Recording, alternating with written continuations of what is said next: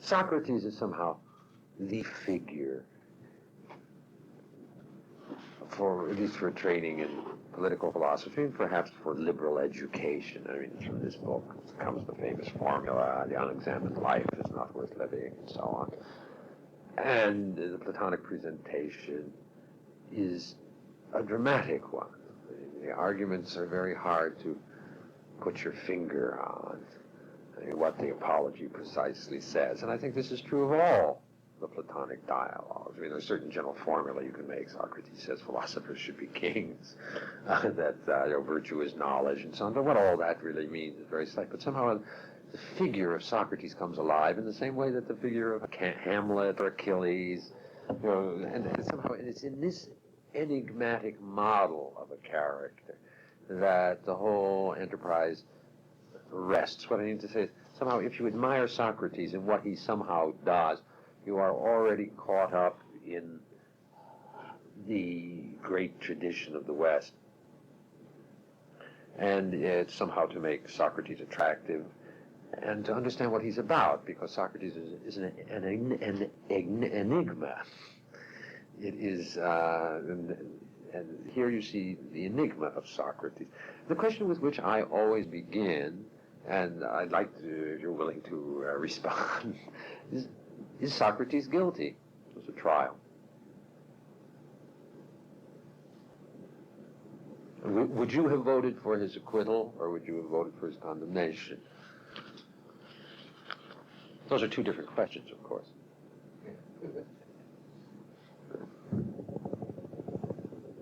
Does anyone want to reflect on that? Obviously, it depends upon the meaning of the word corruption when he's accused of corrupting the youth. Corruption in terms of what standard? That would be part of it. Although, to give it a little bit of substance, perhaps I'm calling on a little historical knowledge, which I suspect you might have. Which students of, or which people were they thinking of when they said he corrupted the young? In Socrates. You see, if you notice, he gives lists of his students here, and there's some notable absences. I mean, if I'm thinking of Critias, Alcibiades. The 30 tyrant. Yeah, and Alcibiades, who wasn't a 30 tyrant, but who was certainly a very disruptive figure. And so, if they really are his students, which in some sense they were, then it's perhaps corruption by any standard.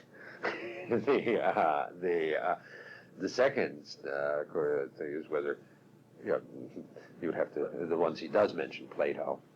But in that case, the charge would be based simply on a factual misunderstanding. I mean, the relation between Socrates and Alcibiades, say, as represented in the symposium, prevent us from supposing that Alcibiades was really a student of Socrates. Socrates simply didn't rub off on Alcibiades.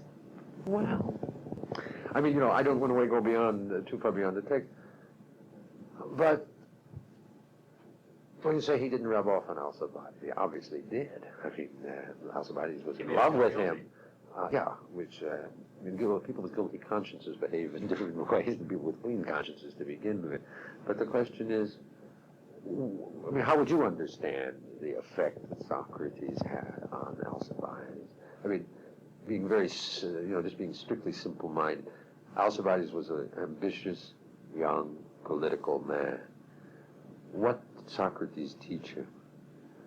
I mean, what would be the Socratic teaching? In the way you draw it from the Apology, part of it. Bothered him. Yeah, but in what way? I mean, what was Socrates' characteristic activity as described here? Going around making fun of the politicians. Isn't it possible that if you take an ambitious young political man and you give him the gifts of philosophic criticism, that you can turn him into a very dangerous man? Is there any evidence that happened? Well, but it would be possible. I'm not saying there's. I'm not. Well, the charge is he corrupted the youth. The charge is he corrupted the youth, and I would be inclined to think that Socrates may very well indeed have had that effect on Alcibiades, practically speaking. You must, in your own experience, have had students who sometimes turned sour, and who used what you taught them to Shame to admit I don't know which volume it's in. Well, at least now we have the entire the corpus here. Yeah, as one of my students said, some parts of the Platonic corpus are pretty hairy.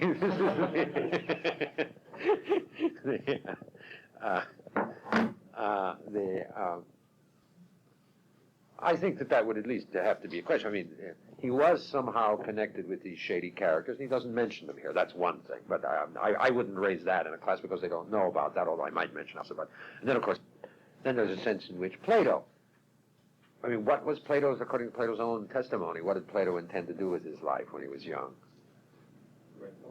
Well, also to be involved in politics. And what did he do? He withdrew. That's a real problem from the point of view. Even, you see, there are cases of really vicious men, and then there are cases of very decent men, but the question is whether it's more important to be a citizen. I could put this in a way in which, for example, religious orders would understand. What about a man who came along and caused pious men to suspend their faith until they had answers to certain philosophic questions? And that might very well be the Socratic effect. Would you bring in the point then that the relation between religious piety and political loyalty was much closer in Greece than it is now, if you go into the cultural background? No, I wouldn't do that. I mean, to begin with, at this point, I mean, in a way, you quite rightly sort of drew me beyond, but you said what standard of corruption? But I would say that any standard of corruption, but in the first place, the first charge, you see, the first reaction of students when you ask, would you vote for Socrates' condemnation, is everybody would have said no, without even thinking what the charges were, because Socrates was a good guy, you know, and then I mean, everybody would say no, you know, just in order not to be,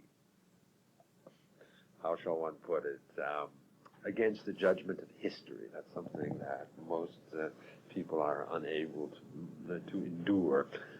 But the major charge is not corruption of the youth, though. What is the major charge? Yeah, atheism, impiety, yeah. And then the question is, on the basis of the apology itself, is he guilty or is he not guilty?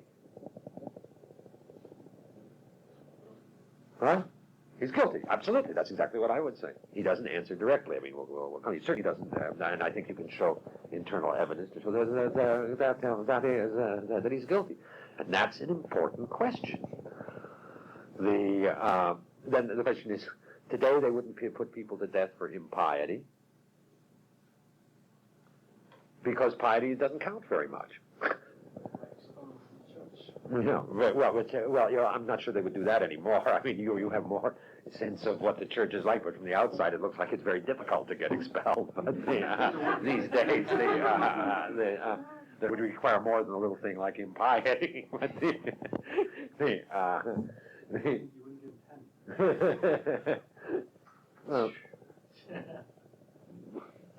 I thought the fear might be that you might appear to be illiberal, so one would necessarily give him 10 years in the old days. However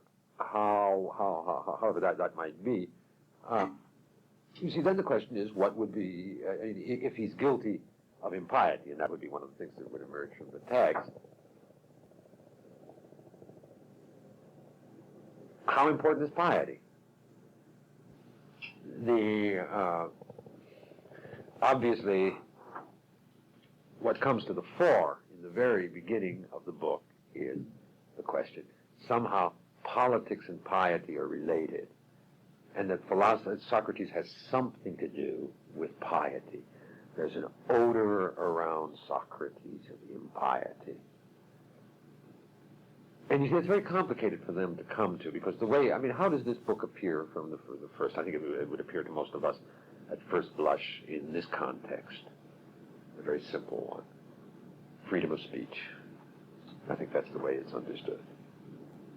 And everybody says they believe in freedom of speech these days. But then Socrates is a hero of freedom of speech. But then, you know, in the sort of preliminary discussion of this, you'd have to ask in the first place, can you say everything? Is freedom of speech simply unlimited? You know, that would be the first thing. In the second place, you see, since they make Socrates a hero of freedom of speech, if you look at the speech, he doesn't yell for freedom of speech for everyone. So he's not a very good model. He's not like Bruno or John Stuart Mill or, you know, Justice Douglas or something like that. So, you can tarnish him quite quickly. Because he's not very explicit. He sort of accepts the authority of the city in these respects.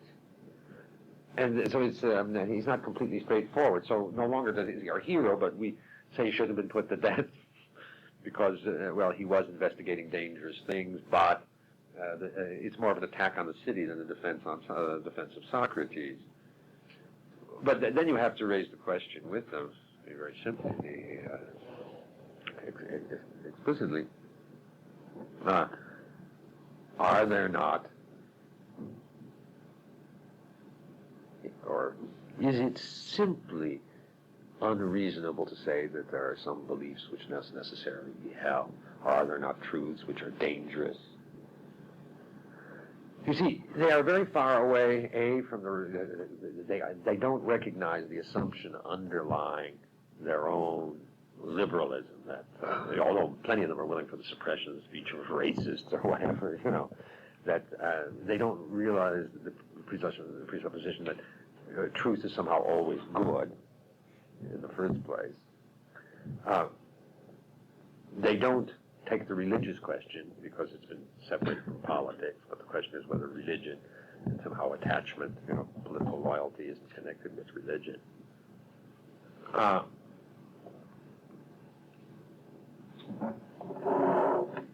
Or in another respect, you put it this way, Socrates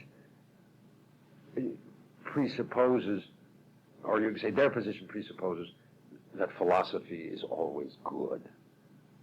And good for other people, good for politics. And that's very questionable, and you can see that Socrates himself does not accept that position. That Socrates realize, he doesn't say that I should be able to say anything I want, or philosophy is good in itself. What he tries to do throughout the book, what's his mode of presentation? To prove that philosophy is useful for the city, that it makes men more virtuous, and so on. That he has to justify it before the tribunal of the city. And that, therefore, the issue is a complicated one, but the powerful way to begin it, he may indeed be guilty, and then, you see, there are many ways from which you can begin this. It's a question of knowledge. The other is, he's guilty of disobedience. Once you raise the question of if he's guilty, then shouldn't he obey the laws? Well, then they raise the question of natural law or natural right immediately from this. But then the question is, can there be a natural law or natural right which guarantees freedom of speech simply, and so on? This is that kind of issue with you from the beginning. I just now another aspect, another thing you can ask him: what was he trying to do in the Apology?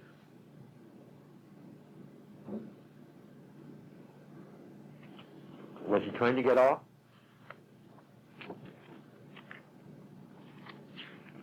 When you read the book through, you have enough of a reminiscence of it. Did he really seriously try to get off? He makes the opposite. Why does he do that? He continues what he owes, in a sense. He almost epitomizes it. Very insolent. Yeah. Isn't he trying to teach by clarifying the difference between himself and his accusers, even magnifying that difference? Yeah, then that's certainly not a way to go. But isn't that a kind of suicide? Isn't that a questionable thing to do? Not the love of wisdom of practice of death. Yeah, that's true. But learning how to die doesn't mean to say that one seeks after death. Why should one? Why should one insult jurors? You can say he's trying to sort of contrast. We'll see between himself and the jurors, perhaps, but or his accusers.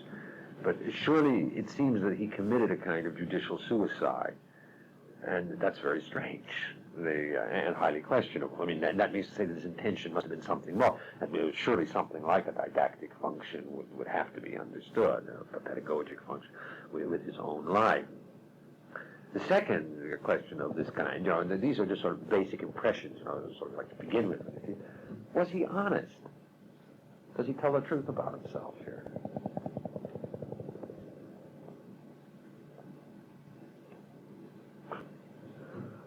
Well, you don't say that. Why not?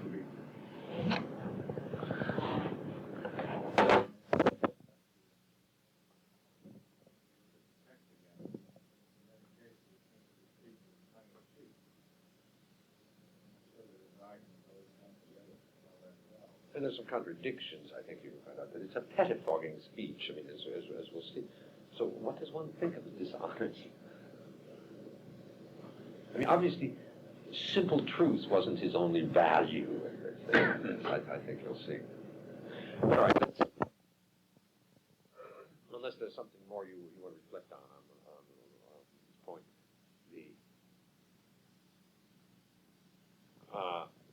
To turn to the body of the text itself. And this is a Platonic dialogue, but it ain't a dialogue. It's a speech.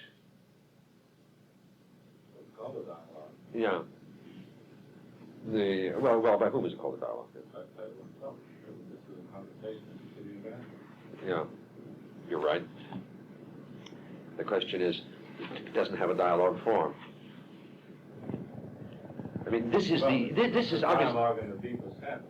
What? And that he does what people do when they dialogue with other people. That himself is the interlocutor. Yeah, but in this case, he can't get the interlocutor to contradict himself.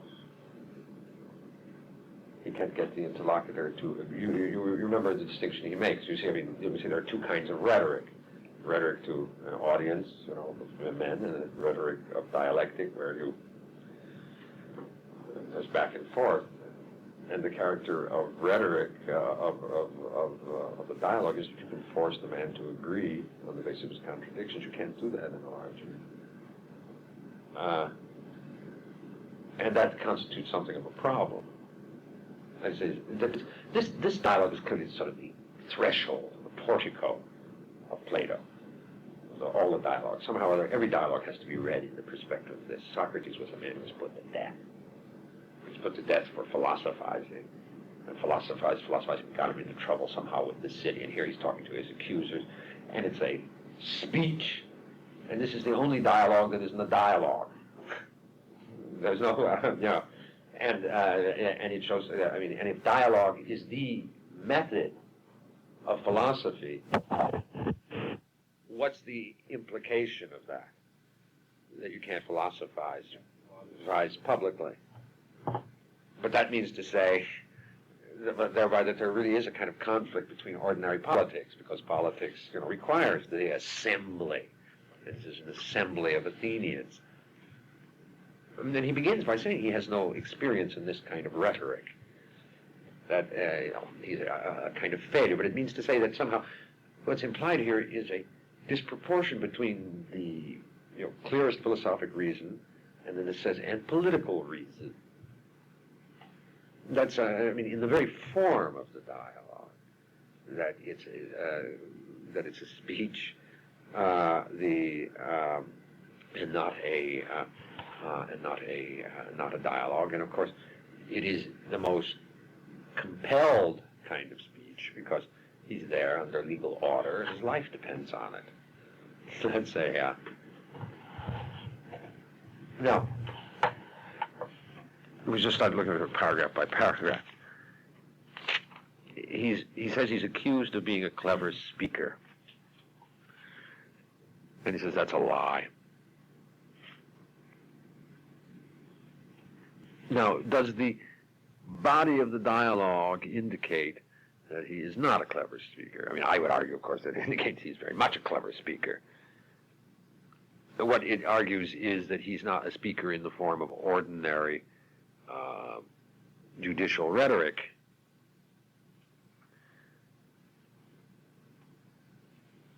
the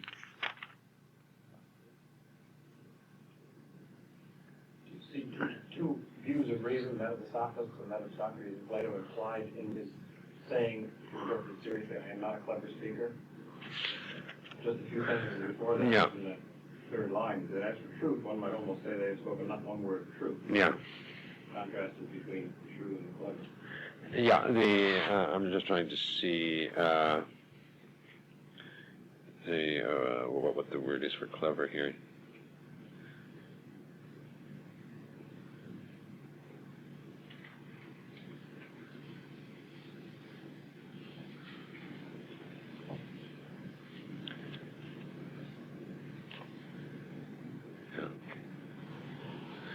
Yeah, it's Denos. Yeah. You see, Socrates is clearly, you have to see all kinds of things. Socrates is clearly well known for something and somehow being a speaker, but it's a different kind of speech. Now, I wouldn't say sophist necessarily, but rhetoric somehow. I mean, I wouldn't bring in sophist. There's an awful lot of interpretation of sophist, which I think is overdone, and I would only, I would see that in its particular context, which is indeed raised here. Which I think is the dangerous and most pervasive charge. One can't do that very immediately, but surely but there is something fishy about philosophy, and understandably, because in a way, if nature is divine,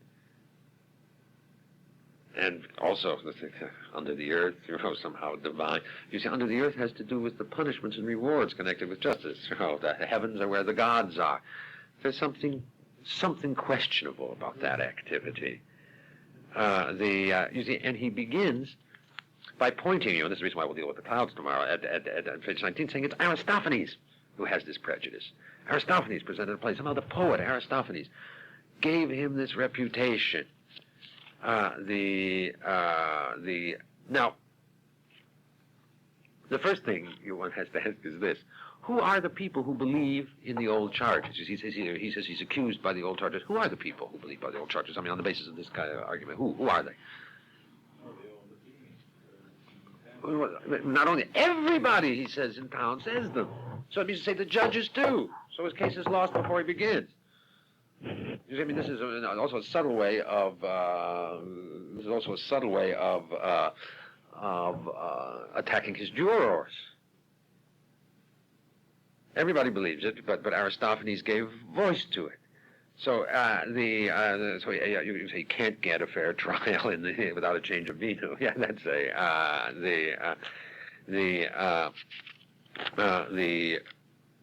Now, how does he go about defending himself against that charge? That's you see, first he sets up the charge, which, as I said, it's a very curious mode of procedure. It's a little like, you were accused of wife beating, and you say, well, but first I want to clear up all these charges about incest, and that can't be handled until I do that. Yeah, and then you raise the whole charge, and they can go through it, and and then he goes about. And what are his techniques?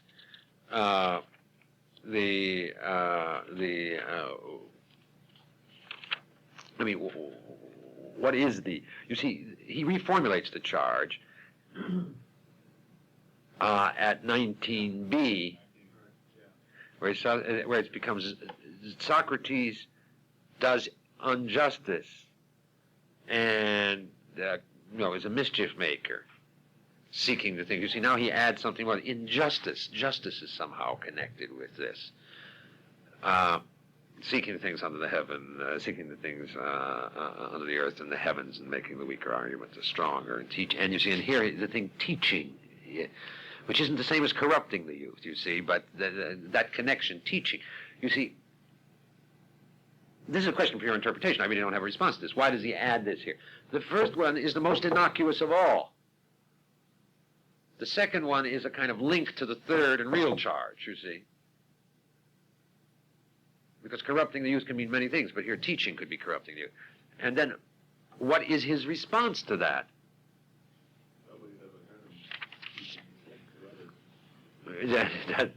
That's one of them, yeah, which doesn't prove a thing. Because, well, I mean, there are lots of reasons you could say that, because maybe they wouldn't tell, yeah. But then the second one, which is really beautiful, is, who am I over against these wonderful? I didn't take money. There are these famous teachers who take money. I'm not a sophist. You see, and he raises the issue of sophists, which he treats obviously rather lightly. He doesn't talk about real philosophers. He says, I never took money. Well, that's not a proof. Of not being a teacher. And then in the second place, if you read a little bit further on in the dialogue, he doesn't quite accept money, but his companions offer him money to pay a fine. And you see, you have to ask this question about Socrates. You know, he talks about his terrible poverty here, and he's devoting his whole life to his quest and so on. How did he make a living?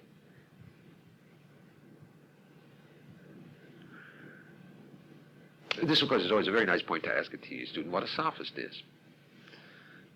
You know, and they have all kinds of clever responses, and the simple answer is, and I think still true one, somebody who teaches for pay. And then frequently there's a giggle among 2 or 3 smart students, and they realize that, that the teacher in the classroom is teaching for pay. And then you explain to them tenure is what keeps you on, gives you the possibility of total freedom from the considerations of worldly success. And makes you just like Socrates without having to exercise the same moral virtues. Yeah.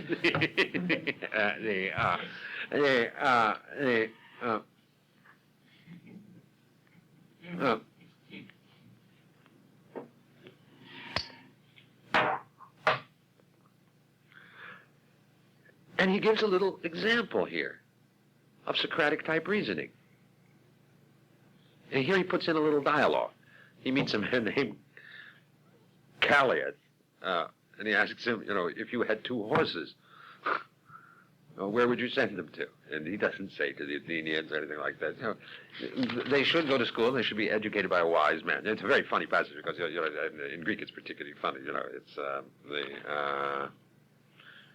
he says, who and how much? He says, a Venus. 5 minutes, you know. He said in a kind of almost business like that. Who and how much? You know, a Venus. 5 minutes, you know, or $5. You know, but a characteristic Socratic comparison to horses, not to gods, not to divine education, anything of the kind. You know, it's a typical Joe. But Socrates claims he doesn't have that. Then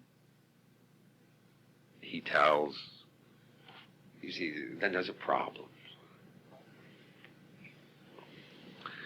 Socrates really runs into a problem here that anybody would see. You see here, I mean, if you're watching you see, here he is. Nice fellow, never gotten any trouble, he's hailed into court. He said, but of course, the fact is the whole town's been buzzing about me for a long time. And he said, but there are these things about philosophy and so on, and I don't do any of that. How can I prove I don't do anything of that? I don't take money. Nobody ever heard me. You know, none of you people here ever heard me talking about those things. Not very convincing, yeah. But then you see, then he has to explain something. How did I get this big reputation? You know, there's a very funny story, which I can't, if you'll allow me, I wouldn't do this in class, but a joke, not really a joke, a true story. The French political scientist Raymond Aron told me that in 1934, he was having lunch at the home of Pierre Dreyfus, who is still alive. Dreyfus, Alfred, excuse me, not Pierre. Pierre was the son. Alfred Dreyfus, who was still alive.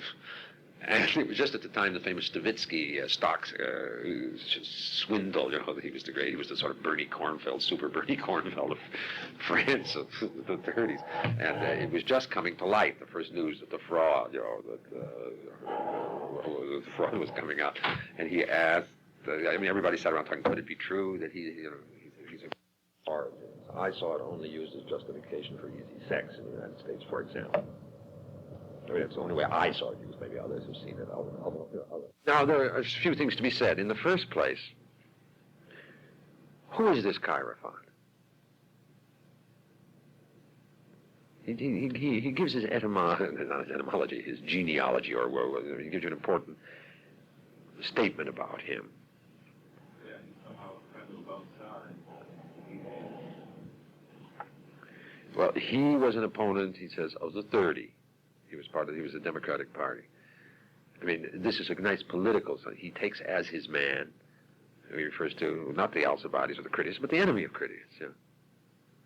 And that was his companion. Now, you can say from a political point of view, that's clever. And this Hierophant went off to Delphi and asked whether there was anyone wiser than Socrates. And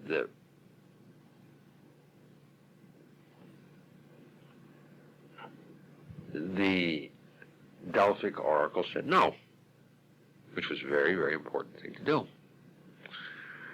Now, Socrates, this leads to Socrates' famous Delphic quest, in which Socrates tries to prove he is not the wisest man. Now, have a look at this for a moment. What does the Delphic oracle say, and what does Socrates say?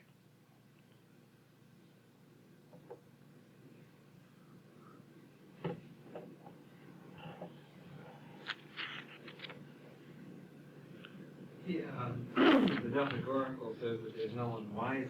Socrates puts the thing of, am I even wise? Well, no, but he goes further, but he's ended up by saying he is the wisest man.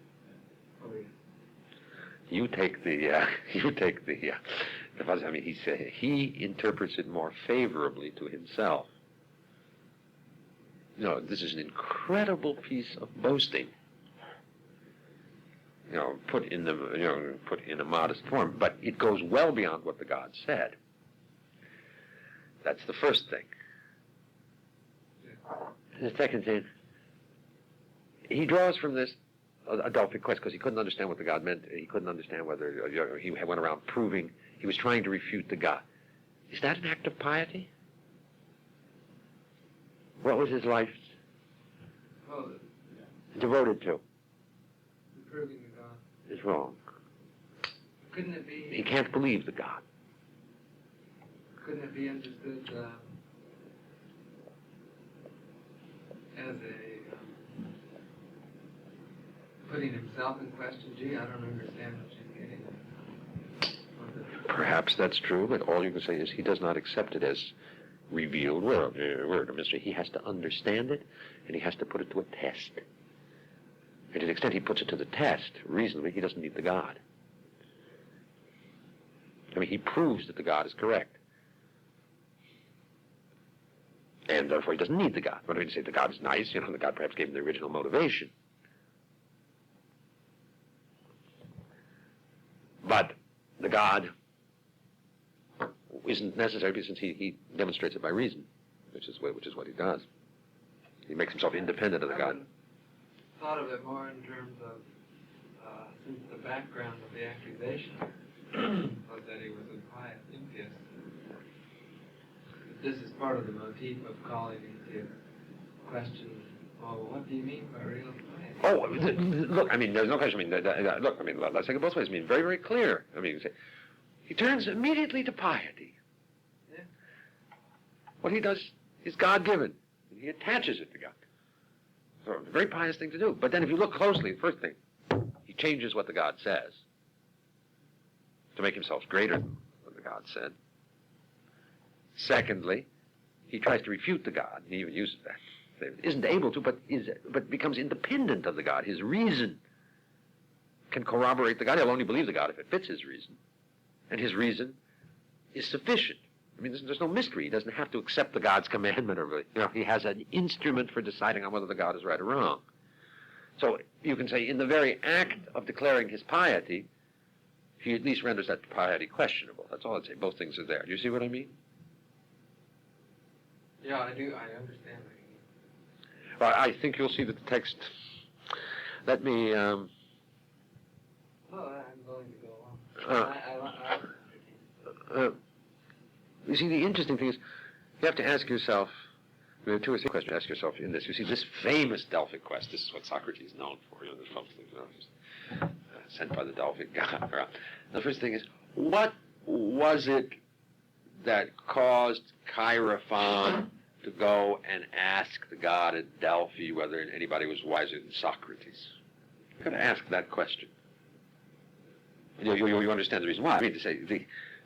You wouldn't ask, why the janitor. You wouldn't go to the Delphic god and ask, why is the janitor, or is the janitor wiser? Socrates must have been famous for something. But what was he famous for? Since what he says he's famous for is what came afterwards. What was he famous for before? I didn't understand what he says. Well, no, you see, all that he's famous for is what comes out of the. You see, Socrates is famous for the Delphic quest. He says that's what caused him trouble. But the question you have to ask yourself is, what was he before the Delphic quest?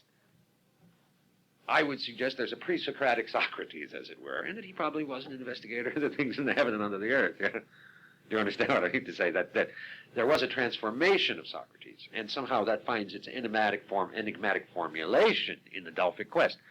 He paid more attention to human things than did the pre-Socratic philosophers, but that came afterwards. Anyway, as suggested in the Phaedo, there are purely philosophic reasons for that. This is an investigation of the famous Delphic quest. Now, I wouldn't put that, of course, into the into the first statement because they don't know anything about the Phaedo. But the Delphic quest.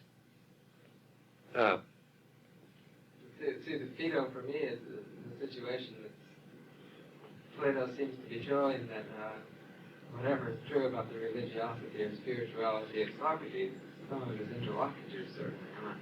Yeah, well, without going into the I mean, it's just in that statement he explains in perfectly reasonable terms why he turned to the human things, because the pre-Socratic philosophers could not make the distinction between cause and condition, that they were unable, that they were necessarily reductionist, or that kind of thing. You see, so I mean, there was a Socratic turn to the human things. Here he doesn't talk about the turn; he talks about his concentration on the human things as a result of the Delphic quest, which is a kind of moral religious quest. You see, but in the very formulation of that moral religious quest, it's called into question. So it's obviously, maybe it's true, but it also has a very great rhetorical function within the context here.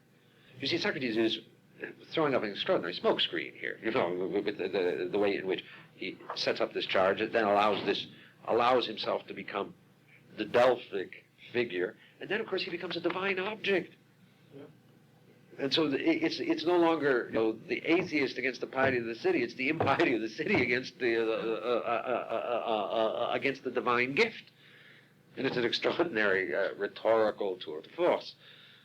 No.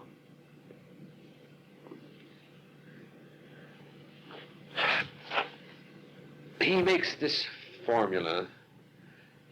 Finally, he discovers that he's wise, but he's wise in what he calls human wisdom, which means he knows that other men are not wise, and other men think they're wise. Now you have to start giving that some kind of content. Students are going to think, well, they think, well, I'm ignorant. That makes them wiser than everybody. And that's obviously idiotic. Yeah, but what you have to explain, in some sense you have to explain, there's a little difference. When my grandmother used to say, everything is relative, and Einstein said everything is relative.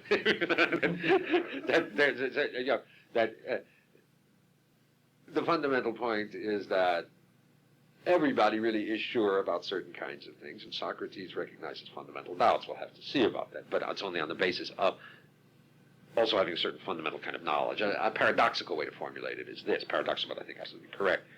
Socrates has to have learned what knowledge is. He knows that he does not know. And that is not so simple. That he has attained, the philosophic labor. A simple skepticism would be easy to say, I don't know whether I know, maybe I don't know. But to know that you don't know means to say that you have knowledge. So that implied in this is a standard of knowledge, which has something to do, obviously, with this question of How does he go about doing this? He starts talking to people. He takes their opinions seriously. And their opinions are contradictory, and when they're contradictory, that proves they don't know. Something like the exercise, of the principle of contradiction.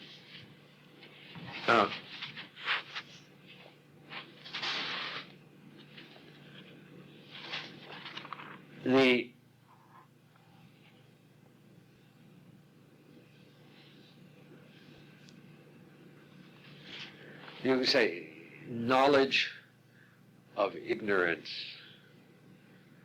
Now, but let's first, before we go further, let's look in a more detailed way at the text. He goes to three categories of people: the poets, in this order, the politicians, the statesmen, and the artisans. Why does he go to those three? Is that the list you would make up? Scientific world. Here you see, in a way, philosophy of Socrates represents the philosopher who, confronting the pre-philosophic world and the consequences of that relationship are what is developed here. Now,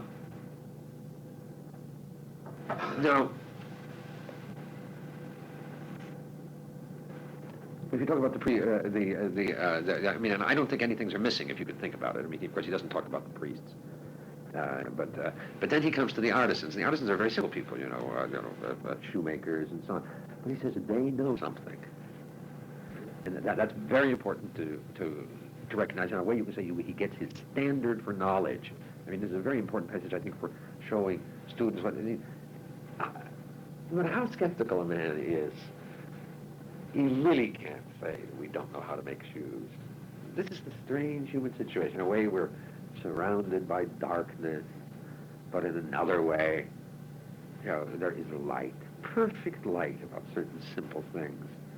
And perhaps the Socratic suggestion is that you apply what you know, or the techniques of the art, to what the poets deal with, that's what the statesmen deal with. In Richard II, where they describe the gardener's art. Yeah, of course. Well, that's in a way that's in a way it's an application. You see him using that principle here. You don't see him in operation. The way he describes it, but somehow, of course, it's precisely principles of the arts to the whole, that of course is where the whole mystery lies, and how that can be done and so on, and whether it can be done is the great problem. That's an issue. That's hard to tell, but somehow that's the suggestion. But you see the way in which he said these people know. You see here he has this marvelous. He states the problem that is particularly true of the universities today, but is always true. There are specialties here that know things. And then there are the overview fields, of the humanities, which talk about the whole, but are, well, how shall I say? I was going to suggest full of shit. Something like bloated, yeah. Where you really can't take them seriously. The world of. The gurus, of the day, whether they be Galbraith or Paul Tillich, or and at the same time, there are terribly competent people, that you see, really who really know how to do the equivalent of shoemaking, a heart transplant,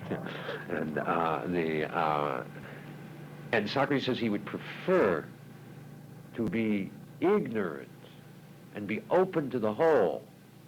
Because these people are closed to the whole. Their technical competence closes them to the whole.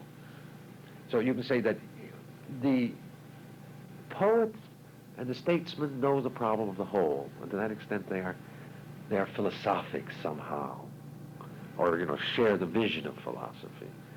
The specialists have knowledge, but they're closed to the whole. What one must do is somehow be able to live with the awareness of ignorance and live ignorantly while open to the whole.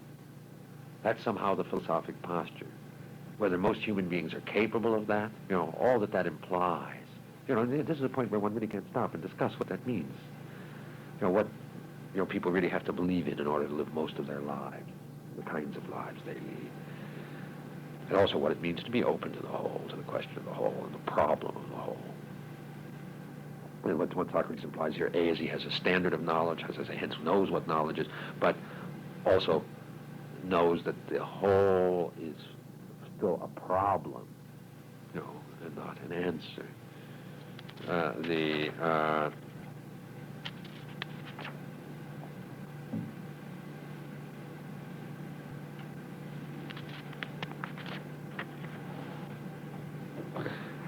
Interesting connection with Aristotle there. That's the link this to another chapter, He quotes this passage, yeah. Quotes that passage. But misquotes it, yeah. But misquotes it, changes it. Yeah, intentionally. These are the politicians and changes either than Yeah. This is when you read the first discourse, but the Socratic figure, of course, just occurs every place, and there's no question that Socrates is the fountainhead for everybody. Everybody is either agreeing with him or disagreeing with him, and to the extent they don't explicitly disagree with him, they're agreeing with him. He's the clear founder of political philosophy, surely, and somehow philosophy as we know it. And you could say as a figure, he states the problem of philosophy, or expresses the problem of philosophy. Now, if you take a look at 23c in relation to the question of the corruption of the youth, he says, in addition to these things, the young men who have the most leisure, the sons of the richest men, accompany with their own accord, taking pleasure in listening to me, refuting human beings, and themselves many times imitate me and attempt to investigate others. He says in another moment, it is not unpleasant to see others being refuted. There's a certain comedy. You see, now, I don't know what one thinks about leading children around and taking to the most respectable authorities of the society and causing them to laugh at them. And there's no indication that Socrates distinguished who these boys were and what kind of effect this ultimately would have on them.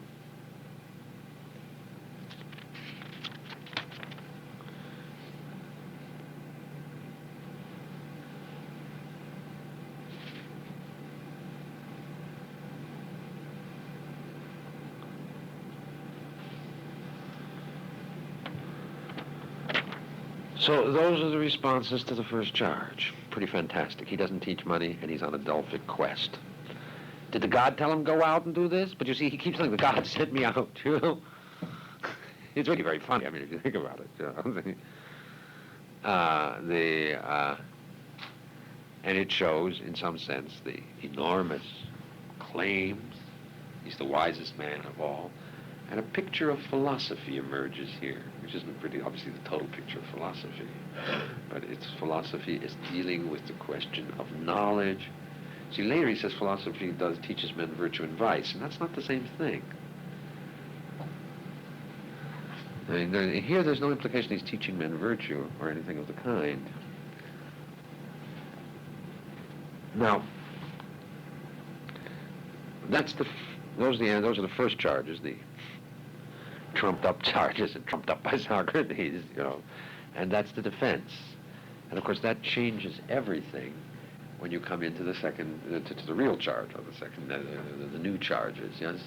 Is there anything you want to say about those passages? Of course there are many, many things. I don't know the text perfectly well. Yeah? After Socrates has made this incredibly proud statement that he's the wisest man in Athens, then in 23a, he removes himself from the scene, so to speak, and says that the alphabet was just using him as an example, that's all. So as to say that any one of you is the wisest who, like Socrates, knows that he knows nothing.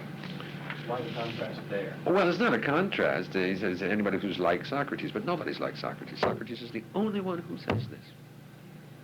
But anybody can be like me. You can say that's the characteristic of the Socratic rationalism. It's universal and so on, but there's no question. Look, everything, this is terribly modest. My wisdom is nothing. I know nothing. And that makes me wiser than anyone alive, yeah? There is terrific, Yiddish, or they would say chutzpah, with hubris, involved here. Yeah. I mean, this is a real act of hubris, the whole speech, as you'll see, in the apparent modesty. Yeah. But it's, at the same time, it's not what our kids would like because it isn't straightforward authenticity. And at the same time, it's somehow appealing. But you see, they don't know, none of our children, they're like the Middle Westerners you were speaking about, they have no irony. Yeah? I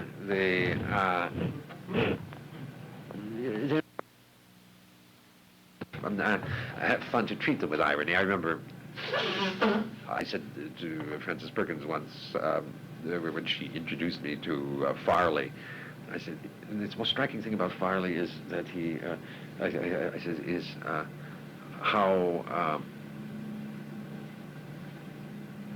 let me say, what is it, how straightforward he is. And she said, oh no,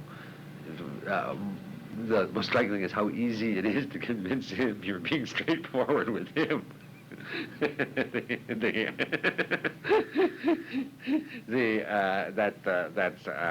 No, you have in a certain sense, it's a very beautiful picture of the Socratic irony here. Is there anything you want to say about those passages of the Apology that we just?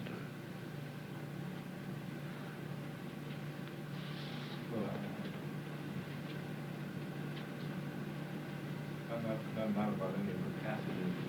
Or about the meaning of that whole section, yeah. Yeah, I'm kind of fascinated by your interpretation of that section. The reason for bringing up the third child wasn't the actual child. That I understand. Well, it's a very odd thing to do. It's a very plausible interpretation. Struck by it and the chest that just makes an awful lot of sense. And that is intriguing. Why two charges? Why bring up? Well, there's no question that this allows for the occasion to present philosophy in a way to raise the problem of philosophy, and to raise the problem of philosophy in relationship to the question of piety. Yeah. Last question. Sure. Just a pedagogical question. What sort of reaction do you get from the students, when you want to press it this far and detail the damage of the text? Are they willing to follow it, or? Well, I'd have to move more slowly. I count on more experience, on your part. But frequently, I confuse them too much. So then I just have to simplify it, which one can. You have to raise this question. I mean, they do get intrigued by the book simply. I ask, you just read this book. You said, what kind of a defendant? You got to learn to read it as though it's a drama. Act as though you were a juror or a prosecuting attorney. You have to understand this. And then he brings up this first charge. What does he do it for? And then some of the details of it. Of course, the characteristic of all Platonic dialogues is there. So many circles within circles, in a way that the Aristotelian books aren't. In one sense, they're very attractive, but they're also extremely confusing. And so I have varying success with the Apology. And so to a certain extent, partly because I know it better, but also because I can complete it in a different kind of way. The Republic, although in a way, the Apology is the beginning point for the whole Socratic enterprise, and it's a very good book to begin with. But you just have to get practice in cutting it off at some point. But I think they can get terribly intrigued just by the by the cleverness of this, how did he do this? The whole Delphic story, and then what's he telling this fantastic thing for? And then you see, and then they're so surprised because they have seen a kind of boring civil liberties thing in this. They're all for it, but they're bored to death, ho hum. That's what it is. Good old Socrates put to death by the nasty Athenian people, and we wouldn't be so prejudiced. Yeah. That's very simply, they make it a praise themselves, and then all of a sudden, they realize, he might be guilty, and he's very, very clever, and some of them get morally shocked because Socrates seems to be playing around in a way you don't play around with, and that's very interesting too. It's a variety, and you can get a variety of responses if you can once focus them. And with a group of 20, you can do that. I mean, if you're willing to spend several days, you have to go somewhat more slowly than I am going, obviously. Yeah. To add to Tom's pedagogical question, do you find that when you use this method of careful explication, students tend to bifurcate into two groups, those who are patient enough to follow you and are really intrigued, and those who aren't and simply turn off? Not quite, no. I mean, that's a hard question, and I suppose there are an awful lot of students that turn off, but since this is kind of interesting stuff, even if it doesn't mean anything, there's a certain desire, to get with it a little bit. You see, particularly when it starts tying into the second and third book, and then you see there are larger principles that emerge out of these details. And a certain pride. You see, it's very hard to tell when I have a class of 250, which is rather nice because then, there are a lot of silent ones who, just disappear, into the, woodwork. But in general, they're kind of interested by it. I mean, this is, there's a way you can say very great question of vulgarization here. You're outselling it. I mean, in some sense, you think you really ought to perhaps only to teach this on the highest level to students. But you have to do this. I mean, if you're a teacher, and I have a feeling, yes. I mean, particularly if you give them the sense, you're taking them on a great mystery, and this is something entirely different than they've ever done, and it really is. There's nothing. They've never had anything like this. Looking at a book and recognizing they don't understand it at all, and that you're raising very big issues in connection with it, and questioning all contemporary politics, and raising questions about religion and so on. I mean, it can be confusing, but at the same time, there's just a certain exhilaration. I think that it causes. I mean, it's hard to say, but I'm not trying to sell you anything. I mean, I'm trying to sell you, my copy of the great books, or an Encyclopedia Britannica or something. But when you ask me these questions, and it's the first time I've ever done anything like this. Asked to come in and discuss with a group of teachers, and so these questions the first time they've ever been posed to me, and I have to think in response. But the general attitude towards these things is students are anxious to have some content, and they appreciate honesty, even though it confuses them a bit. Very simply. Yeah. Yeah, I think your answer is you're going very fast.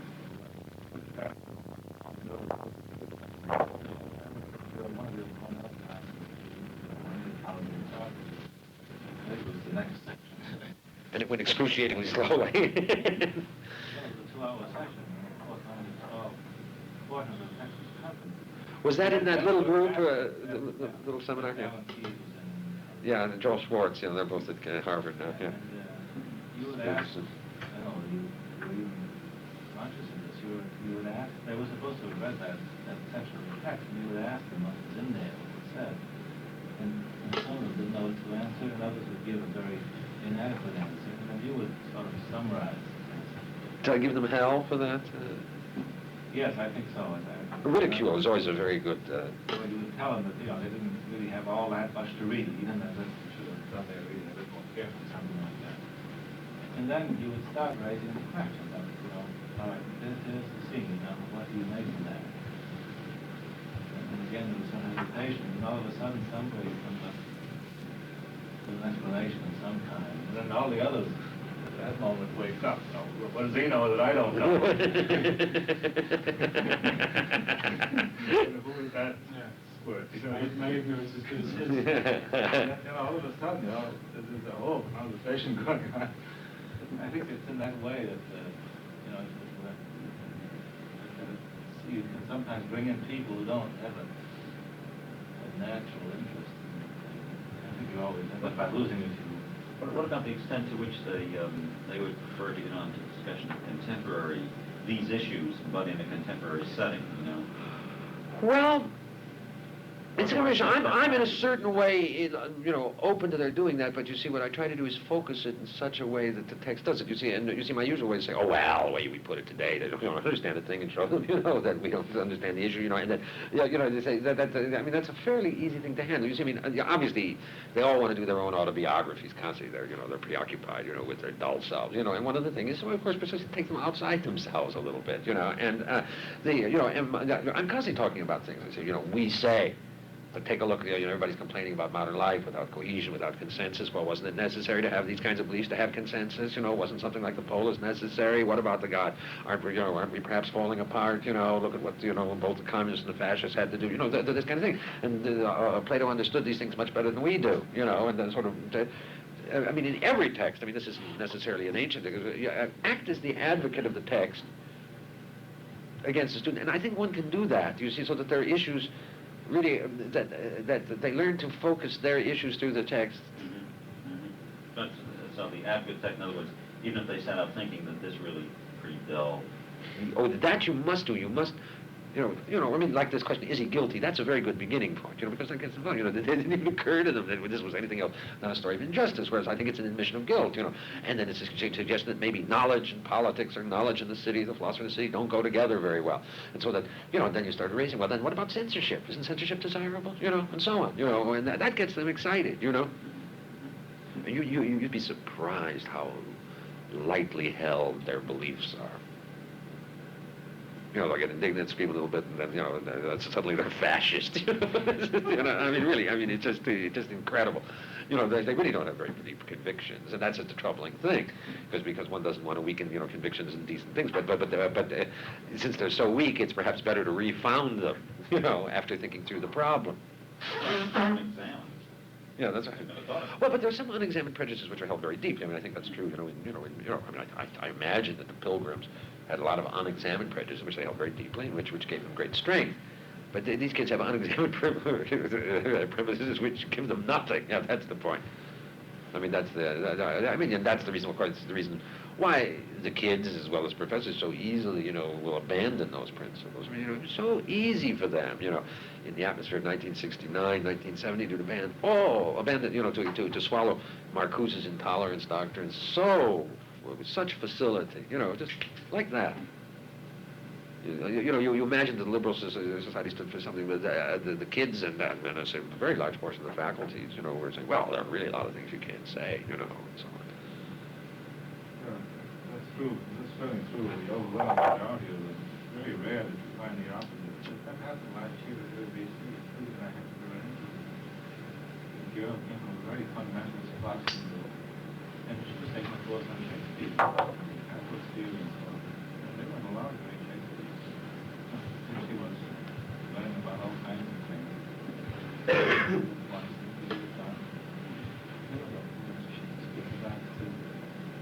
Listen to it. Well, even more. Say to give you a description of one of the most moving, or not moving, but yes, moving and profound and interesting academic experience I ever had. That class you visited was 1968-69. It was that seminar I was teaching in this Greek civilization program. I remember now, I'm fairly certain. When the Cornell blow-up occurred, these were ordinary kids. And practically all the students went on the side of the gun-carrying blacks, because there was nothing else, nothing to stand against it. But practically all of these kids, with a couple of exceptions, had a real distance on it, because they were reading the Republic. And some of them got together and put out a handbill, just quoting those passages in the Republic, where the young man is carried away by the voices in the public assembly resounding against the rocks, and overcoming all principles and all other teachings, public opinion, And then also, there was a passion with which they read this description, which we hit just those passages in Book 8, where they describe the democratic character with its lack of beliefs, and its changingness, and its involvement with politics, and the way, and its affinity for certain kinds of tyranny and so on. And believe me, those kids were really living that book at that moment. It was, they were living that book in relation to life, and it gave them, in one sense, just the difference. I continued teaching. Most of my colleagues, and I quite rightly stopped teaching, but this was such a small group, and it was so specially connected, I just didn't want to drop it, so I did it in a kind of secret way. Most of my good colleagues, went on a sort of teacher's strike during the gun situation. And it was one of the most impressive experiences, because there was no doubt that in one way the book gave direct criticism of what was going on, but at the same time they also saw that this was what a university was about, and what was going on out there wasn't what a university was about, and that in some sense a kind of intransigence about living together, having this common experience against the issues that seem most important: war, poverty, racism. Until the bombs hit you, it's worthwhile going on like this. And it had been a real experience, in a kind of moral education, in a way of life connected with the book. I think that was probably in a way the most telling, experience I ever had of that kind. It couldn't have been better, All right, shall we go on, or do you want? I mean, I don't know what time people want to go to. I mean, I'm perfectly willing to go on for another half hour. But the question is, do you?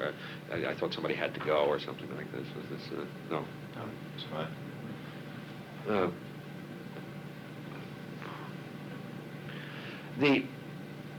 Then he turns to the discussion with. Yeah, let me say, by the way, stop momentarily, that of course, if they are reading this, or fairly slowly, it is not like my pouring it down your throat. Although in a way you're much more ready for it. It's not the same kind of problem. But they read it, and they have the text right at hand, and then they discuss it. There's a kind of, a combination of, they're somewhat competent, but then also revelation about it, as it, one can make it emerge more slowly and so on. That depends. I mean, I've taught the apology mostly to freshmen. Freshmen, in a way, are among the best. It's a very good time to get them because they really are hopeful still. I think the best results are gotten with freshmen. Do they take it as a elective or would this All courses that I have taught. I don't think I've ever taught a required course. Could you briefly summarize your interpretation of the first argument? Wait.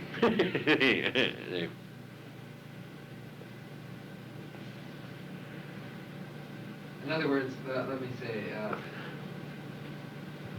I'll ask it in the form of the question. Yeah. You're saying that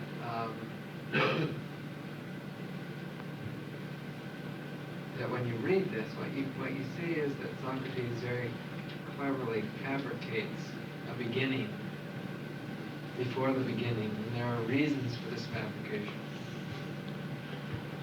And then, as you analyze the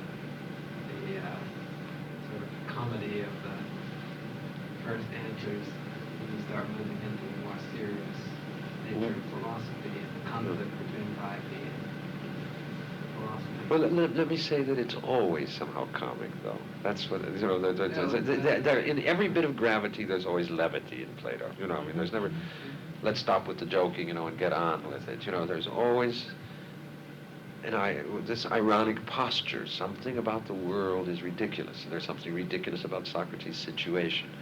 And in a way, that's the problem with the most serious things. Human life is somehow ridiculous, and the most serious things are serious, and then the relationship between those two things leads to a mixture of levity and gravity. And that's what one has to teach them. Now that's the end of a lifetime. It's the beginning of a certain kind of taste. But what I suggest is that he's talking to an audience, and he's trying to present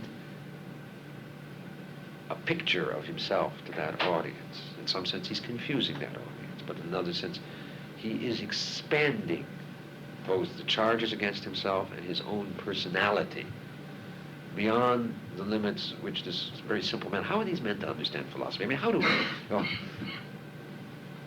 Why did we respect Einstein? Because we were told he was terribly good in an age where science counted. Where it was because it seemed, to do necessary things. How can the unwise understand the wise? They'll either simply not pay attention to them, they regard them as dangerous. There's a beautiful picture of Gulliver, in Lilliput, when they put his eyes out, he's just too dangerous. There is a real problem of this kind of greatness. In a way, because we deny this kind of greatness, we don't deal with this problem. Socrates is beginning to, if philosophy is to exist somehow or other, it must bridge the gap between that distance of the wise men, the great pre-Socratic philosophers, first had no communication with the people and were accused of impiety, and ran all kinds of difficulties. Socrates, you can say Socrates in Socrates' death, after Socrates' death, philosophy somehow became respectable. This was a kind of defense or rhetoric for philosophy among the non-philosophic. You say of the great issue, the great difference between the Socratic and later philosophy, or modern philosophy, it's around the same issue. Politics and men as such are fundamentally unreasonable. Philosophy is reasonable, therefore there's a problem. So there are one of two possibilities. Either you have to appeal to their unreason somehow by rhetoric, or you have to enlighten men and make them all reasonable. Those are the two possibilities. Those are the two great, strands in the tradition around the same issue, you see, and you immediately lead into that. And here you can say the Socratic argument is he makes himself this object of piety, not this object of use. I mean, although he does promise he'll do certain good things, but it's not the same way as Machiavelli says, I'll teach you how to rule. There's a very great difference. And you can say that's the larger theoretical issue which starts emerging here, that relationship between wisdom and civil society, something of that kind. And Would you be saying then that, see, I would have taken it in terms of the true rhetorical ploy of putting the piety, oh, look, I'm an object of piety, not only not envious, but it sounds like the tendency of your interpretation is to reduce that to a ploy. No, in a way it's a ploy. In a way it is. Because I don't think it's true. I mean, all I can say is all I can prove at this point is that it's questionable. He does questionable things with it, but I don't believe that this was the source of his philosophy. I don't think probably that the Delphic thing ever occurred. Chaerephon is dead, but maybe it did, Oh, no, I understand. And so thereby it's a ploy, surely. But within that, he points out the problem. He has to attach himself to the divine. But in the very act of attaching himself to the divine, he shows, his questionable piety in relationship to that divine thing which he created himself. There are layers within layers, for different kinds of readers here. I mean, you have to see, what does one see first? Yeah, well, I don't teach for money, and I'm pious. But then a cleverer person might say other things. And he, in a way, speaks to many people at the same time. But something is represented in that. You see, in this very act of having to do this, a problem is revealed. A problem about philosophic discourse within the political community. And that's not a ploy, simply. yes, but what I mean is that, okay, the story of Chaerephon in some way is a ploy. But it's not a ploy to the extent that it seems like someone who sees through the ploy really understands, aha, there's a displacement here of the old knowledge of the whole, which might have been religious, by the new. See, I would have thought that the point of, which is what I hear you saying, I would have thought the point of the ploy was more of there's a discontinuity, surely, but it's more of a sublation, a purification of the old religious thing. Well, the question is, in what ways? I mean, one would just have to see. But you can say, he comes out ignorant. And in the first place, he substitutes for belief in the word of the Delphic oracle, a quest, based on questioning dialectic. Yeah. Not belief, but dialectic on the one hand. And on the second place, for the old, the ancestral view of the world, a doubt about the whole. Now, at this point, we can't say anything more than that about its relationship to piety, but I wouldn't call that a ploy. Oh, no, I see. Okay. No. Okay. Yeah. I mean, it has to be reformed. I'm very grateful and pushed. I mean, because of the different kinds of formulations, I haven't adequately formulated myself. Then comes finally his turn to the charge. And here, within the dialogue, he incorporates a dialogue, you see.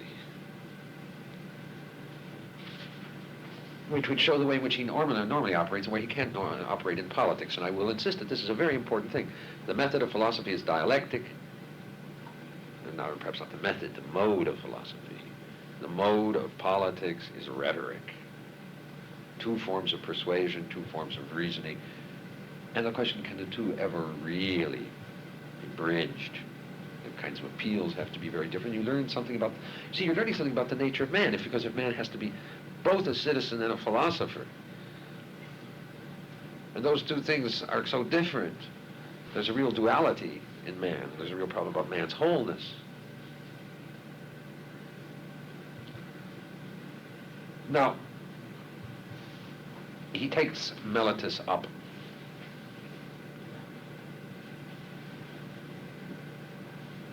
And he has a dialogue. You'll see the character of the dialogue, which is very interesting.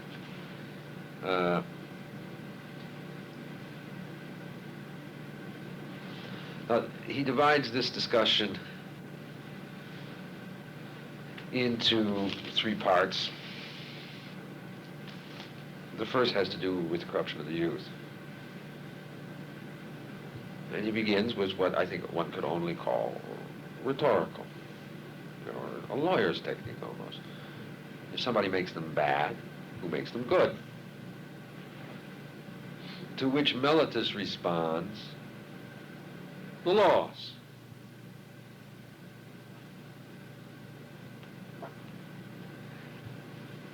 And that isn't accepted by Socrates. And what men? So because if you know a man who makes them bad, you must know a man who makes them good. That's not necessarily the case, you see. But Meletus speaks as the citizen. Every citizen has to believe it. We live in an age, I'm afraid, too much infected by easy disagreement of conscience, easy civil disobedience. But we really have to live by the laws. And Meletus there speaks perfectly decently, although he's made to look like a fool. I mean, that is a reasonable response. I mean, what is it that makes, what is our fundamental educator, or should be in any decent society? Is the laws. I mean, about the fundamental moral things. I mean, maybe there's some natural justice, and the laws should fit the natural justice. See, the problem about this whole dialogue, of course, is it talks about justice all the time, and there's no attempt to define justice. The Republic is the book that tries to define justice. That's, by the way, a question perhaps which we can raise later. But here, the question of law is absolutely critical. The laws. But Socrates dismisses that. What men? Somehow he implies by this that the laws are made by men. I mean, that's the implication of this shift, if you notice, which of course is not the way all laws understand themselves to be. Surely, the Ten Commandments, not and I think the Athenian laws were understood to have come partly from gods and so on. You can see a Socratic irreverence for the law by saying it's not the law that counts, it's the men. And then Meletus responds, what men? And when Socrates says, what men? He says, all the Athenians. And that sounds absurd. And the students are likely to take that as absurd. But I mean, what do you respond to them in that case? You respond very simply. That's what you believe if you believe in democracy. And if you don't believe in democracy, or if you don't believe in this, you don't believe in democracy. Because, I mean, everybody says you have to follow the people's wishes. I mean, today when they make radical criticisms, they don't say that the people are unjust or the popular will is unjust, which men would have said in the past. Today they say, we didn't get a democratic expression of opinion. The real people didn't speak. I mean, isn't that what they always say? Isn't that what the left says? Isn't that what Father Berrigan says,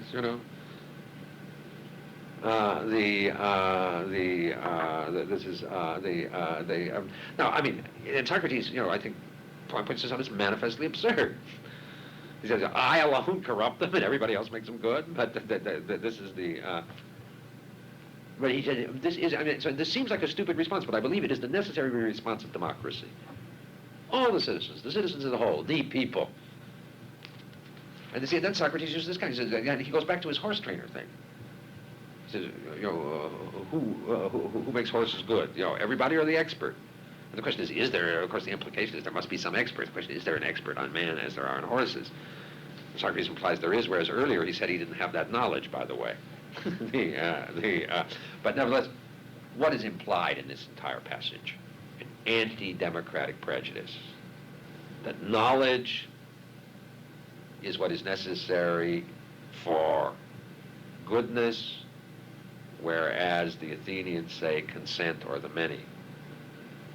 Or you can say that the important knowledge is the preserve of a few. Socrates indicates in this very passage an anti-democratic prejudice, I believe.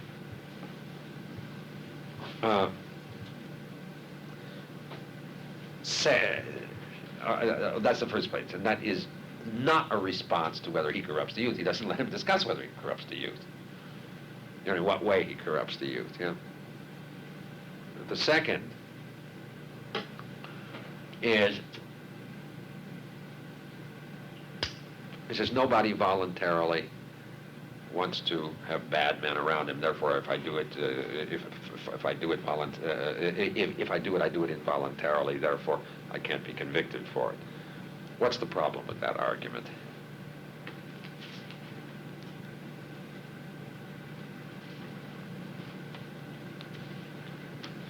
The ambiguity of the word bad. What? The ambiguity of the word bad. Bad for Socrates' immediate self-interest, or bad for the state. Yeah, absolutely. Or perhaps, you know, there might be good men who are not good citizens. You know, that's you know. So you see, of course, he doesn't define it all. That's see, that's something you see that they ought to be able to develop for themselves. But in the second place, what would this imply? If you look at this argument for a moment, he says nobody wants to have bad men around him.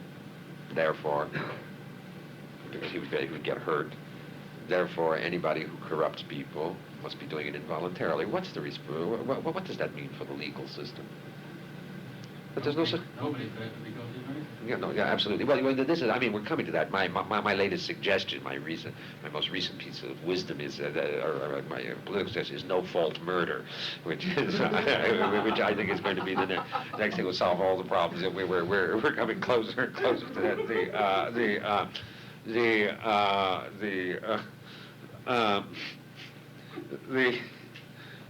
Thank you. I'm pleased with that one myself too. I haven't had a chance to use it in class. It's developed since I heard, you know, the latest no-fault insurance and automobile insurance scheme. No-fault divorce. What? They have no-fault divorce, though. Yeah, they do. Yeah. Yeah. I think the state of Washington is experimenting with something like that. No, it's moving that way. I mean, there's no question that some people are at the frontiers of that. Yeah, you know, I mean, the latest doctrine is, of course, prisons are what cause crime. Therefore, if we abolish prisons, there'll be no more crime. You know, that's the essential thing of this Mitford book, of the Jessica Mitford book, which is making such a splash among all the best people. Yeah, the former Attorney General Ramsey Clark. Well, but this is almost a mirror image, isn't it, of Nixon's defense that I'm responsible, but I'm not guilty. These men, men I had about me were evil, then I take the responsibility, but not the blame. But here he says he's irresponsible. No. The only reason why they will maintain prisons, the left, is in order to incarcerate members of the Nixon administration. We're the only people who can be responsible for any crime, I believe. No, I think his argument is technical. No, it's not. No, because he says he takes responsibility, where Socrates says he wouldn't be responsible. Nobody says no man willingly has bad men about him, so Yeah. therefore he can't be held responsible. Piety by, you know, fear of the gods, moral indignation, pious indignation. And Socrates was the only one who didn't share it. Isn't that interesting? And what is Socrates being put to death for? The same thing. In a way, you could say he doesn't go out and get the dead. He's not as afraid of the gods as the others are. Very simply.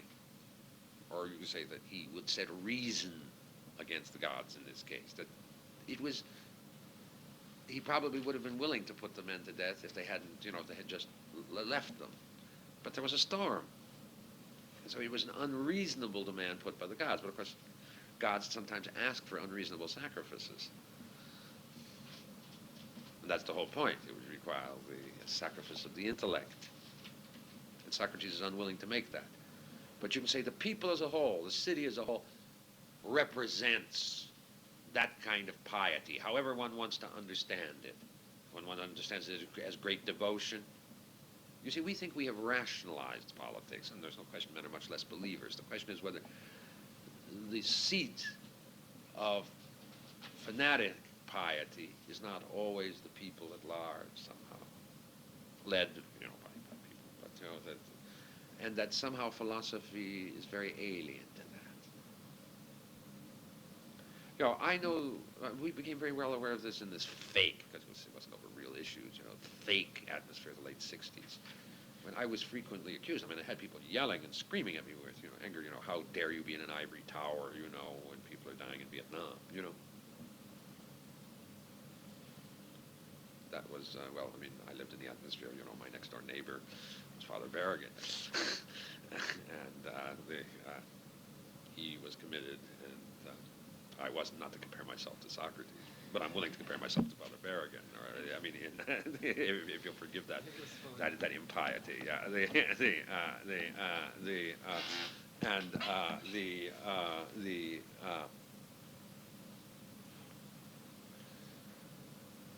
Somehow you have to face this is the way of philosophy, and some people don't like it. It's ugly. To the committed, to the indignant, and so on. From another point of view, it may be more decent, but that must be faced. A certain coldness,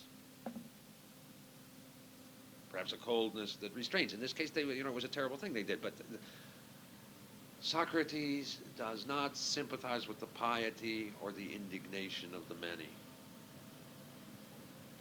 And so this is you see that this apparently innocuous example.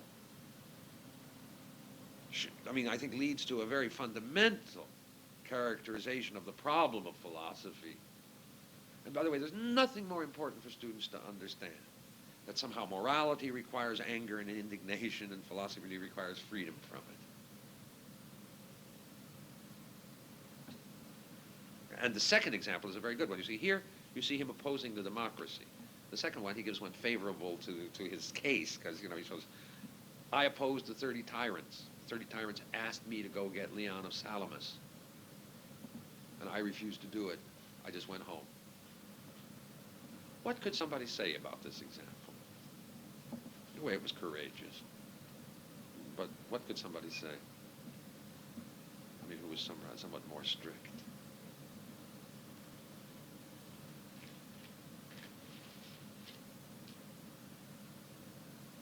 Well, I'm not sure that I knew the details of that. Well, yeah, the 30 tyrants ordered him to go. They like to involve people in their, as usual, who was somewhat more strict.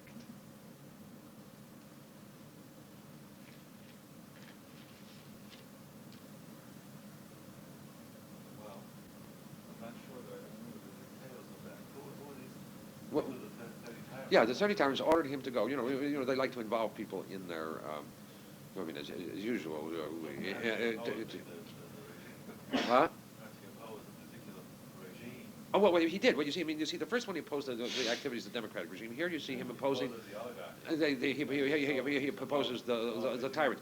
But this is good for his case because it shows him, as being, anti-oligarchic. But they said go. They set up committees to go to bring in people, so therefore they would be involved in the guilt of the killings, and he didn't go. He just went home. Well, he might have. He's a very smart fellow, and he could have seen, geez, these tyrants are only going to be in so long. Well, that's one thing. That's one thing one could say, of course, but they could put him to death rather quickly. But, well, no, you see this from Germany. Konrad Adenauer, in 1933, when he saw what it was, just simply went home, and cultivated his garden for 12 years, which was, from my point of view, a perfectly sensible thing. But what did somewhat more stronger-minded people say he should have done? Join the underground, fought, oppose them directly, be a martyr.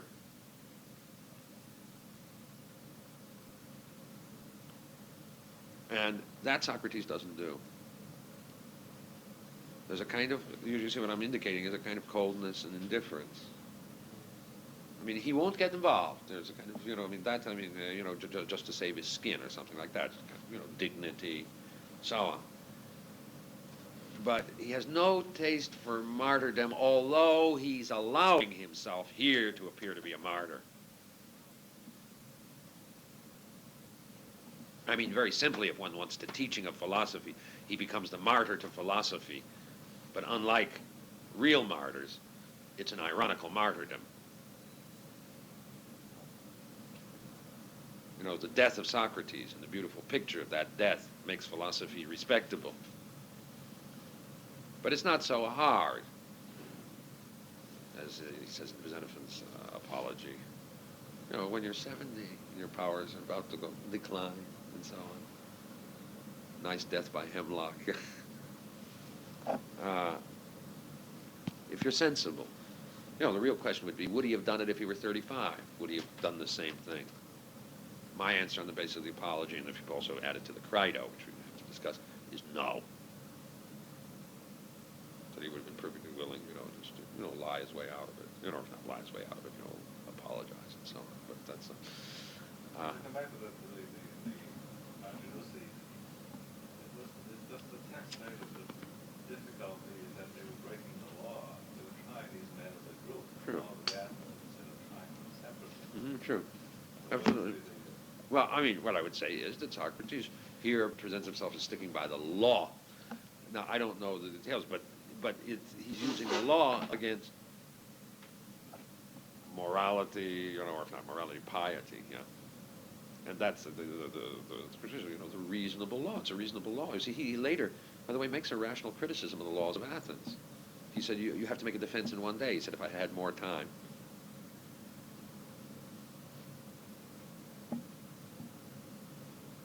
The rational law, something like that is the place. But of those passions of terror, vengefulness, and so on, which are so much a part of ordinary political life that he doesn't participate in, which makes him somehow rather monstrous. You'll see this in ordinary ways. I mean, Socrates, as you'll see, is not a patriot. He's not a believer in the city's gods, and he's a rotten father. You see, patriotism and belief have gone downhill, but still you're supposed to be a good father. If you'll see, he doesn't pay any, how can he doesn't make any money for the kids, and he leaves them essentially to the city. He does that again in the Credo, you'll see. And you can see he was a very healthy fellow because he has a young baby in the 70s.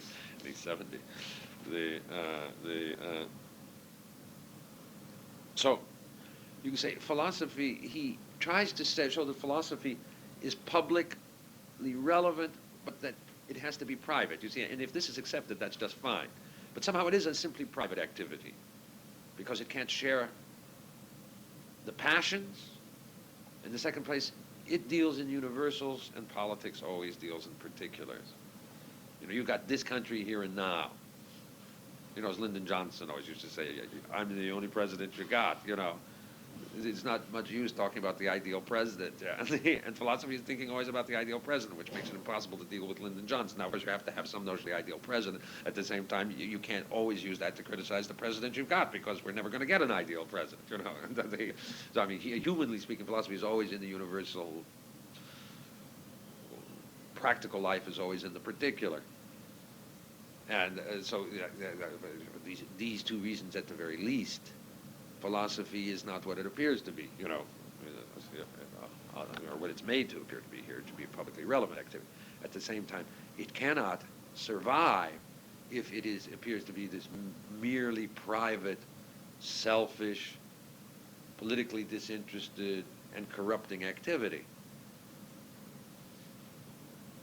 So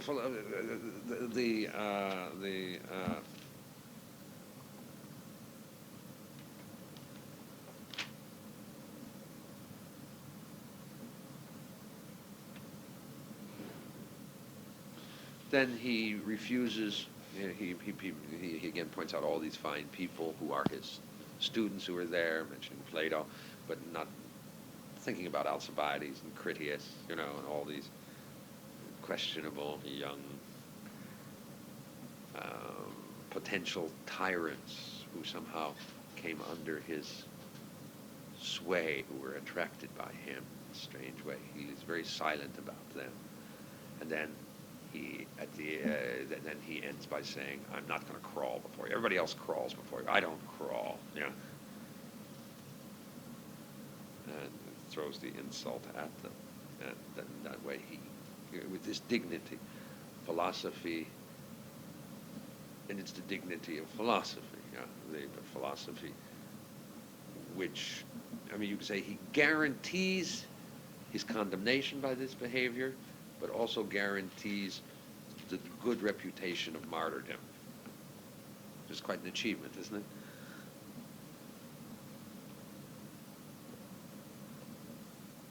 Now that's the body of the text. I want to say 2 or 3 things about the concluding sections, and then we can end. Is there anything you want to say about the body of the defense? Yeah.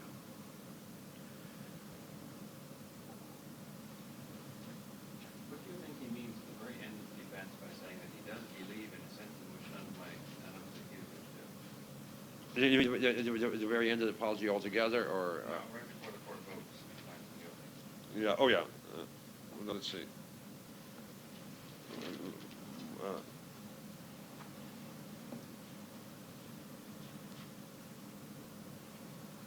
Yeah, but this is far from being so. For I believe, O men of Athens, as none of my accusers do. Well, that's a very ambiguous line. I believe in a way that they don't believe. Yeah, I'm sure that's true. I believe as they don't believe. Yeah. I mean, I think precisely that ambiguity. Yeah. This is far from the context of believing in God, not believing yeah, in yeah, yeah, sorry. I hold. He said that I do not. Well, of course, nomizdo is the word here. I hold the gods. You know, nomos, and I have a nomos about the gods. He says I do have a nomos about the gods. I think he's talking about the mode of appropriation, since it's I don't know what he means. I don't know what he means. I mean, obviously, there is something divine in man. The question is whether that can be compared with any gods known by revelation. You know, any gods, you know, which have anything to do with morality or salvation or anything of the kind. You know, those would be the questions. I mean, it's just a very, it's a very funny line, actually. I think. This is far. They say that I do not hold gods. You know, that I do not hold gods, but that's far from being so. For I hold gods as no one of my accusers does. And that is surely true. But he doesn't say whether they're the Olympic gods, whether they're the cosmic deities. You know. Then. You know, the way it worked is in Athens, you know, they had a vote of condemnation. Then once condemned, then there was a sort of plea bargaining, or not plea bargaining, a penalty bargaining, you know, between the accuser and the accused. There wasn't a there wasn't a prosecution, and they would choose between the two penalties. And Socrates gives another case of, I mean, Socrates obviously wants death here. He gives, you know, he said, "What do I deserve?"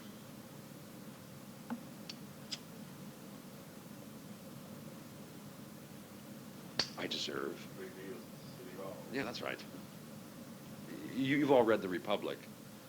That's the book in which philosophers are given free meals at the City Hall. That's the purpose of The Republic. Because, I mean, he's had a hard time, you know, having to beg all the time and so on. As I say, you get a very good example of how he made his money here, when they say, you know, we'll give you money, his friends, yeah. And you'll see that again in the Credo. Yeah, I mean, he obviously lived off his friends, which is not quite accepting pay for teaching, but also, you know, Socrates acts as though the soul were independent of the body. Yeah, yeah, but it's not true. You see, then this whole question of being in the, of eating in a city hall. This is precisely what he did. What you see, the problem is philosophy. He said the philosopher could not live. He would be put to death. He would die if he really lived a philosophic life, because politics makes irrational demands, and the philosopher lives according to reason. Now, if it's true that philosophy makes irrational demands, and politics makes irrational demands, always, then it means to say that the philosopher has to be a kind of hidden lawbreaker, always. the only way in which you could resolve that tension would be how? Have philosophers kings. That's already implied here. You see, that solves all the problems. Except philosophers might not want to be kings because they really have private lives. That would be the question, but that's only a question at this point. But then he makes one of the most important statements. In this little section, I won't say anything more about this. Perhaps someone might say, Socrates, you see, he talks about the problem of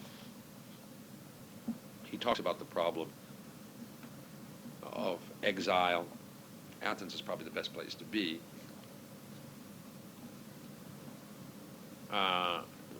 Goes through the various penalties, and there's much material there, but I just want to read this final statement, which is at 37e. Perhaps someone might say, Socrates, can you not go away from us and live quietly without talking? Now, this is the hardest thing to make some of you believe.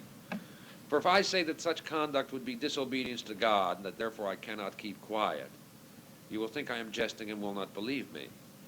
And if again I say that to talk every day about virtue and the other things about which you hear me talking and examining myself and others is the greatest good to man, and that the unexamined life is not worth living, you will believe me still less. Just come to reflect on that formula for a minute. They won't believe him if he says that the God says he should do it, but they would believe him even less if he said that's the greatest good. What's he doing in this dialogue or in this speech? He's telling them the thing that they're more likely to believe, although not sufficiently.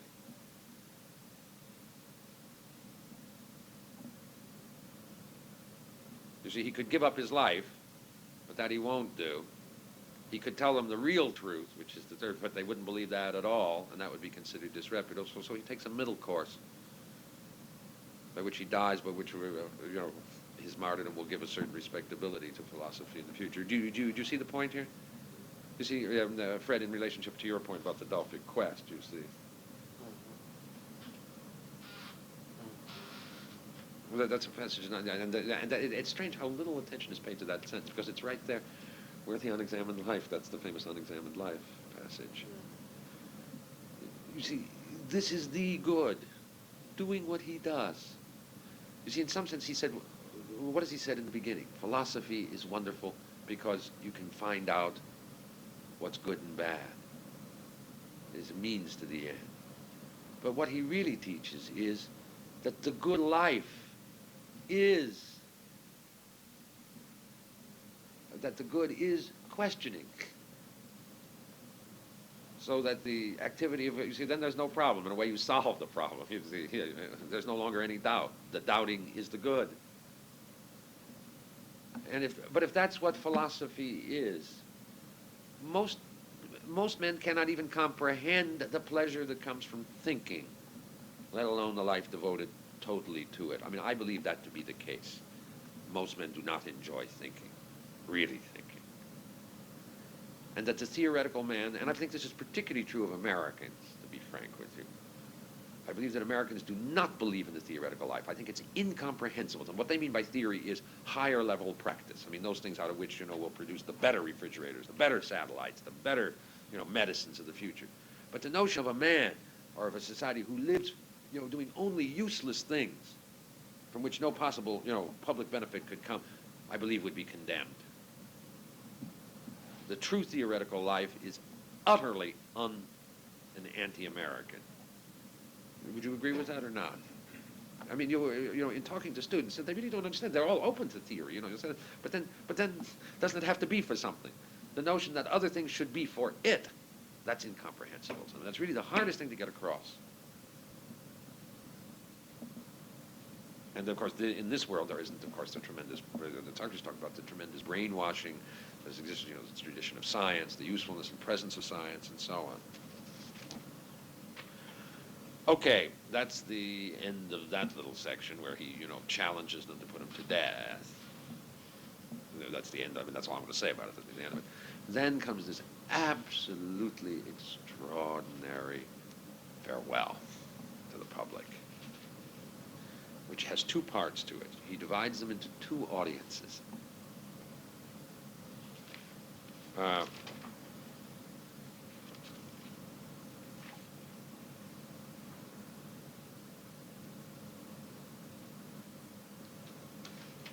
The first audience are those who condemned him. What? Ernest? Yeah, you're right, yes, those are the Yeah. Yeah. You see, what kind of people, well, I think perhaps we can come to this, who would have condemned him? See, there's the ordinary scholarship says, well, this was just a political thing, and they used the impiety charge.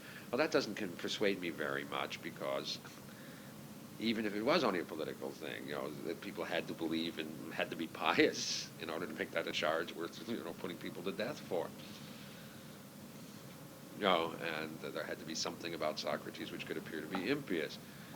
And obviously a mixture of, you can say, what we call ordinary political and religious reasons for putting him to death. Perhaps those two things are together. But the implication here is that they are small-minded people who are afraid that he will destroy their world.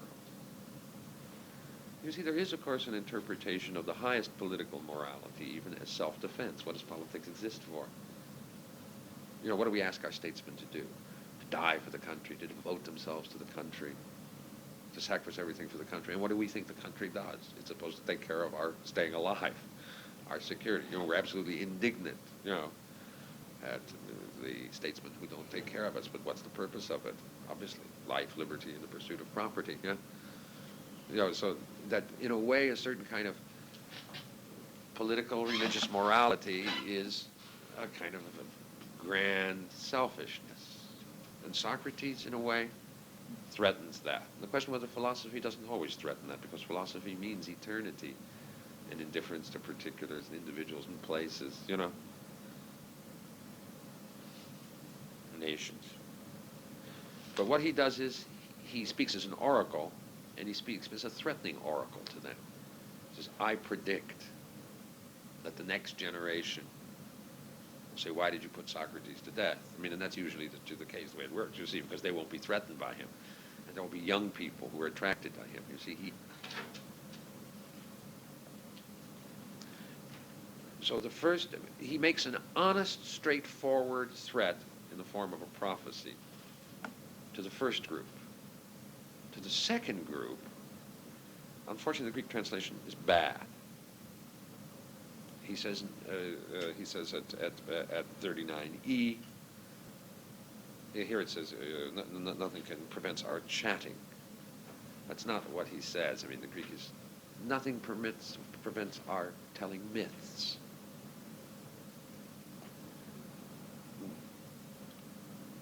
Dia mythologese. Here he says he's going to tell myths to the people who voted for him. Isn't that strange? Do you understand why that should be strange? You think you tell the truth to the people who are good and tell lies to the people who are bad. Whereas here he does exactly the opposite. He tells the truth to the people who condemned him. He has more hope for those who condemned him. Well, what way more hope?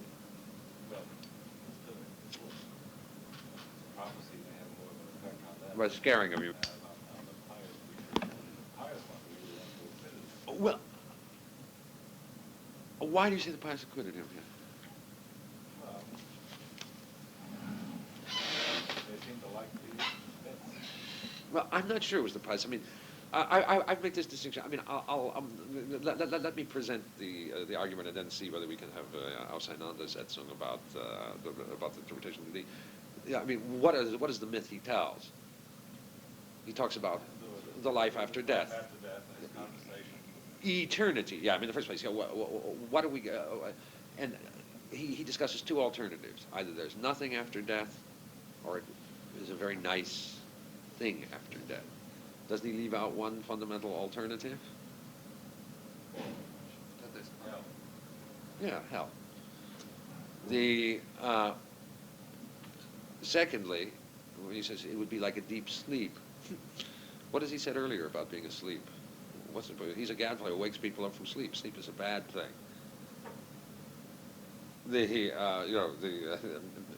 This is a very incomplete account, both on the basis of, that it leaves out a fundamental alternative. Why would people vote to condemn him? My understanding would be is because they're frightened of death. They're frightened of hell. They're frightened of impiety. There's a certain kind of man who's attracted by Socrates. And one of the reasons why they're attracted by Socrates is they're not as frightened of death. Or another way to put it is, if they're not so frightened of death, they won't be frightened of Socrates. You can say there are two kinds of pious men. I think they're both pious men. Both groups are pious men, but they're pious. It's more of a motivated by fear of hellfire, and those who somehow that's less immediate, therefore perhaps willing to, take some risks. And you can say that these myths strengthen that kind of gentleman. But they're myths, they're not true, because the situation may either be hell or nothing, and real nothing, and not like a sleep, and hence something essentially terrible that you have to face. But this way, you don't have so much fear of transgressing. In the second place, death as the fundamental phenomenon is less. You don't have to learn how to die if you believe this, and learning how to die is a hard thing to do. Really learning how to die, rationally accepting, at least the philosopher's understanding of death. What do you think about Friedland's interpretation of the use of myth as the next step beyond logos, as a quasi-esoteric inner teaching? Well, I would say that myths. I mean, with all of these things, the generalizations, one has to see the context.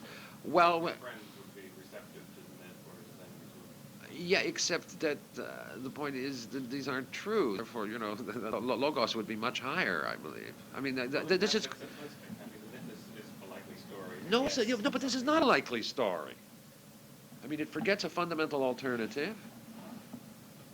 Yes, but Socrates is not motivated here in telling his myth by dialectic. But then it's not a deeper truth, Peter. Well, when Socrates dies at the end of Plato, all the dialectical arguments for immortality are somehow less convincing than the actual fact of the way that he dies, which is a kind of a myth. Yeah, well, maybe indeed he doesn't believe in the immortality of the soul. He hopes for it. Not necessarily. Yes, yes. Philosophy doesn't live for hope. Philosophy is interested in the truth. It's precisely the opposite of hope. Where do you say he has hope for?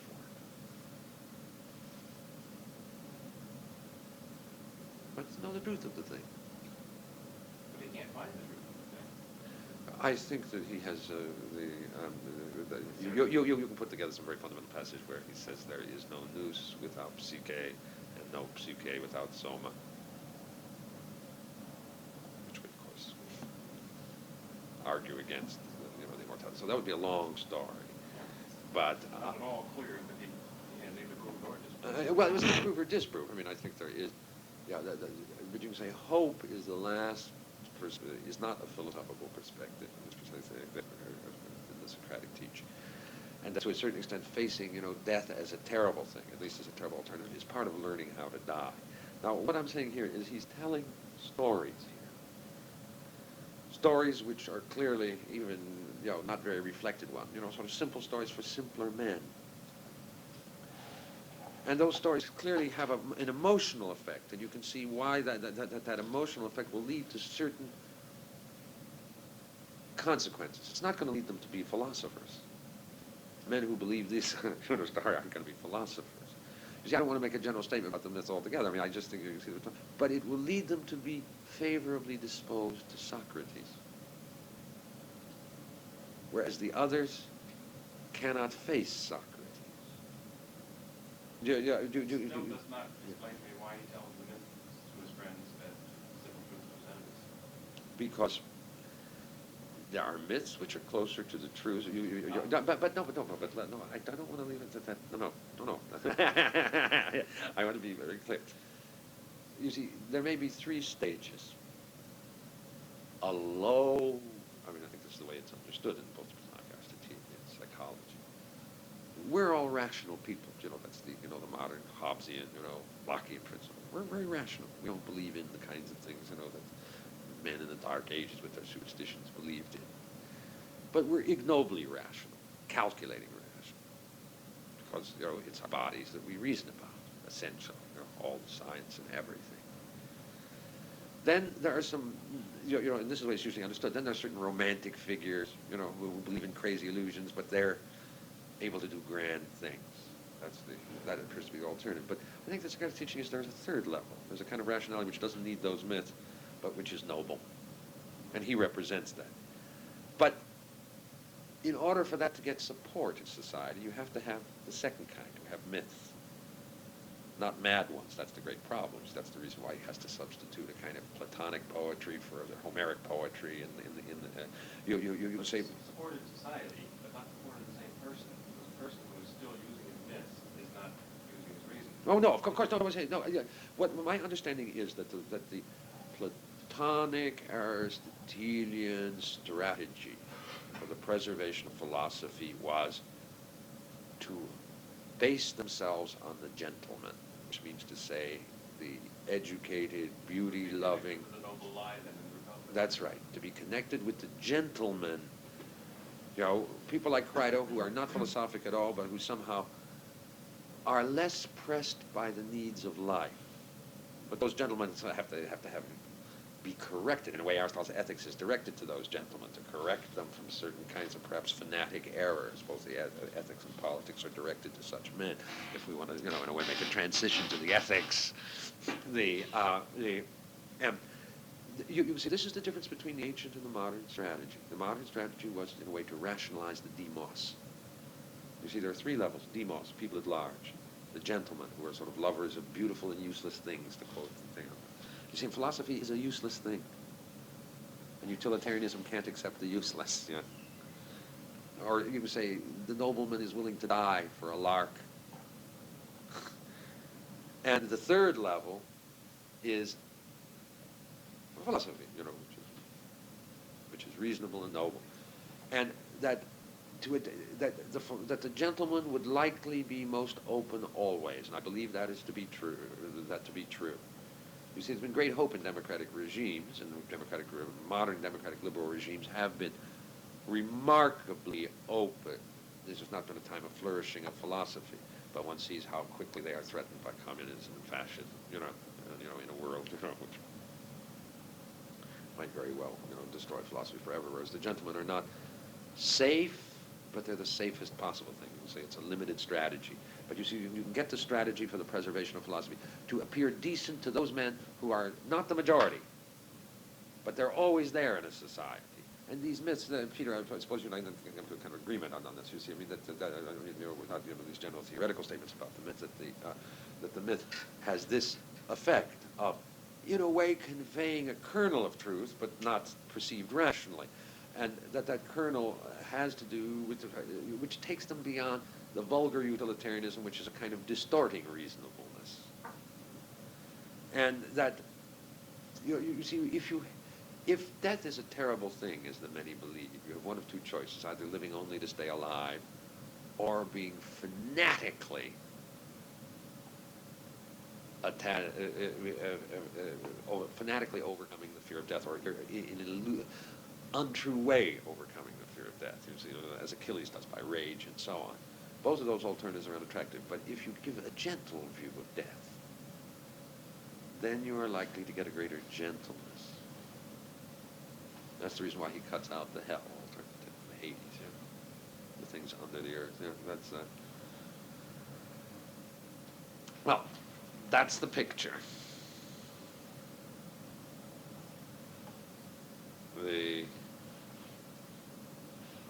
philosophy's tension with the city, its nobility, its nastiness and danger, its strategy for preservation. You can say it was a successful strategy.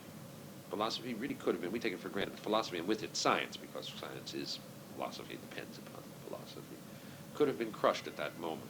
I mean, that's what they, in this small group of heroic men, spent their lives making philosophy respectable.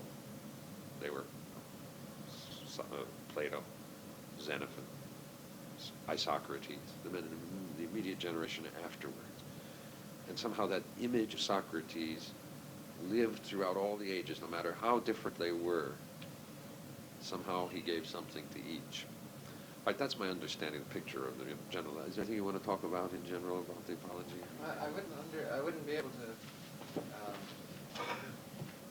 the thing about the dissociation of truth and hope.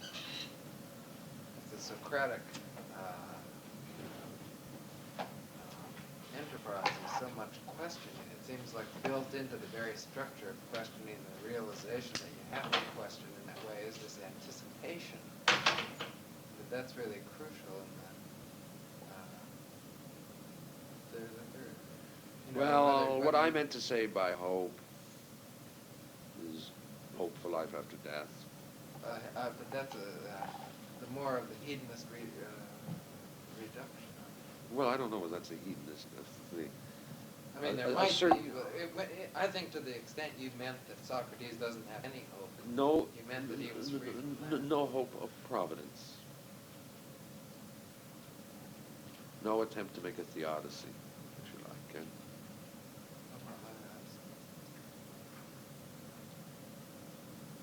And that's very harsh. I mean, if you've been treated unjustly, injustice in the world, that great problem. Why be moral? Why be decent? I mean, hope, is, I mean, this is, you usually hope is a very dignified posture, but you can say faith, hope, and charity. None of the three is evidenced in the apology.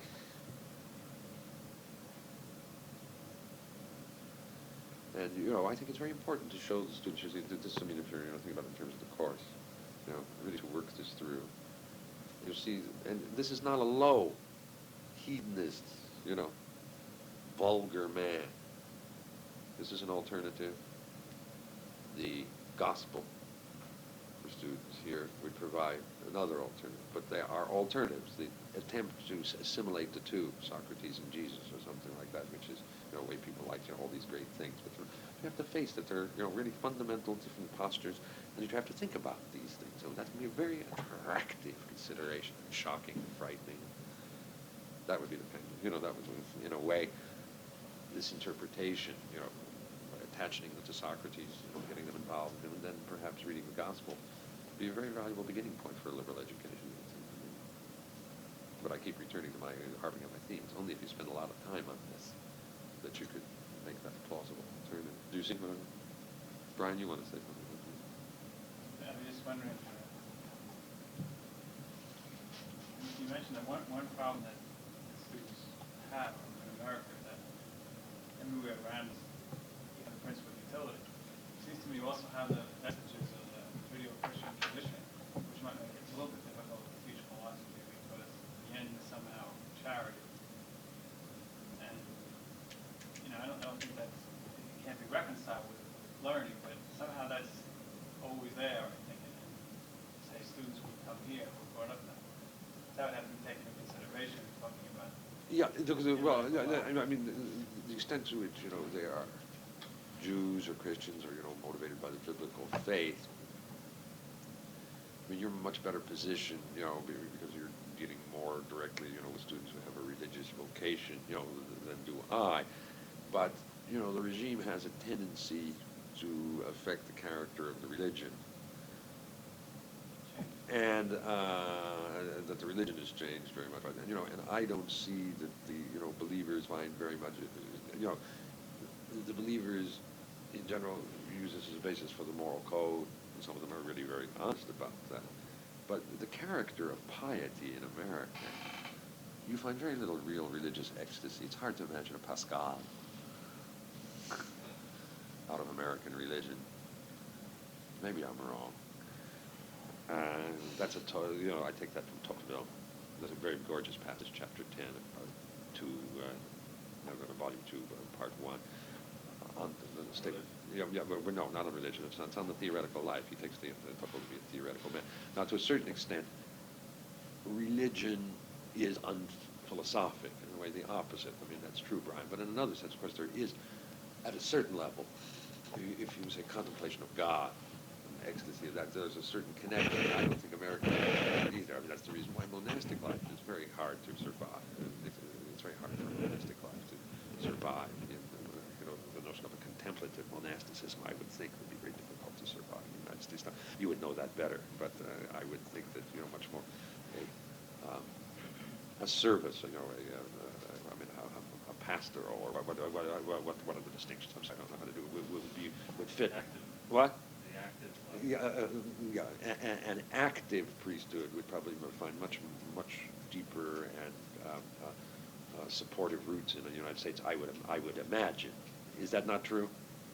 Than a contemplative. They call it the active life, as opposed to the contemplative. Yeah. The text tries to blend the two. You know where that comes from? The tradition. The West takes that over. So. Really? Yeah. I did not know that. Yeah. That would be the best form of life. I don't know if we could say that the mixed form of life is the best for Christians. And most great Christians seem to, well, Augustine seems to live that way. He was a bishop. Or Thomas More, who was a thinker, but became chancellor. And I've always asked myself whether Socrates, if he were in the same position, would he have become chancellor? Maybe Well, he thought he could do some public good, or would he rather think? Well, he obviously would rather think. And And not of course, become- but you see, the question is whether how a man like More understood his chancellorship. And that's a very difficult, and how much time it took from his thinking and so on. I mean, Bacon was also Chancellor of England, and he wasn't a religious man, and he was clearly a philosophic man. And the question is whether he really thought of himself, how much, whether it wasn't, if it comes to you, I mean, you're right there and you're the only man, and obviously you have to do it. But the question is whether you really think you can transform the fundamental human condition that way, how far you take it, and so on. I mean, that's very difficult to understand. And surely the case of More, the character of More's own martyrdom is really an interesting and I think a very complicated question. Because, I mean, obviously he knew both Jesus and Socrates, and I think he understood both and understood their opposition. The question is, was his martyrdom more like Socrates or more like Jesus? That would be just be a question. I don't. I just don't know More well enough. The point is, I just do feel we have this difficulty understanding the theoretical life altogether. Whether it's you can say the political theological tradition was always anti-theoretical, or at least had a problem with theory, because theory. Doubt also particularly, which does not accept revelational evidence. Yeah, but there is the additional fact simply of the very great practical orientation of most men, and the fact that this country, more than any other, devoted itself to the practical principles, which are hostile to both religion, and particularly contemplative religion, and to the theoretical life. I think you have difficulty understanding. But you see, I mean, Jesus is a more comprehensible figure. Can be taken more as a model than in Socrates. And Socrates, Socrates, they have to reinterpret Socrates. Socrates died to save men, which is understandable. You really understand Socrates. That's a wonderful thing. Socrates has to be reinterpreted. They say, well, he was the founder of science, essentially, and the free scientific inquiry, which ultimately helps people. You see, you don't have to distort Jesus as much, I believe, to make him fit the American context, as you would have to distort Socrates to make it fit. Am I making myself clear, Brian? Yeah. Would it be accurate to say that a Christian would live in theoretical, say with philosophical capacities, would live a theoretical life different from Socrates? A Christian with Christian theoretical... would say philosophical. Well, obviously Pascal is such a case. I mean, there's a man who perceives the highest theoretical capacities, but of course there was a problem then. I mean, in a way. So with Pascal, I mean, there are many different. I mean, once you're dealing with this problem of reason and revelation, there are obviously, at least a few serious alternatives. There are not very many, but a few. And Pascal is the most impressive one I know better. I don't know very well, but in some sense, it was the heroic sacrifice of his theoretical gifts. I mean, saying that he had to, that precisely was the sign of pride. And the greater the theoretical gifts, the more was required to give them up. think that this the presupposition of this of that way of thinking is that the world of theory really demands going through or across the Ass's bridge of universal doubt. I don't think that's necessary. The philosophy does require that. You doubt that, yeah? Yes. Well, I believe that would be the question, of course. I mean, that would be a question that a proper program in liberal education should raise. And I wouldn't want to try to answer, but, that precisely, if you have text to deal with that kind of issue, and not with, excuse me, Renaissance, medieval, ancient, and nothing like that. Because, I mean, I was in a seminary where I was always told, intellectual pride, and that's Jensenist crapioca. I don't think that's true. I think one can reconcile a life of questioning with a real deep religiosity. It isn't necessarily. Well, religiosity is a bad word, because religiosity means to say the desire for religion without religion. How about questioning everything with faith? Let's let's get to real common sense words. I would say we're with a life of faith. I don't think questioning and faith necessarily are at lockstep. Yeah. Let me say very simply that I find it difficult not to see a fundamental tension. I mean, we could say this well, but I don't want this just to be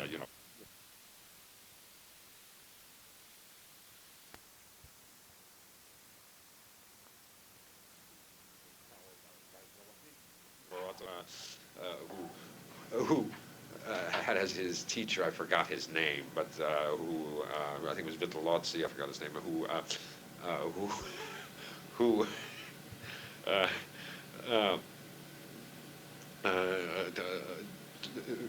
gave him all kinds of instructions, and he went back and he murdered his uncle and all the noblemen, and ruled happily ever after for 1 year until Cesare Borgia had him murdered along with his teacher in virtue, Vitellozzi. But that's the Machiavelli's virtue itself. That, of course, does not appear in the translations as usual. He doesn't really mean by that virtue. As long as his teacher in virtue.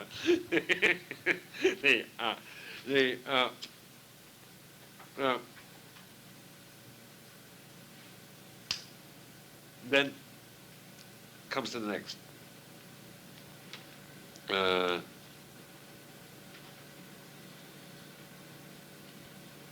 The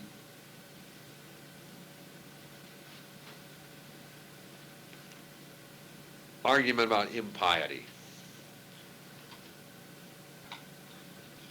The argument about impiety is divided into two sections. One is, if you look at the accusation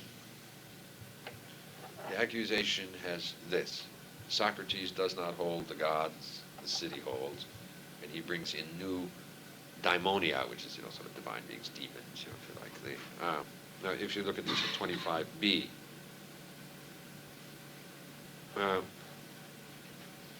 and he says, here he makes it quite clear that it is by atheism that he corrupts the young.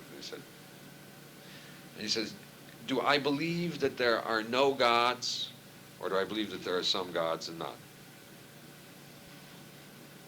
Now, in the first place, the first doesn't say that he's an atheist. The charge says he doesn't hold the gods of the city. He tempts Meletus into this because, if you say I'm an atheist, you just can't, resist, making the charge slightly more extreme.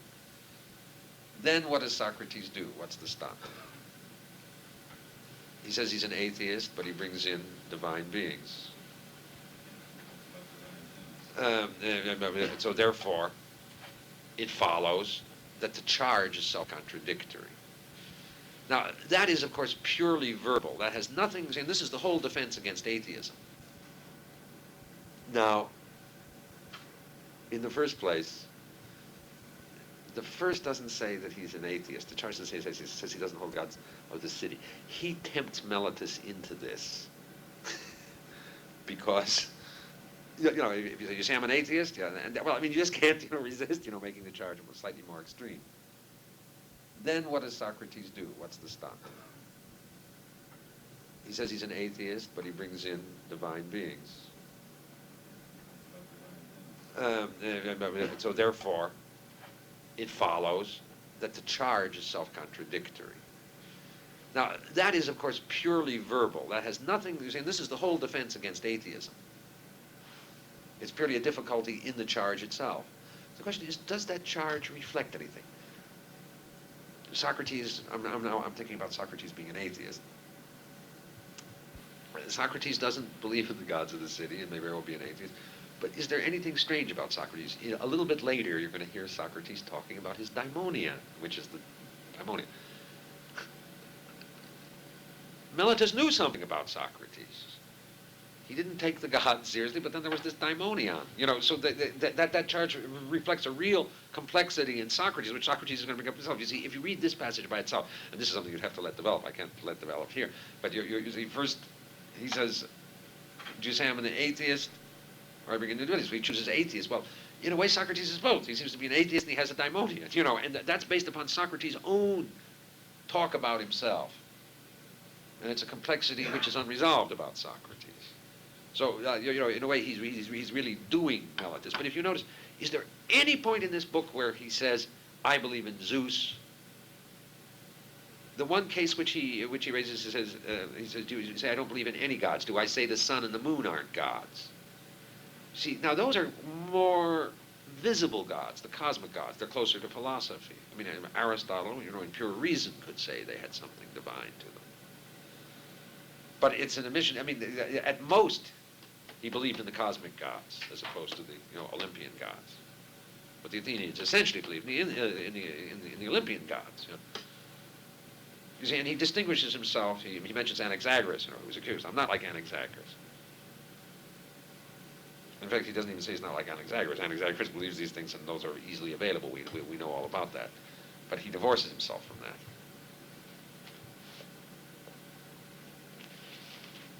Then comes the clinching argument on this. You see, first, one has to look at this clinching argument, and it's really very, very. The example which he gives, he said, "Is it possible to believe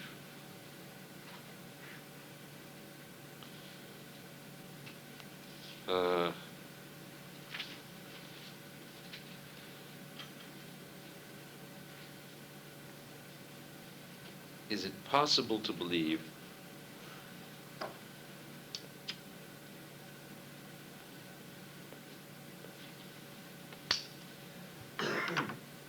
in things pertaining to horses and not believing in horses?" Yeah.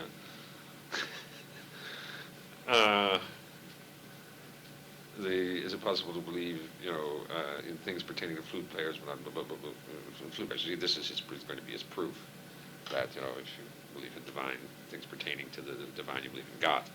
Now, in the first place, is that a convincing argument? He gives examples, of course, where it's impossible not to believe in flute player things pertaining to flute players, not believe in flute players. But for example, I think it's possible to believe in brooms without believing in witches. But that's to begin with. That there are but without going into that, if you look at this passage, I think we'll read it on page 27E.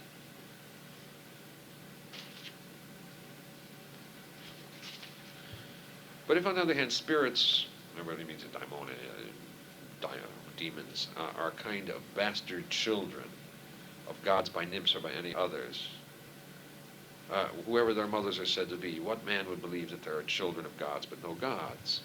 It would be just as absurd as if one were to believe that there are children of horses and asses, namely mules, but no horses and asses. Now, why does he use that example? Let's think it over for a moment. What is the characteristic of the product of horses and asses? I believe it's a unique phenomenon. They can't reproduce. We have a natural example of mating between two different species. Now, I think he gives a divine example of mating, gods and human beings. if it followed the same procedure,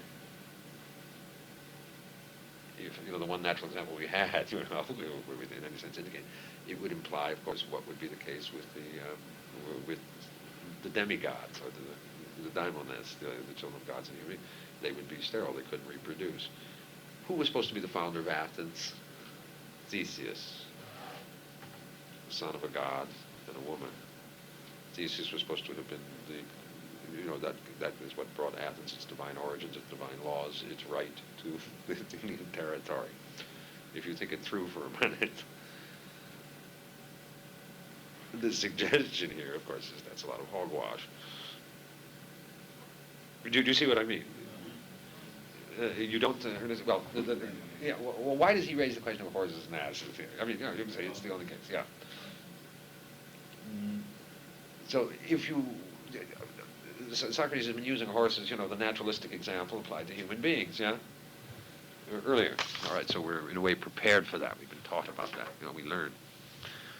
All right, if human beings and gods mate, you have something, you have the divine equivalent of a mule. Yeah, a mule can't reproduce. But what's the essence of the, at least Greek, connection of gods with men? By the demigods, by physical reproduction. But the implication is that's impossible if you try to think it through, at least on naturalistic grounds. The relationship between two species won't operate. I think this is a classic example of hidden religious criticism, showing the way Socrates reasons, and talking about Athens. You see, I mean, I believe that he sticks in a little, in this very discussion of piety.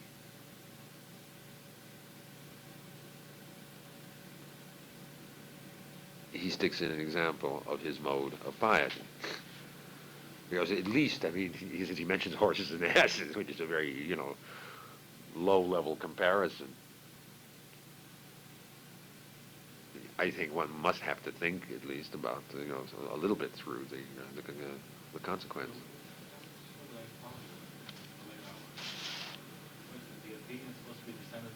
Oh, of course. And the divine law, their very right to the land, everything.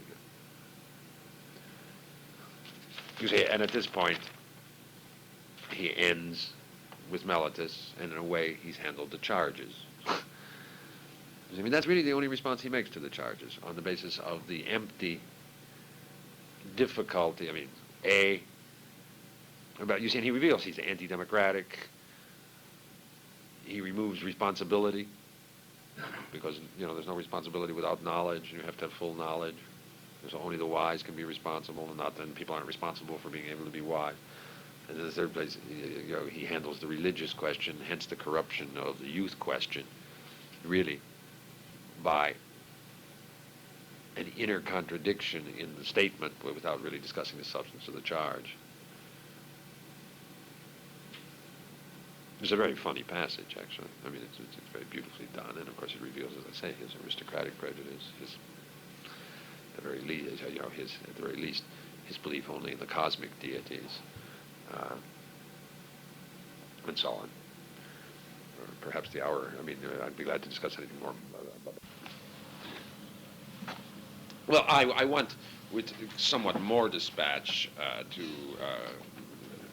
finish the apology. We had done in a way more than half. At the same time, I do think the apology is a marvelous focus. I mean, both as a threshold to the Platonic dialogues, you can say, to the problem of philosophy as it was classically understood. You can say the characteristic difference between ancient and modern philosophy can be seen, if you want to start making those connections, between, say, the Communist Manifesto and the Apology as different relations to civil society or to party movements. Socrates could never be conceived as the founder of a party. He doesn't speak directly. He doesn't give a political teaching in this book at all. I mean, at best, what he's trying to do is to make the apology or the defense of philosophy. And he does this in such a way that it will obviously have many meanings, or different meanings for different kinds of men, and you can figure out the different kinds of men on a very simple level. Just if you look at the rhetoric of it, there'd be a distinction between those who are friendly towards to him, as you'll see at the end, and those who are hostile towards him. But within that distinction, there are those who are friendly towards him because they think that that the charges are untrue, that he is a good citizen and pious man, and there are those who are friendly towards him because they think he's not a good citizen and not a pious man. In some sense, he's speaking to all three at the same time.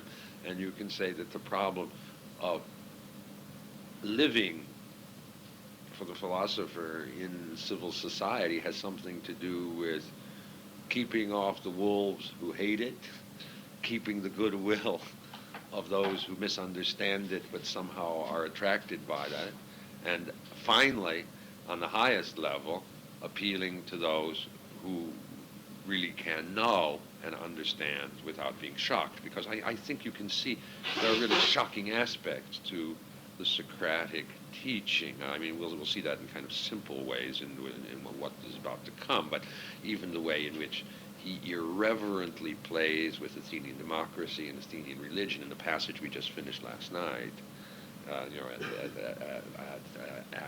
at the very end there. So you can say that what you begin to become aware of is that philosophy needs a rhetoric, that philosophy is not itself, or the truth, at least in this understanding, is not sufficient, that one both has responsibilities of a mode of speech and also one needs it for self-protection, because you can say, what is Socrates showing here? The city, politics, or what Plato shows in the picture here. And there is an opposition of the philosopher, whatever a philosopher may be, but you can say in one sense it's here the universal doubter, if you like. He'll say something more about that. And the city and the philosopher.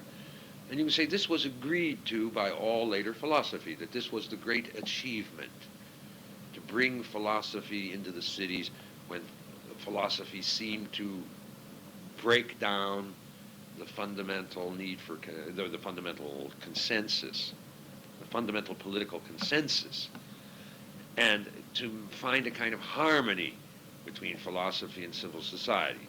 The great difference between, you can say, the strictly classical tradition, that of Plato, Aristotle, Cicero, and I believe most of the medieval thinkers, is that relationship is always a tenuous one, that the Socratic situation is always there somehow, whereas the modern one is that somehow it is no longer necessary. You know Hegel's interpretation of the death of Socrates, which is, it was a tragedy because there were two conflicting principles, the city and philosophy. But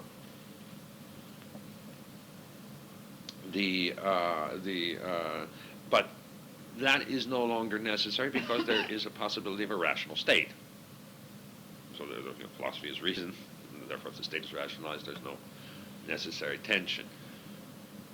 Now, there's no question it's a profound interpretation. I mean, much profounder, say, than John Stuart Mill, where he, talks about Socrates, how nasty it was, and then to put him to death and so on.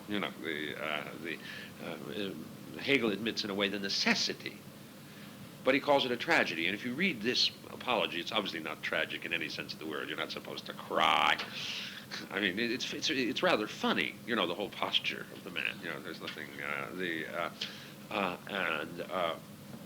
In the second place, and this has something to do with the second point, Hegel's second point, or the way in which he explains the tragedy. For Plato, this is the permanent human condition. It's a little like John Stuart Mill, in On Liberty, where he says, of course, in olden times it was necessary to prevent certain kinds of freedoms because the state was weak. Barbarism was always at the door.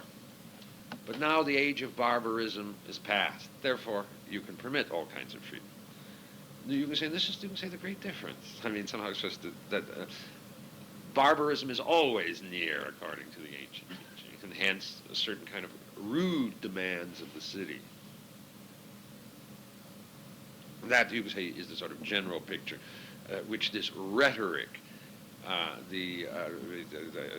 that's one of the things. In a way, we have this great problem because philosophy hasn't been defined in the book, and so you can say it's philosophy versus the city, but we don't know what philosophy is. But philosophy somehow begins to be, you can say, that fundamental. I mean, we have to try to define it from the book, and you can't sufficiently here. But somehow that concern for clarity.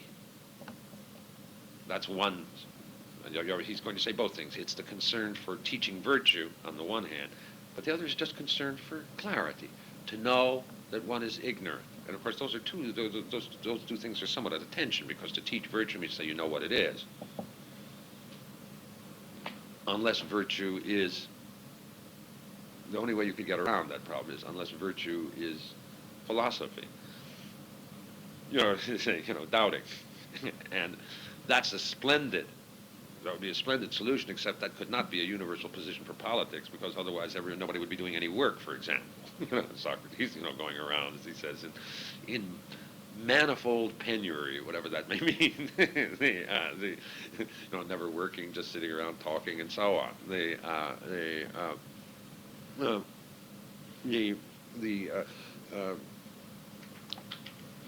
As I say, in a way, this whole picture of the apology is made to attract, but to remain enigmatic. Now, where we stopped, and I'll try to go through, perhaps we can raise all these other questions when we're done. Where we stopped is, in a way, he just uses the first half to respond to the charges. And at 27b, he says, or the end of 27a, he says that he's responded. And you'll see there's been a precious little response there. I mean, he brought in a whole set of new considerations about the heavens, the Delphic quest, and so on, a new kind of philosophy, which is his philosophy, which is concerned with the human things, the Delphic quest, which is a defense against the old charges, and then his only defense against the new charges is this dialectic with Meletus. And you see, the dialectic is rather interesting, because you see, in an ordinary dialectic, of course, Meletus can't defend himself, he has to step down. All Meletus has to do is turn to the audience here, and they can win by condemning Socrates to death. But nevertheless, I think we saw the very unsatisfactory character of that defense. It was purely verbal, and in the discussing it, one saw that much of the charge was accepted. But then he completes this first part of the defense prior to the condemnation, or he completes his defense, or the body of it, simply by a description of himself, and you can say an enormous boasting and bloating of himself. He says, all right, I've defended myself, but of course I'm open to misunderstanding. Now, and he said, well, since this is a misunderstanding, somebody might say, well, why don't you live like everybody else? Now, you see, Socrates clearly has to live a life very different from other people's lives. See, this is not a case where you can hide it completely. I mean, why does he have to live a life different from other people's life? Because he doesn't spend his time in the courts. He's not a political man. In second place, it seems he's got to talk to young people. That somehow that's connected with philosophy. So, in one way, this dialogue tries to make him appear like everybody else. There's nothing wrong. This is just bad rumors. In another way, of course, it's to make him into a kind of monstrously different man with a divine mission, which makes him an object of piety. And so you see, here he comes to them, why don't you live like everybody else? This is the usual thing. You're accused of theft, all right. We recognize you're innocent, but stop looking so shifty-eyed, carrying around packages that are unidentified. So, but of course he obviously can't do that. So he turns to, first, to a very great statement. He said, I like to run the risk of death. Or if not like to, at least me and Achilles, you see, and he identifies himself with the greatest of the heroes. Nietzsche says someplace that the two things that impress men, vulgar men, most are willingness to die and chastity, because they're beyond most of them,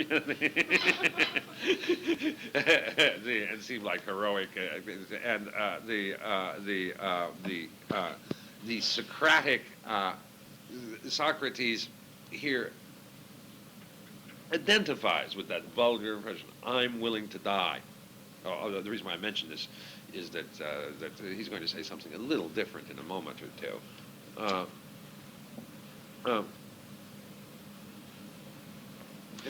But the willingness to die. I mean, you see that is obviously impressive. I mean, this is I mean, we heard so much of that during the late '60s. Everybody standing up. I'm willing to die for my principles. And the Symbionese Liberation Front. I mean, it's in a way, it's the cheapest thing. I mean, you can not. I mean, one must not run down the heroism, but the courage that's willing to die is not as rare as a lot of other virtues. Yeah, it's rare, and people are always impressed by it. That's the reason why the sort of breast thumping. I'm willing to die for my principles. I stand up for them, and so on. It's impressive, and there's no question Socrates does attach himself. Achilles died for his friend. He will die for, well, what is it he says he'll die for? He says, my commander posted me at a station and I must stand there. Who's the commander?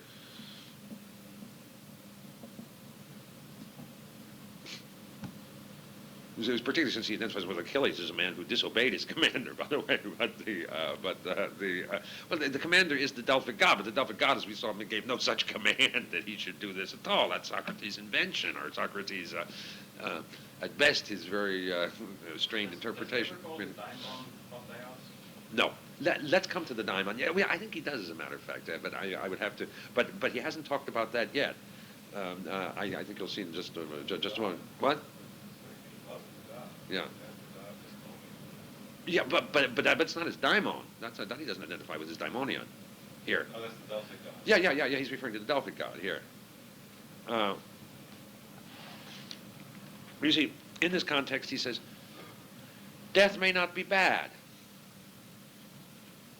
That's supposedly part of the Socratic ignorance, which so you see, in this context, he identifies himself with the greatest of heroes, identifies himself with something that always impresses people. I mean, I think most people are impressed with people who are willing to die. That's whether, no matter what the issue is, if they come in, boy, they're really serious,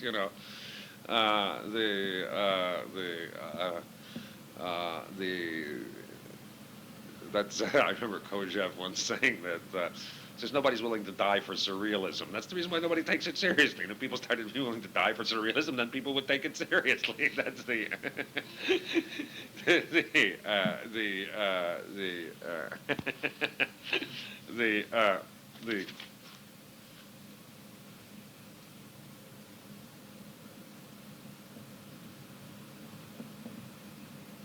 that's the first thing. The second thing, he's commanded to stand at his station. What is that station? And this is really the first time he starts talking about philosophy.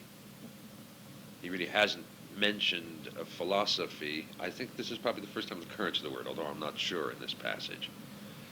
I may be wrong. I didn't check it this time. I think it's probably the occurrence of the word. So suddenly, although he's indicated philosophy, you see, we have to remember this is a pre-philosophic world. We take it for granted that philosophy has a place. At the same time, of course, if you take the United States, in a way, we're already pre-philosophical, because if you, out in the street, I'm sure somebody said, what do you teach, philosophy? Well, what does that got to do with anything? Or they say, oh, that's nice, philosophy's a wonderful thing. But, a chemist, they know what he does. But what does a philosopher do? Nothing. But I mean, we have lost the Socratic teaching, and all that's here. Philosophy is a questionable term, and here he gives a presentation of philosophy as the man obedient to the god, willing to die like a hero. Now, it's very important. The usual civil libertarian understanding of the apology is it's the individual against the state. That, I think, is not correct. Do you see what I mean to say? You know, when people say, you know, it's a conflict of Socrates' individuality against the state. Do you see? I mean, I think that would be the ordinary civil libertarian understanding. That is not Socrates' teaching.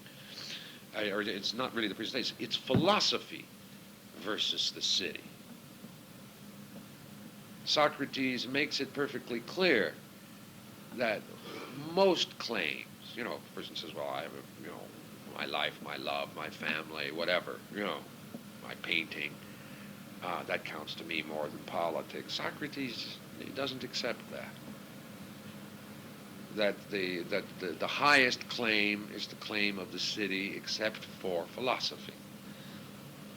That it is only on the basis of a certain competence, a certain wisdom. I mean, one would have to argue that out. One would have to think through what that means to say. I mean, it would have to be obviously that this somehow is closer to the divine than the city, or that it's more the perfection of man than what the city demands, and so on. Here he's not very clear about that because he tries to reduce the gap between politics and philosophy, while nevertheless making it clear that there is a gap. You see, so the first courage, then discussion of philosophy, sticking by philosophy. Then he gives an interpretation of what philosophy is. Philosophy is going around making people think about virtue, or making people virtuous. Now, you see, those are two different things, and that's very fuzzed here. To begin with, I mean, those of you who know the Platonic dialogues, and Peter, this seems to be your there is no dialogue in which you see him running around in the marketplace talking to ordinary people. I mean, I believe that that's not a correct account. I mean, that he's somewhat lying here. You know, to say that you usually see him talking to very specialized groups in a cut-off way. What about the statement in the Gorgias? Socrates is always in the marketplace talking to cobblers and fullers. It's a statement about him, but don't you think it? Yeah, of course. One never shows him in that kind of action. Well, I mean, That could have been Plato's fault. No, but he says he always talks about cobblers, and there's no question he does. He learns a lot about them. The question is whether that could have been Plato's fault, but since the whole creation is Plato's to begin with, yeah, and also one doesn't see him in Xenophon in any other way. I mean, since the whole creation is Plato's, Plato wanted to indicate something that, in a way, he's not as public a man as he appears to be, and he really is, you can see, doesn't think he can learn much from the very ordinary, and that it's, you know, idle, rich young men who interest him the most, you know, and that to the extent that he discusses with ordinary statesmen, and he does, you see him just discussing with statesmen, so it's usually just to get them out of the way and so on. I mean, he doesn't give a really total account of himself. I mean, I don't remember how the phrase in the Gorgias goes now. I mean, it's true. It is more talking about. Yeah, that's what I thought, not talking to, but the tendency of the earlier dialogues is to, for example, in the Lockies and so forth. I do. These guys are not so They brilliant. well, let me say two things. I do not accept the distinction between the late and the early dialogues. Well, the difference between me and Gadamer at the beginning, but second place, the Lockies and Nicias are the greatest figures in Athenian politics. But there's a way that They're dumb. I mean, there are plenty of dumb people. I mean, look, they're smarter than we are, probably, or certainly smarter than I am. I mean, I don't want to prejudge you, but you know, but certainly they're hot. But what I'm talking about is the popular, the democratic element of Socrates. There's no Karen talking to the ordinary people. You see, what I suggested precisely is that there are. He talks to statesmen and some, but usually who aren't so smart. Usually, in order to push them aside.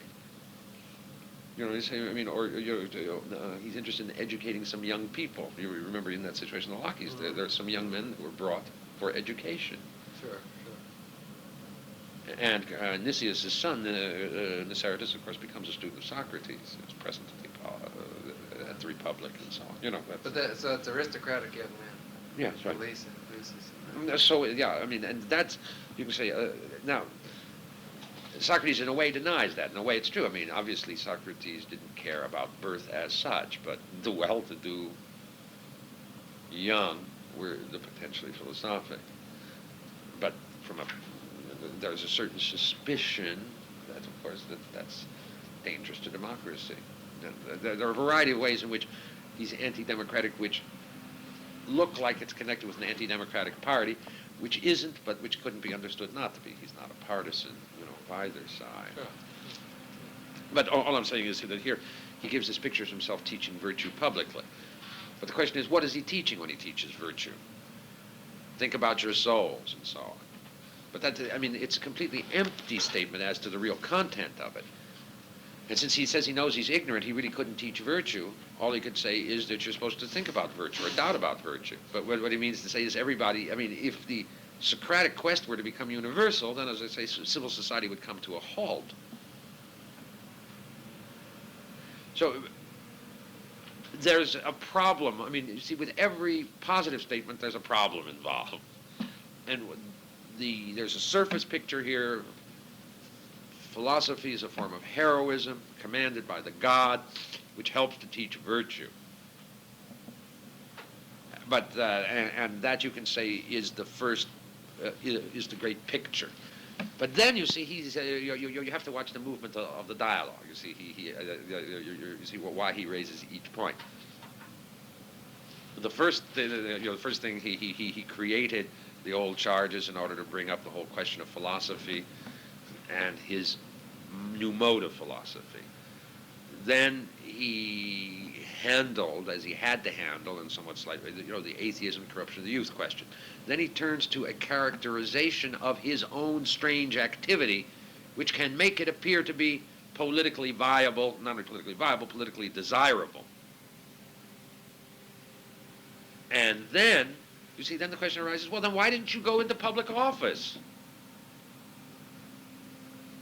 That would necessarily, somebody would have to say, all right, why didn't you give this up? Then he explains why he didn't give it up. God told me not to. Second, then why didn't you, why didn't you become, why didn't you enter into politics, which is an absolutely essential thing to explain? Because on that level, if you're so good, you could have had broader influence, more authoritative influence, and so on. You see, now Socrates has to explain why he appears to be a bad citizen. Now, and the explanation is a daimonion. What do you think the daimonion is? There are ordinary interpretations of it, but did you have an interpretation of the daimonion? See, he explains that he's got a little voice, tells him not to do things. It's really marvelous. Yeah, and you see, it's a divine voice. And here you see, you get the new god that he brought in, because nobody else ever had it. He says, so the charge is correct. He doesn't believe in the city, the gods the city holds, and he brings in new gods, or new divine beings. And he hadn't mentioned that earlier, but here it comes out. You see, this really sweet way. He has this little voice that tells him. Now, what is this little voice? Well, I would have thought that, there's a way that you have this thing of him manipulating the story of Chaerephon of the Delphic Oracle. I would have thought that what was true was that the Delphic Oracle, the role of the Oracle was to say something, innocuously ambiguous, but that the role of the authentic guy listening to the oracle was to use that ambiguity in a way that was what we might say conscientious, and that really what you have unfolding here, although it comes out in the way of cleverness, is the Socrates' sort of explicitation of this tension towards what's truly transcendent as the measure of what the human should be. Well, yeah, but that's still not an answer to this question. Yeah, maybe I overdo, if you like, the degree in which he twists, the Delphic quest. I say there is nothing in the Delphic oracle, very simply, which leads to that quest. But all right, you say he's being conscientious. That's fine. But the daimonion isn't the same as the Delphic quest. The daimonion is something different. What is the daimonion? So you've already given away what people usually say it is, since you connect conscience with the with the Delphic side. You see, the daimonion is really something different. This is something new. Yeah, I understand. And I agree that the daimonion is. I'm just telling you that my context for it seems to be different. Well, we just have to see where it arises. Yeah. He has to explain that he doesn't I mean, really, you see, I mean, this is absolutely essential with reading all classical texts because we always begin with our notions. I believe there's no Greek word, no Greek equivalent to what we call conscience. Yeah, I understand that. And you see, we bring those things in and we misunderstand an alternative. You see, and I really believe that it's only, I mean, Plato writes in a particularly clever way, and there's no question that one of the things I want to teach is that the Platonic dialogues are amazing books in terms of their skill, simply artistic skill. And that this is a tremendously important experience for somebody to have, to know that people wrote books so different from the way in which we write books. That's a tremendously powerful experience in itself, and shows, of course, a very different understanding of what writing is, the relationship of thought, you know, to the public, and so on. But but I also think that this is an absolutely necessary way of proceeding if we're to really discover authentic alternatives. One can't just take the daimonion out of context. It comes in a context. He's just been talking about what a good citizen I am, how I'm necessary for you. I'm the gadfly, the famous gadfly that arouses you. But then it necessarily follows. You know, one gets this from one's students all the time. You know, I remember. I mean, students have an inflated view sometimes of you. You know, why don't you, write and debate more, and so on. You know, and you have to explain. Well, that's not.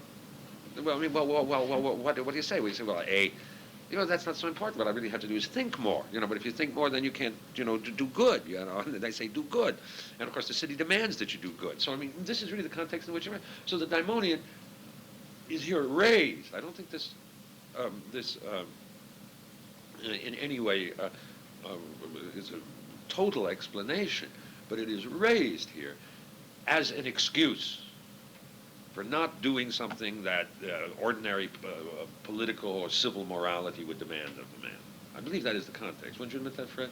Oh, sure. Okay, sure. But then one has to see, what's the difference between this, the daimonion, and the Delphic quest? The Delphic quest leads to ignorance. The daimonion gives him some assurance. I mean, that's an important thing. You see, this daimonion tells him things. He does know some things. He knows them from the daimonion. Now, the daimon never tells him to do anything, only to forbid. Yeah, in this context is what he says. In another dialogue, he says otherwise. But here, yeah, it forbids him. But it's still a voice. It forbids him. What does it forbid him to do? In this context, I mean, risk his life. Yeah. This is the daimonion. At least in this context, has something to do.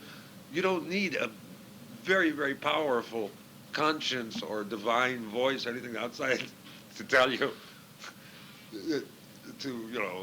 not to touch the electric wires, not to run in front of a streetcar, and so on. I mean, isn't that instinct of preservation? At least in this description of it, it in no wise differs from the instinct of self-preservation. I'm not saying that this exhausts it, but in this context, you see, when people want to read all kinds of things in, but you have to begin from the text. That's the reason why you have to concentrate on the text. This is the only place where Socrates has some positive knowledge,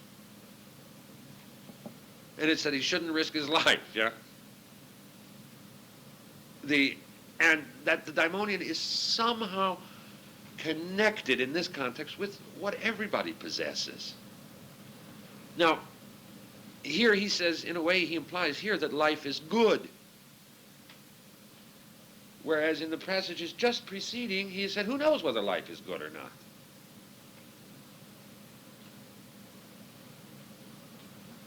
Now, what does this mean? I mean, you have a choice of saying, Plato's hopelessly confused, or there's something emerging here. Well, the first thing I would suggest is, and well, of course, I take the latter. Point. I mean, you can't simply assume it, but it's fairly reasonable to assume that Plato wasn't that, so confused as that. Where have the ordinary duties that men have, the civil duties, come from? The laws and the gods. And that is what Socrates has learned to doubt. And that doubt would seem to leave us, in a skepticism which would make one unable to act. That seems to me I would have thought that the crucial function of the daimonion was was, for Plato, Socrates' recognition that whatever he's doing and whatever he's about is not simply arbitrary, even though the legitimation of his mission is not something that he can... But this has nothing to do with the mission as such. It just has to do with keeping him alive. This doesn't underwrite the mission. I mean, there's nothing here that says what you're doing is right. It just says stay away from what will endanger your life. The idea of him being a gift from the gods, and that that there's a certain sense to the city from the gods, and that there's a way in which he takes his cue, not simply from arbitrary, subjective, prudential type of... Yeah, but Fred, I mean, all I would argue here is that that the daimonion, you see, one is divine. I mean, there are these various stages. He's commanded to philosophize by the god, and that's the god underwrites, and I think that's a continuation of the same thing. But what philosophy leads to is universal doubt. And I would imagine universal doubt would have to apply also to the existence of the gods. But without going into that, here we have the first positive statement of something within him that he knows. This voice is, at this stage, at least identical with what we would call self-preservation, the instinct for self-preservation. The only thing I would suggest is that Socrates begins by a doubt of all received opinion. All received opinion is naturally a kind of divine opinion, but it strangely, what one always has in the beginnings. On the other hand, Yeah, Peter, could I finish just the line? Maybe because I mean, not that I want to stop questioning. It's simply that I was just about to make the point. My understanding would be that the way in which Socrates gives an indication of the way you can reconstruct nature as opposed to tradition. And nature tells us somehow life is good. Now that doesn't mean to say that merely staying alive would be he wouldn't say that's all of nature. But the daimonion, the Delphic god leads to doubt. The daimonion leads to a certain sureness, and there are both of those elements. And I would suggest that they are in this double direction: one, the doubt of the tradition on the one hand, and the turn towards nature as the standard, to judge positive law and act. Now, I'm sorry, Peter, go ahead. What was your question? You made the point that the daimon in this context, I presume you mean around 28 and 29, could be interpreted simply as self-preservation, but paradoxically, the passage in... No, the daimon is, 28 and 29, excuse me, yes, of course, yes. 29D seems to function almost the opposite way. This is a very free translation here, but it says that, and if you were to say to me in answer to this, we will not this time listen to anarchism and hear Socrates, we will let you go free, but on this condition... No, it's 31. No, the daimon isn't mentioned until 31. No, the daimon isn't mentioned until 31. I'm sorry, you stampeded me into it. No, did you want to say something more, Peter? This obeying the god rather than man here refers to the oracle, then, not the... Well, I mean, he just brings this guy, the god who assigned him his station. Yeah, that's... he makes his quest into a... The daimon causes him to... Yeah.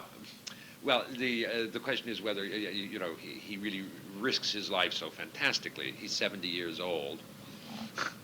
He could probably have gotten off this charge, if he had, been less, So what I say is that he, on the one hand, here shows himself to be the great citizen who risks his life. On the other hand, he has to have a way out of explaining why he wasn't a decent citizen, why he lived a private life. And the indication is that philosophy is somehow publicly relevant, but a private life. What is phenomenology? It is the virtue that is least agreeable, least connected with the clear perfection of the soul, and least in relationship to the end. And that's one of the reasons why Aristotle, you see very clearly from this very first one, why Aristotle has to make that connection. As I say, he won't do what Kant does, but he won't do what Hobbes does. He's a kind of middle ground, which is somehow lacks the theoretical attractiveness of one or the other, but which really, handles the thing. I mean, in many ways you can say, of course, the courageous man in many ways is happier, the man who can handle his fear and so on, but still, it's a problem. It's a very interesting discussion, of course, and it's the only place where he discusses false forms of a virtue. This is 5 false forms. I won't go into that now, but it's just then the discussion of moderation is always great fun, because also Aristotle's peculiar form of delicacy is there. You know, he discusses, you know, it has to do with food and sex, and he discusses almost only food.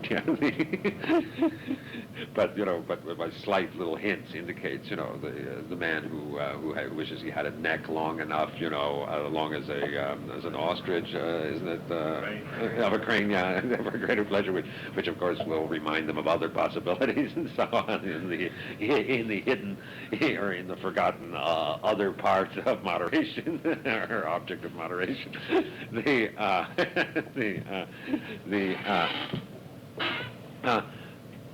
Now, but then why should liberality and magnificence, which seem to deal with external things, money, be higher than courage and moderation?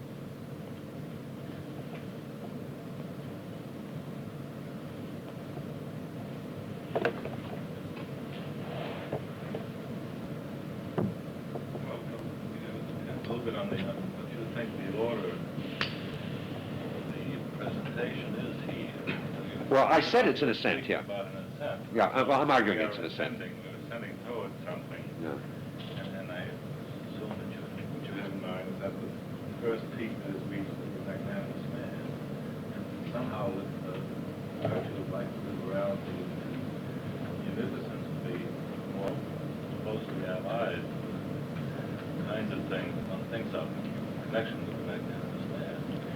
Yeah, that's in a way true. Although I always hate to, you know, to interpret things in terms of, and, you know, rather, you know, that he just because he had this particular intention. I think it's also in the nature of the thing, because it has to do with benefactions, you know, treatment of others. You see, I mean, it is you see, it is a way getting beyond the body.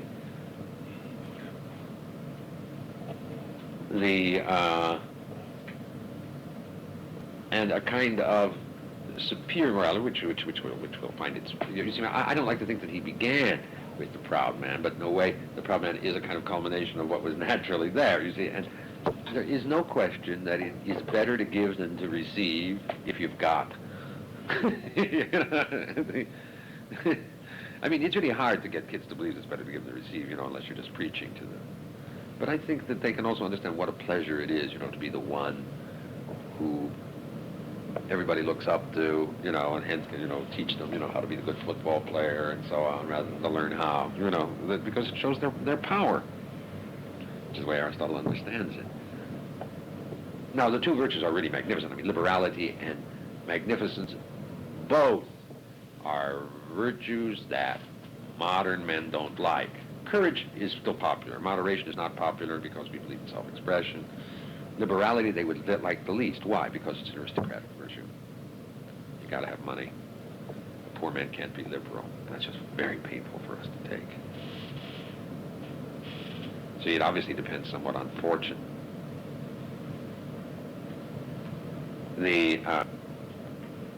Aristotle doesn't concentrate on that fact, that's true. Then magnificence is even worse because you're going to have a tremendous amount of money. And the characteristic activity of the magnificent man is to build temples. And of course, implied in all of that when you discuss it, of course, is what is the purpose of the moral life? In one sense, you choose morality for its own sake, or for the sake of the noble. You do these things simply because they're the right thing to do. But if a man has moderation and courage and money, what is the real satisfaction? The only connection with eternity is somehow by way of the gods, and in a way imitating the gods, or at least being the greatest of the citizens, building a temple to the gods. You know, what do people usually do with great sums of money, great men? They build themselves. Well, first, you know, they want automobiles and TVs and airplanes, you know, and so on. But once they have exhausted all of that, which is so petty, what can they do? Leave a great monument to themselves, which is somehow connected with eternity, and it's the only connection of the gentleman with eternity. The gods and building up beautiful things to the gods. And this is Aristotle's expression of that. Then comes the extraordinary discussion on pride, which I shan't go into. I mean, you all know that passage, I'm sure, but it's a marvelous description of a type. In a way, it's a very selfish type. But it's the grandest type, the man who says, I should be first, and who by saying he should be first, this would be absolute anathema to everything today. It's the elitist, the man who says, who deserves to be first, the man who loves beautiful but useless things, who won't run because nothing is important enough, who gets honor but who despises it. And his true goal is honor, which seems to us wrong, but that's what produces a certain kind of grand ambition and hence grand activity of the virtues. See, when we say morality, we usually mean things that are accessible to all people, what every decent man can have, and that's fundamentally courage, moderation, perhaps, willingness, or charity as opposed to liberality. Those would be the virtues that most people say because they're accessible to all. But Aristotle would say, take a man like Alcibiades, who was a rascal, and then take an ordinary decent man. Which do you prefer? Now, I think we all formulaically say we prefer the ordinary decent man, but I don't believe it. Alcibiades is a rascal, but he shows certain human powers that just can't help but admire. Those human powers tamed and given, a proper direction seem to be part of human perfection too, and that's what the proud man is. It's taken seriously, the phenomena that motivates a certain kind of man who we find dangerous. And you can say the biblical tradition finds him dangerous, but also the moderns picking that up from a very different point of view from the Bible, because these men start wars. These men insist upon being honored, which means to say they'll fight those who don't honor them. And there are a couple of little problems about the proud man. In a way, this seems to be the peak of the moral life. But in the first place, he seeks for honor, but in a way he despises it. So the very end, you can see it has something empty about it. You can see that beautifully characterized in Shakespeare's Julius Caesar. Caesar, who's conquered the world, is bored. It really isn't an end which is in itself satisfying. And the second thing, and the more interesting one from this point of view, is he has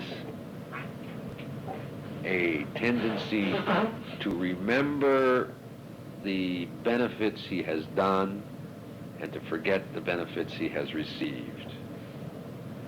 This is what, if you go to ask Zeus for a favor, you say to him, now, you don't say to him, well, I did this and this for you, and you owe it back to me. You say, Zeus, you did this for me, now do this for me.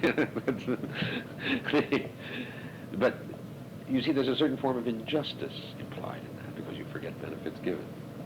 Since the character of the proud man is to show his independence of necessity. He can play the role of the god. So, Book 5 on justice, it turns out, you see, there are two peaks of the moral life. Justice, which has to do with doing good for others and remembering benefits and paying them back. I won't say anything more than that. And magnificence, or, no, not magnificence, excuse me, pride, I would call it, greatness of soul. Pride, which forgets benefits, which takes oneself seriously, which is self-oriented. And those two are slightly different things. And you can say that two great traditions of morality, of moral problem, are represented in these first 5 books. One is the simple virtues of ordinary goodness and the heroic virtues, or the grand virtues. And the other is magnanimity versus justice. And you can say the moderns tried to simplify that in various ways, usually by choosing goodness and forgetting the heroic virtues in that opposition, and on the other, like Hobbes, choosing justice, or like Descartes choosing magnanimity, but mostly justice, and justice meaning, the social virtues, as opposed to the virtues of self-perfection. But for Aristotle, those two are at a tension, you see. It is a presentation of the whole of the moral phenomenon. Now, Book 6, obviously have to rush through. Yeah. It's amazing about Aristotle. I thought I didn't remember a thing, and I don't remember very much, but it's taking me longer than I thought it would. The Book 6 deals with the natural extension. Well, you have to have the virtues. Well, the virtues are nature. You have to have the proper nature for it, habit, but then you have to have the principle of choosing. So you have to discuss prudence. But as soon as you discuss prudence, you're in the intellectual sphere, and when you're in the intellectual sphere, you have to realize that there are two virtues, prudence, two intellectual virtues, prudence and wisdom, which deal with different things. Aristotle makes a fundamental distinction: the prudence which calculates towards the ends, and wisdom which understands nature and the whole of things. And you see, Aristotle's whole moral philosophy, you can see, somewhat stands on the fact that there is a separation between prudence and wisdom, that the moral life has an independence, a certain independence, at least from the theoretical life. That's one side of it. Second place, that there is prudence, that there isn't a simple moralism, obey the commandment simply. Every moral rule, I believe, in Aristotle can be broken somehow in the name of prudence. There are no simple rules like the Ten Commandments.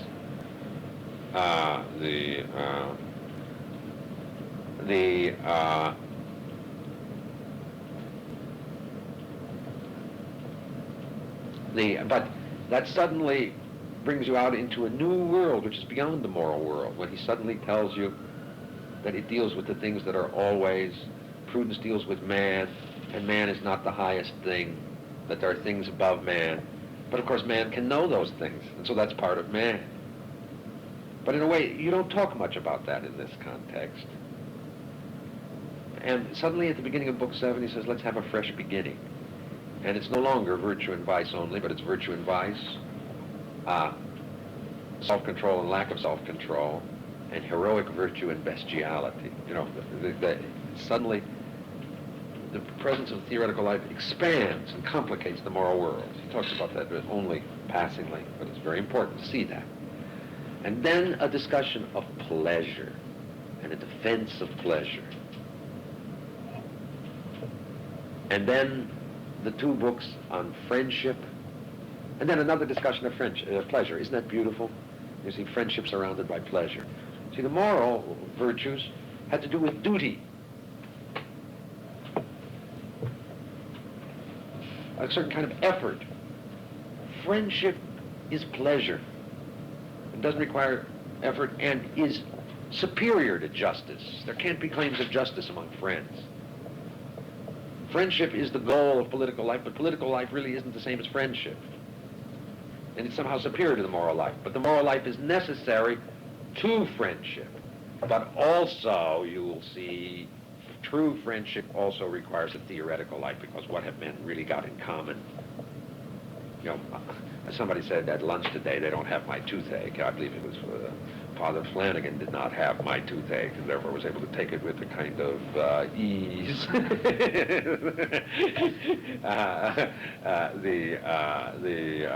The ease of science, yeah. But Father, and he could never have my toothache, nor I his. But what we can have is we can have the same vision of things, the same understanding. It's the only thing men really have in common. When you and I are concentrating on the same problem in mathematics and understanding it, we're one. Even if, two people, today, the only form of community is making love. But of course, if the two people are having their own pleasures, this is the only community, and that's really ultimately the only basis of friendship. So the discussion of friendship provides a link between the moral life and the theoretical life. And it is a basis on which the ordinary gentleman can understand something of the theoretical life, transcends ordinary morality. There's a gentleness and so on about friendship. Now, that passage on friendship should be read with the greatest of care with them, and the greatest, because it really is I mean, it shows how reasonable Aristotle is, you know, and I mean, the peak of it, I just want to read you, you know, the passage that I find most moving, and it doesn't really mean much if you, well, there are two passages.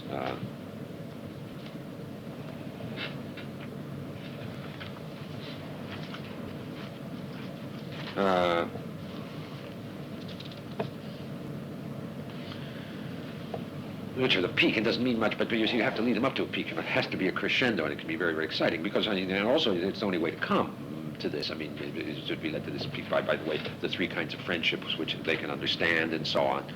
But then, you know, he talks about why men prefer doing benefits than receiving them. You know, this is just, well, this is not the peak passage, this is 9.6, but, or 9.7, but the 9.7.3. 972, but this is not the best I want to concentrate on. But it might be held that the real reason lies deeper.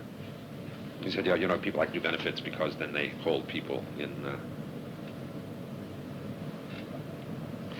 how should I say, in debt. You see, and Machiavelli, from a political point of view, says it's nonsense to make benefits the basis. Fear is much surer tie, you know. But he says, but it might be held that the real reason lies deeper, and that the case of the creditor is not really a parallel. With him, it is not a matter of affection, but only of wishing his debtor's preservation for the sake of recovering his money. Whereas a benefactor feels friendship and affection for the recipient of his bounty, even though he is not getting anything out of him and is never likely to do so. I believe this to be true. I really do think we love our children more than we love our parents. That we love our students more than our students love us, if we're decent teachers, which is a sad situation, by the way, if you think about the situation, you know, for ourselves. The same thing happens with the artist. Every artist loves his own handiwork more than that handiwork, if it were to come to life, would love him. Isn't that marvelous? This is perhaps especially true of poets who have an exaggerated affection for their own poems and love them as parents love their children. The position of the benefactor then resembles that of the artist. The recipient of his bounty is his handiwork, and he therefore loves him more than his handiwork loves its maker. The reason of this is that all things desire and love existence. But we exist in activity, since we exist by living and doing. And in a sense, one who has made something exist actively. So he loves his handiwork because he loves existence. This is in fact a fundamental principle of nature. What a thing is potentially, that its work reveals in actuality. So from the point of view of selfishness, but a selfishness based upon a more elaborated notion of the soul, he's able to derive the basis of benefaction. I mean, it's so beautiful. I mean, and it's so true. You know, I mean, there's no moralism or, you know, talk about, you know, empty altruism or something in that. But the love of one's own existence causes one to and then it would seem to transcend into the dualism between altruism and the absolutely. You know, absolutely. And this is what they have to understand, because they come up with these vague formulae that don't mean anything to them. And then he goes through this question of whether one should have friends. Now, first, that one has to love oneself, and one is one's own best friend. And then he has to raise this question of why you need friends. In a way, gods don't need friends, but at the same time we would say that a man who had no friends would be unhappy. Again, if we examine the matter more fundamentally, it appears that a virtue, this is 9.9, or 9.7. Again, if we examine the matter more fundamentally, if it appears that a virtuous friend is essentially desirable for a virtuous man. For as has been said above, that which is essentially good is good and pleasing in itself to the virtuous man. And life is defined in the case of animals by the capacity for sensation, in the case of man by the capacity for sensation and thought. But a capacity is referred to its activity, and in this its full reality consists. It appears therefore that life in the full sense is sensation or thought. But life is a thing good and pleasant in itself, for it is definite, and definiteness is a part of the essence of goodness. And what is essentially good is good for the good man, and hence appears to be pleasant to all men. We must not argue from ambitious and perhaps I'll look for that. There it is. There we go. And if one who sees is conscious that he sees, one who hears that he hears, one who walks that he walks, and similarly for all the other human activities, there is a faculty that is conscious of their exercise. So that whenever we perceive, we are conscious that we perceive, and then whenever we think, we are conscious that we think. And to be conscious that we are perceiving or thinking is to be conscious that we exist. For existence, as we saw, is sense, perception, or thought. And if to be conscious one is alive as a pleasant thing in itself, or life is a thing essentially good, and to be conscious that one possesses a good thing is pleasant. And if life is desirable, especially so for good men, because existence is good for them, and so pleasant because they are pleased by the perception of what is intrinsically good, and if the virtuous man feels towards his friend in the same way as he feels towards himself, for his friend is a second self, then just as a man's own existence is desirable for him, so, or nearly so, is his friend's existence also desirable. But as we saw, it is the consciousness of oneself as good that makes existence desirable, and such consciousness is pleasant in itself. Therefore, a man ought also to share his friend's consciousness of his existence, and this is attained by their living together and by conversing and communicating their thoughts to each other. For this is the meaning of living together as applied to human beings. It does not mean merely feeding in the same place as it does when applied to cattle. If then the supremely happy man existence is, you see, the point is that one sees in one. Well, I mean, I didn't get the right line here, but the friend is like a mirror of oneself. One can't see oneself. So the friend extends our consciousness of our own existence. And that's the deepest cause. That is so beautiful, you know, when really developed, you know, it's the phenomenon of friendship. All right, I won't say anything more about that. Book 10, again, the discussion of the profounder discussion of pleasure. And he asserts, of course, that there are pure pleasures. That's what's denied by Hobbes and Locke. That's the reason my work isn't awful. Because, you know, what do you want? You see an apple on a tree. In order to eat it, you got to pick it. That's painful. It's work, yeah.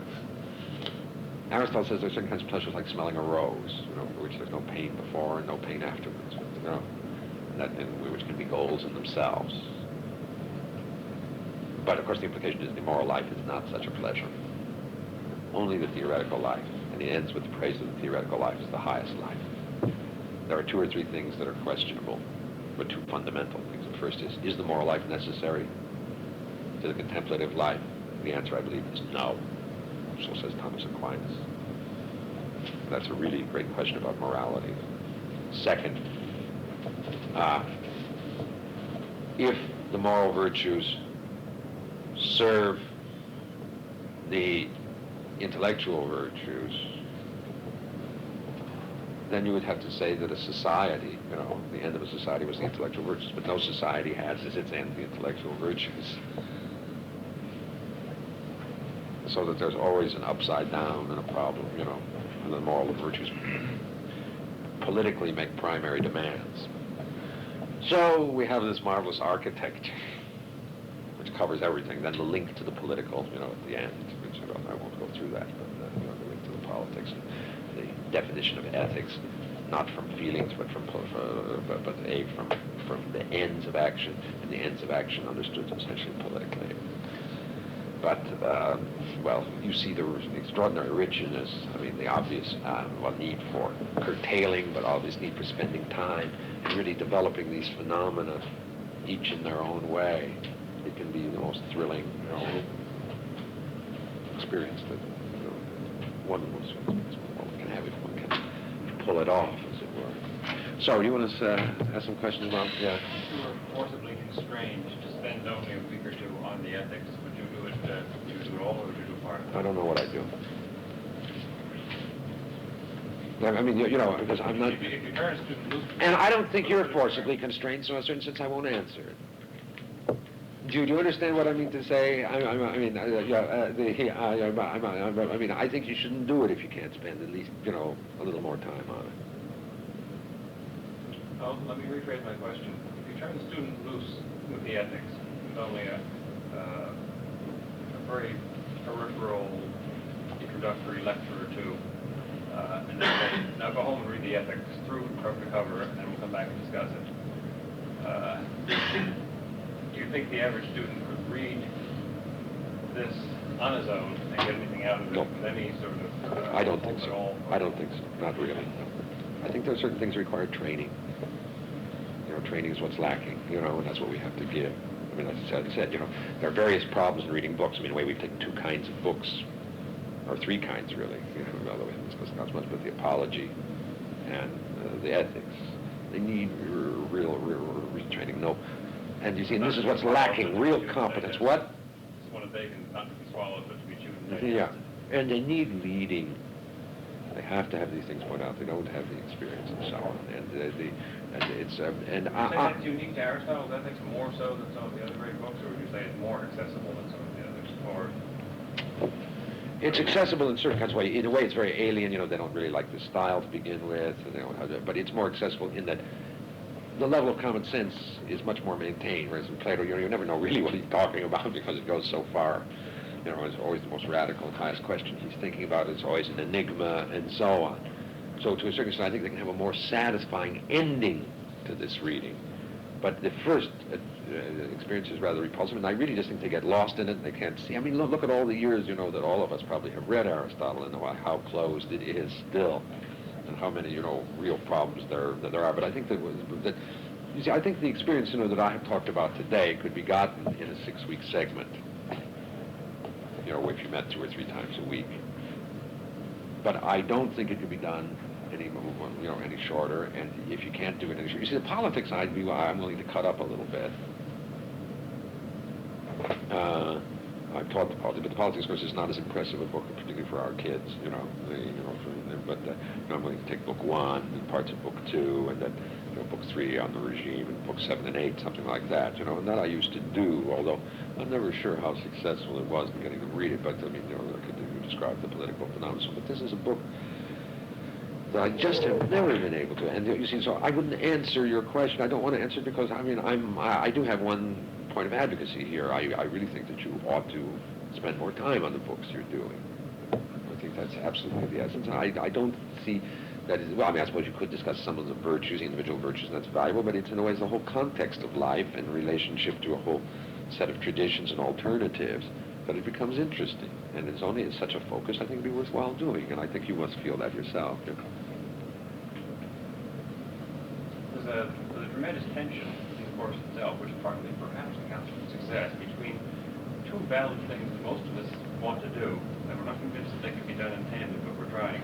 One is the really deep confrontation with at least some parts, at least some text, and at least some great books, and the other is this broad historical perspective. I think you get both my way, to be perfectly frank with you. I don't think the broad historical perspective is that important. I mean, I think that if a person knows one book well, innocence doesn't make any difference. He's going to pick up the other things later, to be perfectly frank. I think it's easier, much easier to get that broad, superficial thing, you can tell them all the names if you want to. That'll make them happy. Yeah, it is that on the basis of the experience of one, which leads into the others, then you suddenly know what the issues are. Yeah, and the other, you're completely what? That works especially well in certain key terms, and they've changed throughout history. What reason means, what virtue means. You have to in order to keep individual, give them some sort of but you see, historical- if you took this, what I suggested, say, if you made it a course into ethics, you could take 5 or 6 books, and then everybody else is somehow derivative from those things, and then you can mention the other names, how they fit in schematically, in relationship to this. And I think that you do that. But the other way, the way you do it, I don't think you get this. I just don't think you can. I'm persuaded of it. And I'm persuaded of the necessity, the most important thing. And you see, I don't think they read, and I don't think they know how to read, even in the very simplest sense. So, I mean, in a way, I'd like to say that we can't have an argument because, I mean, I win simply because of this necessity from the very beginning. And then after that, once you've done this, then you can argue about the broader sweep and so on.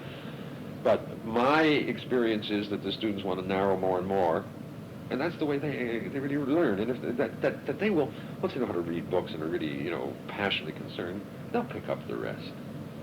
The general knowledge is very secondary. That's a very academic thing. The interesting thing is life and the effect on life and so on. There may be actually a bit of philosophic disagreement involved in the 2 perspectives too. I don't think I'm sure there is. Historicist in a Hegelian sense, but the evolution of consciousness seems to be a really interesting story to sell to the students as a means of approach to some of those great. But I would argue that the evolution of consciousness, one only becomes aware of that evolution of consciousness if one gets a very strong perspective outside of one's own consciousness. Yes. And I think that only comes again by this way. To say and I'm not sure that our evolution of consciousness is not a decline, and so on. I mean, you see, and that's how I leave those questions open in this way. You see. Does anybody want to talk about either what I was saying about the text? I mean, does it seem a plausible general orientation? I realize how general it was, so it wasn't very satisfying. Or about the course, because I'll be leaving you, and I really do. I now feel a certain involvement in your common enterprise. If you you were teaching, let's say, Aristotle and Kant ethics, whether in one course context or another, to what extent would you make comparisons beyond the obvious virtues of self-reward versus virtue for happiness? I would do it a good deal. I mean, I frequently do it. I frequently mention it. You know, I'm constantly, just as I refer to their experience, and so-and-so says this, so-and-so says that. I mean, they have to be aware of the difficulties. Aristotle's constantly raising them, too. I would do it constantly.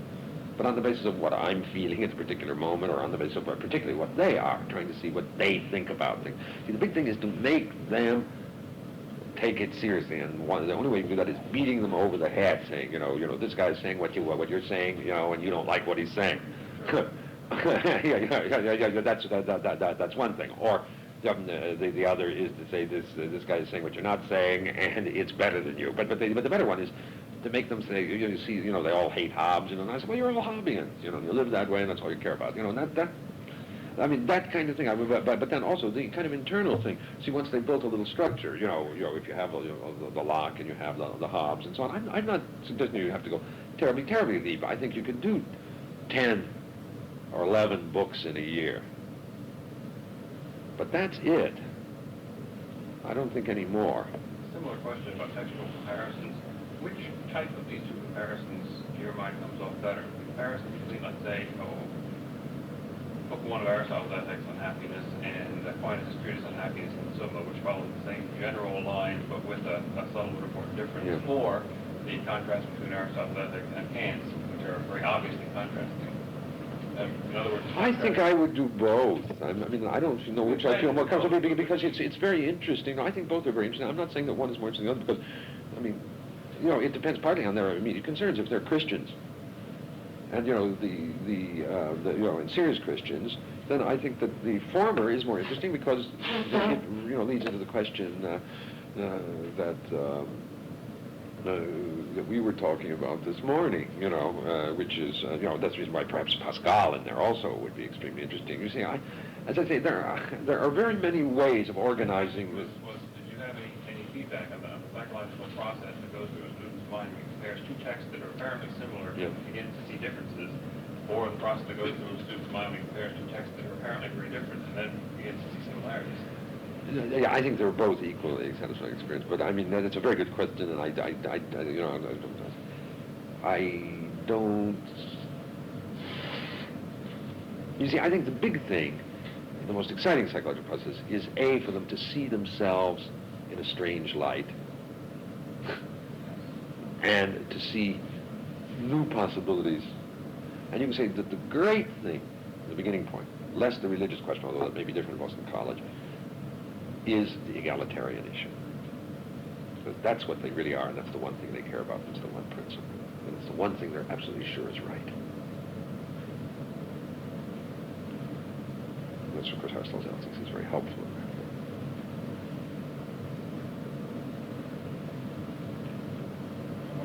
How much do you go into that question of the status of morality in the ethics of Aristotle? Is that what you try to get across to them? Well, that's a very dicey question, because you don't want to make them immoral.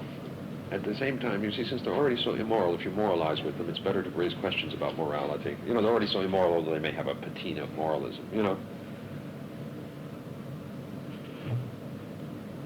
And you can say I try to run a kind of dialectic which is sometimes less successful than I think, you know,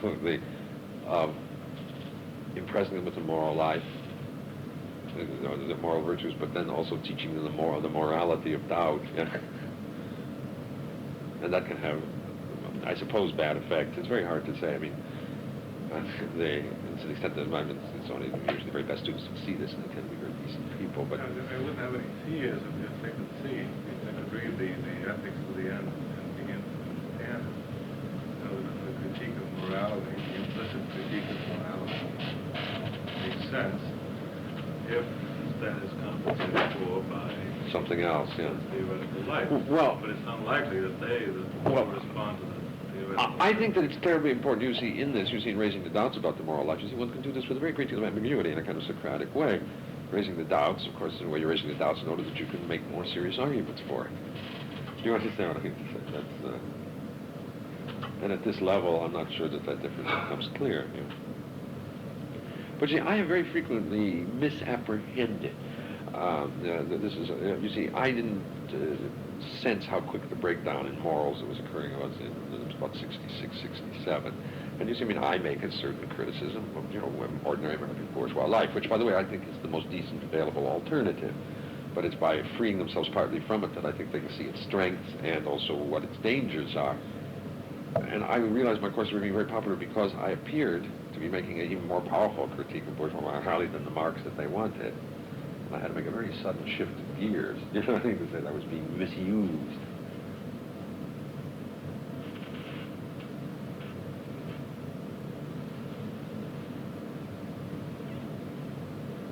Well, I think I probably had better get, you know, because I might have kind of packing to do. But if there's something, if there's any last words, I'd be glad to.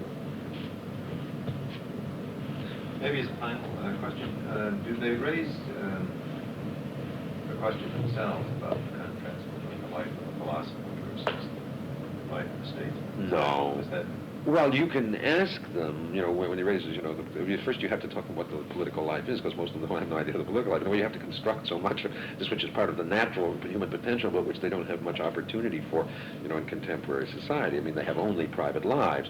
And the life philosopher doesn't mean very much, but when you see Aristotle chooses political life, you know, in that early section, you know, to discuss why not the contemplative life. And then that, you know, if they've read the Apology, or you can raise it. But no. I mean, you know what, you have to make them aware of the contemplative life. That's what we would say the great problem of liberal studies. And this is one of the ways of doing it. Aristotle does it. This is what Aristotle's doing. He's taking men who are not contemplative and making them aware of the contemplative life by way of, not by saying you have to leave the contemplative, but by the way of their very moral virtues. I mean, he does it quite subtly. Their moral virtues, then he leads them to prudence, and then mentions, you know, the theoretical life, and then raises friendship, which is an experience they also have. That may be one of the most fruitful approaches. I hadn't thought of it exactly in that way, sort of focusing more on the treatise on friendship. Oh, there's no question. But the treatise on friendship is only interesting after one has developed the idea of the virtues. I mean, I really do think one has to go through the whole book. I mean, I'm going to be very intransigent in that. I mean, you know, I mean, you have to forgive me. I come from the outside. I don't recognize, you know, the very problems you have in the course and so on. But I have a view of what a course ought to be, not in its particular content. But I do believe there's a certain method, and I believe it's one that they'll go for, and it's really, and that is, I don't want you picking and choosing. You know, I mean, I don't think you have to read the whole about it. I think book one will do for the about. No, well, I didn't mean that. But emphasizing that. I think the ethics could be the focus for the whole course, but the treatise on friendship is somehow the swing point, you know, between, you know, the various, you know, I mean, it's very hard to explain friendship, the phenomenon of friendship, in terms of modern psychology. You know, you can explain the other virtues, but not friendship. And the simple fact is, people don't have friends anymore. The block that one might call modern natural right, you know, you can divide the history of political philosophy, I mean, very easily, very simply, into three periods. You see the ancient natural right teaching, the Socratic foundings, the modern natural right teaching, which, well, essentially Hobbes, Locke, and Rousseau, the state, what we know as the state of nature, and then the historical school, or historicism. And I believe that there are really only those three. Within them, of course, there are great divergencies, but you say that each of those three schools begins with the same fundamental premises, the same fundamental problems, and tries to elaborate a specific understanding of nature, or, well, in the case of the most modern school, of history. This segment of Hobbes, Locke, Rousseau, with Machiavelli as its underpinning, is not the most modern school, nor even the most influential in the way of thought, but it is the school upon which liberal democracy is founded, our institutions, and therefore it's of the greatest importance. And my argument, of course, is that Machiavelli is the most fundamental figure in that school, even though he's largely not understood to be a member of that school, but that he provided the fundamental, I don't want to use the overworked term, revolution that brought about the new teachings of natural right or natural law as opposed to the old. You may be surprised. I mean, usually the way of dividing political philosophy is ancient philosophy, medieval philosophy, and modern philosophy. But my understanding, at least within the political, is that medieval philosophy does not differ essentially from the ancient. I think that's the way they understood themselves, to the extent that it's political philosophy. I mean, obviously, to the extent that it's Mohammedan, Christian, or Jew, certain adaptations had to take place, but that, what you might call theological or question of faith. But in terms of what the good regime is, what natural right and natural law are, they essentially understood themselves simply to be following or adapting, Aristotle. I think it's always wise to follow men's own self-understanding until you find that it's inadequate. And this was the view that was held by, as I said, people like Thomas or Averroes or Maimonides in the first place, and in the second place, their opponents regarded them as essentially the same as the ancients. So I don't think that there is that same kind of fundamental break. There's a fundamental new problem, of course, the biblical revelation that occurs between ancient and medieval thought. But that was not the question of political philosophy. The question of political philosophy is what's the good regime. And therein, I don't think that there is a fundamental distinction. If you want to discuss that, I could stop on that issue for a moment. But that is the way in which I understand it, that somehow there is ancient philosophy in which ancient political philosophy in which medieval would be one subsection. I believe that's the way Machiavelli took it, as well as the practitioners themselves. Would you agree with that formula, Ernest? You know that infinitely better. That the whole Christian medieval period provides no input into the foundations of the modern Yes, I would. I do not believe that school. I don't know enough about it. I mean, obviously, certain sorts of things started happening. I mean, practical things. With the usual thing that's pointed to is representation. But I believe that the meaning of what a representative is entirely different. I mean, a representative was somebody who went to the king to ask for something, not as a bearer of legitimacy. And I think that requires, that we can discuss when we come to Hobbes and Locke. I think that absolutely that was a crucial transformation. There's always a desire to see all good things in one's own tradition.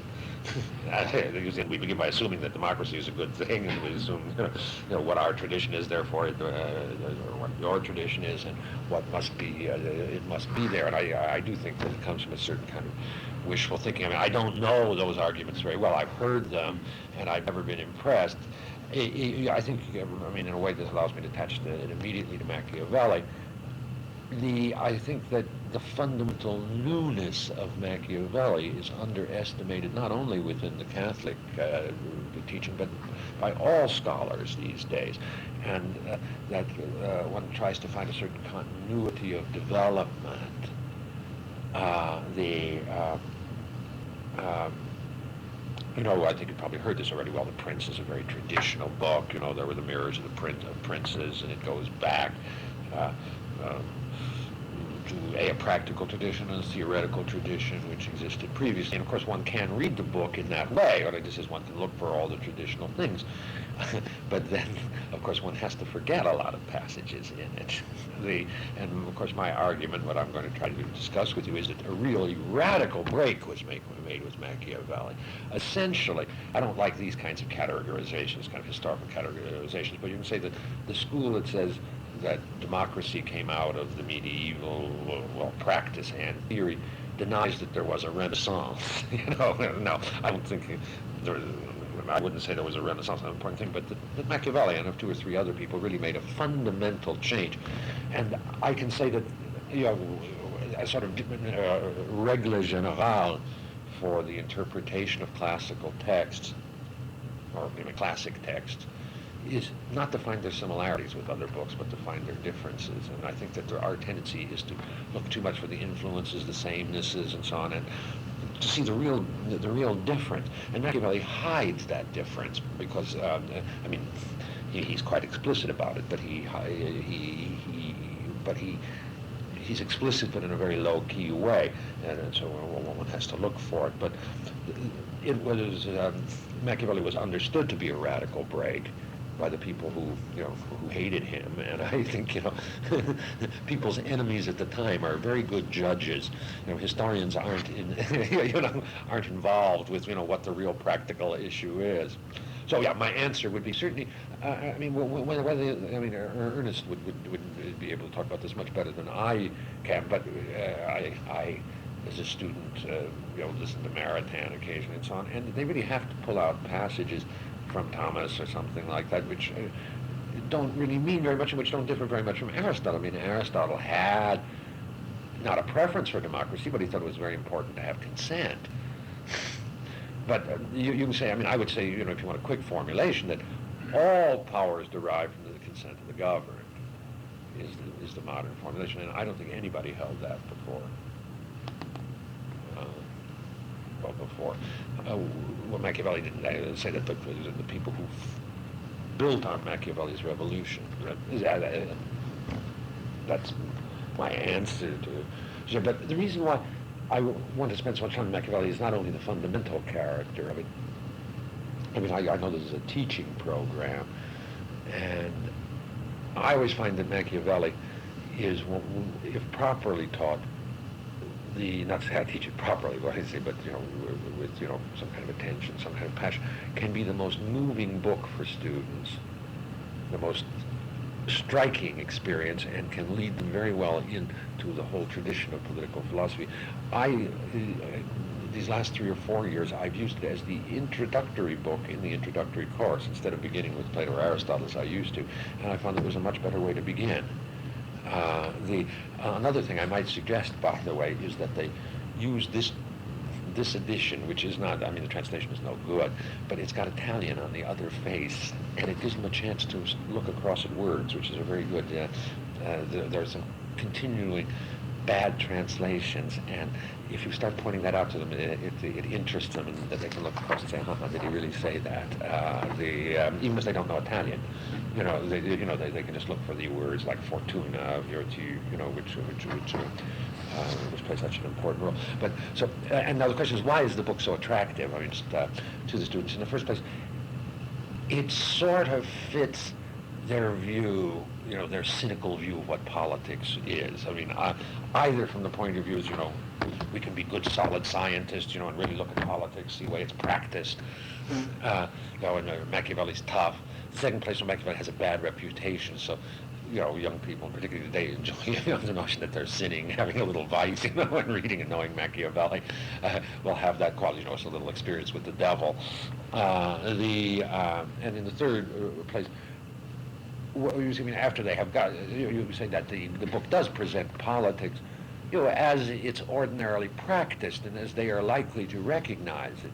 And then as they're reading it, in a way, what seems commonplace, they realize is an interpretation, a very strong interpretation of the phenomenon, for which there are alternatives. I think their usual way of looking at things, well, there are these people up in the air like Plato, who have very nice motives, and then there are the hard realists like Machiavelli. But it's in a way, by way of Machiavelli, that you can see that Plato is more realistic than is thought, and perhaps even more realistic than Machiavelli. Once they see what Machiavelli is doing, how radically, in a way, idealistic Machiavelli was. So it's a combination. They get a real view of politics that they recognize, and then suddenly they realize that view of politics that they have is one that's been very much affected by Machiavelli, that they themselves are pupils or students of Machiavelli without having known it. That's a very interesting experience for them. Their first understanding usually is, Machiavelli is the founder of either tough power politics or of Hitler or something like that. But when you can easily show them that Machiavelli is much more the father of a certain kind of liberal democracy, which most of them accept, that comes as a big experience for them. And that opens, you see, when you begin with Plato and Aristotle, that's so distant from them that, you know, that even if they're sort of interested in it, it's really very academic, whereas the Prince can really grab them.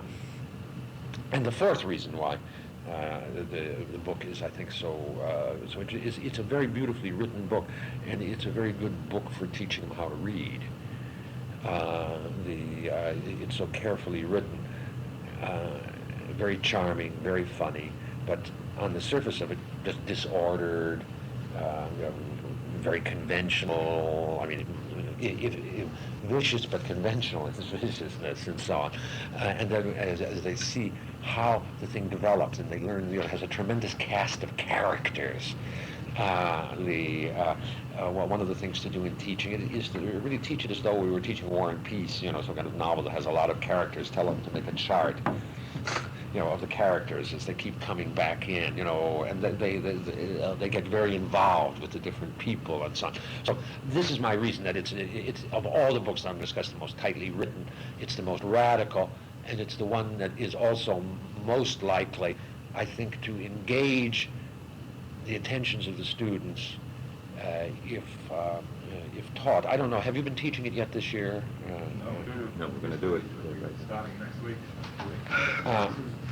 So what I'd like to do is just go through it with you.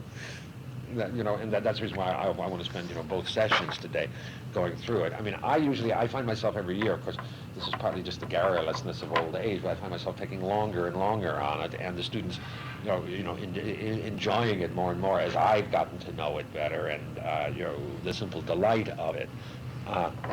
So I'd just like to go through it, and please interrupt when you have difficulties. Is anybody lacking a text? No, I can't do anything about that. But Maybe we could, Brian and I will share this. Yeah. If I can't mark it, it's not going to be that much. What? If I can't mark it, it's not going to be that much use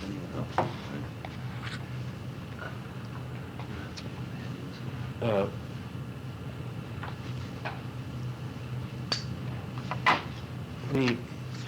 The very title is of some interest. The Prince, and the word, what the Prince is, isn't clear, and it keeps changing out the book. But usually the book about, but the simple first meaning is, of course, a single lone ruler, and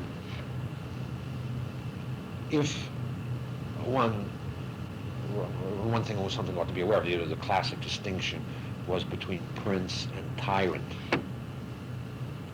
or king and tyrant, prince and tyrant, the legitimate versus the illegitimate, or the good versus the bad ruler. And a characteristic of the prince, the book The Prince, is that the distinction between prince and tyrant disappears. I mean, everybody's a prince who rules. And the reason why, this, somebody might say, well, Machiavelli just wasn't talking about that, but in his other book, the Discourses, of course, he maintains the distinction. So this book, in a way, begins by a kind of indifference to that question, which was, the moral way of looking at rulers, the prince versus the tyrant. And people he calls princes here, in the Discourses, he calls tyrant. Let me say, by the way, in case you have this problem, there's always some wiseacre in class who's read a Will Durant's history of philosophy or something, and will tell you, well, why are you reading this, not the Discourses, or the Discourses? Here he was more radical. But what he really wanted was democracy, as you can see, or republicanism, as you can see from the Discourses. Don't be intimidated by that.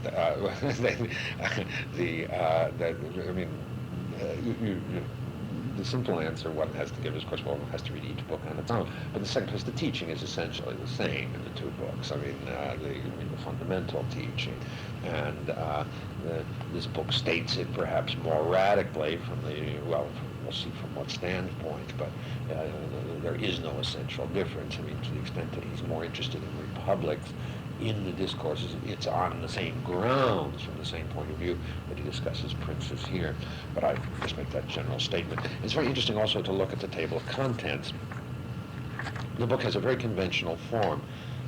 The headings are in Latin, and the body of the text is in Italian. And if you read the chapter headings, looking at the table of contents, every one of those chapter headings, you wouldn't have any idea that this is a very nasty book. That they're very conventional sounding, on the civil principality, whether it is better to be loved than feared, or the opposite. You see, he doesn't say it's better to be feared than loved, which is what he says in the body of the text. But you see, anybody who just leaves through would see a very conventional book. And that's part of his way of teaching. He's not an immoralist in the straight-out way.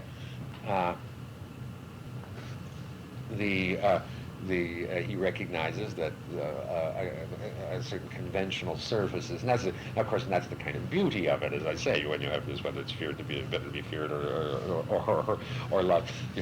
He makes it. You assume, of course, that he would say it's better to be loved, and then the kind of humor comes about that it just becomes doctrinal that it's better to be feared, and that's something of the style of the book. Could I withdraw just one step again to say something about the general reputation? There are, I suppose, three great schools of opinion about what Machiavelli is. And the students, to the extent they've heard of Machiavelli at all, of course they all have heard of Machiavelli somehow, I suppose. I don't know. Has everybody had anything else? Some of them haven't even heard the name? No. Yeah, because that's... You really had that? Because usually, it's, Mission requirements are lower. Yeah, well, no, it's not that they know anything. I don't assume that any students know anything any place. But it's just that that's in every newspaper and so on. But I suppose they don't read the newspapers as much, Not that part. Well, even the sports pages would speak of the Machiavellian Walter O'Malley. What? Not in Boston. I've never seen it. The sports writers tended to be very florid. That's the experience. Yeah.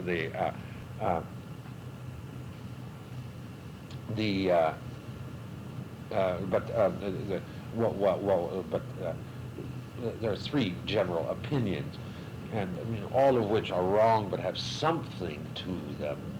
And one shouldn't get stuck on one or the other. And to the extent that students are stuck on one or the other, one really has to keep disenchanting them with that one.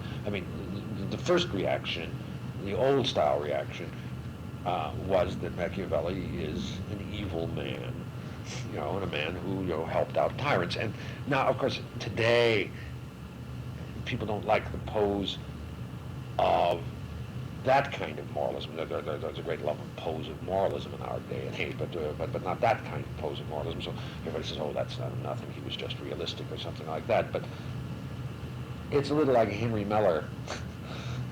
Henry Miller lost all his charm when sex got to be so easily talked about. In the same way, Machiavelli would lose his own intention if everybody said, well, the world is tough, there shouldn't be more moral considerations, shouldn't guide politicians or something like that.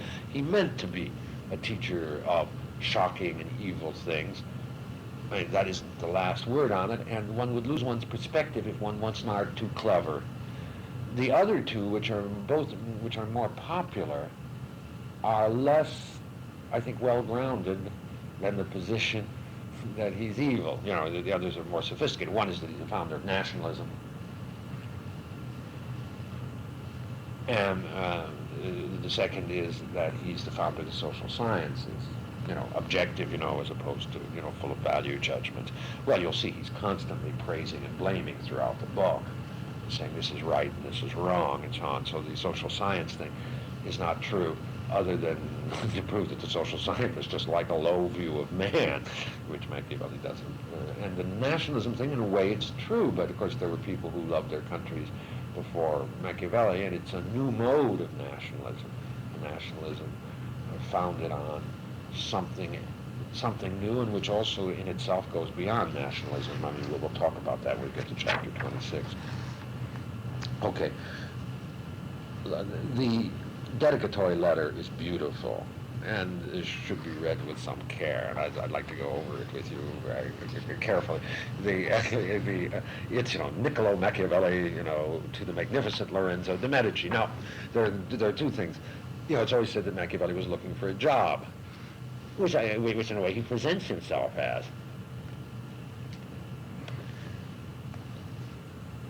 Now, and that's the reason why he said to write the book. But the whole question is whether that exhausts it. You can say what one knows from reading the book, and you have to read the book in this way, sure. It is a book written to a prince. And therefore you have to be constantly thinking and reading it, not only what Machiavelli is saying, but what Machiavelli would be saying to a prince as opposed to a close friend, or to a Republican, to a Democrat or something like this. I mean, there's no question that he sets it in the context. Let's assume he's looking for a job. That's the way he presents himself. Well, the man who's looking for a job has to, do a certain kind of sales job. And in a way, he prepares you by this. Now, here's Niccolo to the magnificent Lorenzo de' Medici. Now, who do you think he's writing to? Obviously, Lorenzo, the great Lorenzo. But it's not.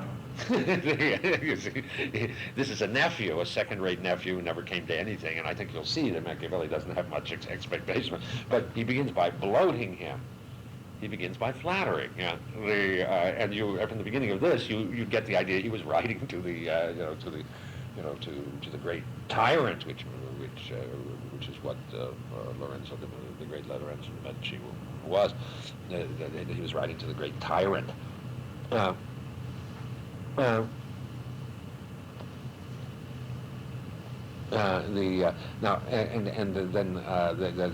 the first case of bloating, and he says it is customary in most cases for those who desire to win the favor of a prince. You see, this is an important thing. To present them, you see, that means to say that gifts are mercenary. That's it's, what is liberality to a prince? It's an investment. I mean, that's not a great activity of generosity. To present themselves to him with those things they cherish most, or which they know please him most. Now, you see, there are two criteria there. What they themselves like best, you give up the thing you have most, or you want to give what the prince wants. Hence, we often see princes presented with horses, arms, gold, vestments, precious stones, and similar adornments worthy of their greatness. Desiring then to offer myself to your magnificence with some proof of my devotion to you, I have not found among my possessions anything that I cherish more or value so much as my knowledge of the accomplishments, of great men. Now, what's the problem here? Do you see a certain kind of, excuse me for being sort of, this is the way in which I would teach it, and there's no reason why you shouldn't go through it in exactly the same way. I mean, what's the problem in the very presentation of the gift? Yeah. The prince is obviously not interested in knowledge as much as he is in wealth. It's flattering him to make him believe it. Well, he doesn't say that the prince is. I mean, there's a tension between the two. There's what the prince wants, and there's what Machiavelli has most valuable. And the only way in which the two could possibly have harmony is if what Machiavelli had was Machiavelli had a lot of money, and the prince wanted money, or Machiavelli had a lot of wisdom and the prince wanted wisdom. But that's, in a way, the great problem of the relationship between, power and knowledge. And that's the classic problem, that's Plato's problem in the formulation philosopher kings. And in a way, all that Machiavelli's revolution is already implied in the sentence, at least the implication, that somehow there's going to be a new relationship established between prince and advisor to prince, or power and wisdom. But he does this in such a charming way. He said, there are these two things, horses and money and so on, whereas what I'm giving is knowledge. It also shows, by the way, what Machiavelli stands for. Machiavelli himself was a great knower, as one will see, a strange kind. In the Jew of Malta, in the preface to the Jew of Malta, there's by Marlowe, there's a soliloquy by Machiavelli, which he says, "I hold there is no sin but ignorance," which is a very beautiful and very understanding statement about Machiavelli. But this is a funny situation. The point is, of course, he's giving the prince something the prince would probably have no interest in at all. That's and that's the problem.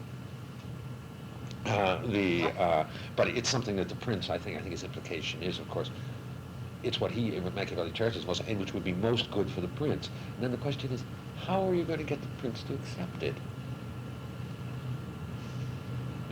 That's that you can say is the fundamental problem of Machiavelli.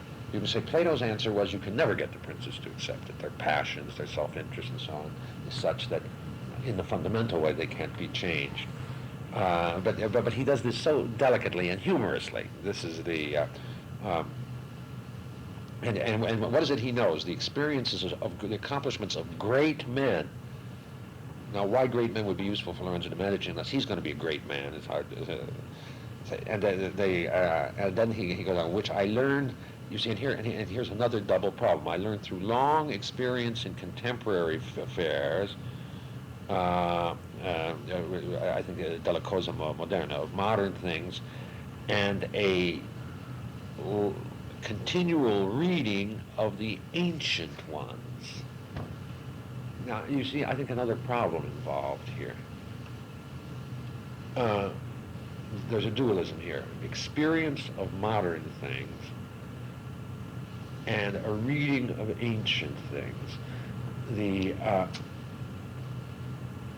Why would the experience of modern things not be enough? As you're going to see, this is going to become one of the great themes of the whole book, ancient modern. Why would the understanding of modern things not be enough? I mean, why would you have to read ancient things?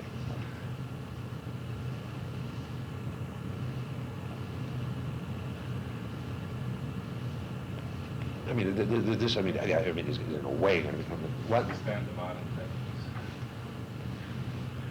things. Why? I mean, if human nature is always the same, why do you need?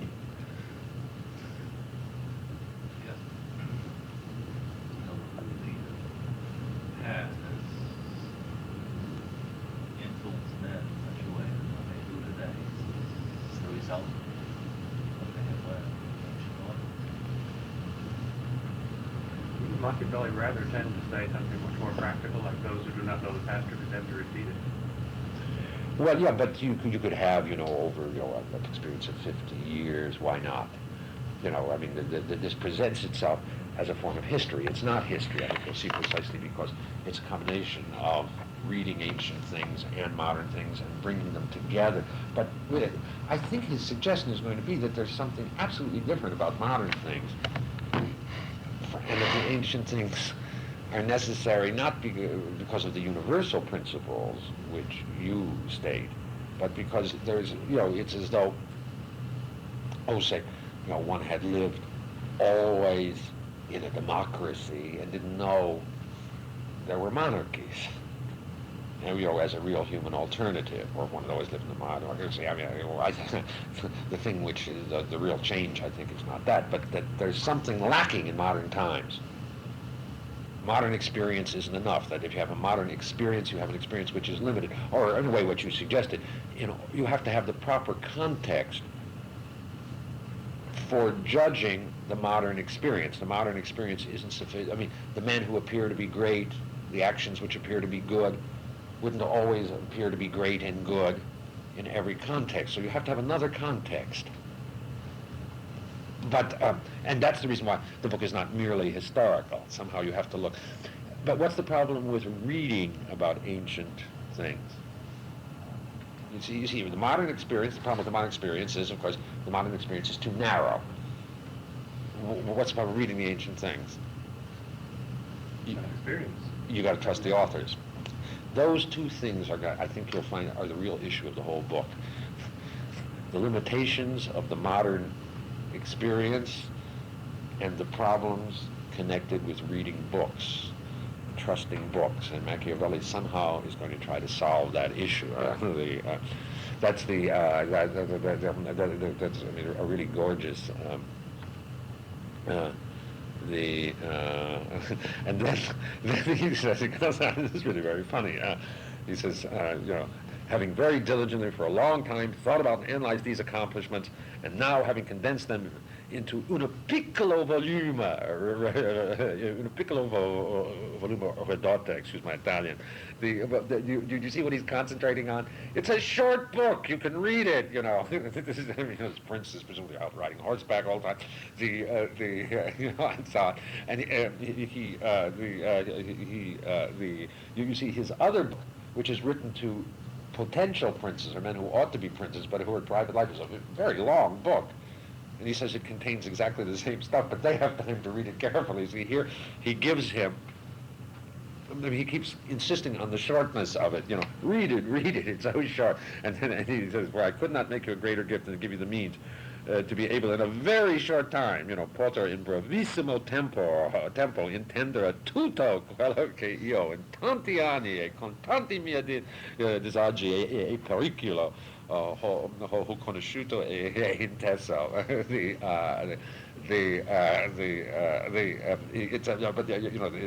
has a peculiarly funny ring. He keeps, if you realize the situation, he's trying to get him to read it. So I said, short. You'll understand everything I did. Now the question is that possible? I mean, it's like a Dale Carnegie course. Years of getting along with people, and I can do it for you in a week. And make you popular.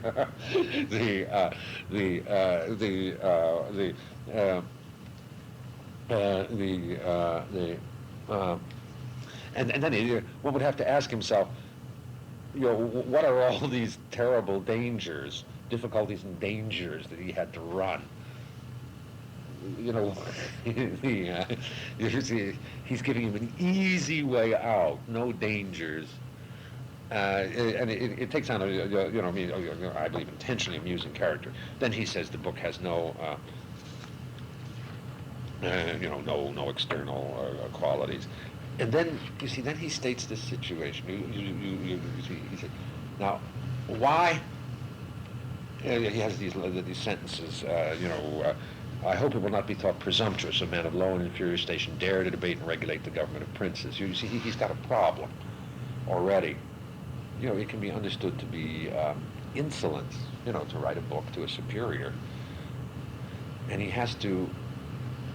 And it's not only insolence. I mean, what is a tyrant worried about always?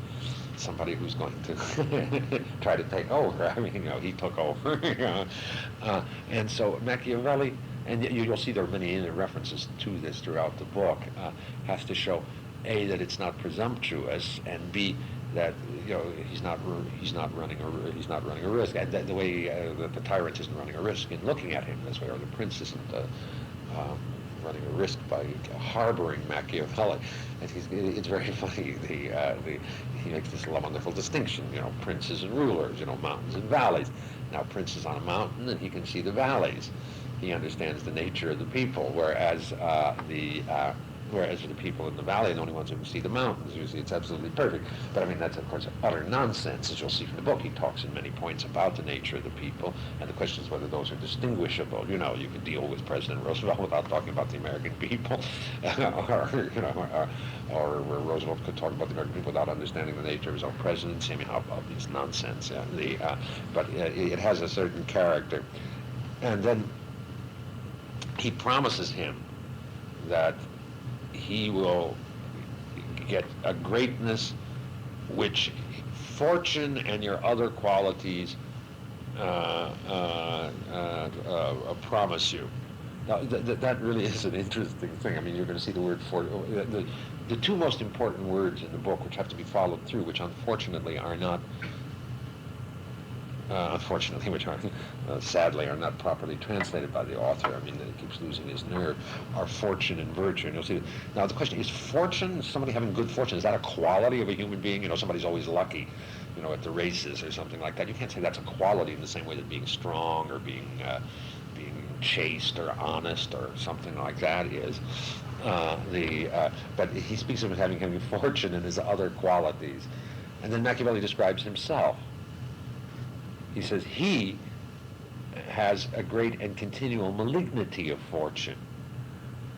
That's another, which seems to be something quite external. This is terribly important because it's in chapter 25, which is perhaps the most important theoretical chapter in the book. He discusses the whole problem of fortuna, fortune. But here in this very simple way.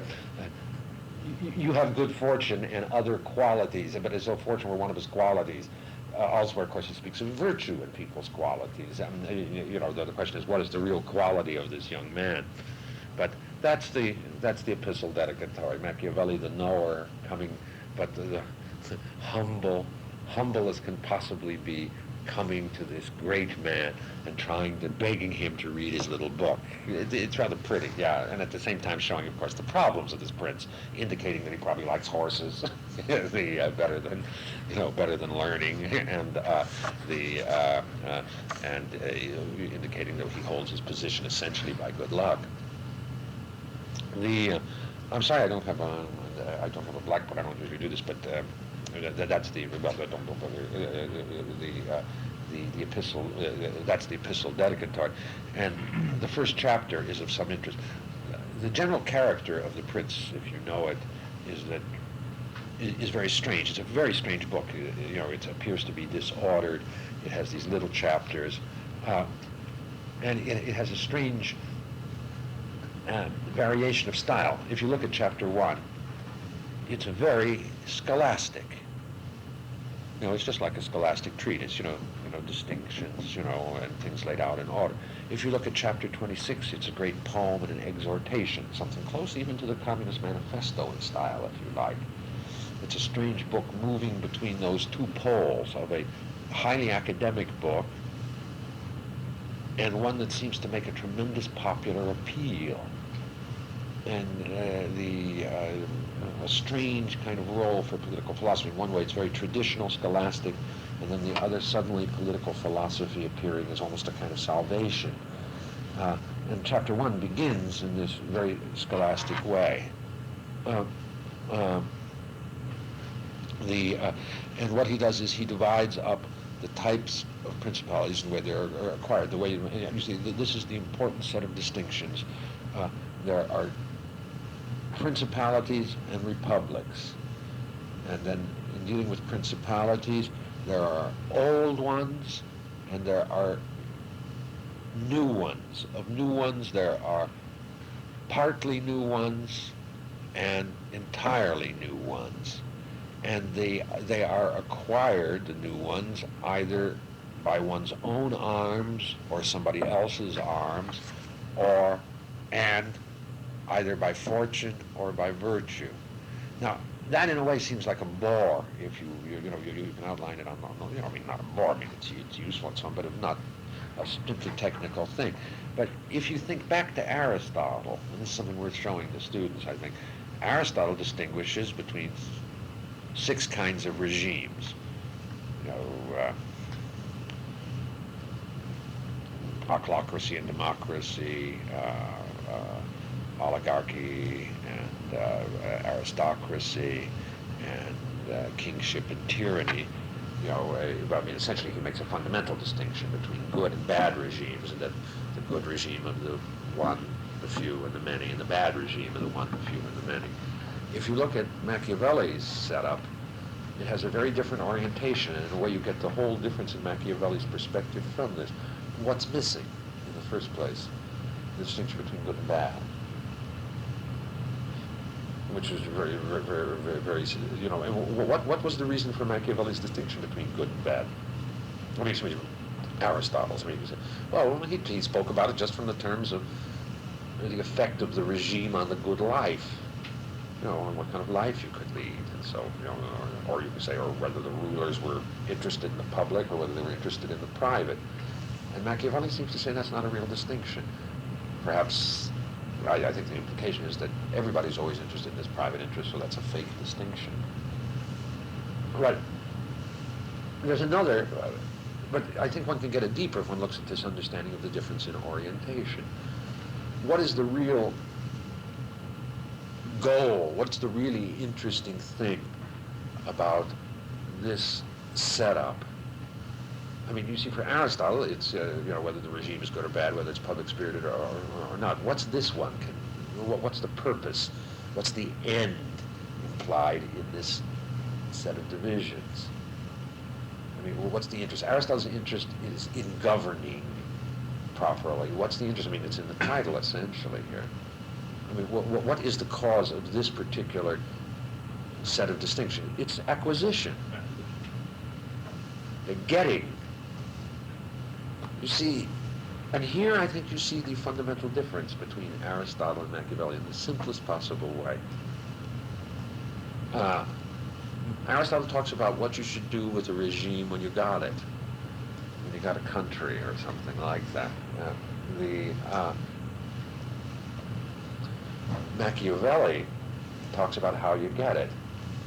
You see the great strength of Machiavelli's position. I mean, what's lacking in Aristotle's politics when you read it? He doesn't tell you how you get control of a country, how you get a country. He sort of assumes it's there. It's the same thing in Aristotle's ethics. I mean, what's Aristotle's great virtue, or one of the great virtues? Liberality. But in order to be liberal, what have you got to have? Money. How do you get the money? Aristotle doesn't tell you that. You inherit it. And somehow or other, this is the great, this is the indication of the great difference in orientation. And you see this in all modern times. Everybody still praises charity, liberality, and so on. But if you take a look, I mean, what is the fundamental discipline of modern politics? Economics. How do you get? Because you've got to be able to get before you can spend. And you can say that that's the sense in which Aristotle's understood to be a dreamer. Aristotle and Plato, and he's obviously thinking about them here. Now, what would Aristotle say? Well, of course you have to acquire, but that's not the crucial thing. It's like you've got to be healthy in order, to be a good soldier. But I don't write treatises on health so much, but I write treatises on being a good soldier. Which is there's something sensible about that. But what's Machiavelli's point in return? Aristotle tells you how to behave when you've got it. He tells you to be virtuous and so on. But the point is, in order to get it, you can't be virtuous in Aristotle's way. And if you can't be virtuous in Aristotle's way, then Aristotle is giving you a prescription for political failure. What I need to say is, if, for example, you've got to commit a murder or start a revolution or have wars in order to establish a regime, and you're constantly telling people that they ought to be honest and not kill and be virtuous, you're destroying politics, because politics, the simplest formula you can give for this is that Aristotle states two, or put it this way, what's the end according to Aristotle's ethics? Happiness. What is happiness? Happiness is the same as the activity of virtue. But he adds a little something to that. The activity of virtue with a sufficient supply of equipment.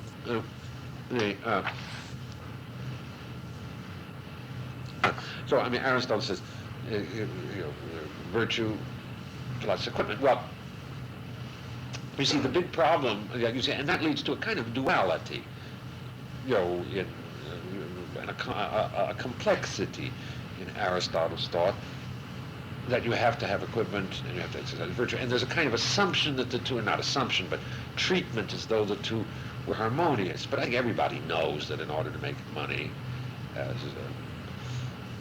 John Kennedy said he learned from his father, and all businessmen are sons of bitches, that you have to be, that you have to do all kinds of nasty things.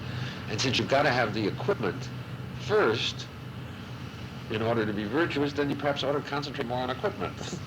That's, in a way, that's the kind of suggestion of this orientation. It's the old story, Well, let me make $1 million and then I'll be very generous and devote myself to culture and so on, But if I have to be a poor wage slave, and how am I going to, be generous and devote myself to culture and so on? And I think that's an absolutely almost irrefutable argument. It has a very great force, at least. And Machiavelli is the first to start writing on acquisition. acquisition for princes. Now you can say that also fits with Prince's desires very nicely. He's not you see, an old philosopher comes and says to the prince, you must learn humility, you must learn to govern kindly, and so on. The prince is likely to go, and be bored to death, and so on, and say that this, he's not going to change me. But Machiavelli comes somehow accepting the orientation of a prince, and that's a new change in itself. A change in itself, a new orientation itself, to accept the point of view. A prince is interested in acquiring. Machiavelli teaches about acquisition, or at least appears to. That's all right. Don't that.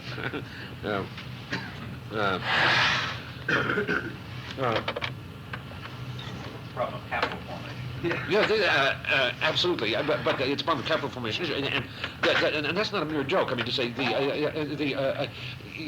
the language which he uses is much more military. But the people who followed him, Locke and so on, it is precisely that. That's the reason why I concentrate so much on Machiavelli, because the change in orientation that Machiavelli brings about is precisely what makes the preparations for life, or the equipment for life, so much at the center, and capital formation is one very, the most modern formulation of that. And so that's the, but the striking thing, you see, it's one thing to go and tell a capitalist, or a big businessman, you should give away all your money. Old John D. Rockefeller once wrote Tolstoy a letter. What should I do with my money? Doesn't get rid of every bit of it immediately. Because money is diabolical. That is not likely to be too impressive. But if you come to a businessman and say, I can tell you how to increase your money, if you can get him, that at least is not a crazy thing to begin with. He's not working on the conversion of the prince, at least in a very direct way, as you can see, which older political philosophy tended to do. So that's the first chapter. So even in this very dry chapter, you see a difference in orientation on the basis of the distinctions that are made. And of course, this virtue, one's own arms versus others' arms, virtue or fortune, and it becomes one of the crucial themes which we'll discuss as he develops it. Then chapter 2 is also a boring chapter.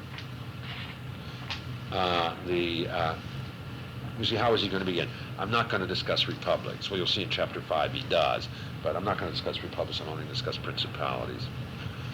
Now, why is he going to discuss principalities? In one sense, the situation, because he's talking to a prince.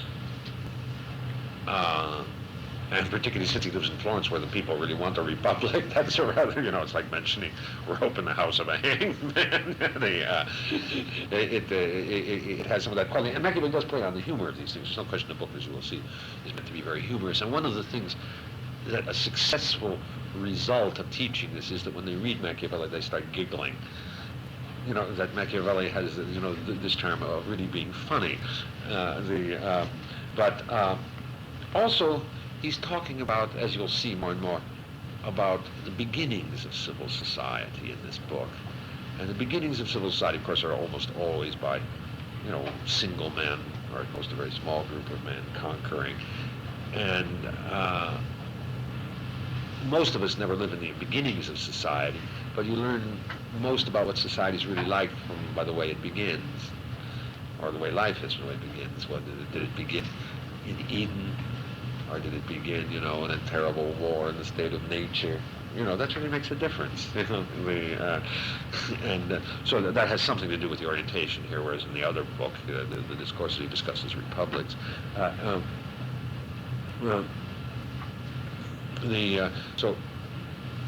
you see, he's going to start moving through the outline which he set up.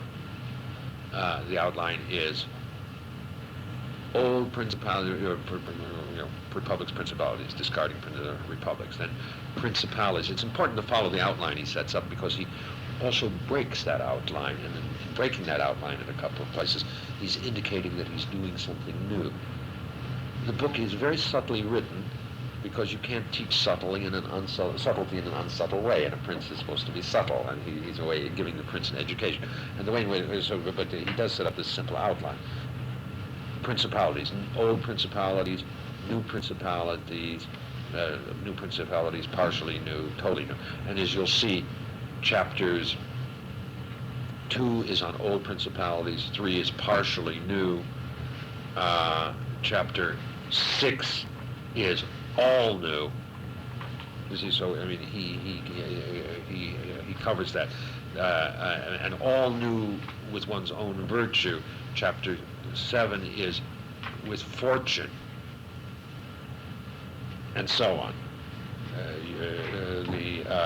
By means of fortune. So you'll see he really has set up the outline. In chapter 2, he deals with old ones very, very rapidly. He's obviously not interested in that. As you'll see, the motion is gradually towards all new republics founded with one's own arms and one's own virtue. And without saying explicitly what he wants to do, the very organization of it leads you in that direction. His orientation is to the great founders. But this chapter 2 should not be completely neglected in teaching it, because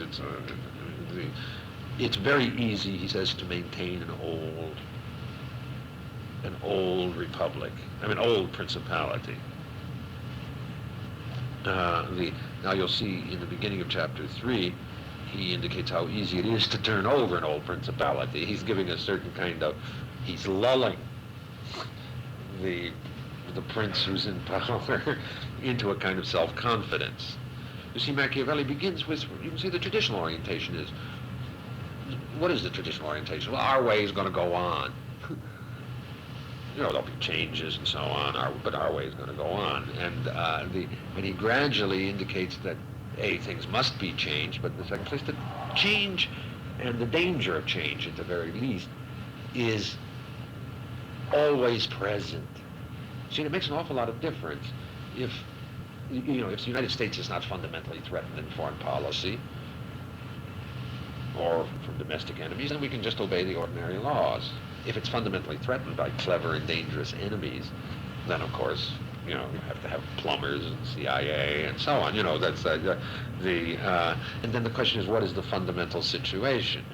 The old legalistic civil libertarians really assume the regime is quite powerful and steady, and therefore that it can, and I'm not saying that in practice that isn't a good rule to follow, but I'm saying that is somehow the presumption of that orientation, whereas the presumption of another kind of orientation is clearly that things can easily change, therefore we always must be ready and be constantly, carrying on espionage and things of that kind, which are, necessary aspects of threatening situations.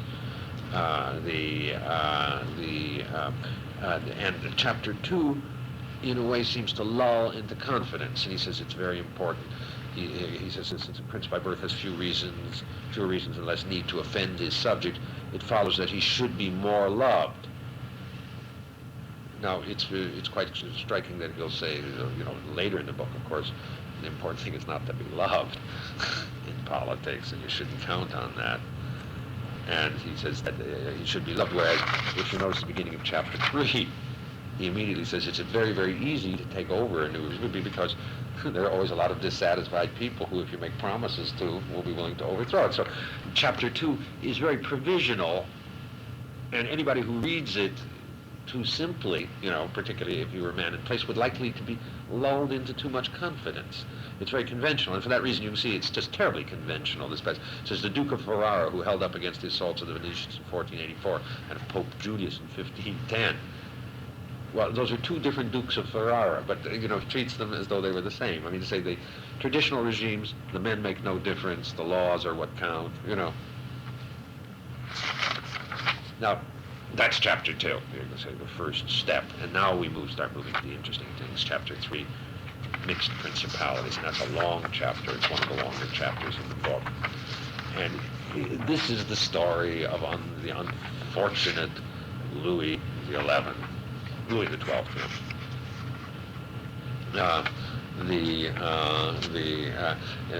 It's a very sad story. Now, if you look at it, you can see it's how Louis the 12th. By the way, Louis is going to play a very important role in the book, and you have to keep. The whole book. in the story of how he took over in Italy. So we get this concentration on Italy and on conquests in Italy from the very beginning, and here it's the French king. There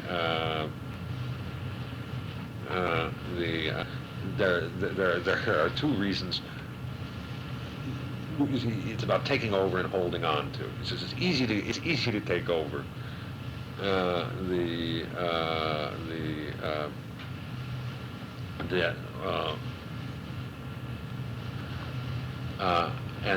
But the reason is that there are always people willing to change if you give them promises.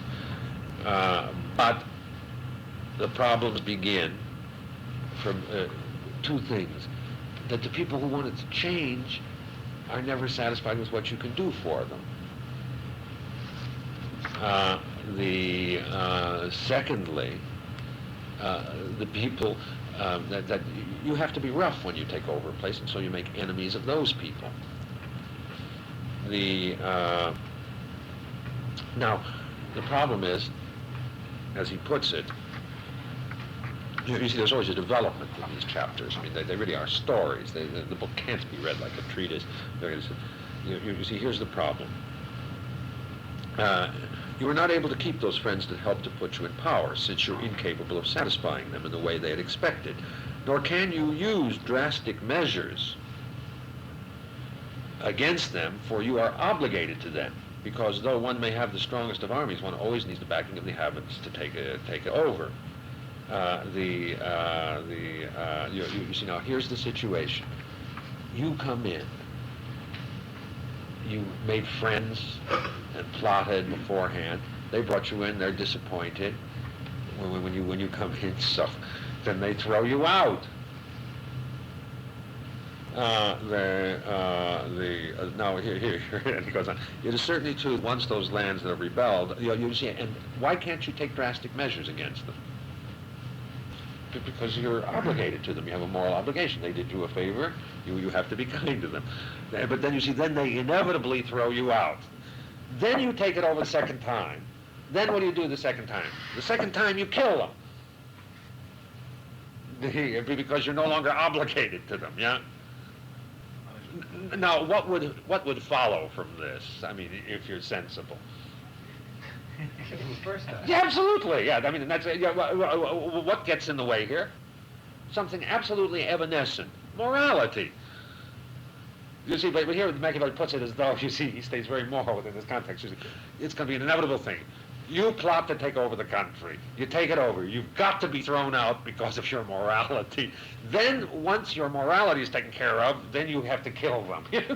So you kill them the first time, is the almost necessary implication of this passage. It is very funny, this passage. Now,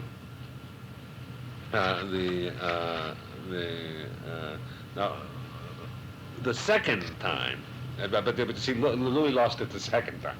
You see, this first time, the sad story of losing it the first time came because of Louis's wonderful morality. Of course, it's not mentioned, of course, how moral is it to want to take over Milan and such places. And he made a number of errors. And it's just a history of those errors, but I think you'll see that history, is connected with some very important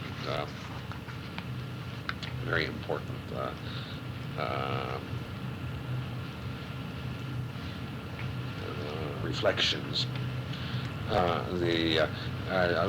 won't go through the details of what or most of the details of what he says you should do, but he gives perfectly reasonable statements. You see, in the first place, you have to see that the blood of the old ruling house is extinguished. How you do that, he doesn't mention. It's left quite quiet. But it is perfectly. That's the problem of Henry IV. That he has to get rid of Richard. That you must. You can't have, legitimate kings hanging around. Yeah.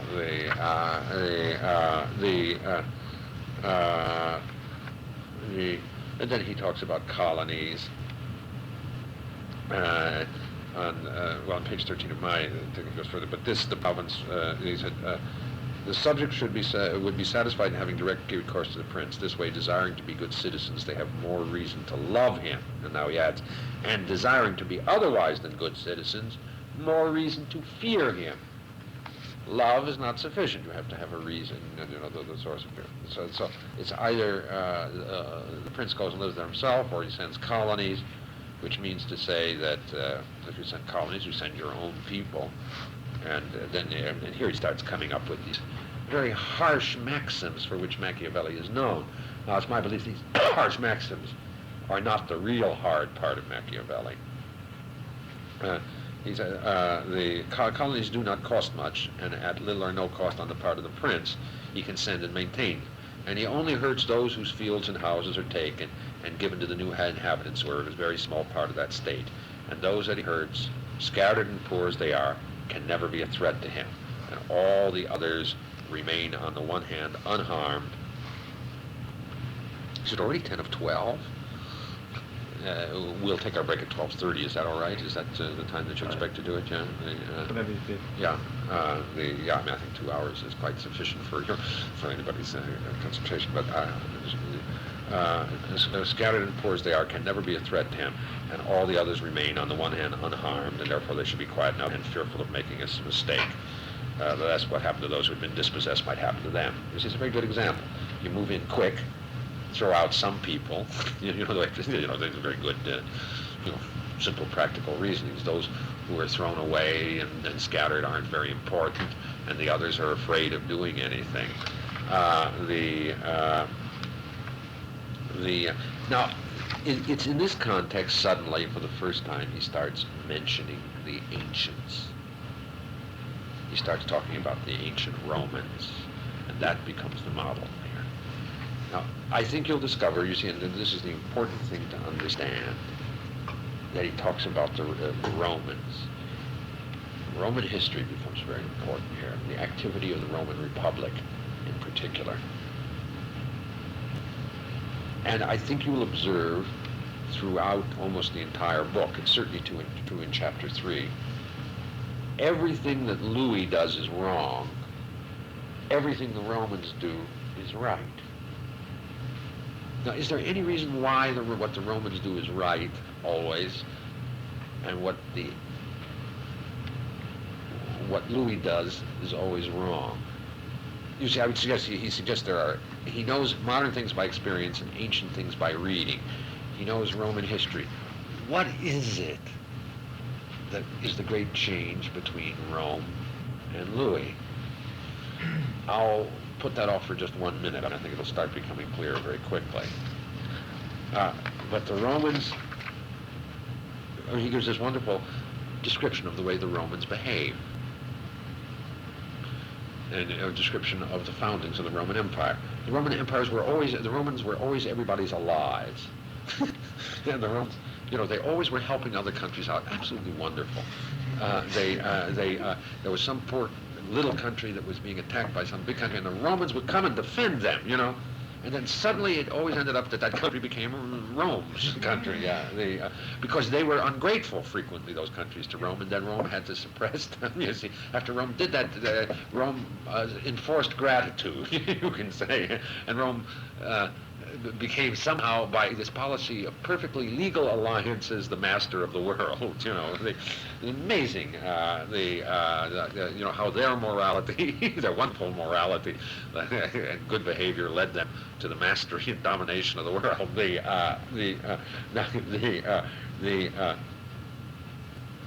But what was it in particular about the Romans? And this is, in this translation, spelling one's page 17. They have foresight. And here he makes a comparison to medicine. And this becomes, in a way, his model.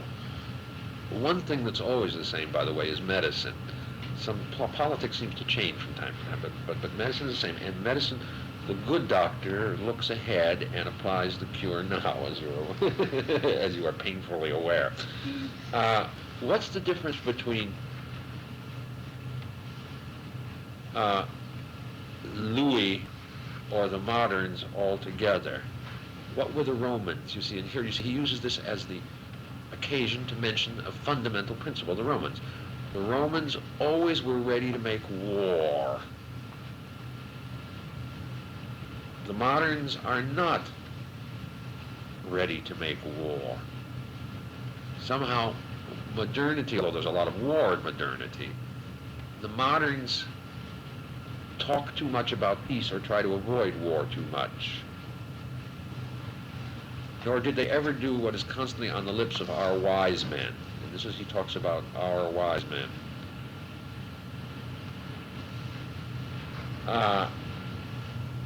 Our wise men enjoy the benefits of the present time, but rather they enjoyed the benefits of their virtue and prudence, for time brings out everything. It can bring with it as good as well as the bad, and the bad as well as the good. So what is the essential thing here, as I can see it? The characteristic of modern times is the attempt to avoid war, not to foresee, you can say lack of foresight, and foresight means to say is connected with readiness for war. So he's beginning to characterize modern times. So he's giving a kind of education. And modern times are not warlike enough. Now, he goes through that's the mistakes that Louis made. What were the essential mistakes that Louis made? The most essential, he lists 5 of them.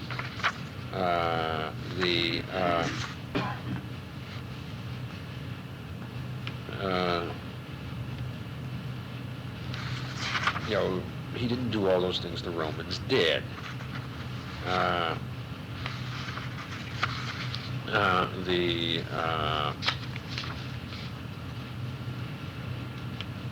And among those things, by the way, begins for the first time the discussion of the church. He made the church powerful.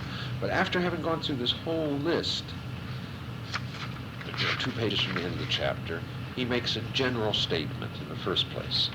The desire to acquire is truly a very natural and ordinary thing. And wherever men who can do so, they are praised and not condemned. But when they cannot and want to do so just the same, herein lies the mistake and the condemnation. Now, it's very important to see this principle. He says men always want to acquire more. That's perfectly sensible. That's probably true. But then, that's what Aristotle said too. Desire is infinite. But what did Aristotle say? You should limit desire. Machiavelli says, no, don't limit desire. Or at least he says he doesn't try to limit desire. The old purpose of philosophy was that boring thing, for political philosophy, moral philosophy, don't have extreme desires, limit yourself. Here Machiavelli says, no, I don't care about that. The important thing is whether you succeed at it. So here you see a fantastic transformation. Now the question is why a decent man, if he is a decent man, would make that transformation. We won't even go into that, but here a moral orientation already changes. All he's saying is the important thing is to succeed, and if you don't succeed, then you're to be blamed. And the issue is praise and blame, not good and bad, but praise and blame. There's a certain relationship between praise and blame and good and bad, but not a one-to-one relationship between praise and blame. And so you can say Machiavelli emancipates the desire to acquire. The old role of philosophy as a moderator of men disappears, and he hasn't explained why, but he just does. He talks as a kind of accomplice of the prince. You see, it's one thing, a philosopher has to be a king if the philosopher is a teacher of moderation. But if the philosopher is a teacher of conquest, then he doesn't have to be a king. He can just be the king's advisor, because he doesn't have to change the king in the fundamental way. But then he goes on.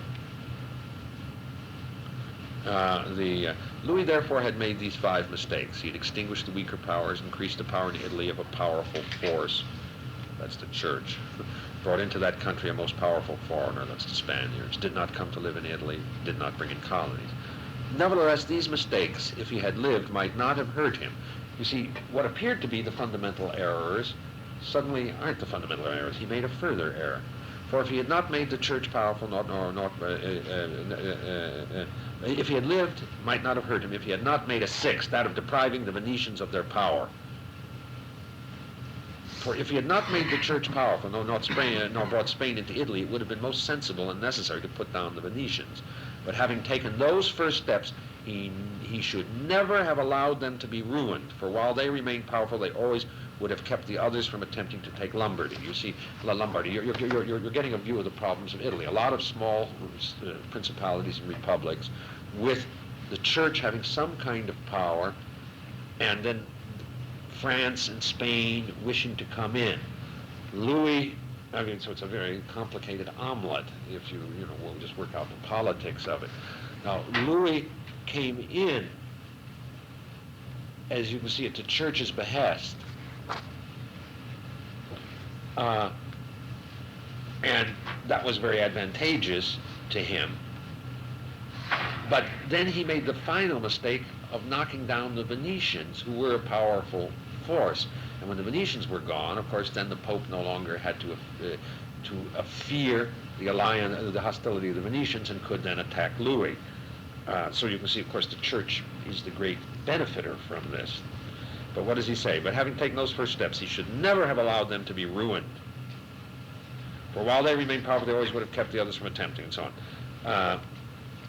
And then he says, and if someone were to say, King Louis surrendered Romagna to Alexander VI, and the kingdom of Naples to Spain in order to avoid going to war, I would answer with the arguments expressed above, that one must never permit disorder to develop in order to avoid going to war. So there's one thing, perhaps fear of war.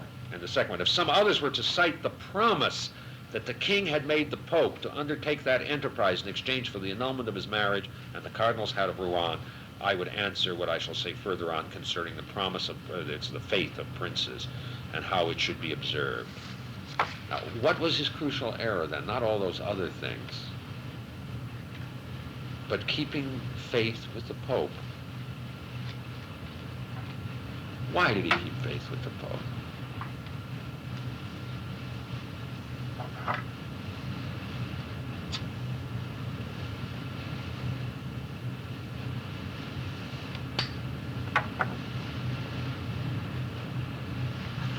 You see, do you want to say? Yeah, not a very good Christian in the sense that he didn't like worldly things, but he was probably, but certainly in order to get an annulment of his marriage, he wasn't willing to do what Henry VIII did.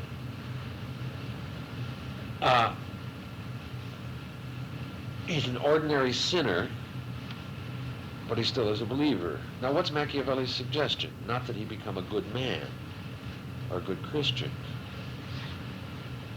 but the suggestion is that he should become a less good Christian. What's the difference between Rome?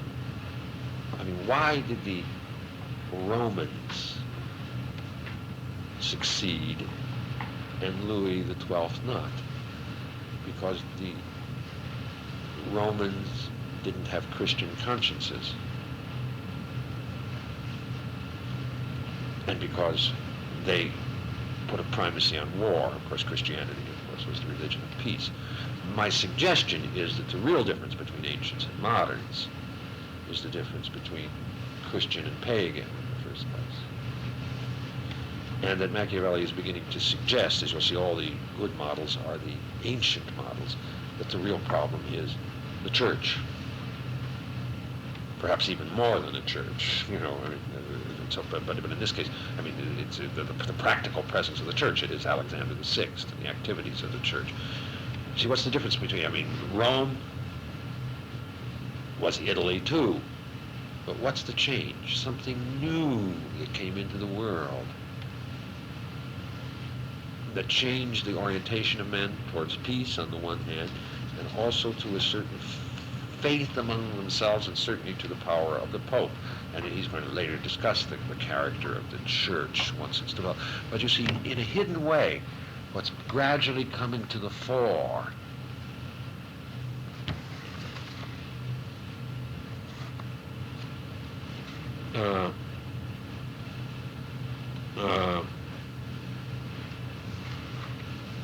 is that it is destructive of politics that the moderns are weak because of certain opinions they hold, more than anything else, and those opinions have something to do with that new revealed religion. That would be my suggestion. You're really implying that there is a distinction between pagan ethics and Christian ethics, or between pagan practice and Christian practice?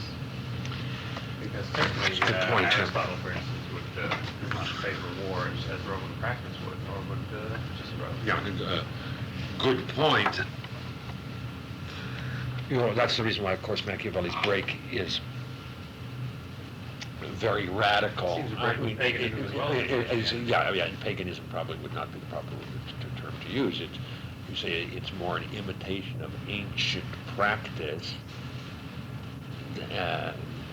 You see, it's ancient practice versus ancient theory. You see, I mean, it's not. No. That's the difference. Ancient theory did not have the same effect on ancient practice. That's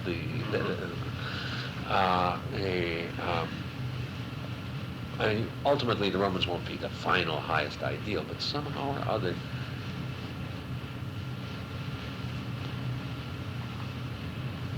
Christianity, which may have been connected with, or at least have a kinship with ancient theory, had more of an effect on statesmen, on the consciousness of statesmen.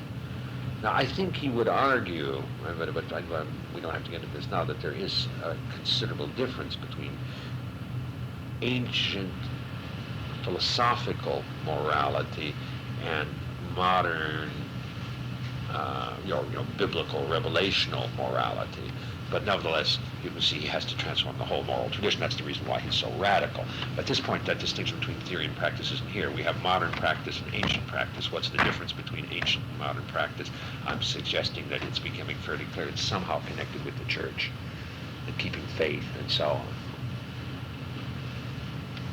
You can see that has something to do with the universal church. You see, the whole question that Louis was not the high priest of his country. The kind of problem that Henry VIII discussed. But it goes further than that. I mean, we'll just say it at this point that this sinner, Louis, obviously had some fear of hellfire, or at least the power of the Pope. I mean, perhaps excommunication wouldn't have bothered him from the point of view of the salvation of his soul, but certainly his people would not have, would have caused him trouble. That's that there was a power, a new kind of power in the world connected with the church, and that's what's perfectly clear here in this passage.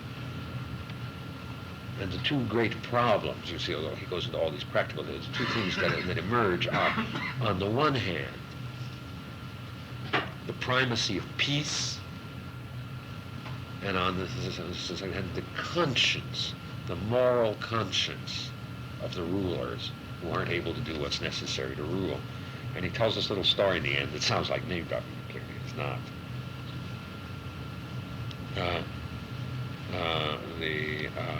That he had a discussion with Rouen or Rohan, the man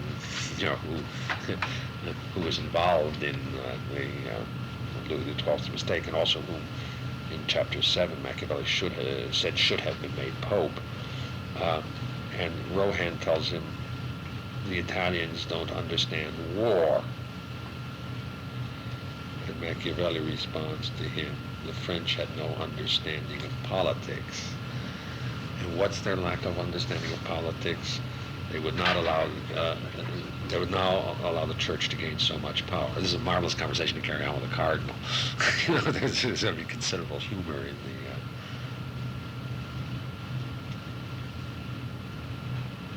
This is a very decisive chapter, as you can see, in gradually.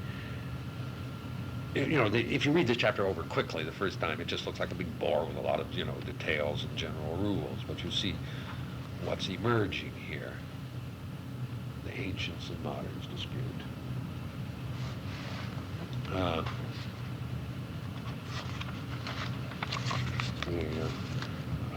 realize I'm back in the United States. They're really keeping the places cold now, aren't they? Well, this room is over. Well, that was fine this spring. It's shooting out cold air here. Yeah, right. Comes right down to your neck.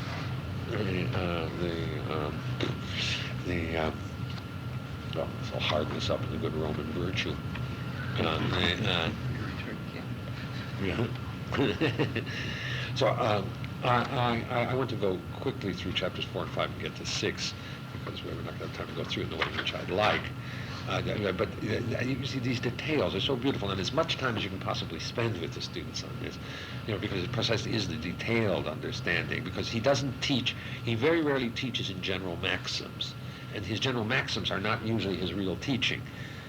I mean, and the reason why he's teaching this way, a variety of things. Of course, the power of the church was very great, and most men were, believers in a rather stricter sense than they are today, but also because of a certain. Now, chapter 4 is a strange interlude.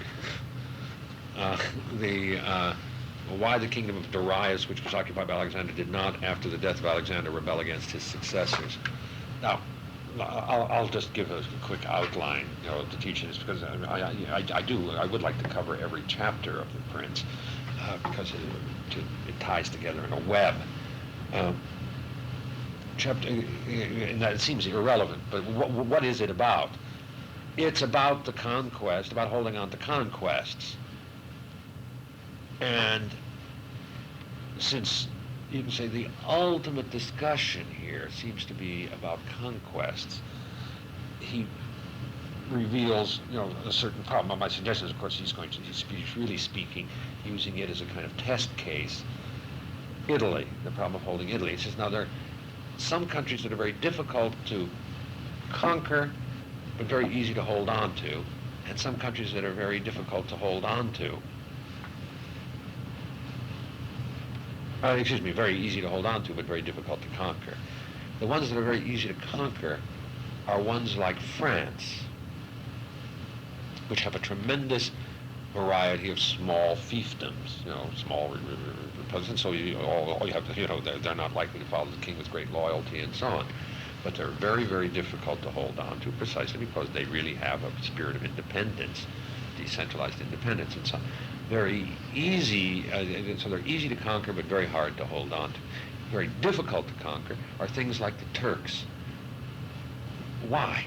Because everybody who's in power, under the Turkish Sultan, holds the power from the king or from the Sultan, and they know perfectly well that once they're out, they're out. That it's that their loyalty is not like the loyalty of a congressman to a president, but like the loyalty of a cabinet member or even more a member of the White House staff. The loyalty, I think you can see the difference that existed, say, during Watergate between those two kinds, because they had separate bases of power. Which is Italy more like? My suggestion is Italy is like both. It's full of small republics and principalities. In a way, it makes it easy to conquer, but hard to hold on to. But what is it that is like the Sultan that has people who are loyal to it? The Pope, the Church, and he later compares in chapter 20. Is it 25? I'm not sure. 21. I'm not sure. I'll show it to you when we get there. The Church and its organization to the Sultan, to the Turks. That Italy poses an almost impossible problem. You see, in chapter 5, he deals with that question of independent republics. He doesn't deal with the question of the church. Italy is difficult to be easy to hold on to once the church were conquered, but the attachment to the church, whether he means the Pope or whatever, is hard to say. But in chapter 5, he tells you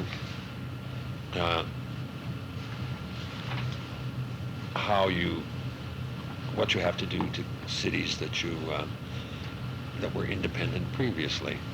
And what does he say? It's really the first really brutal teaching, truly brutal.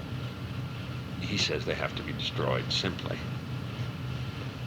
Now, that's a harsh teaching, and in some sense it's overstated. He talks about the Romans being the only ones who were really tough enough to do it. But of course that probably is true of the foundings of great nations, that the old have to be destroyed. I mean, of course we've had a little too much of that in modern times to swallow it very easily. But the point is, this of course ends up in a praise of republics. That has to be recognized, that Machiavelli is talking about the foundations, but he doesn't mean to say that principalities are the best. What does he say? In the case of republics, there is greater life, greater hatred, more desire for revenge. The memory of their ancient liberty will not and cannot allow them to rest.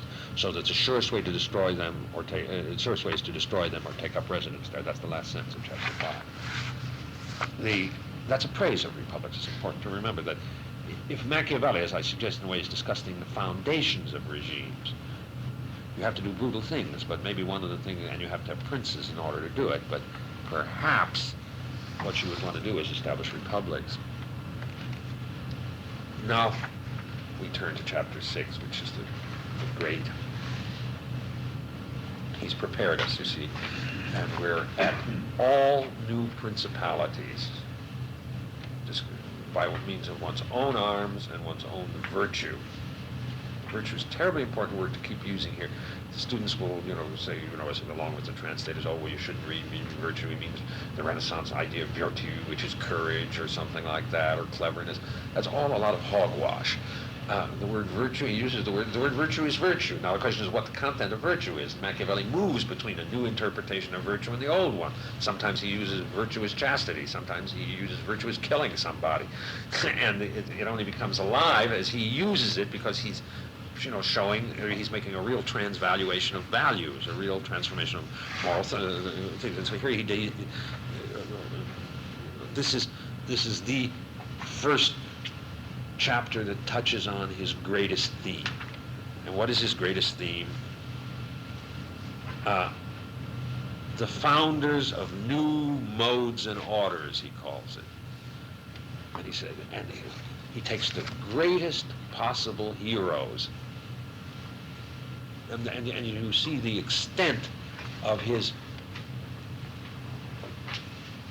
theoretical and perhaps practical ambition. The greatest founders. I mean, those kinds of changes, like between Christianity and paganism. The founding of the Persian Empire.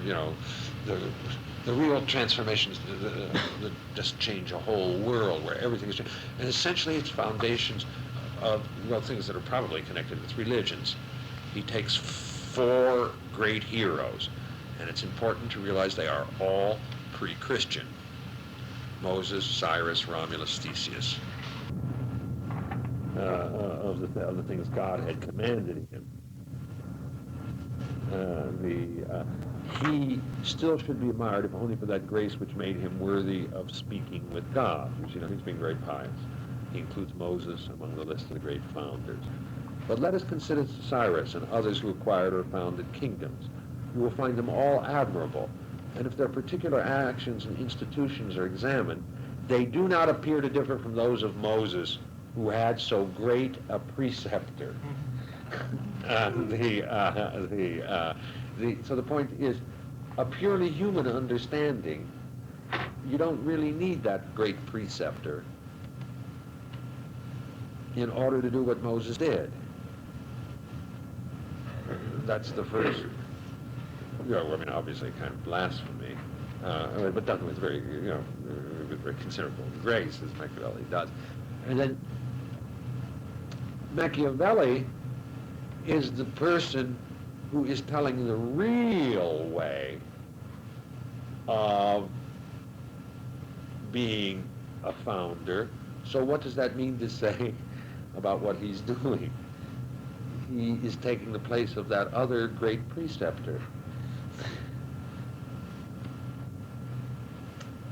I think you will find that the Bible does not tell you very much about the kinds of things Machiavelli tells you about. But since Machiavelli says these are the things you have to know, what is Machiavelli suggesting? A kind of new Bible. What? You got it. This is his. This is this is well. The extent you see, there has been an attempt in recent years, as people try to make everybody else conventional, to say that Machiavelli was really a conventional believer, but who dealt only with politics. I believe that's impossible if you look at it with any care. It's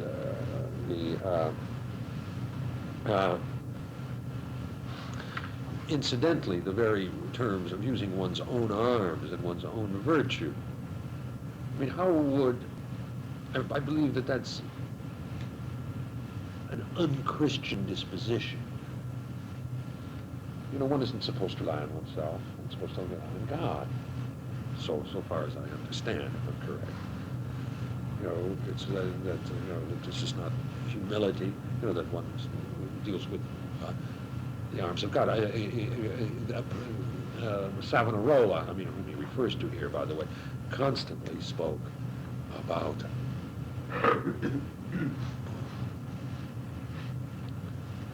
the vanity of one's own virtue and so on, the sinfulness,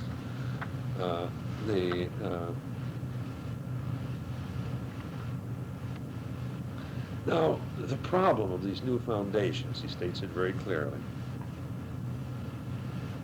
is this. There's nothing more difficult to carry out, nor more doubtful of success, nor more dangerous to manage than to introduce a new system of things. For the introducer has as his enemies all those who benefit from the old system, from the old order. I think it's important to use that language. The old order, modes and orders, the old order. And lukewarm defenders and all those who would benefit by the new order.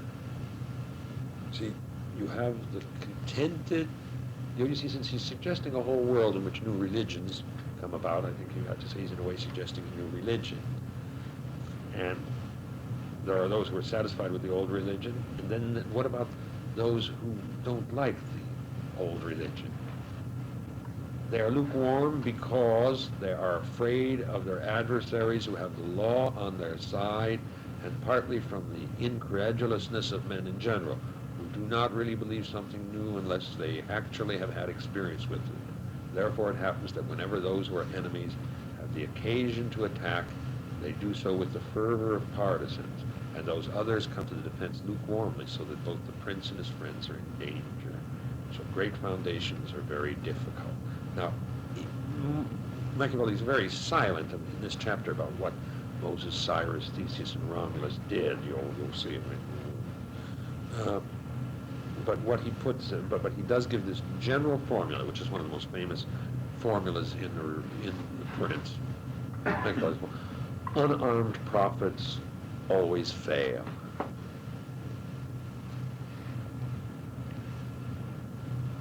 And because you have to be able to compel belief, as he says. People are unstable, and it's easy to persuade them of something, but difficult to hold them to that persuasion.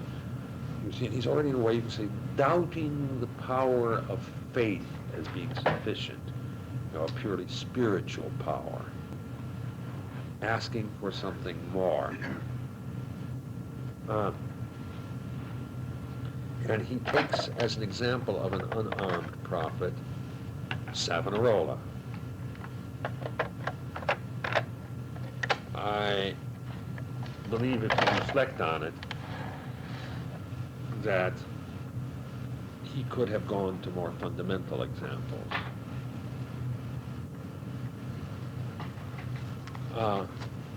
What I mean to say is, obviously Jesus was an unarmed prophet. You take Savonarola, who was an unarmed prophet. But then that raises the whole question, can you really have considered that Jesus was a failure, even from his own terms, within his own terms?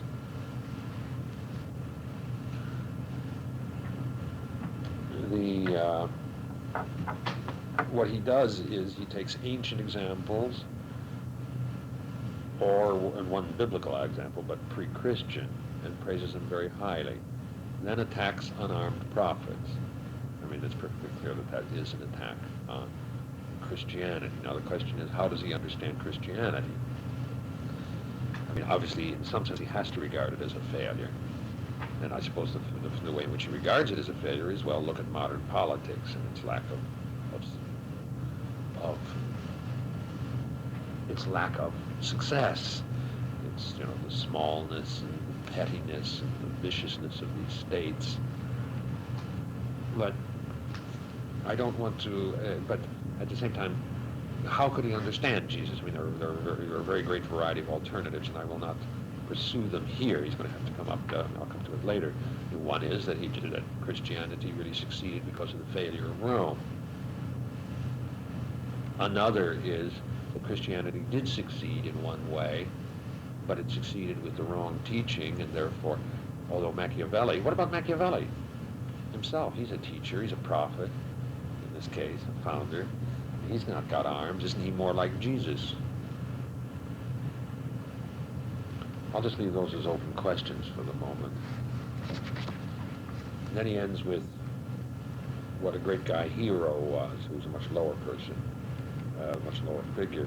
And that's going to be, you have to watch for that to come back again, as usual, because then he says Hiero is just like Moses and Romulus and Theseus, and then he's not going to tell you much about Romulus, Moses, and Theseus, but he is going to tell you some more about Hiero.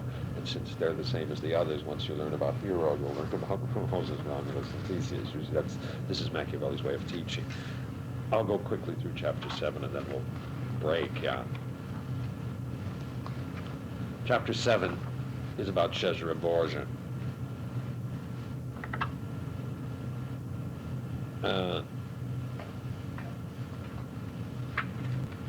And it's usually understood that Cesare Borgia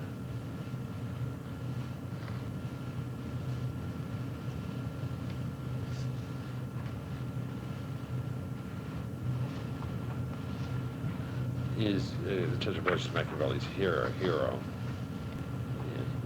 I do not believe that to be the case, although he's obviously a man of very great capacities, and I'll show you the reasons why. This is another long chapter. This is a story of a failure.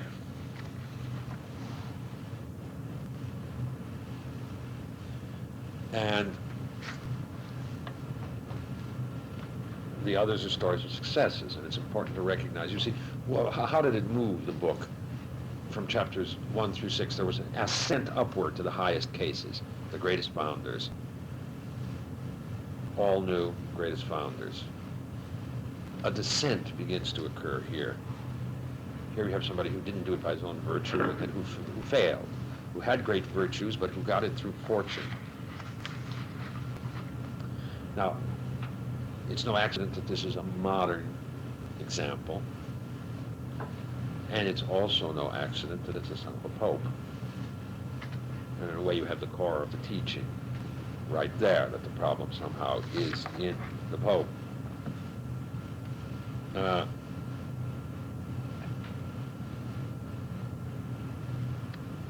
And he actually here compares him to Francesco Sforza. And Francesco Sforza, I believe you'll see, is actually a better case. I mean, a better case in the sense he did it on his own and he succeeded, No,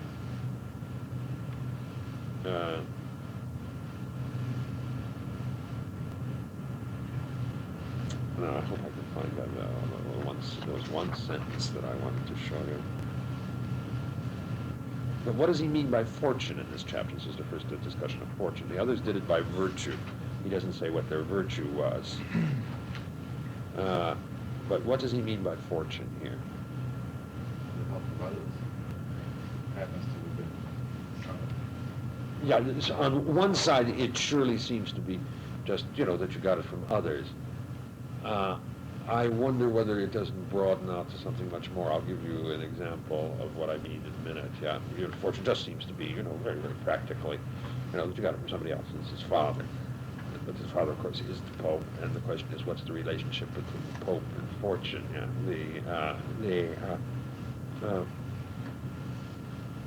but I just want to see quickly if I can find one sentence.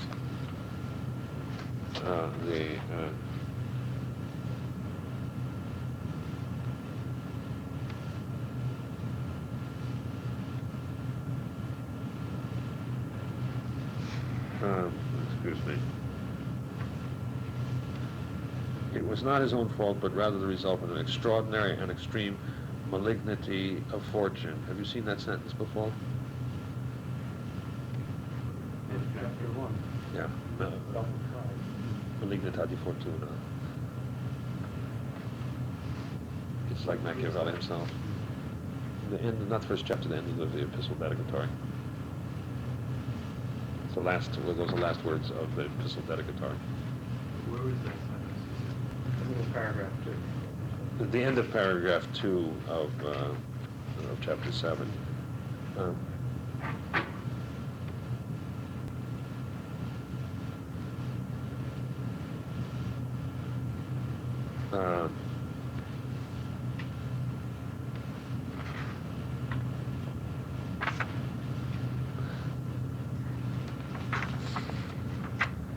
I cannot find the line here.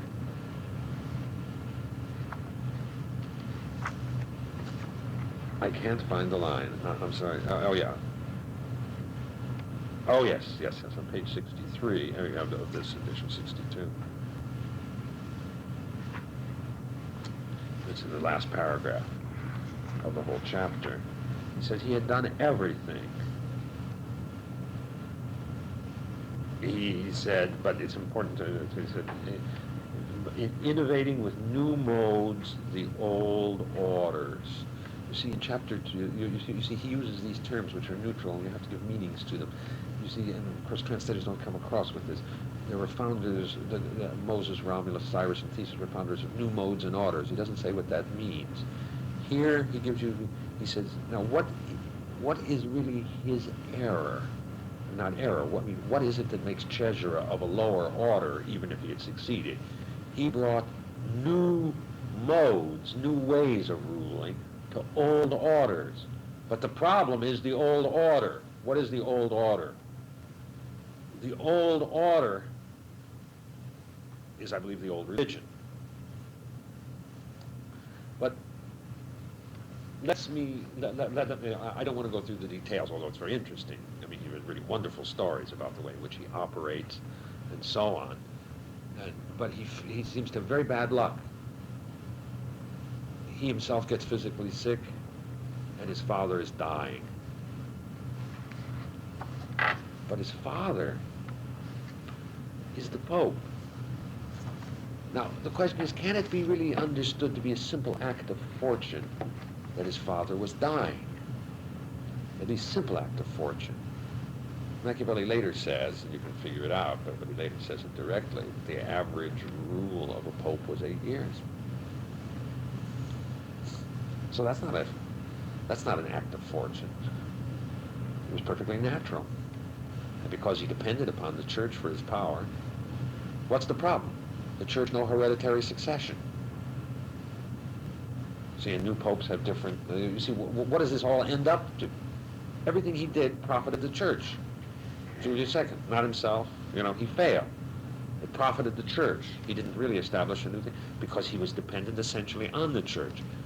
But in one sense, you can't say that this is an act of fortune that his father was dying, just simple bad luck. It could have been predicted. But the question is whether the church itself and its mode of political organization is properly political. But you see, he talks about all the things he did, but then he says he made one mistake, and that only comes out in the last paragraph. What was the mistake?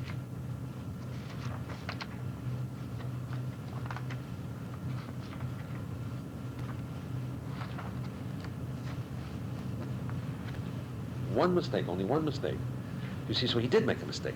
But the question is whether this is not what was the mistake?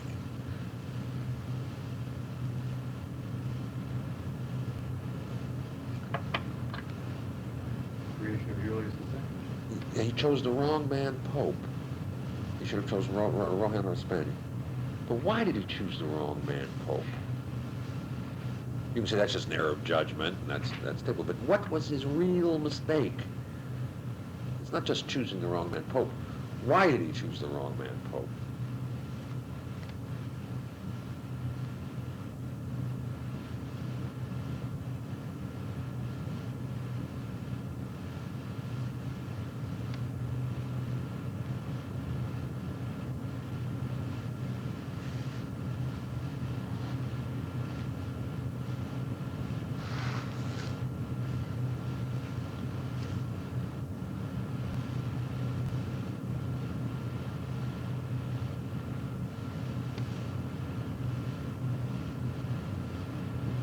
he didn't understand something.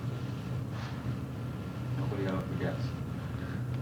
What did he expect? He'd done a small damage, but then he gave Rohan a very great benefaction, the papacy. What did he expect? He expected that he'd have a friend. He expected gratitude. He counted on virtue. He counted on, there were remains of a certain kind of Christian faith in him, as it were, almost, faith in virtue. That even Cesare Borgia, and he really goes through this, had a kind of, wasn't morally harsh enough. And that's the real error. And if you notice, it's a very strange passage. Here you have the son of a spiritual father. And he keeps this only time he refers to Julius II in this way. He calls him San Pietro, San Pietro, San Pietro several times. San Pietro ad vincere. Here you find the son of a spiritual father who turned over his realm to somebody named Peter and was betrayed by him. At least this is a Machiavelli interpretation, sort of a double story. Yeah?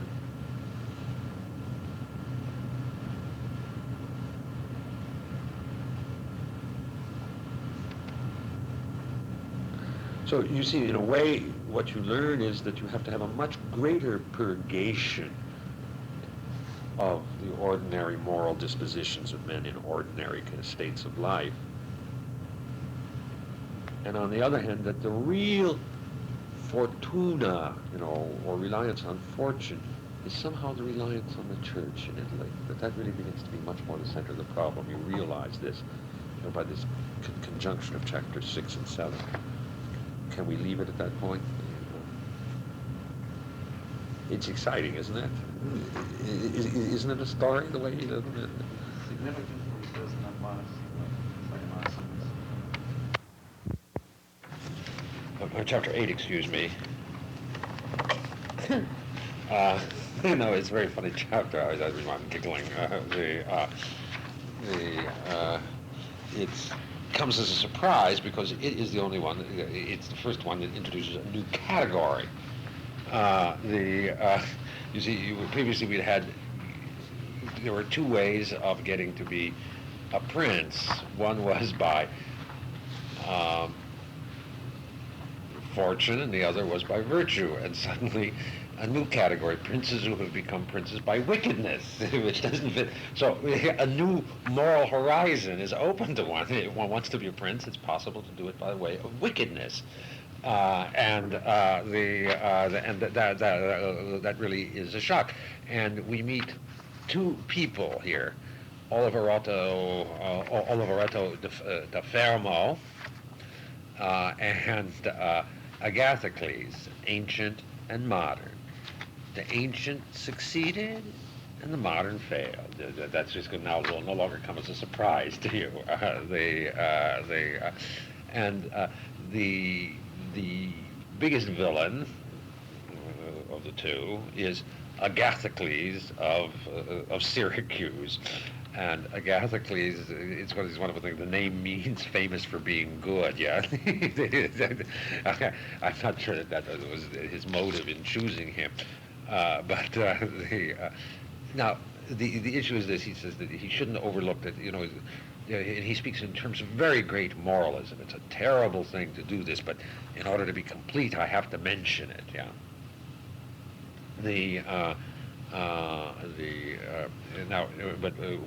What he says is Agathocles came from nowhere and on his own basis, worked his way up, had killed all the senators and so on, and managed to maintain himself. And then he goes into a description of Agathocles. Whoever examines, therefore, the actions and life of this man will find nothing or very little that can be attributed to fortune. For as was said above, not with the help of others, but by advancing in the military ranks, which involved 1,000 hardships and dangers, he came to rule the principality, which he then managed to maintain by many courageous and dangerous efforts.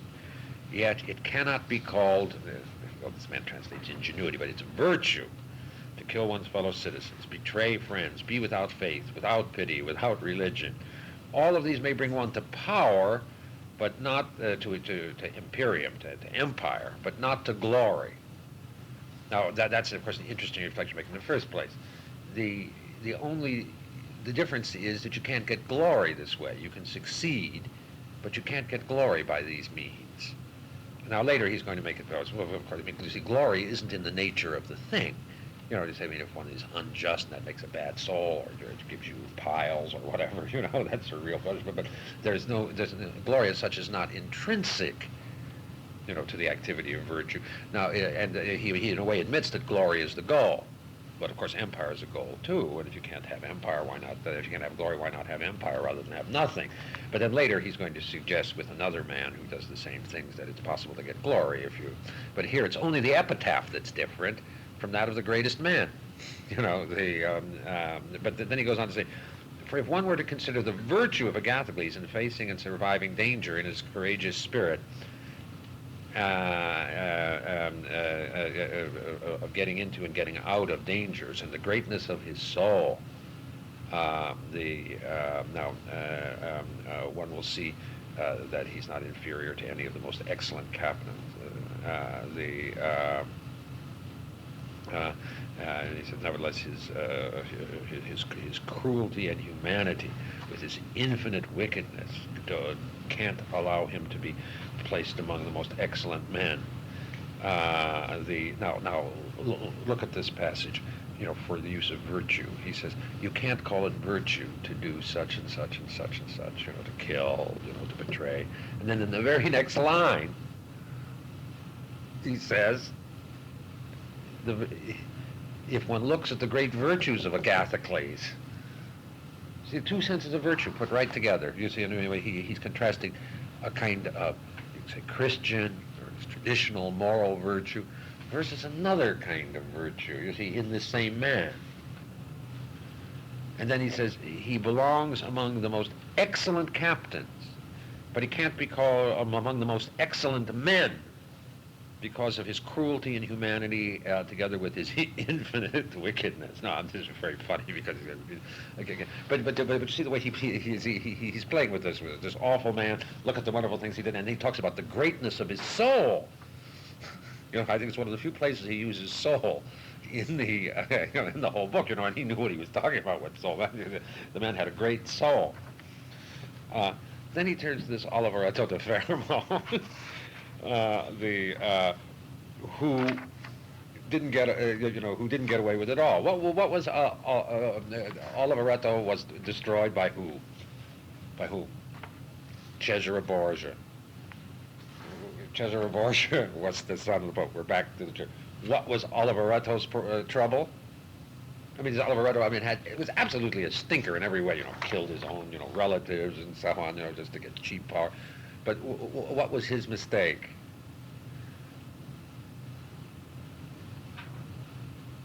He trusted Cesare Borgia. He had too much faith. This is the whole model. He takes these wickedest people you could possibly imagine and attacks them for having faith. Yeah, this is the Machiavelli's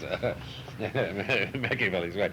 And then the last sentence of the second of the third to last paragraph. The last sentence of the passage on this Oliveretto, this modern, he says he was where he too was captured with Vitellozzo, his teacher in virtue and wickedness. Of course, they don't. You usually hear they translated strategy. They get his teacher in virtue. He was strangled by his teacher in virtue. Now, what's the effect of this? You see, he's starting, if the goal is political success, then the question is, and one can succeed by wickedness, then what is the moral badness of wickedness? I mean, now that isn't, and is it fundamentally distinguishable from, or put it this way, aren't the so-called virtues, like the virtues of faith, trustworthiness, and so on, destructive of what's political? Whether Agathocles doesn't come out looking very good from this, perhaps even better than Caesar Borgia. And here he goes on to say, I mean, this whole chapter is very funny. I mean, it really is on a level of pride. One might ask, one might question how Agathocles and other like him, after so many treacheries and cruelties, could live for so long a time secure in their country and defend themselves from outside enemies without being conspired against by their own citizens, while many others, because of their cruelty, were unable, even in time of peace, to hold their power, not to mention the unstable times of war. I believe this depends on cruelty being well or badly used. You see, now he's introducing a new set of moral distinctions. You know, good and bad cruelty. Yeah, this is those cruelties can be considered well used if it is permissible to say good about bad. Yeah, se del male è licito dire bene. Yeah, that are performed all at once, in order to assure one's position, and are not continued, but rather turned to the greatest advantages possible for the subjects. Badly used are those cruelties that, although at first they are few, increase with time rather than disappear. Now here is the great sentence. Those who observe the first way can remedy their position with God and with man, as Agathocles did. Now how does he know what Agathocles did with God? You know, he speaks for because, you see, Agathocles was this horrible man, you know, a liar, a cheat, a murderer, a usurper, a tyrant, and so on. But because of his using cruelty well, he bettered his position with God. Machiavelli announces that this is the evangelism, you know, the announcement of good news, you know, by Machiavelli, you know, his promise of salvation.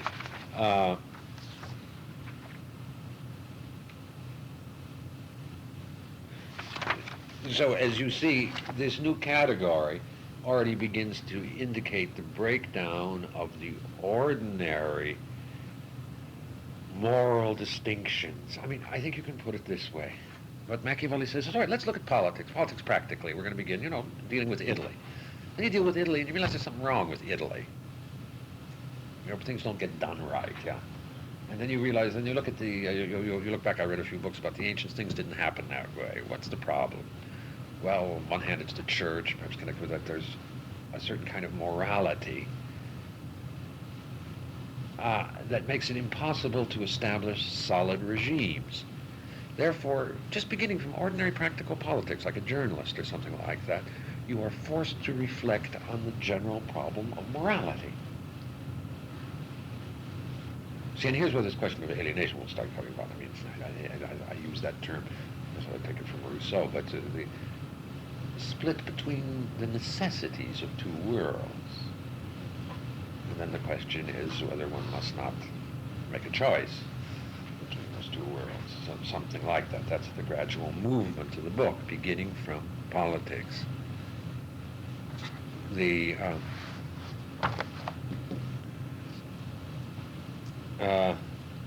Now,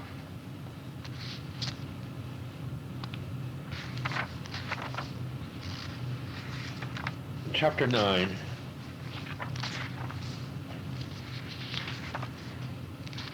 I'm going to move through these chapters rather quickly, although, I mean, there's a gradual development. There's a great part. Chapter 9 is in certain ways one of the most significant moments in the history of political philosophy, this little chapter. It is the first discussion, or you can say the first argument, I believe, in favor of the fundamental principle of democracy. Although, I mean, I'll have to show you the way in which that occurs in this very, very modest form. Let me say that in the whole history of political philosophy up to Machiavelli, I believe there was no theoretical man who was in favor of democracy. And that's important to recognize it. Everybody today is in favor of democracy, and one has to understand why that was the case. see, the ancient argument was simply that the majority are the poor, and the poor are the ignorant, and therefore it means government by the ignorant. That would be one way of putting it.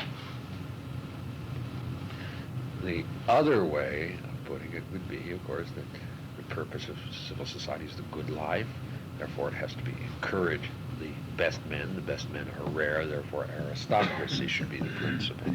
Something like that. The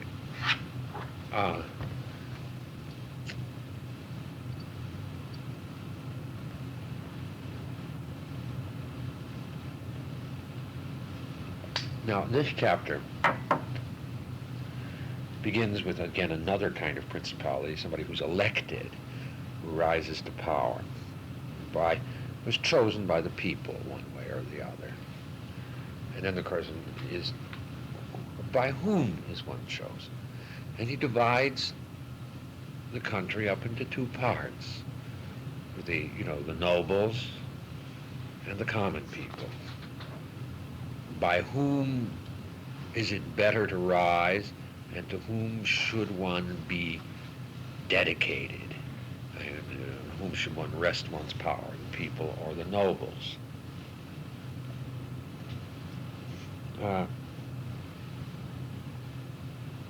Now,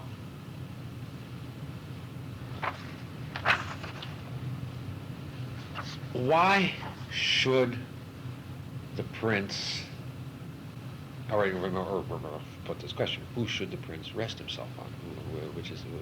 Who's better to rise by? The answer is very simply and straightforwardly the common people. Which is a kind of Caesarian policy. Why would a prince prefer to rise by the common people? There was a certain view, that the aristocrats should stick together and take care of their position. What's the reason for resting oneself on the people? The rivals. No, grateful. Yeah, well, more grateful because less powerful. Yeah, there aren't people. The common people won't say, "On what meat doth this Caesar feed?" That he doth bestrive the world, the universe like a colossus. Not that rivalry of the senatorial class. A prince has an interest in the common people because the common people are likely to be to accept him more easily. Another way of formulating, so you can say that the prince should have a preference for the people, on the grounds of sheer stability, or maintenance of his rule, and that's an important state. But there's the next state. What is it? All men have great desires. All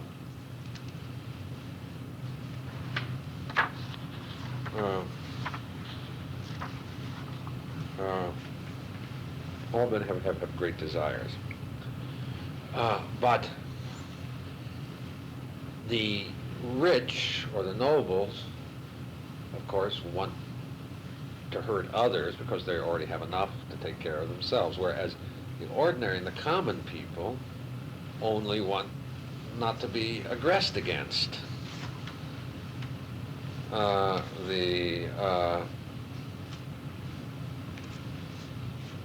Now, if everybody is selfish, then the person who has modest selfish desires is well, if you just take from that perspective, somehow morally superior. I think it's not very moral, but if you take a poor man and make him rich, then he's obviously going to be an aggressive rich man. But as long as he's poor, all he really wants is not to have harm done to him rather than to do harm.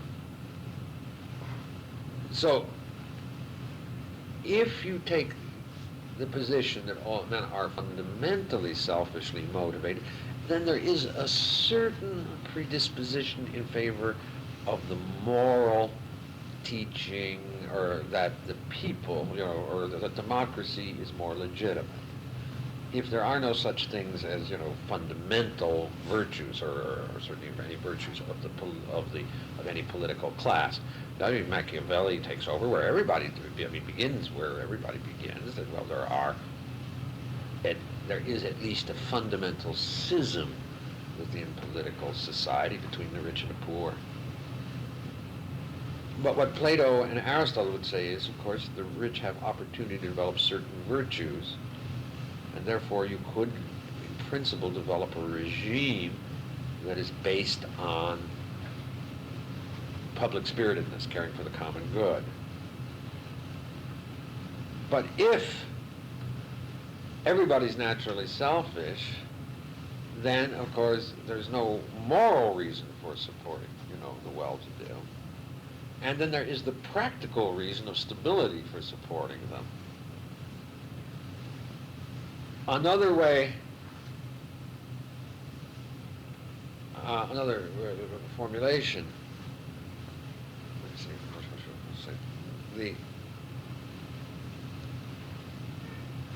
of the same thing is Machiavelli has gradually, thus far, destroyed the moral basis of rule. I mean, why do we trust our rulers? Why we're supposed to? Well, because they're supposed to be good men and who are virtuous. Everybody gets up, when he's running, I have a good family life. I never stole any money. I'm devoted to public service. I love my country. Well, Machiavelli's gradually called that into question, both as a possible or a desirable motive. So now he's making another suggestion. There are two kinds of people, or three kinds of people. There are the aristocrats, who want all they can get. There's the poor who want protection, and then there's the man who wants glory. You see a marvelous harmony possible, a harmony of self-interest. The poor should put themselves in the hands of a man who wants glory, because how do you get glory? You get glory from the people. The man will take care of the people in order to get that glory. If you take those two human types, then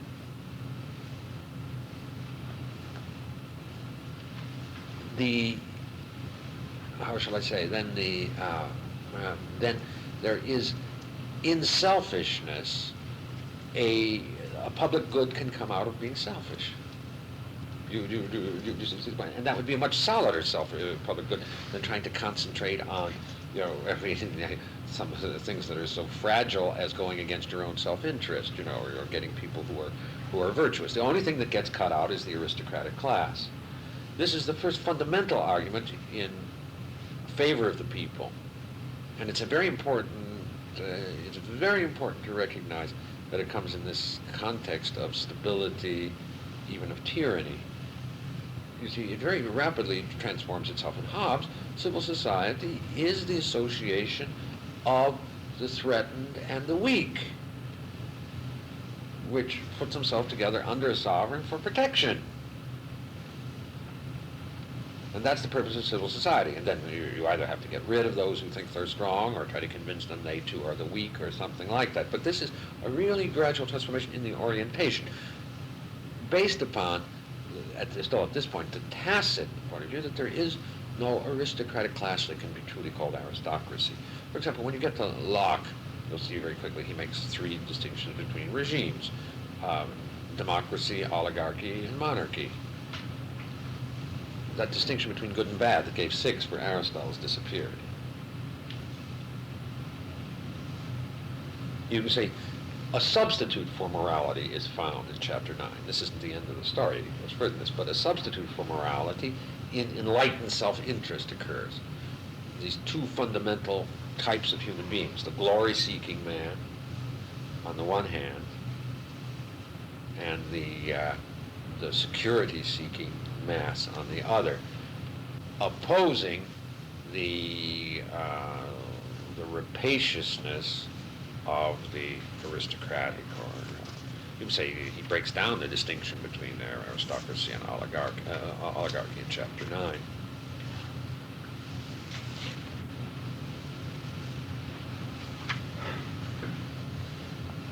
Now, that essentially seems to finish the discussion of the regimes, but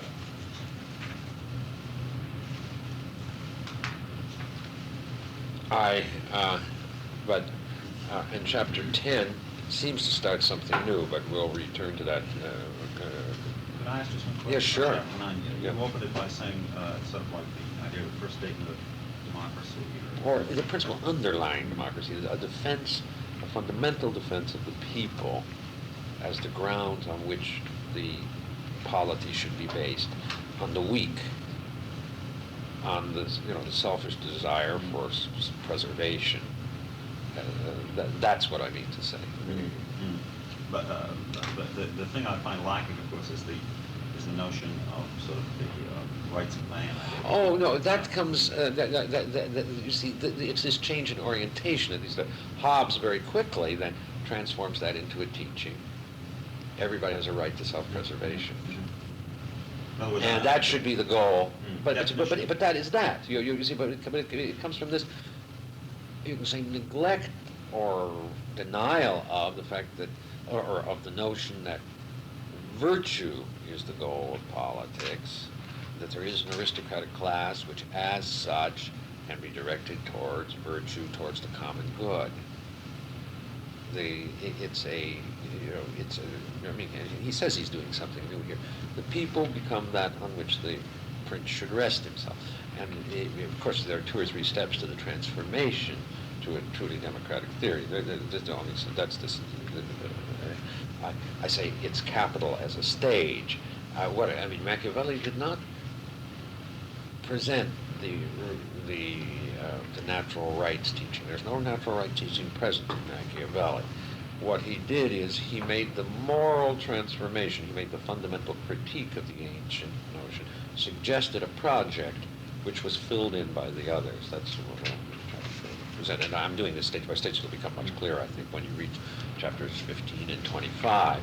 But it only takes on its flesh when you read each stage of chapter. Chapter 10 I'll skip over very quickly, saying that he gives that as a measuring rod.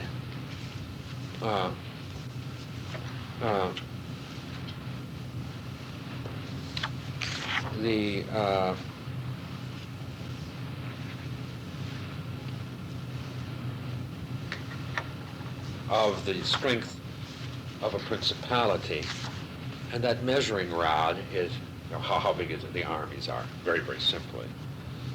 I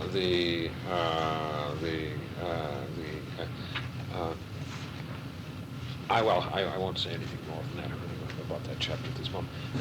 Now there only remain to be discussed the ecclesiastical principalities, concerning which all the difficulties occur before they are possessed. For they are acquired either through virtue or fortune, and maintained without either. For they are maintained through the ancient ordinances of religion. What it says is the ancient orders of religion. That will keep you in connection with chapter 7, chapter 6, which are so powerful and such quality that they keep their princes in power no matter how they carry on and conduct their lives. These are the only princes that possess states and do not defend them, that possess subjects and do not govern them. And the states, by remaining undefended, are not taken from them.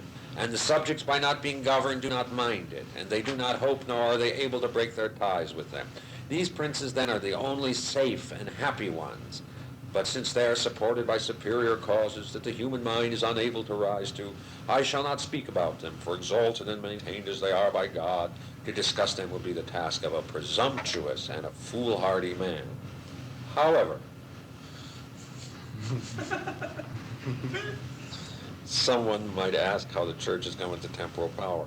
And of course, the laugh isn't that. He says he won't discuss it. It was like with Moses Montemanco. He goes on to talk about it.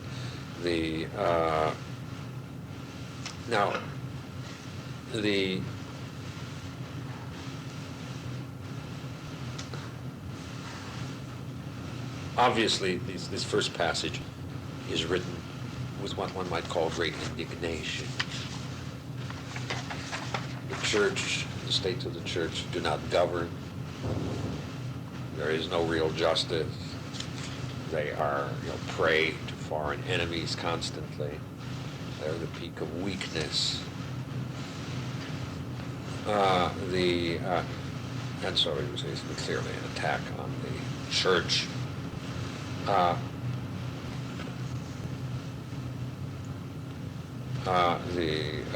You see, and here's where he says the short lives of the popes was the cause of, in 10 years, the average lifespan of a pope. You see, he made it perfectly clear, you see, what I mentioned in chapter 7.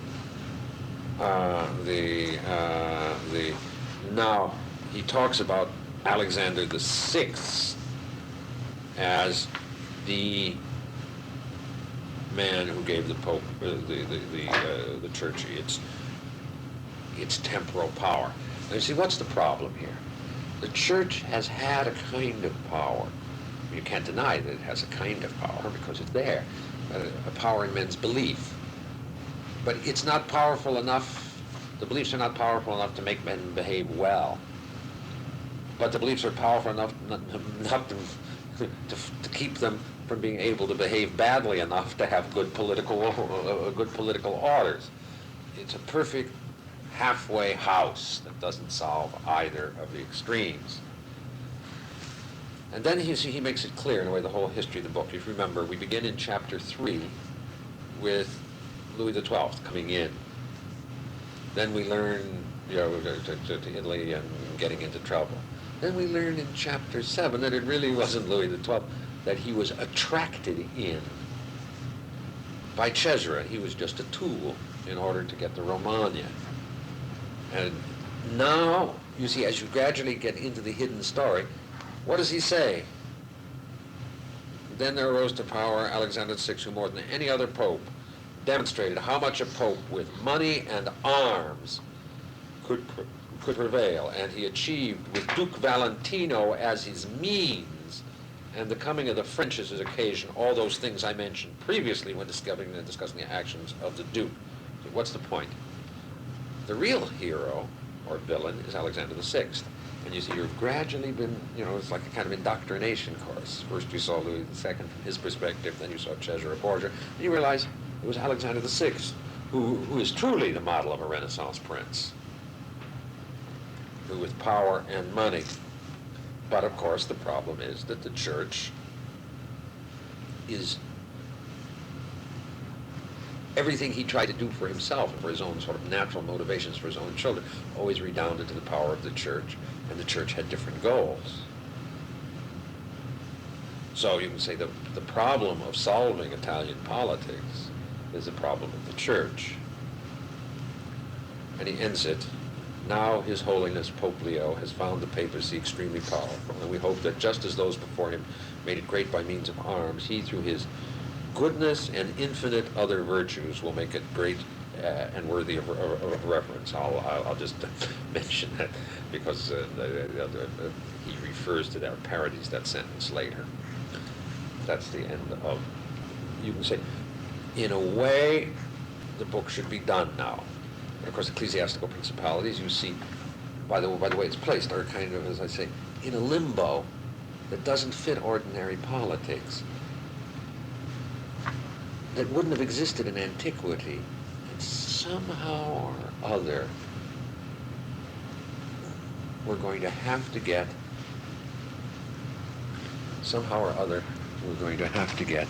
a explanation of what that power is. My suggestion is, of course, it's in the beliefs of men, so therefore in order to solve that problem it's not enough to conquer or to have arms, but one must change the moral understanding of men, or men's opinions about right and wrong, men's essential faith. And when Machiavelli starts talking about armies, which is what he's going to do now in chapters 12 through 14, he is, as you'll see, I think, speaking about armies in two senses of the word army. I mean, or you would say the real army, of men, but also a spiritual army and a spiritual warfare. Chapters 12 through 14 describe problems of warfare.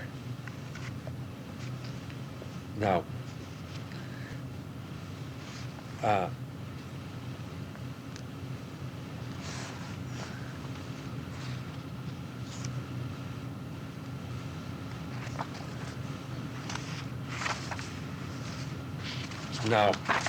chapter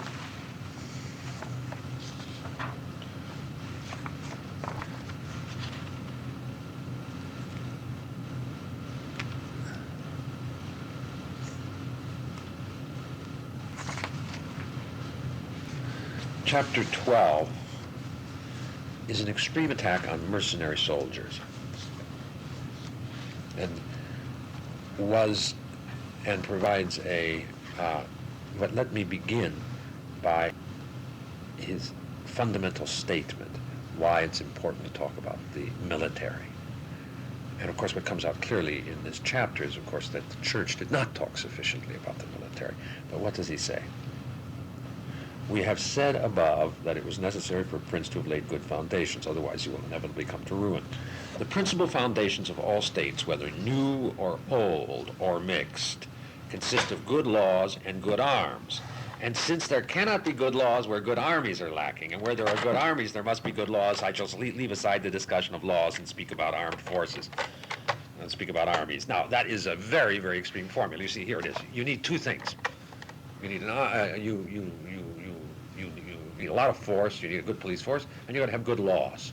Those two things are necessary for a state. I think everybody would admit that. You have the most perfect constitution in the world, but if the citizens can rebel or a foreign enemy can walk in, it doesn't mean a thing. So you got to have both of those. You got to have a good constitution, good laws, and a good good police force to stand behind it.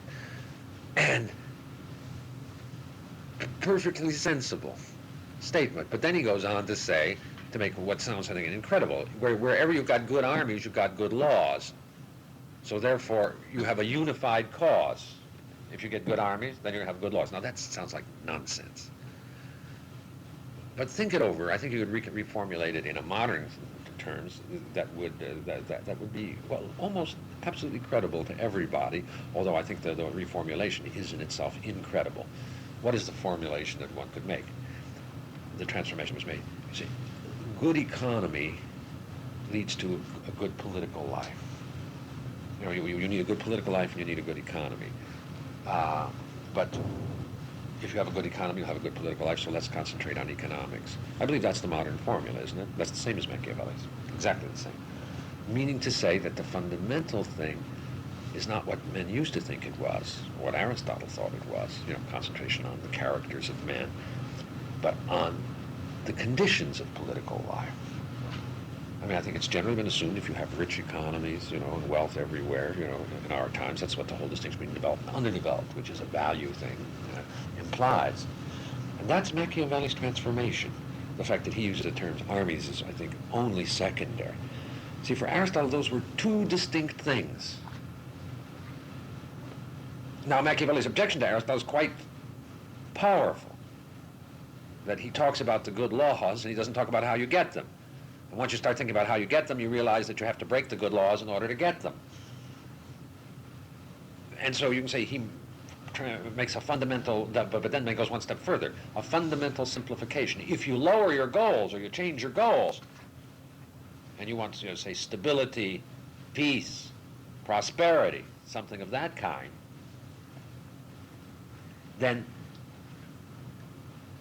you wouldn't have this dualism and the constant split between, the duties of virtue and the need for equipment. And this is what he means by this, shocking formulation. Let's concentrate on what really counts. Let's concentrate on the prerequisites. Worry about the good life later. First, you got to be alive in order to live the good life. But of course, but that also means you have to abandon the idea of the good life. You have to abandon the idea of the good life.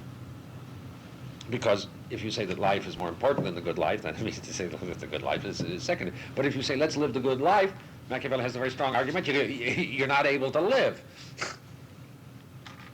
And I still think that's, as powerful way as formulating the, the problem of political thought. And Machiavelli is just fantastic. As I say, this is meant to be a brash formula. And here he makes a big attack on mercenary soldiers. And of course, what's the cause of mercenary soldiers? He makes it very clear: Christianity. Priests don't know how to fight.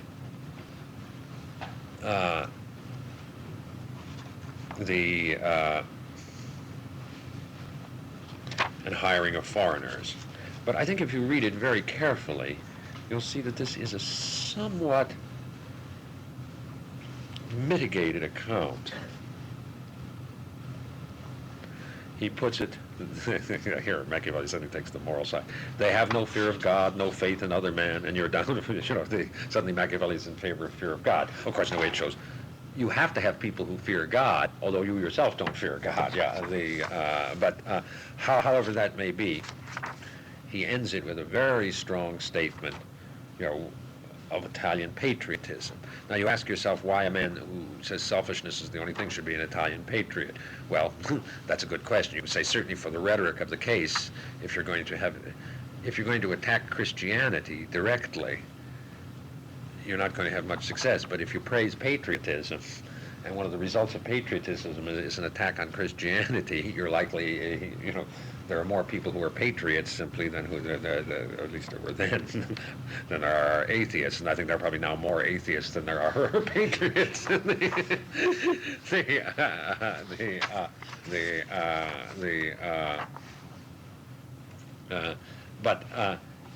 But you'll also see that it's a mitigated attack on mercenaries, because you'll see that Sforza, rose to power by mercenaries.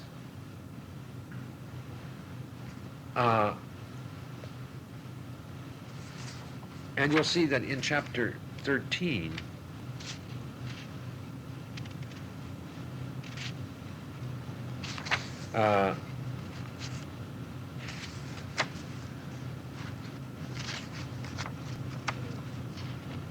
which is the argument in favor of having your own native troops, he discusses auxiliaries. Now, the auxiliaries are people who belong to somebody else, but who live in your country and help you out, but whose loyalty goes someplace else. Now, they in a way seem better. They're morally superior to mercenaries. Who do you think he's referring to if you remove this to a higher level? Who lives in your country but owes allegiance to somebody else and is hence more dangerous even than a mercenary? Priests altogether.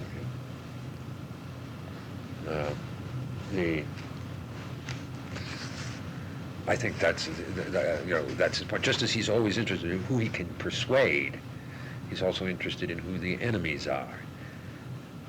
And how do you get your own army? Well, I think you probably have to begin by mercenaries. I think you see, and his attack on mercenaries is qualified. Mercenaries are only attacked to the extent that they are a result of Christian unwillingness to fight. But mercenaries you can buy, and that's a good, solid common ground of motivation. Auxiliaries have too high a source of loyalty.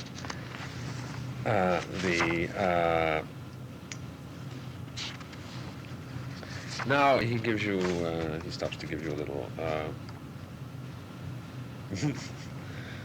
I do not want to depart from using Italian examples. Nevertheless, it's always, he's always using Italian examples.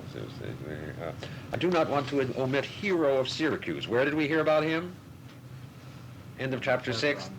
Yeah, the one who's exactly like Moses, Romulus, and Theseus. Now, suddenly he's giving us the real story, whom I have mentioned previously. This man, as I said before, having been made head of the armed forces by the Syracusans, realized immediately that mercenary troops resembling our own Italian condottieri were useless, and it seemed to him that he could neither keep them nor dismiss them. So he had them all cut into pieces, and from then on he waged war with his own troops and not with those of others. Now you know what you've got to do. Since Hiero did what Moses and Romulus and Theseus did, but the interesting one is Moses, of course. You have to be a murderer. But he didn't say that then. Now he says it. And he says, this is what Moses did, even though he had so great a preceptor. How did Machiavelli find out about this? The Bible doesn't say it. You know, he knows from experience modern actions. He knows from reading ancient actions. How does he know that these men behaved that way? They must have. They were successful. Well, or something, he's had to go something beyond history to a reflection on the fundamental conditions. But you see, that leads to something about the whole question. Why didn't the Bible tell about it? Machiavelli tells about it. I mean, actually, one reason, and you see in here he does a beautiful thing. When David offered himself, I would also like to recall to mind an example from the Old Testament, suitable for this argument. Suitable for this argument, it's wonderful. When David offered himself to Saul to go and fight against Goliath, the Philistine troublemaker, Saul, in order to encourage him, armed him with his own arms, which David, once he had them on, cast off, saying that with them he could not prove his true worth, and he wished rather to meet the enemy with his own sling and his own sword. Now, that's a wonderful use of the Bible, a way of handling the Bible, but there's an inaccuracy there, which I presumably you all know. He had to borrow the sword. Yeah. But Machiavelli, he provides him. Machiavelli improves the Bible here by providing David with his own sword. Yeah. He didn't go with his own sword, so he wasn't sufficiently armed. So Machiavelli gives a gradual improvement on the Bible. You see, you're supposed to, I mean, surely he knew these things, you see, and he was, he rewrites the Bible in a Machiavellian way. Here gives a sample of what the new Machiavellian Bible would look like.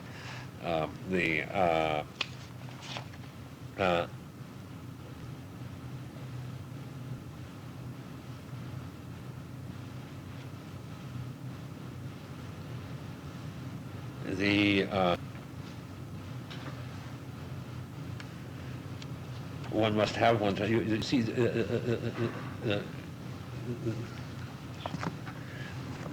numbers are terribly important.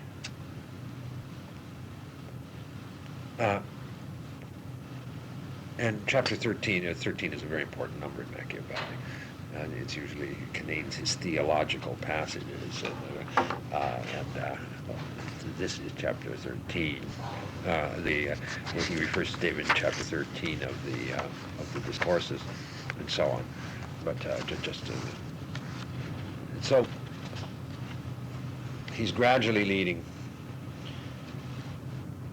through this question of the military. Chapter 13? What?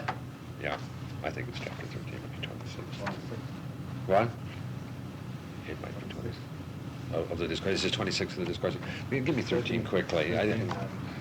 Yeah, but let me look at 13. No, 13 is the way the Samnites, the Romans used the religion. The 26, but there are several places. 13, the hollow religion to preserve order in our city and to cause our enterprises, and then 26.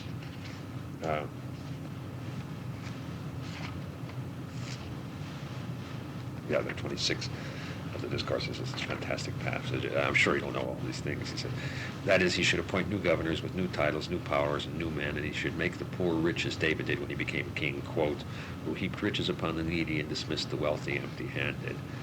Does anybody you see what's wrong with that? No, but it was not that, but it's from the Magnificat, and it's reference to God. And he calls that the behavior of a tyrant. This is, godly king. well, it's not that. I mean, he's really talking about, yeah, but it's also, he's talking about, yeah, that's right.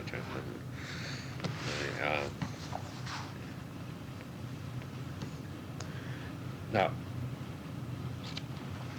14, again, I won't, he says, you see, the major thing is, well, now we recognize you have to have your own arms. Well, of course, knowing your own arm has led to this whole question of the mercenaries, of the way in which he enriches all these things, the mercenaries, the weakness of Christianity, the problem of the auxiliaries, the setting up of your own army. And then he says you must constantly be thinking, thinking about warfare, planning against your enemies.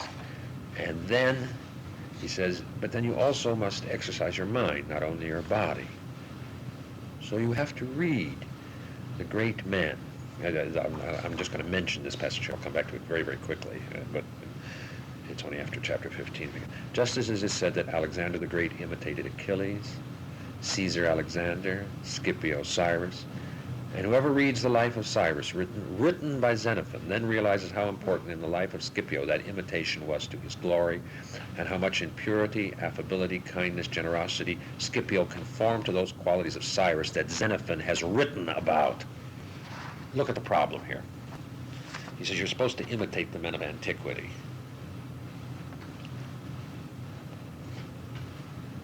Now, what did Cyrus do? Scipio do? Scipio imitated Cyrus, but did he imitate Cyrus? Now, he imitated Xenophon's writing about Cyrus. Suppose you want to imitate Moses. Let's put Moses in there, since Cyrus is one of the four. How would you imitate Moses? By reading what the Bible said about him. This is where the problem of reading about the ancients, as opposed to have experience of them, is the problem. Suddenly the problem of writing, or of what was said about men, is terribly important. Is Scipio really imitating Cyrus? It's this problem of imitation.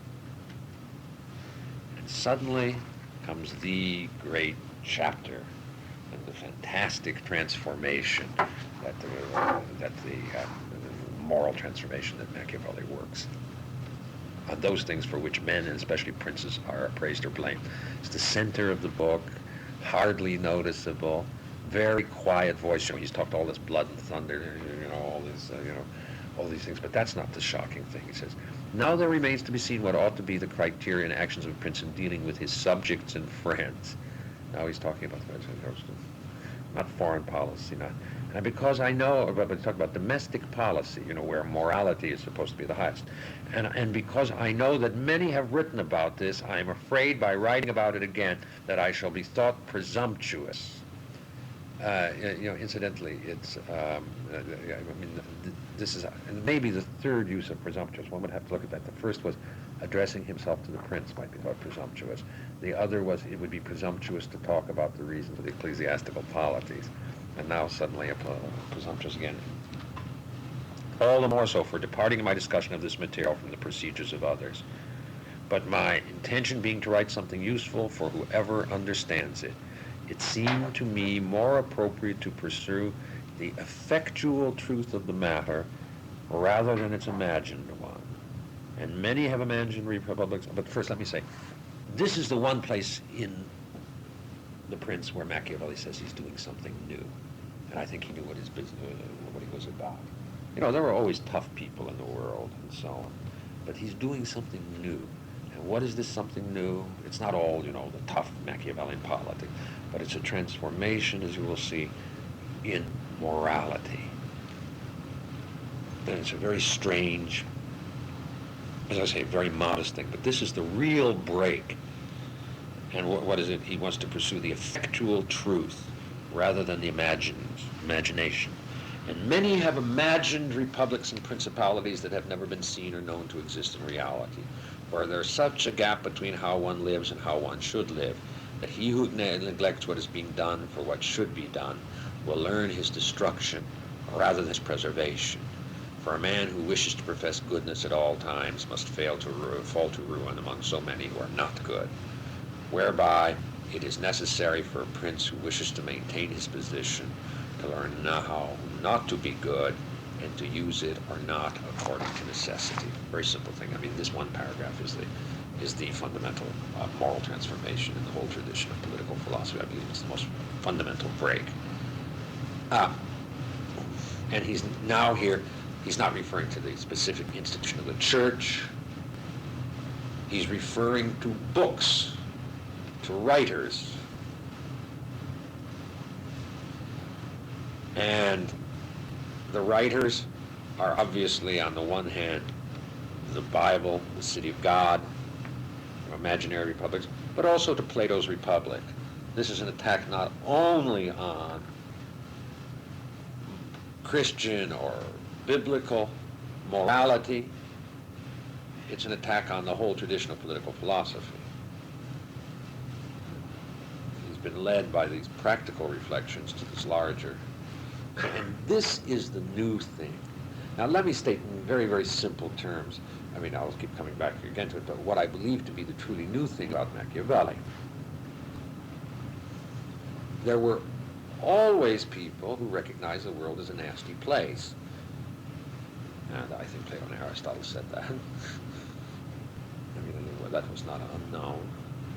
The difference between Machiavelli and Plato or Aristotle is that Machiavelli, instead of saying that you should try to temper men or moderate them or make them virtuous, control their natures, says that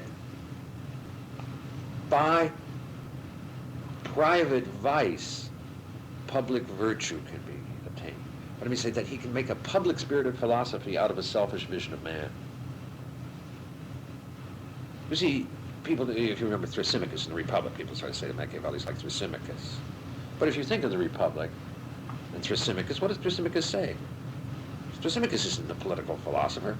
Thrasymachus says politics is a dog-eat-dog arena where there's no philosophy, there's no common good. So you should try to be a tyrant for your own sake, and it's not for anybody else's good. Machiavelli is going to suggest that this is what's good for civil society. That's the fantastic change, which finds its sort of dumbed down or domesticated formula in things like utilitarianism's principle. Private vice makes public virtue, or the notion of enlightened self-interest. Something of that kind. Now,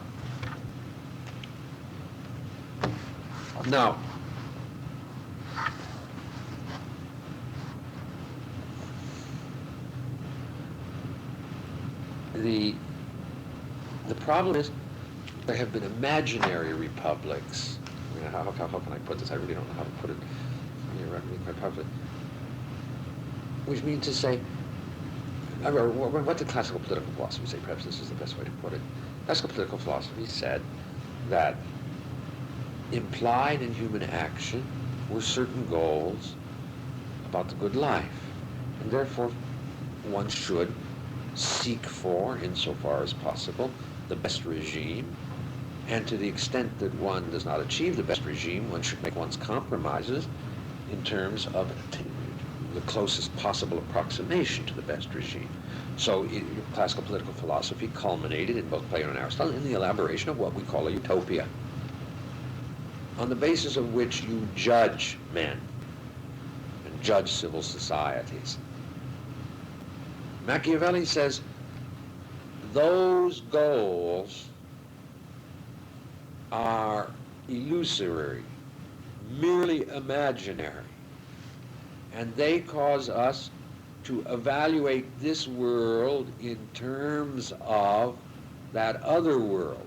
But this world, if you look at it without those imaginations, teaches us that we are not naturally directed towards the good. We are naturally directed towards preservation, or that what is ordinarily understood to be bad is really good, our selfishness.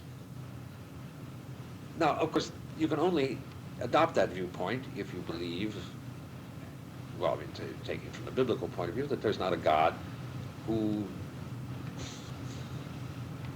punishes, a God who rewards us, with the city of God, with his own city. Because what Machiavelli says, if you look at this world, this nature does not have that teleology built in it. You'll see that Machiavelli, prior to the fact of the transformation of natural science, begins to deny the teleological understanding, which is supposed to have been attacked by modern science, but I believe it really finds its sources in Machiavelli's political philosophy. Look at the real condition of human life in order to succeed at politics, and not merely in the selfish way, although he does speak of selfish, but in order to get peace, prosperity, stability, you have to abandon the high moral goals. And the simple fact is, what you get is, since nature forces us to be concerned about ourselves, and these imaginary republics force us to be considered about, to care about the common good or about our eternal salvation, that we neither satisfy the one nor the other. We don't do good politics, and at the same time, we are not virtuous men or truly pious men. you have an essential split in the world. But the essential split does not come from original sin, distinction between body and soul. It comes essentially from man's imaginations.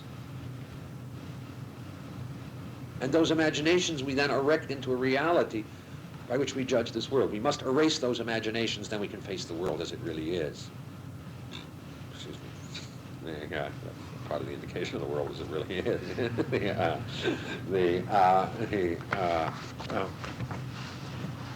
And if you look at the last paragraph, he gives a list of the virtues. And what he's going to do from chapters 15 or through 19 is a re-examination of the virtues, the classical virtues. If you'll notice the list, it has 11 pairs of virtues and vices. He's going to discuss some and leave others out.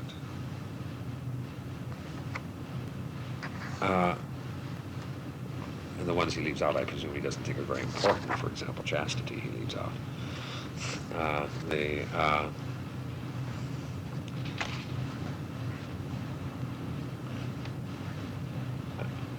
Let me say, in the first place, you see, I mean, Machiavelli's argument is something like this. And people say, well, Machiavelli was only talking about politics. If he was, then he was only a very slight man, because if politics requires the eternal damnation of your soul, then you wouldn't do politics.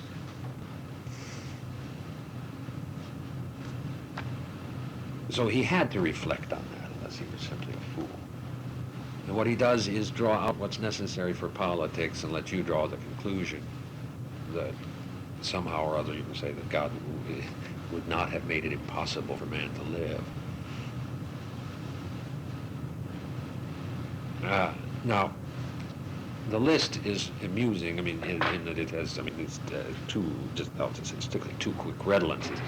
There are a list of 11 virtues and vices, which is the same number as treated in Aristotle's Ethics. So he's referring, obviously, to Aristotle's Ethics. But you'll see two of them are the same here, or deal with the same thing. About avarice, the first ones, So it comes down to 10. Which reminds of something. The Ten Commandments, yeah.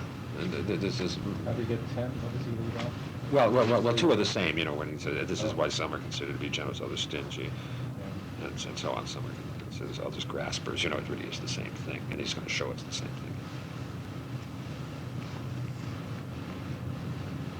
It's Machiavelli's 10 Commandments that he's going to be giving here, revealing.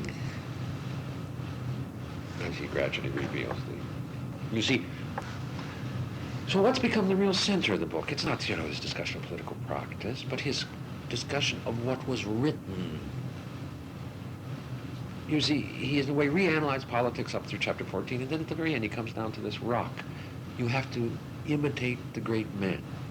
But how do you know about the great men? You know about the great men from what's written about them. But men have always written about them wrong. Why have they written about them wrong? Because they concentrated on those moral virtues which are conventional. And therefore you have to, what's new, what's really required by Machiavelli is a new moral teaching to replace the old ones, which are, characteristically Plato's Republic and the Bible, if you like.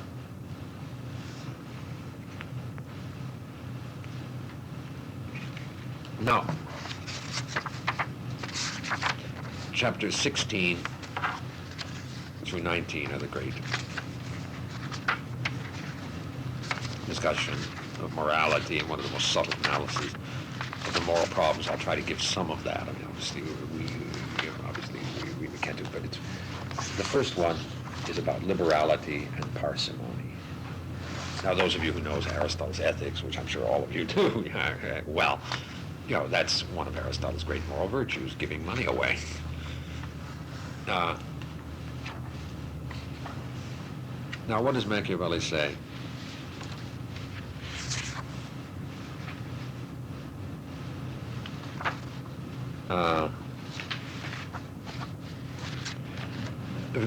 Very simply, you see, it's a complicated. I mean, it's. Yeah. Well, why don't you give him the text? It's page 131. Yeah. The first paragraph is the analysis. If you remember Aristotle's analysis of the virtues, it is that moral virtues are means between extremes. For example, liberality is a means between, what do you say, tightness and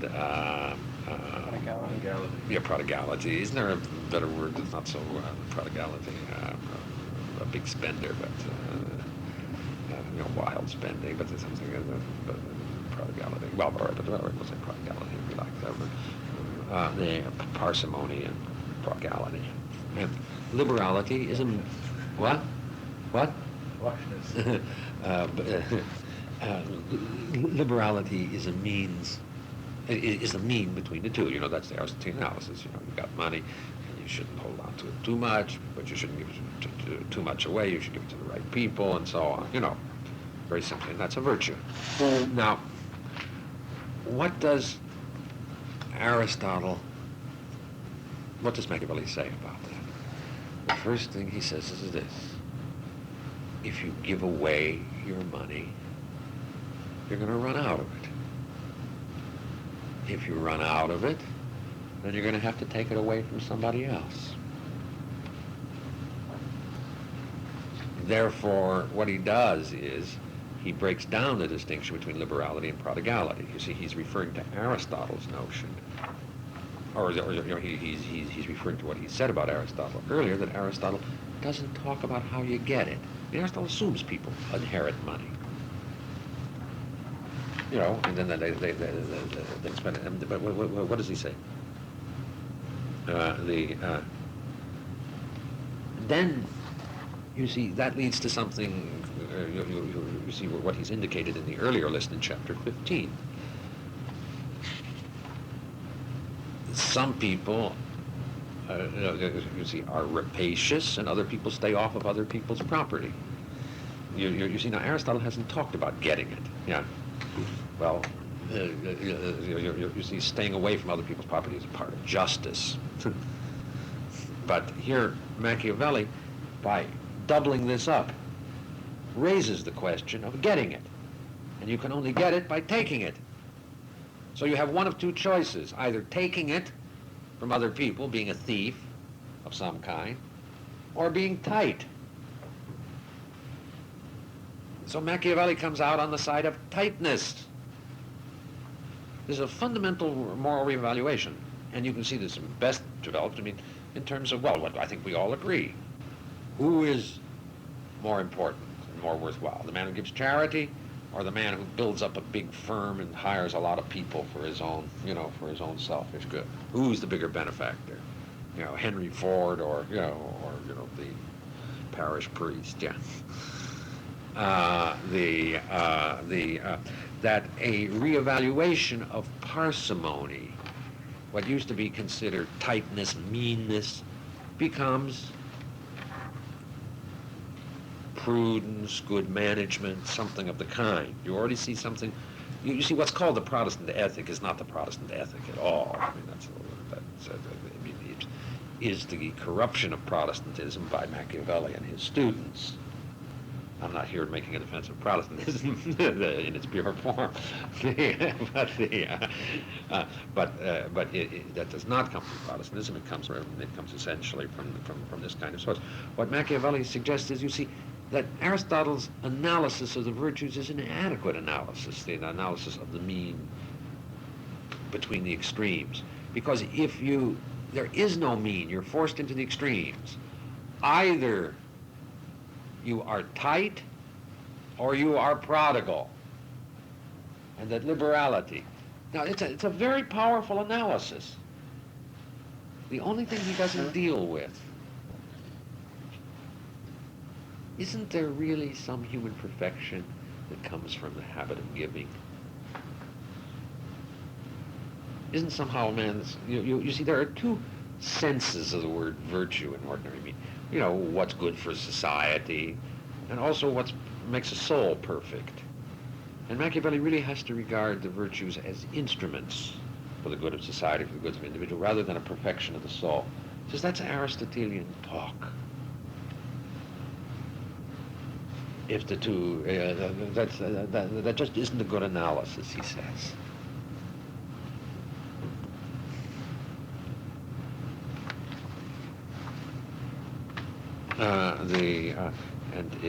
He says that, and he talks, you see, in this context about Caesar. Well, Caesar, of course, was prodigal when he was young, but he would have, but that's necessary for coming to power. And then he goes on to say,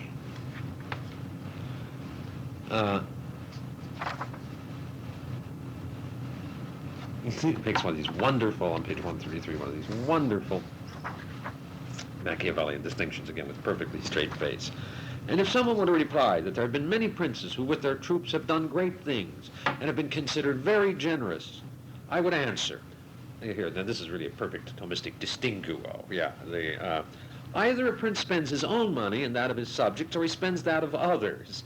In the first case, he should be frugal. In the other, he should in no way hold back in his generosity. You see, it's perfectly one. So there are two ways of being liberal. You have to understand that. You see, I could be liberal with my own money, or I could be liberal with your money if I take it from you. It's perfectly all right to be liberal with your money if I take it from you. It is not all right to be liberal with your own money. And then he goes on to say, and with that which does not belong to you or your subject, you can be a more liberal giver, as was Caesar or Alexander, because spending what belongs to others does not detract from your reputation, rather enhances it. You see, now Cyrus, he gives an example. Xenophon doesn't say this. Xenophon doesn't say that Cyrus took other people's. He says that Xenophon was very liberal. If you look at the end of chapter 14 again, he says, Scipio imitated Cyrus in his purity, affability, kindness, liberality, and so on. In his chastity, affability, humanity, and liberality. But now you can see Cyrus was liberal, but in what way was Cyrus liberal? He was liberal with what? The money he took from other people when he conquered them. That Scipio wouldn't find out by reading the life of Xenophon, the life of Cyrus written by Xenophon. Do you see? You have to have a new book. Now the question is whether the same wouldn't be true for Moses, yeah? The biblical account, yeah? The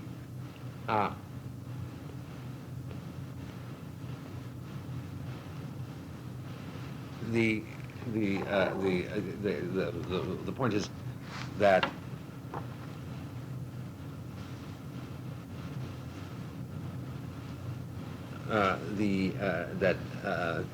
Machiavelli here suggests a dual alternative, being a very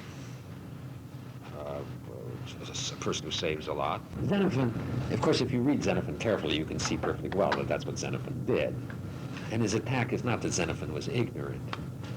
His attack was that Xenophon kept it a secret.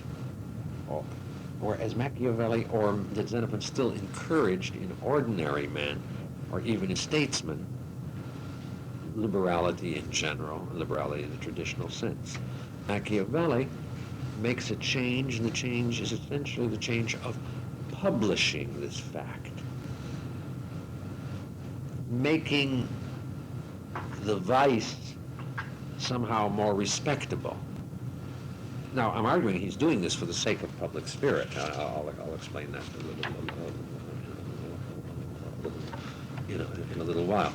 But here, in this first case, you see the combination both of what he means by liberality, his analysis of Aristotle's failure,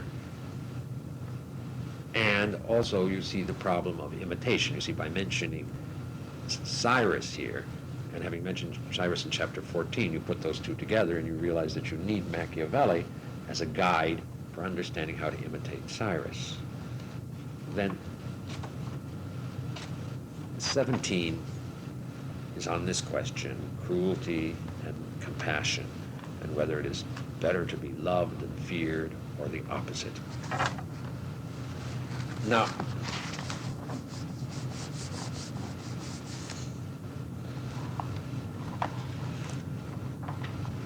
whether it's better to be, now you can see the importance of the very theme. Christianity is the religion of love. Now, Machiavelli begins by saying, moving along to the other qualities mentioned above, let me say that every prince must desire to be thought of as compassionate and not cruel.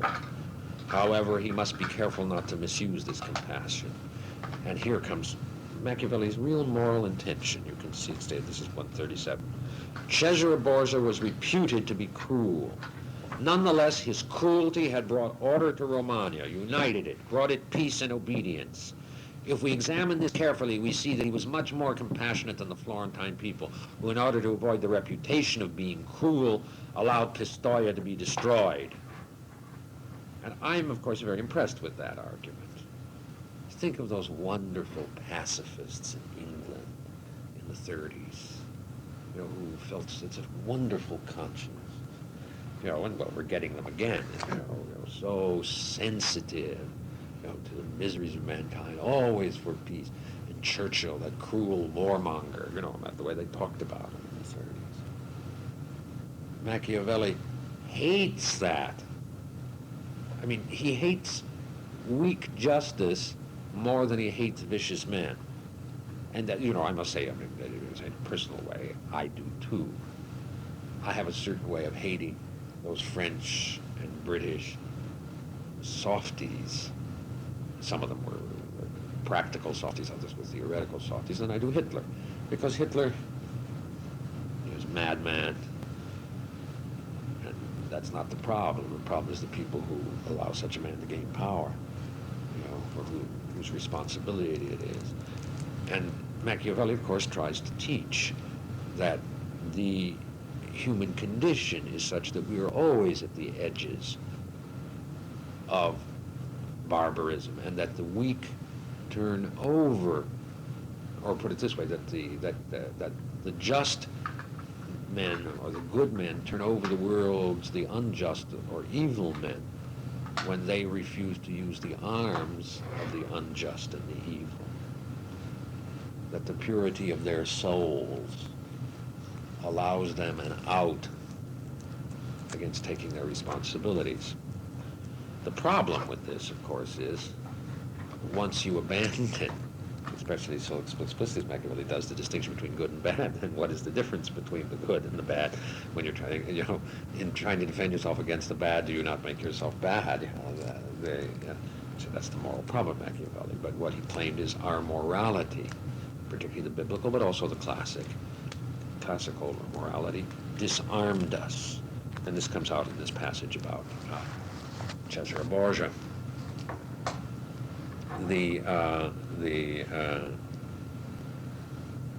So that leads into the question of fear rather than love, or fear as opposed to love.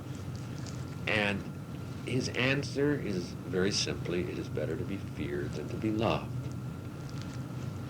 Because love depends upon the other person. Fear depends upon you. You can make men afraid.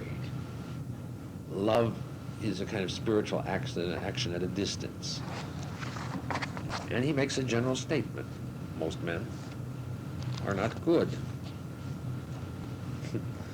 Now, that's only a provisional statement. They're only good in the context if faith and loyalty and so on are terribly good. I mean, but Machiavelli has doubt about that.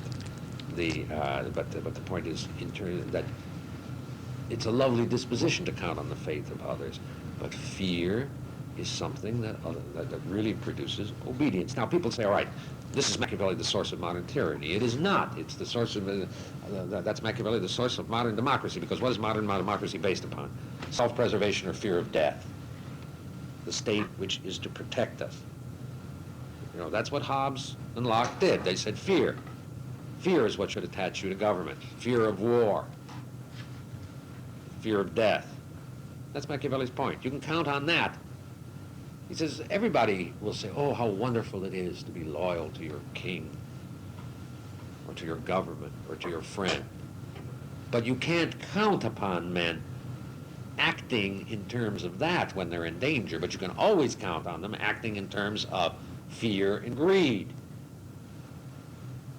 Establishing morality on a much solider basis if the motive is your own self-preservation, your own good, rather than the good of somebody else.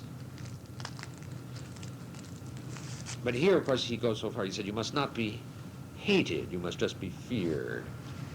See, he hasn't gone to the depths at this point. You know, there's always some harmony here. And he puts this statement, he said, what you should do is you should leave their wives and their children and their money alone. Reasons for taking another's possessions are never lacking, and inevitably he begins the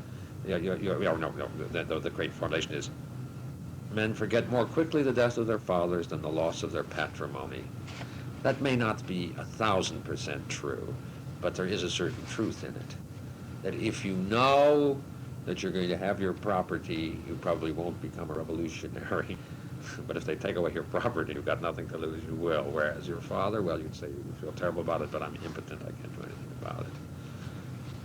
And then in this context, and this leads you back to Agathocles, among the admirable accomplishments of Hannibal is numbered this, that with a very large army composed of men of all races which he led into battle on foreign lands, there never arose any kind of dissension, neither among themselves nor against the prince during his bad as well as good fortune.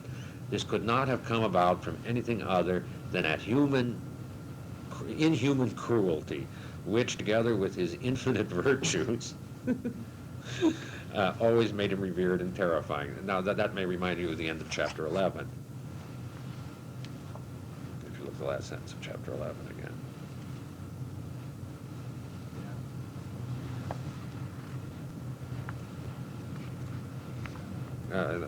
Con la bontà e infinita altra sua virtù, with his goodness and his infinite other virtues, and here it is, the same formula, his inhuman cruelty with his infinite other virtues. Isn't that funny?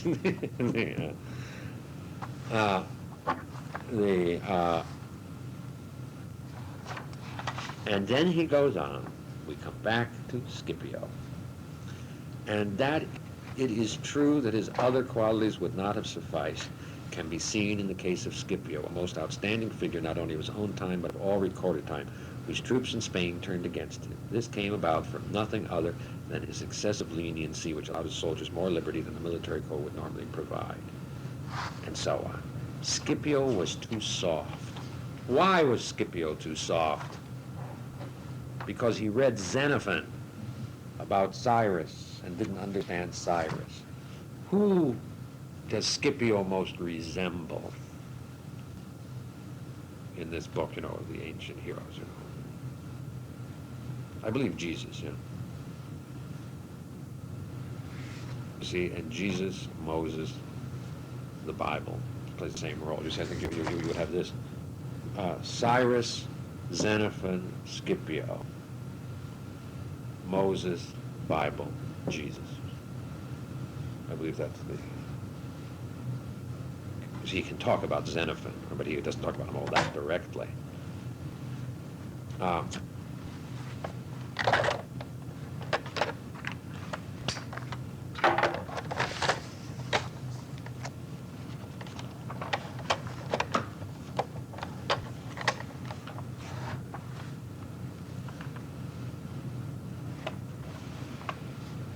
Now, is that clear? I mean, he's dealt with these two fundamental virtues, liberality or charity, and with love and fear.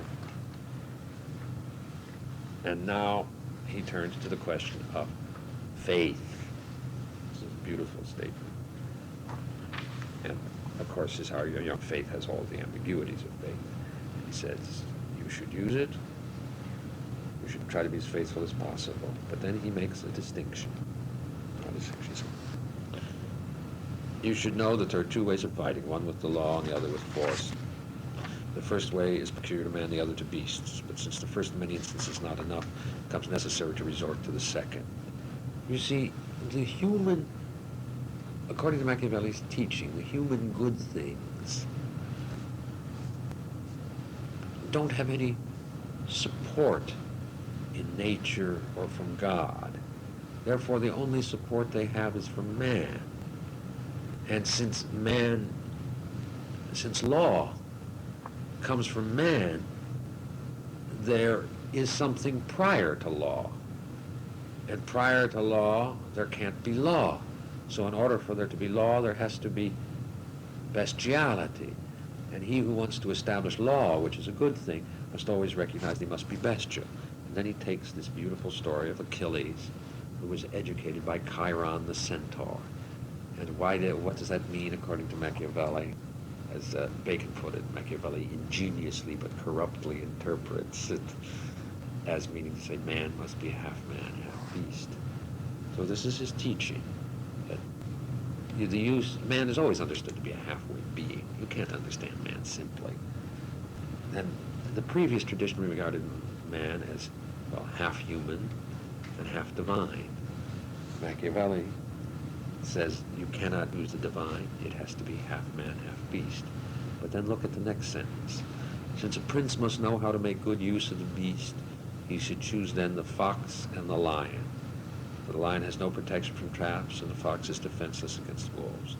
It is necessary, therefore, to be a fox in order to know the traps, and a lion to frighten the wolves, and so on. Now, what does that paragraph really say? He talked about Chiron in the previous half man, half beast. What does he talk about here? All beast. Man is a combination of lion and fox, not man and horse. Machiavelli recognizes, this is what's wonderful about Machiavelli, is he's very clear-sighted, he's unsentimental, that if you abandon the divine, then the bestial and man has to be the guide completely.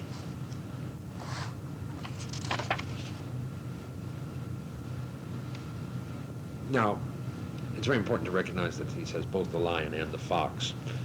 The problem is, Machiavelli in this book, particularly when talking to Lorenzo, keeps talking about the lion, the tough thing, roar, roar, roar. Whereas the fox side is sort of hidden. And Machiavelli, of course, represents the fox-like. Most of all.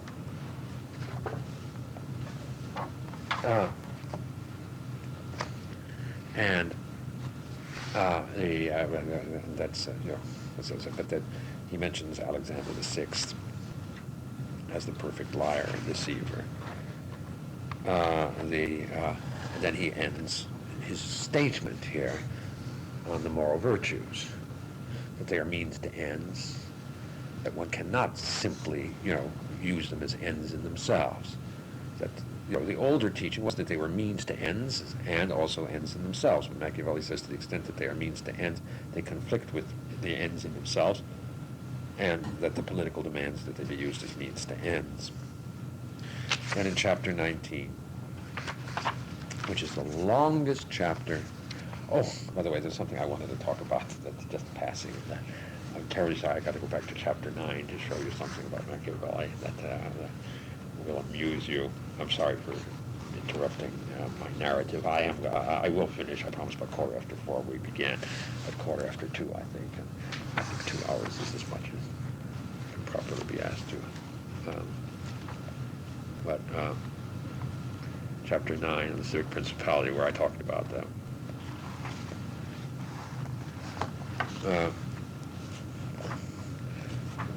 That passage which was the beginning of democracy or a democratic argument. He says a prince must,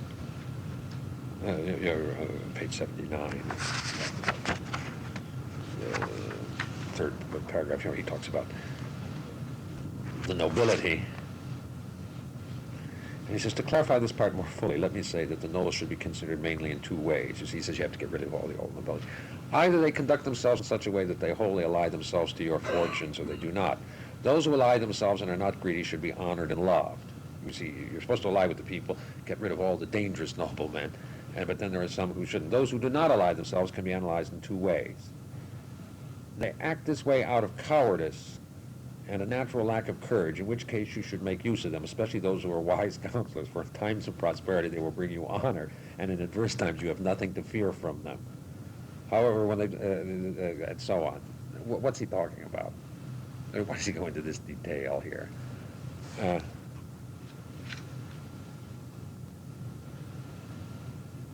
However, when they do not allow themselves to you for a definite reason, for ambitious purposes, it's a sign they are thinking more about themselves than about you, and the prince should watch out for such men.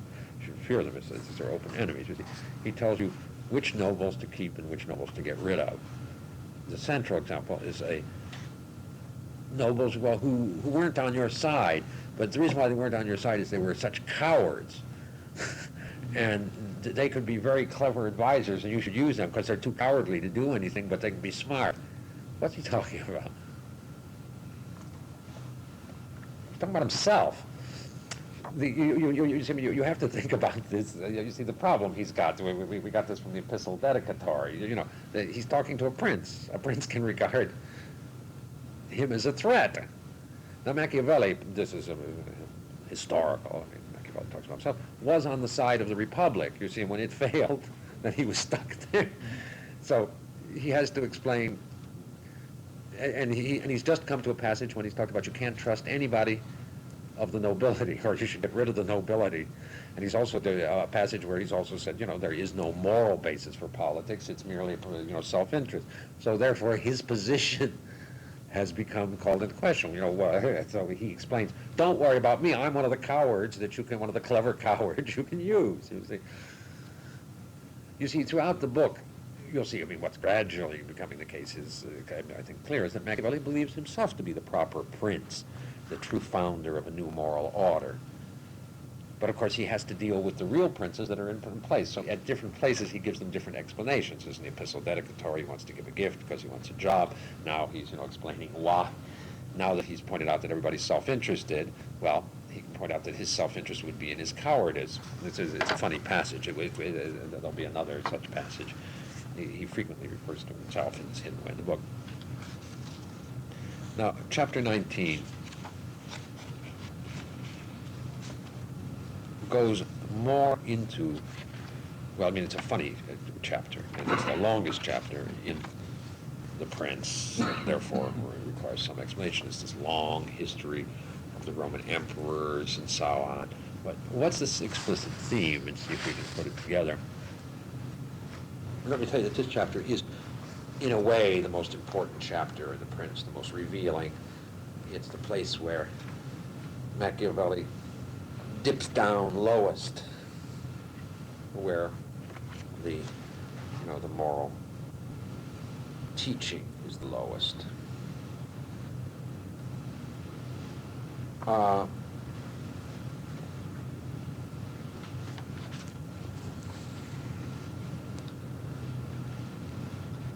He said in chapter 17 that it's better to be feared than to be loved, but you should avoid being hated.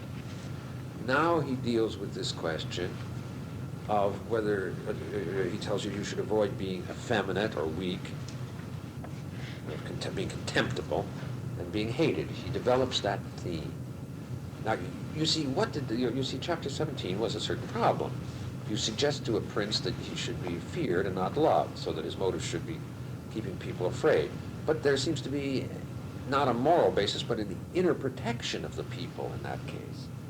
An inner protection because, well, at least the prince shouldn't be hated, because if he's hated, then they'll try to kill him, you know, so that'll keep him from being too extreme. He'll be tough, but not too extreme. Now he reconsiders that issue. Love is out. And he says you should avoid being both contemptible, because then people will take you, to take advantage of you, and you should avoid being hated. But it becomes perfectly clear if you read the chapter with any care that, of course, the person who wants to be loved is the one who's contemptible. And that the only thing is really to avoid being contemptible. Put it this way, the way in which he analyzes it in chapter 19, the analysis follows something like this. In ordinary situations, what you have is the people, the prince, and the people should be satisfied by the prince. The prince depends upon the people's obedience, and the people depend upon the prince to take care of them. Wonderful situation, a perfect sort of harmony of self-interests. And of course the prince should therefore avoid being hated, because the people will rebel. But there are some cases when there's a third force, the army, which is what happened in the Roman Empire. And this is now, in the case of the Roman Empire, of course, the army was rapacious and took things away from the people. In that case, you have to choose whether you're going to be hated by the people or despised by the army. And what must you choose? Being hated by the people. Therefore, it's possible to do anything, not to have any moral restraints. There's no, or not neither moral restraints or factual restraints. It's possible to be hated by the people if you have a strong enough army. It's in this context, by the way, that he compares the Turks with the papacy, with the Praetorian Guard. And the army of the papacy is obviously the priesthood, which is rapacious, and so on. But in his teaching. But the point is, what Machiavelli suggested, that one didn't have to be public-spirited, but this would automatically lead to the public good, that he had a new technique of each one following his self-interest. The oppressed people and the ambitious prince. Now suggests that harmony is not universal, that there are conditions where it is perfectly all right to be hated, and one would have to be hated, and therefore it's unreasonable to, or no, put it this way, that there is, as it were, a perfect moral anarchy at certain points if one analyzes the situation. And that, of course, is a very ugly teaching. You see, what Machiavelli has done is this. What's the problem with old political philosophy or with Christianity? In order to have a good political life, you have to love your country, your fatherland. What does Christianity do? Or what does Plato do? It causes you to love something more than your country. It takes you beyond your country. So what do you have to do in order to love your country and be devoted to politics? You have to cut off that alternative, cut off that force which leads you or attracts you beyond your country. That's beautiful. Then you're back to what you might call patriotism or nationalism, if you like, or something like that. But when you cut off that top and you say that you should be devoted to the country, why should you be devoted to the country? Not for the sake of moral virtue, but for your own good. There can't be any other basis. I mean, why should you love your country? I mean, the old way was you love your country because your country will lead to salvation or make you a good man. If that's no longer the end, then what's the end of the country? It's taking care of you. But if sometimes it's to your interest to exploit the country, then you should. The point is, both alternatives, that the country is a kind of imperfect unity. It really isn't the whole. You're either led beyond it in the direction of morality, or below it or beneath it in the direction of individualism. But Machiavelli prefers the latter, to try to reconstruct by the way of individualism, which of course is what, Hobbes and Locke, the whole modern tradition, the individual, contracting, with society. But there is no question that if Machiavelli is a nationalist or a patriot or something like that, it's a patriotism on a totally new basis. He makes his analysis in this way. He takes the 10 Roman emperors, only 2 of them come out as good. One of them is Marcus Aurelius, who was kind of peak, the philosopher. And what does he say about Marcus Aurelius? He was a very good ruler, but he was completely conventional. He, in a way, depended, upon the inheritance and so on. That's what made him so respectable. The real ruler, the one who knows how to rule, is Severus, the perfect lion, the perfect fox, the new prince. Severus, the perfect example of a tyrant that ever lived. And he's the perfect ruler. He's the one that we know of from more accurate history who should be our guidance if we wanted to found new modes and orders. That really is the ugliest moral teaching in the book. But it's the facts about politics, and he's prepared us for this, and he hides it in this chapter. The one thing one must not be is contemptible, and the man who is soft, which means to be humane, who lives on love, is contemptible. What's the difference between Machiavelli and Jesus? Well, they both were unarmed prophets. But Machiavelli was in a way an armed prophet because he identified himself with human selfishness, which is something that always works. Jesus was based upon love and was hence contemptible. Something of this kind would seem to be the argument. But as on avoid being, here this heading, on avoid being hated, despised and hated, what it comes out as is you should always avoid being despised. Sometimes, and particularly a new prince, must probably be hated by the people and perform the most tyrannical acts.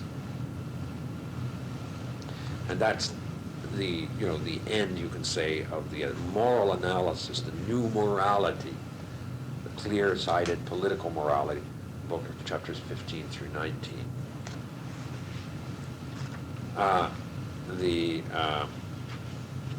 Now,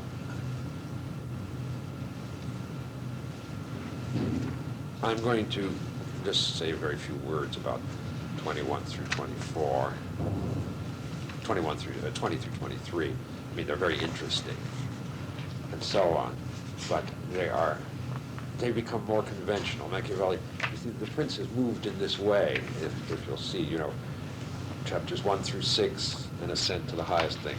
7 and 8, a descent morally.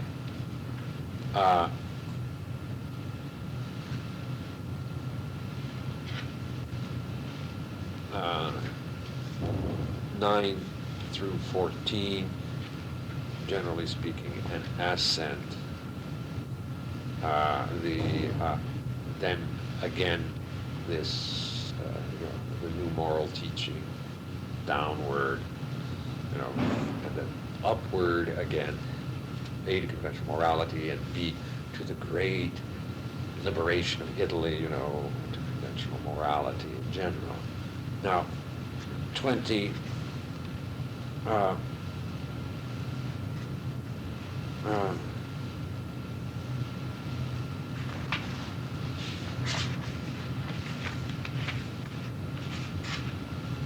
Deals with the question of fortresses, and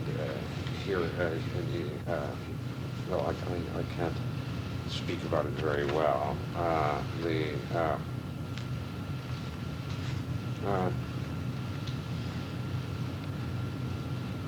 He makes it clear that this is a case for prudence, and so he begins to concentrate more on prudence, less on moral extremes. He refers to himself again on page 179. Princes, and primarily those who are new, have found more loyalty and usefulness than those men who at the beginning of their reign were held in suspicion. That's Machiavelli, use me. Chapter 21, the use of religion in particular to gain esteem.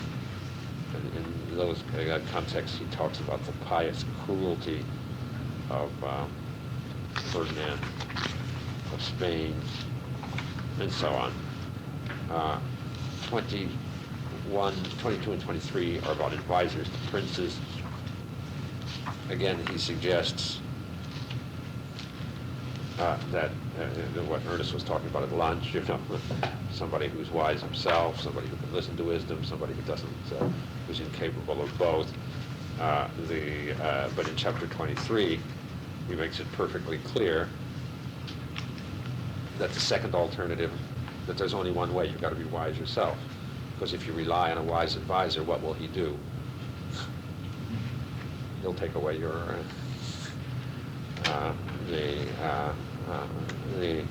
and there he makes it perfectly clear that he has to read very carefully, that in a way Machiavelli himself will become the prince. There's no substitute for wisdom. But chapters 20 through 23 I will not insist on. They're quite important.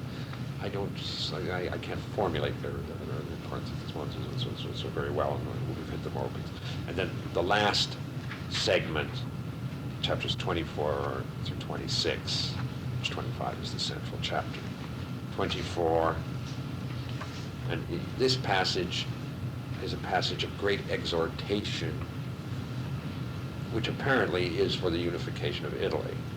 My suggestion, of course, is that it's not really a unification of Italy. I think he's tried to show you here in the book how impossible it would be without fundamental transformations to unify Italy, that it is more of an example than of a thought that goes much further. What he says in 24, what are the sins of our times? The sins of our times.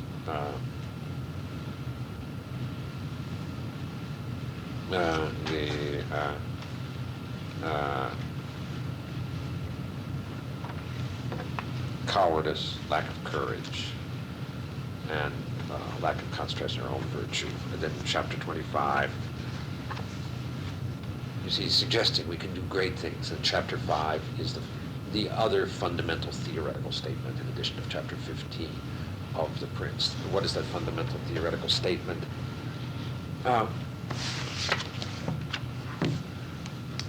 It's about fortune. This is what we've been dealing with all along. What does virtue mean? What does fortune? Virtue means somehow what you can do on your own. Fortune means something. And here he's going to explain it somehow and tells you. In a certain extent, fortune means, very simply, it's what's out of human control. What human beings can't do. You know, in the old view, if you think of Stoicism, for example, that's as good a formula for the, the Stoics knew that you could lose your wife, lose your empire, lose your life. But they say, well, happiness doesn't depend on that. Happiness depends upon the virtue of my soul. Only virtue counts. But of course in politics, so much depends upon whether you lose your country, and so on. We are dependent on fortune, or so it seems. Now, I'll try to do all of this a little bit more clearly, but first let me present the way Machiavelli presents it. I am not unaware that many have been and still are of the opinion that worldly affairs are in a way governed by fortune and by God, that men with their wisdom are not able to control them, indeed that men can do nothing about them, and for this reason they would conclude that there is no point in sweating much over these things. Instead, let them be governed by chance. This opinion has been held more in our own day because of the great changes in things that have been observed and are being observed every day that are beyond human imagination. Now, the first thing to say about this is, in the beginning here he identifies fortune and God, anything that's out of our control. Now, what's the ordinary opinion? You can say, well, that God and fortune control everything, that man should wait in pious assent, pious acceptance. But it's interesting to note that fortune and God are the same here.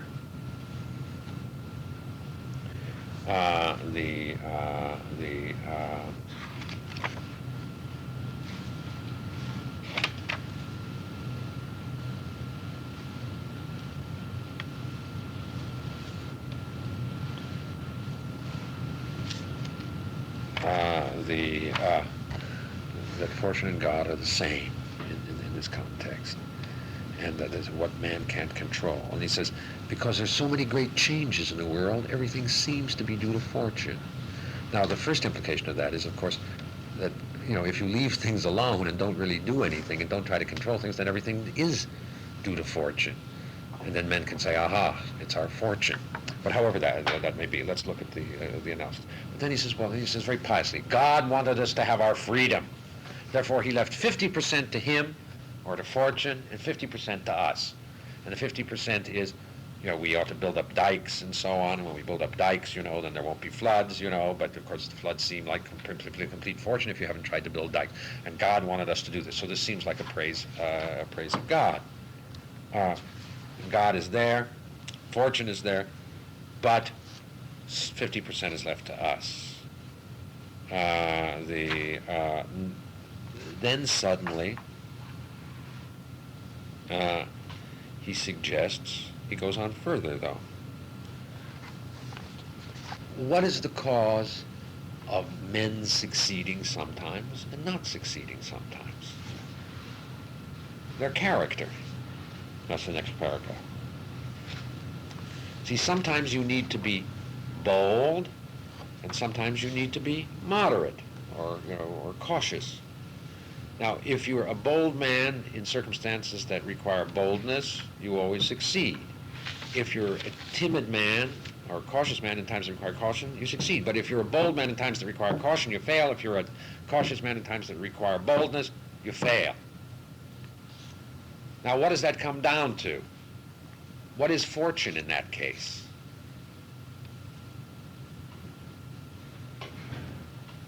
I mean, do you see, am I making that clear? I mean, fortune then is nothing outside, it's just your character. If you happen to be a cautious man in a time requiring boldness, then it would be fine. But why can't men have both characters, being timid and bold, both, or cautious and bold, both? He at one point suggested you can change your nature. So from that point of view, then there'd be no fortune at all. But fortune is in not having the right character at the right time. Not in anything in nature that's uncontrollable. Then he goes on to say, and he takes the example of Pope Julius, who was always impetuous. You see, in this implication is to see that these miraculous changes that occur are miraculous only because men have not controlled the situation. And he finishes in this way. I conclude then that fortune varying and men remaining fixed in their ways, while the two are in accordance with each other, men are prosperous, and when they are in discord, unprosperous. I am certainly convinced of this, that it is better to be impetuous than cautious, because fortune is a woman, and it is necessary for one who wishes to hold her down to beat her and fight with her. And we shall see, we see that she allows herself to be taken over more by these men than by those who make cold advances. And then, being a woman, she is always the young man's friend, because they are less cautious, more reckless, and with greater audacity command her. What is a fantastic statement, that fortune is a woman, and she can be raped. And who's the better rapist? A young man. What's his argument here? You can say this is the beginning of the modern youth movement. What was the old thing about who should rule? Older men, because they're calm, in control of their passions, moderate, and so on. Although sometimes we know that doesn't work, but that's the best general thing. Why? Because the world, there are unpredictable things in the world. Man can't control everything. Classical politics was moderate precisely. You shouldn't dare too much. You shouldn't try too much, because there are limits to what human beings can do. You can say perhaps Christianity went even further with doctrines of providence and so on. But both tended to moderation in politics. What does Machiavelli really suggest in this chapter? There is no fortune, or that fortune is only men's incapacity, not incapacity, but man's lack of adapting himself when he could adapt himself to certain kinds of circumstances. See, the ancient, and this leads to a great question of metaphysics. Is there such a thing as chance in the world? The old view was that there was just chance, that, and therefore men should have moderate hopes, not try to do too much. The modern notion, and this fits with modern science. I mean, Descartes, who followed Machiavelli, was a reader of Machiavelli, Descartes' science said there is no chance. Everything is ultimately predictable. if everything, and Descartes' famous formula, really, which is man can become master and possessor of nature, follows from this. The transformation of nature, or the control of nature for man's needs and wishes. This is the great thing, along with the moral, or in combination with that moral teaching, that one can have greater hopes from politics if one changes one's goals and one's standard. Plato and Aristotle really taught that, of course, one should always go for the best, but one should expect at very most a moderate success, and that one precisely, that it wouldn't be worth giving up high demands for the sake of great realizations, because those great realizations were highly threatened. The notion of the command and total control of the political sphere, the use of the youthful passions, the mastering passions, that this fundamental change in possibility, you see, this is, you can say these two things, the changing of the goals of politics, you can say the lowering of the standards, plus great hopes in the realization of what of man's controlling his own fate. Those two things are Machiavelli's great contribution. And, the whole idea of modern science, say, which can control fortune, can change man's fundamental situation in the world. That's all Machiavelli's beginning, at least. And that's the reason why chapters 15 and 25 are the two most capital theoretical chapters. They can't be separated out from the book, because one has to see the argument. One can master the political destiny if one doesn't believe in miracles, if one doesn't demand too much, if one rests oneself on low and solid grounds. But it leads to great daring, great transformation of man, and so on. That very much of the difference between ancient and modern politics can be summed up in this difference between moderation and daring. Now, chapter 26 is this great poem for all of this book has somehow been supposedly for the unification of Italy. And he talks about the situation. It is a situation. It was necessary in order to see the capability of Moses that the people of Israel be slaves in Egypt, and to know the great courage of Cyrus that the Persians be oppressed by the Medes, and to know the excellence of Theseus that the Athenians be scattered. Likewise, at the present time, in order to recognize, he forgets somebody. Why? Well, because he's talking about Italy. Yeah, but then you think he would most of all mention Romulus. We need a new Romulus. Sure, you need a new Romulus. Perhaps that's because it's a pre-Christian. Possibly, how did Romulus found the city? Directly by murdering his brother. The things which I'm going to talk to you about this year are things that I know much less about than usual. That sounds more vain than I meant it to be, but this is a theme in which Nietzsche is a theme which I have greatest interest, but which I really have studied less adequately than anything else. I mean, the reason why it's not only that I have interest in Nietzsche, I do think that Nietzsche is one of the very small number of authors who are most important. It's certainly the author, the modern author, most important for us. I mean, both because of the profundity of his analysis of our situation, and also because Nietzsche is us. I mean, the overwhelming influence of Nietzsche on everything in our life really has to be. Oh wait, hello, Fame. Hi. How are you?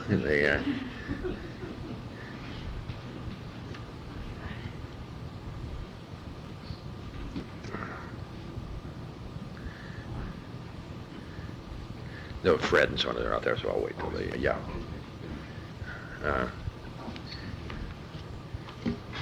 I thought so the Ziet or Zarathustra cottage cheese, which is about what I would expect. She still she can't speak. Well, I'll have some Last Man cola. Yeah, I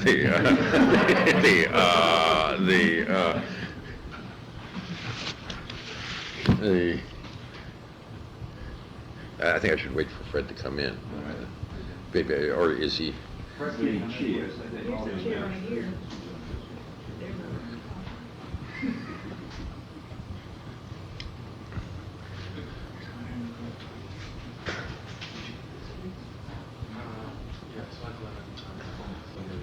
Thank you.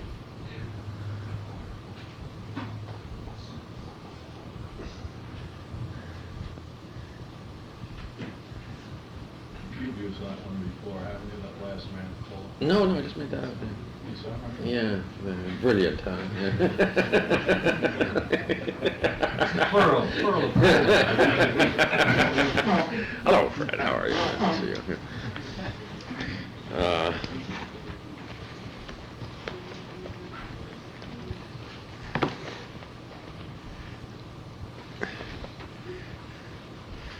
Yeah, the only thing that isn't done in houses now is smoke.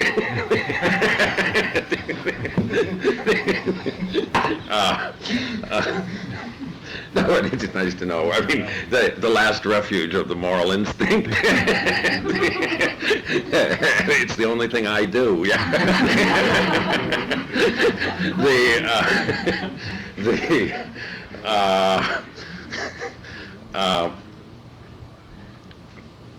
That Nietzsche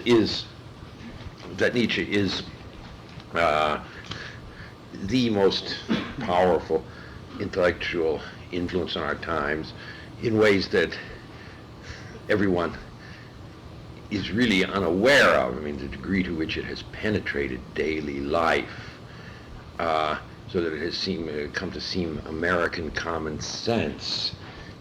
So much carried, for example, by, German sociology in the United States. Words like lifestyle and so on, which are really new words, or just the use of the word value.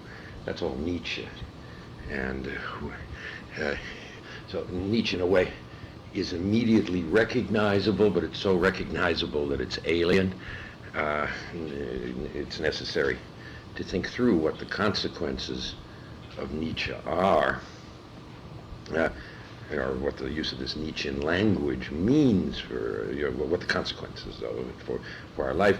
And somehow, I think for our own activity of self-consciousness, the study of Nietzsche is central. Now, you're going to be teaching this to students, and it is particularly difficult to teach Nietzsche, and I'm going to talk to you about, in large measure, from the teaching aspect. By the way, in terms of the sessions, I think we'll spend both sessions today on Nietzsche, tomorrow morning on the Dostoevsky, and the Eliot Wasteland, tomorrow afternoon on Antony and Cleopatra. Yeah, that is the proper organization.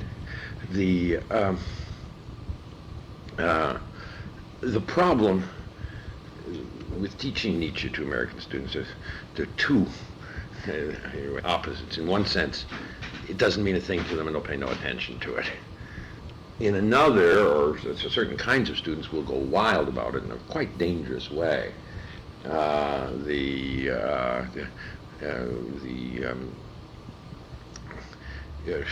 Nietzsche's rhetoric, and this, of course, is one of the problematic aspects of Nietzsche, is such as to make anybody feel significant, and hate the world around them, kind of easy sense of transcendence, significance, and so on. One of the things that was very striking as a teacher during the 60s, when many students had mental breakdowns, it was a very regular aspect of life. I mean, one doesn't see it as much. I suppose perhaps the proportion of psychiatric difficulty remains the same, but there was a kind of evidence of it in the 60s. And the number of students with whom Nietzsche was the material, practically every student who would come into my office, having some kind of paranoid or schizophrenic episode would be citing Nietzsche in one way or another, and it was quite striking. So but the greater difficulty, aside from the psychiatric difficulties, they haven't taken it seriously. The theme is nihilism that we're going to discuss today, from the will to power.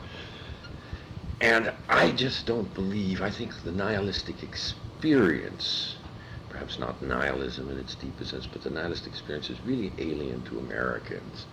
We're an optimistic people, and this year I taught a course at Chicago. Saul Bellow and I teach a course, sort of literature, and we decided to do nihilism in modern literature. And one of the books we read was Ferdinand Céline's Voyage to the End of the Night, or Journey to the End of the Night. And the students, who of course claimed that they had all the nihilist experiences after reading, the first part of Nietzsche, of course were just appalled by it or bored by it.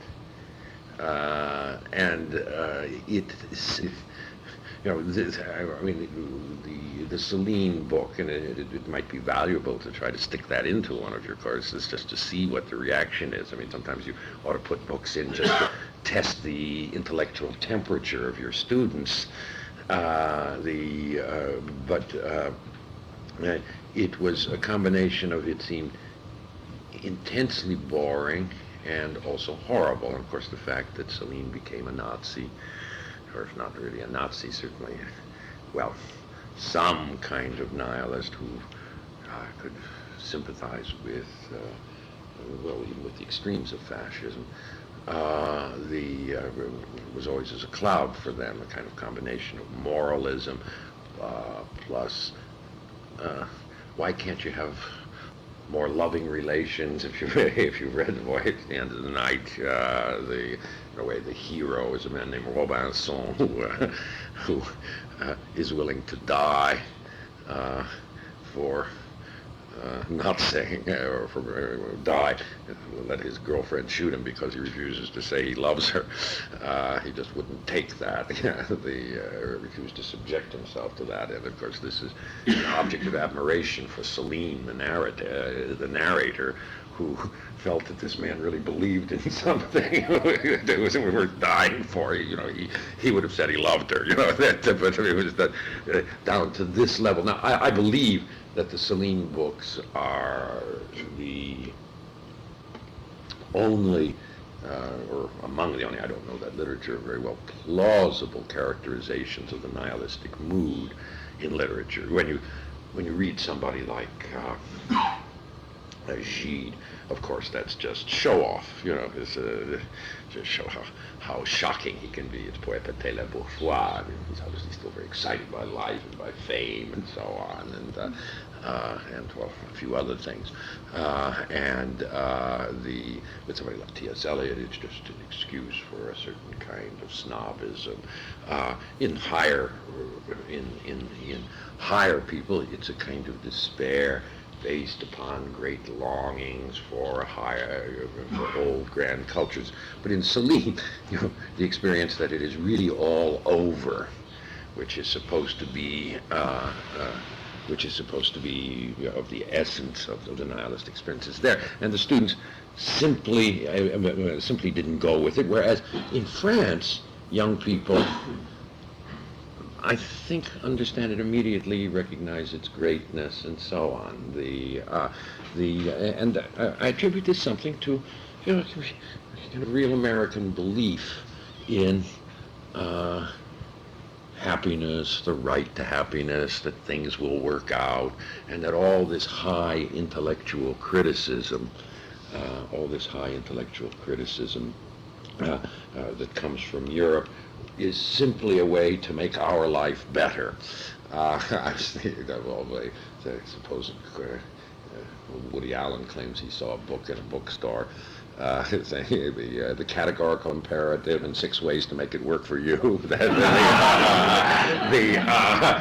that's an American, and it's in some sense nihilism, for the greater fulfillment of your life, where you can imagine self-help books of that, of that kind. That it is, it is extremely alien, but at the same time, there is no doubt, that the teaching itself has enormous effects on America.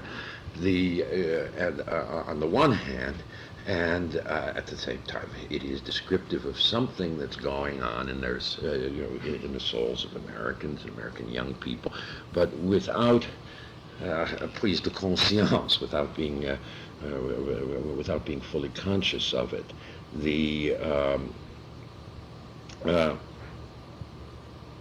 It is quite extraordinary that the language of Nietzsche, and it's always a question of wonder to me, has had this enormous success in America, much more so perhaps than any place in the world, or at least we were the first.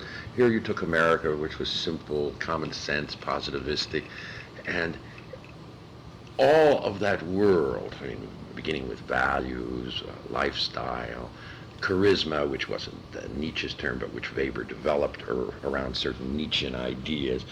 You can't find a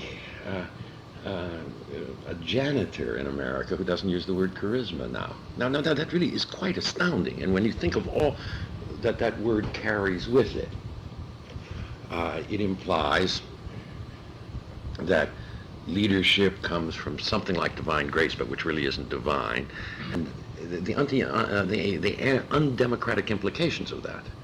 You see that, of course, the whole terminology was developed to say that, of course, democratic, rationalistic legitimacy doesn't work, and therefore the critical thing to concentrate on is something like charisma, which we, of course, immediately degrade into public relations. But in a way, we get the central idea. On the one hand, we, by turning it into mere public relations or an act or something like that, anybody who yells loud enough is said to be charismatic. In a way, we continue the democratic revolution, which Nietzsche was trying to, or the democratic progress, which Nietzsche was trying to stop. But at the same time, we undermine its vital, spiritual, intellectual core. Am I being clear in that? Because the meaning of democracy was that men rationally could subject themselves to laws that they make themselves, with rulers who are themselves reasonable, that a union of reason. And of course, this whole language denies that. And you see it in the word lifestyle, again, a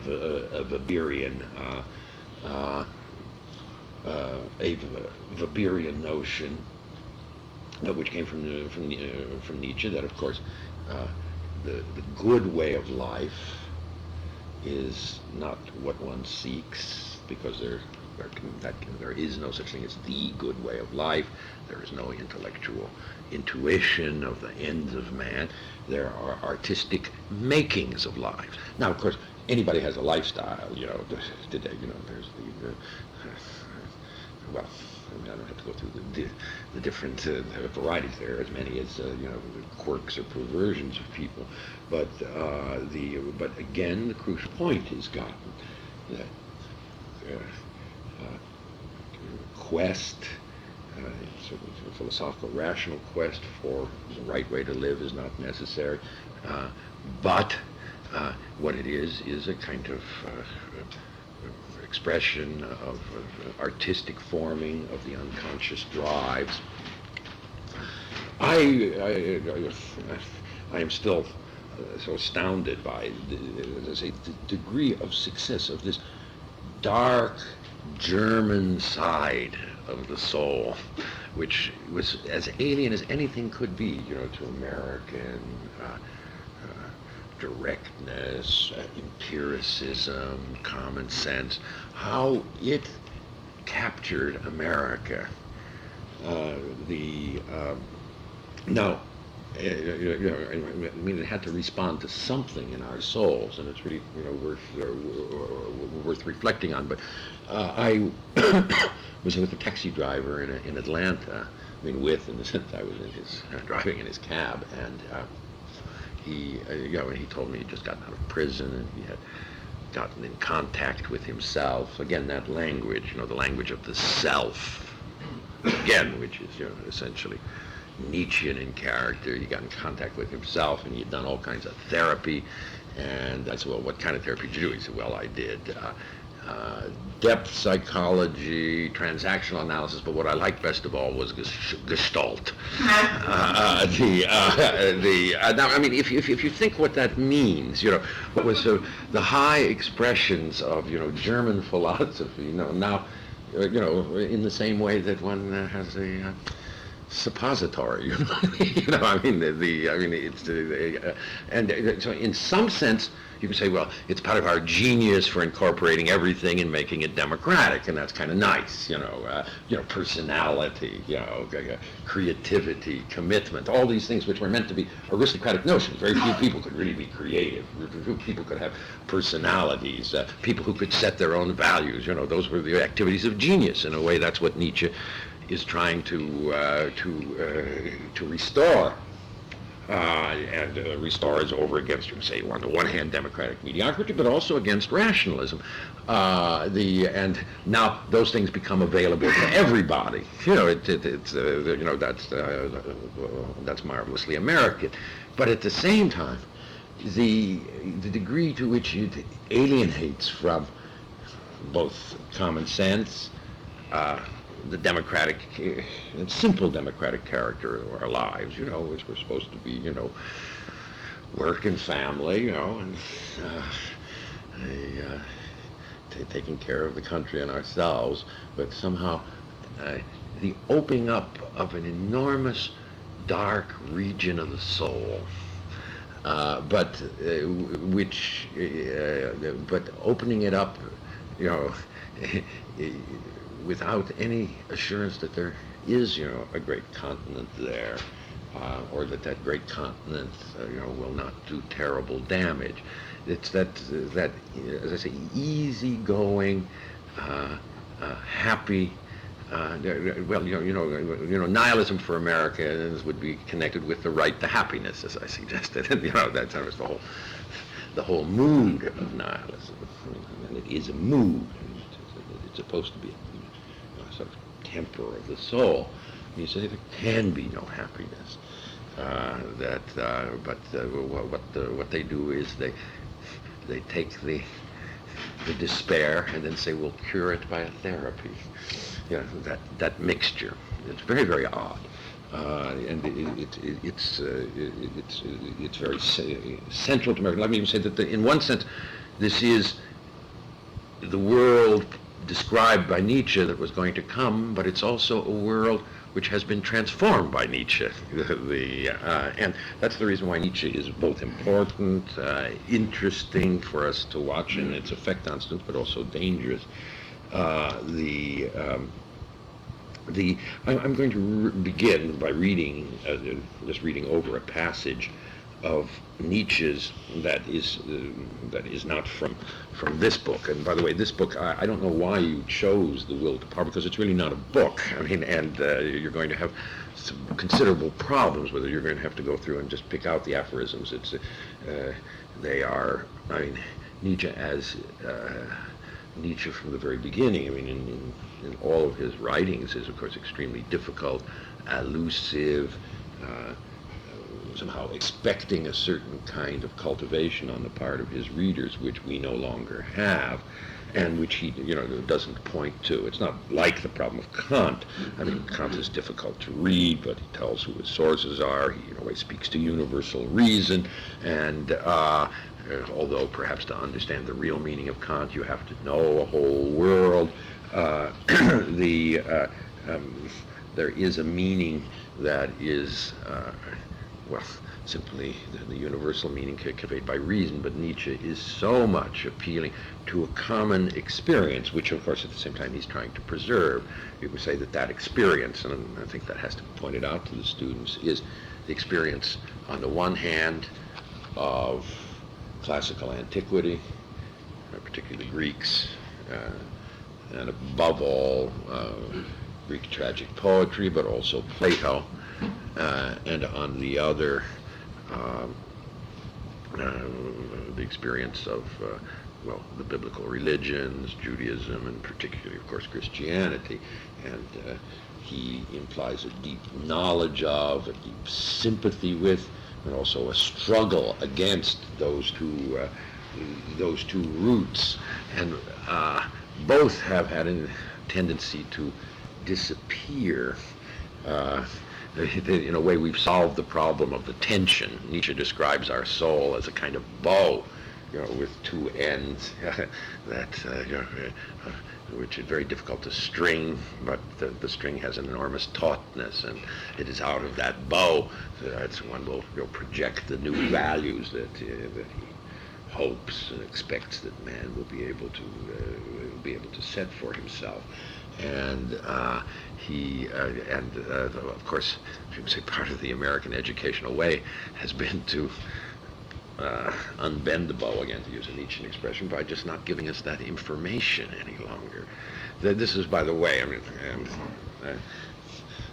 in a private way, I'd like to hear from some of you about this.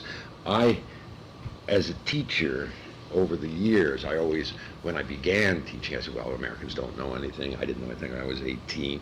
And you begin tabula rasa, it's a wonderful thing. But I didn't realize how much they had in them, just sort of instinctively, from their old religious training, certain kinds of family relations, and so on.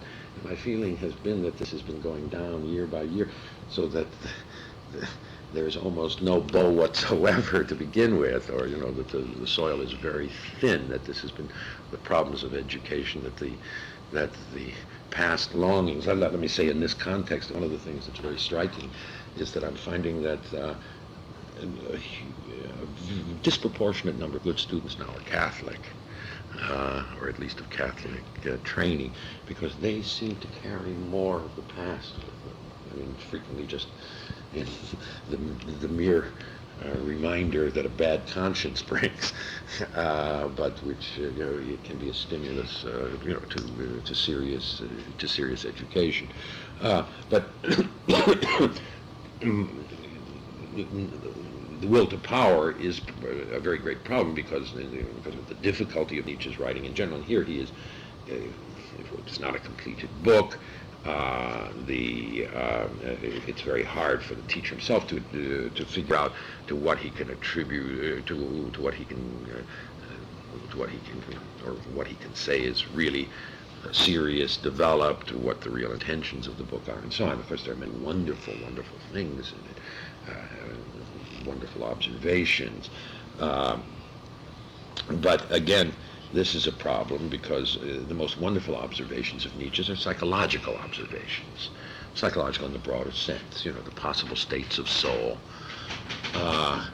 And he was marvelous in describing, characterizing the phenomena that go on. Well, young people, and particularly our young people, don't tend to be very subtle analysts of their experiences, their moods.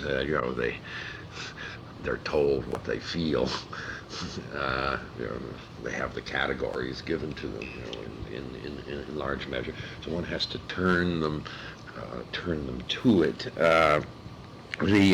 But I wanted to begin with the famous passage, and it might be useful for you as teachers to do so, for the last man passage from Zarathustra, because it, in some sense, states the beginning point.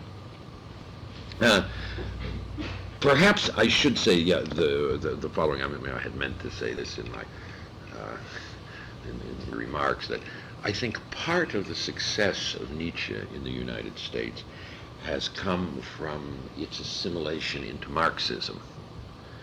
You see, the great movement. I mean, Nietzsche is clearly a right-winger, if you'll forgive that crude formulation, but it is important that one recognize that, because Nietzsche is so elusive, that one has to stick on things that are really clear and which they will understand. We'll come back to this, but he's against democracy, he's against notions of human rights.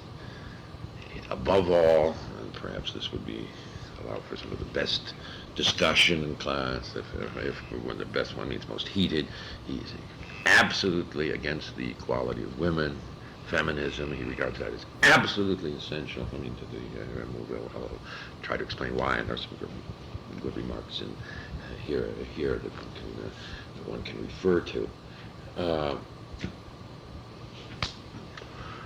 Nietzsche is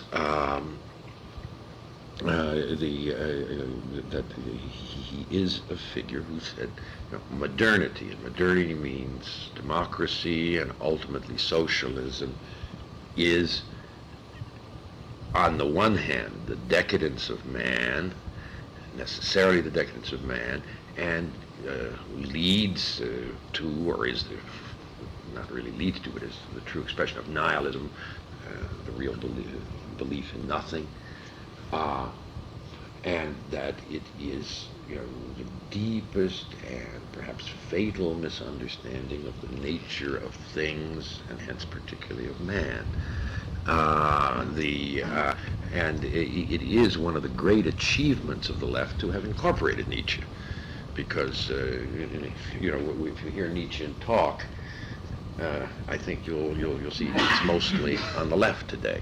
That's been since the Second World War. The whole school of criticism called deconstructionism is nothing but that, an attempt. You see, deconstructionism, I mean, in the simplest sense, it's a circus act. You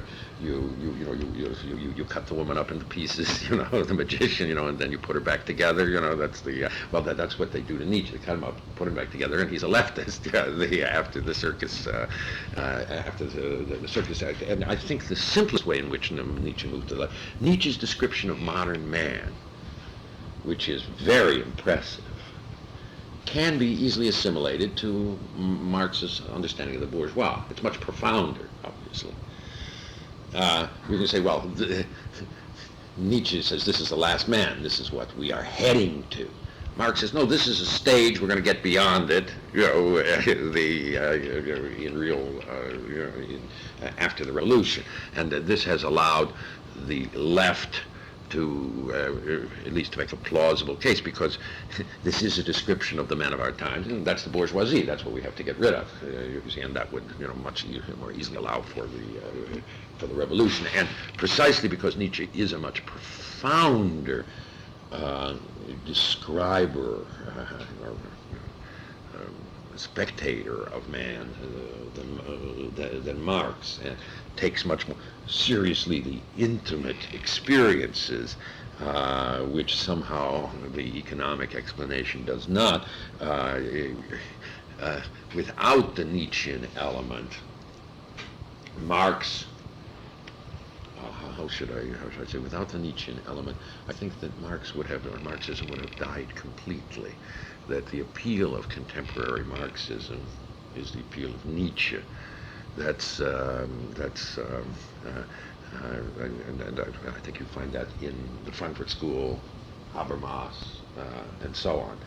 That there is, and that began really with Lukács and so on a long time ago. It's been a continuous thing that these people were smart enough to recognize where the real intellectual force was, and somehow to incorporate it. I mean, I'm not saying that it was a propaganda stunt. I mean, I think they were convinced Marxists who didn't want to think it through, but for whom Nietzsche posed great problems, and they somehow took that in. And I think, of course, that has a great deal to do.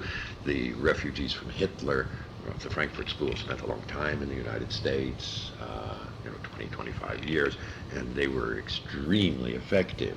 But for example, the kind of charm of Marcuse, if there is any charm, is precisely that, a Marxist analysis of the present, a Nietzschean hope for the future after the revolution. Nietzschean, was somewhat banalized or vulgarized into Freudianism. Another way of speaking of the power of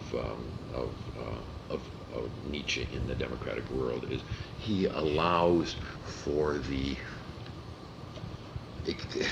excitement of sort of plaything, of the democratic world. I mean, it would be so boring, if there weren't these kinds of expectations. So in a way, he becomes a kind of opiate of the democratic man, if one likes it. This was in a way Nietzsche's objection to romanticism. That romanticism, which was in a way a very splendid thing with very great men, who had who opposed mediocrity and materialism in the name of art, but that very soon, as those of you who know Madame Bovary, a man like Monsieur Homais, who's the bourgeois quintessentially, uses the bohemians, and will have their paintings, and read their poetry and so on after dinner. And that in a way Nietzsche suffers some of the same fate, that he in a way gives the needed supplement to a certain life. By the way, I would very much appreciate, since my presentation is both very incomplete and halting, and because I would like your notions. I know there are people here who know Nietzsche much better than I do. For example, Ernest. I would, I appreciate your just interrupting, to ask questions or to state your opinions about this. But the Last Man is a very good beginning point.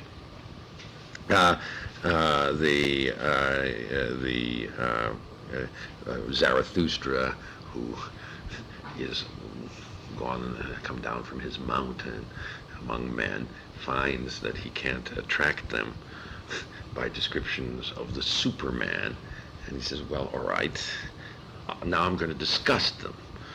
And it is his educational technique in describing the Last Man is to describe a human being who is absolutely revolting, and to arouse their contempt. Now, that human being ultimately is supposed to be a mirror in which they see themselves and have self-contempt. But in some sense, we can repeat that activity in reading this to them. They have something of which they are proud. What do they call that which makes them proud?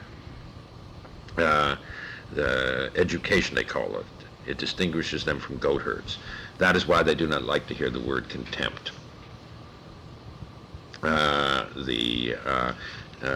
Applied to them. Let me then address their pride. Let me speak to them of what is most contemptible. But that is the Last Man. And here, his beginning point, of course, is modern education. And he doesn't mean to say modern education is criticized by the Reagan administration, but modern education as it was known in Germany, which is very much an admired thing. Modern scholarship, modern academic philosophy, history, natural science, and so on. Bildung, the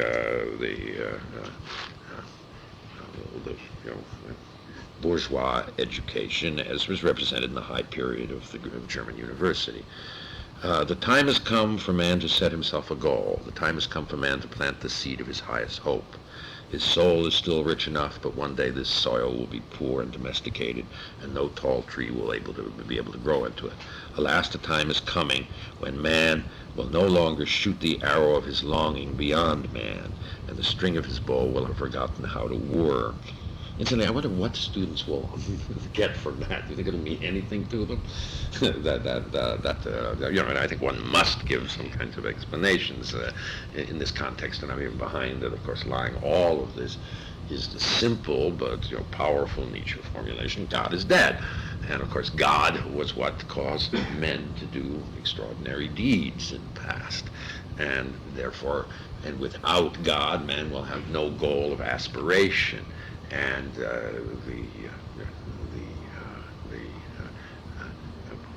purpose of any serious thought, according to Nietzsche, is to reestablish goals, which means to say something which men can respect, esteem, or can value, that, of course, is the beginning of the understanding that the good and bad, that formulation should be replaced by value. The notion that a value is something something that's valuable, something that we esteem. And what has happened is we have lost the objects of esteem. It's worthwhile asking students what they esteem these days. They all say they esteem something. And I think in general you'll find they esteem being open, which means to say having no esteem. They esteem open people, or they esteem certain kinds of very abstract notions. And Nietzsche puts it in the Will to Power section that morality has become abstract.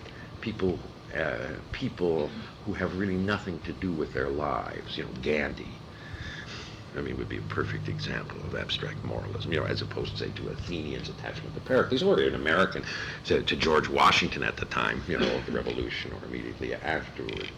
The group of students, I always say these things just to get reactions from them. What do they? One kid said, "Well, what's wrong with my not having any heroes? As a matter of fact, I do have heroes. What's wrong with Mick Jagger being my hero?" And he said, "That's not so bad, because you see, they still are moralistic while trying to be free. I also have other heroes." I said, "Who?" "Jesse Jackson and Cardinal Bernardin." And I said, "Well, they're all three on the same level."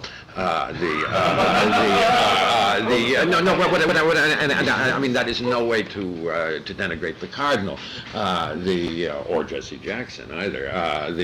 But they are largely, like Mick Jagger, media creations. This kid had never heard of Cardinal Bernardin before the nuclear freeze movement. 3 months before, and the nuclear freeze movement itself had that character of abstract moralism. And why are they for the nuclear freeze movement? So we can have peace, and then we can have absolute freedom to do whatever we want. That's the there's no. I think that's the inner content.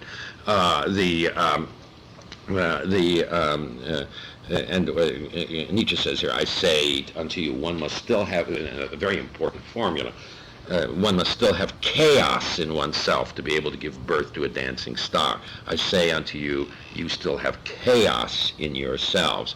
Now, this formula, of course, as is always with Nietzsche, Nietzsche, very important atheist. His observation of modernity is that men no longer really believe. That's his assertion. It's finished.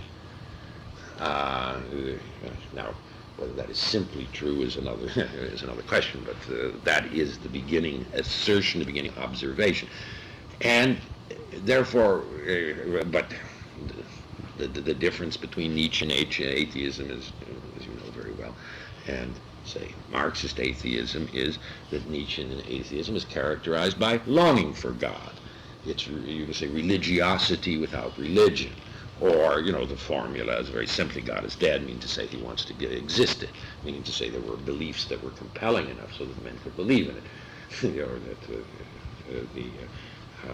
That God was once again compelling, and that made life possible. The loss of God is catastrophic from Nietzsche's point of view, and in the characterization here, chaos. Of course, what he does is he puts into man what we know from the Bible. If God was to be creative, or to create the universe out of nothing, it was obviously out of a chaos. Otherwise, God was not free.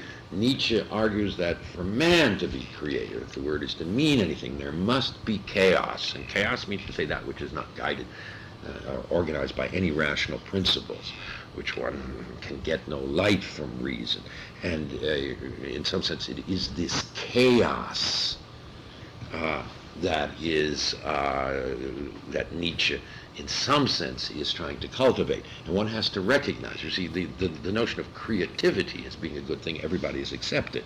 The notion that chaos is a good thing, people have not accepted it. But the question is whether the two are not, necessarily connected. And what chaos means, of course, is violence, brutality.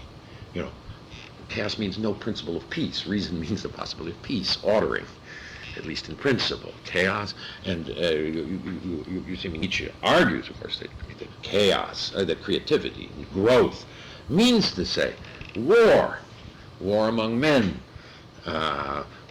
subordination, enslavement, rebellion, overcoming, a kind that the underlying experience of man who really faces his situation, and the man who's going to be creative, is in the first place chaos. And he said, you still have chaos in your soul. The implication is there is the tendency of modernity has been to take away the chaos. Well, why shouldn't one take away chaos? Well, his argument, of course, is that it is not really taking it away. It is a superficial covering over of the fundamental situation, a kind of hopefulness, but a low hopefulness. And the will to power, of course, is just, the notion of the will to power is, of course, just another expression for chaos. An active chaos. That's as opposed to just lying flat and doing nothing. You see, of course, the whole notion of the unconscious, which Nietzsche did not invent, but to which he gave a new meaning, was, of course, the source of the chaos. The unconscious is opposed to the conscious.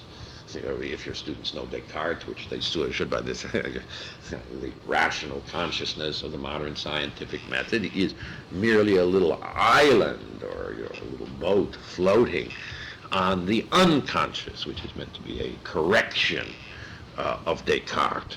The whole notion, of course, the absurdity of what came immediately after, which again was a democratic understanding. Yes, we do have this chaos. We have the unconscious. Everybody agrees there's such a thing as unconscious now.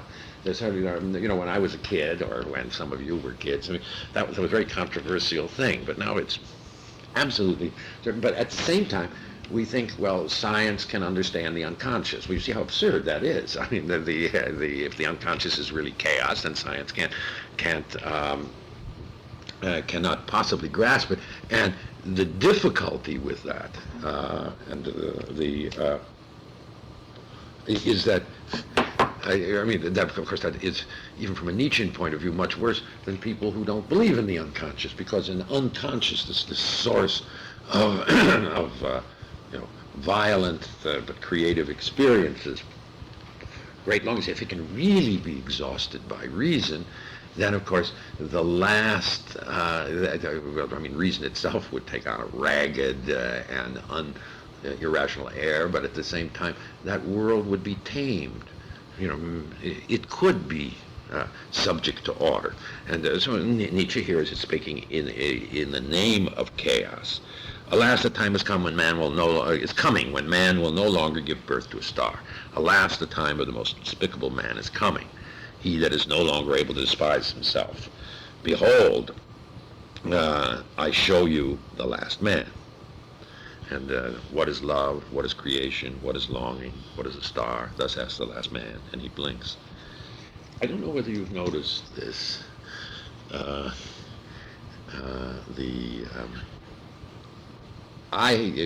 Just became, students never use the word love anymore. They'll use brotherly love or something like that, but love for what they now call interpersonal relations. It simply is not used, and it's a striking. They have a good relationship, hell, but what does love mean?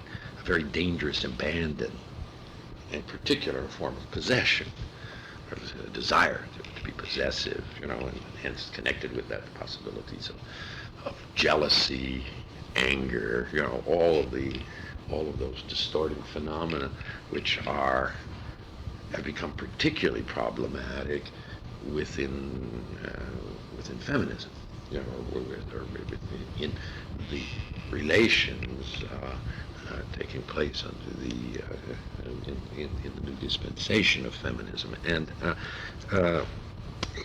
that would not have been surprise to Nietzsche, because I mean, Nietzsche would take with that which is understood to be the struggle, and the fullness of, well, to use the Nietzschean language, commitment. See, commitment is, of course, another Nietzschean word. The crucial thing, of course, is what you put into it, not so much what it is. The objective content of the ends is gone, but it is the attachment to the thing that counts. And of course now, again, that word has become democratized too. I made a commitment to my girlfriend for at least 2 years. But the language is there, and commitment means precisely irrational, total dedication, idealization, and so on. And Nietzsche took the sexual revolution, which he saw very clearly coming, the sexual revolution and feminism, as a mode not of serious expression of formerly repressed passions, but as a way of domesticating, taming the erotic passions, which used to be, when you read Plato, they're connected with madness, all kinds of dangerous activities, and so on. Or if you read romantic novels, the heroes are not only losing all their money, but their lives and good reputations, and so on. Enormous risk, and sexual liberation makes it possible not to have those risks, or another, to use contemporary language, when they talk about coming out of the closet with various things, the notion is that they have some kind of, enormous tiger or lion roaring in there, but, sort of swelling the door, and then you open up and a little tiny mouse walks out. You're fairly easily satisfied, it doesn't, I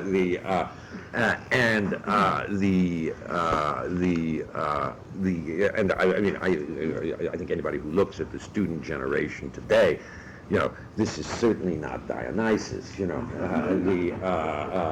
although they have, I think he's said to be merely resentful, but they certainly have, satisfactions of, what was previously denied. The tremendous importance of longing in Nietzsche, longing. Now, Nietzsche, of course, begins with a critique of longing. We'll see this in the various remarks he makes about romanticism. But what was wrong with the romantics? I mean, not that they, in a way, preferred longing to any of the satisfactions that were available. It was that ultimately they were too passive. They didn't recognize that man could create the objects of longing. But we will come back to that. But you can say the possibility of self-contempt and the experience of longing. Those are the two things which are, most lacking. You see, this entire description of the last man is a description, a mere factual description, and a very impressive one, a very powerful one. But it is against the background of these facts that one recognizes that there must be something wrong, that these facts themselves teach it. I mean, after Nietzsche, there arose the distinction between facts and values. Facts and values was based upon, of course, Nietzsche's articulation that values are the most important thing. But Nietzsche says, obviously, even those who would say, because he didn't live to see it, those who made the fact-value distinction recognize that values are what guide life. And if you have made it impossible to have values, if values have become undermined, and the instrument that creates values has been undermined, then you factually say that man is no longer man. That that the ambience in which man lives has been polluted or destroyed. What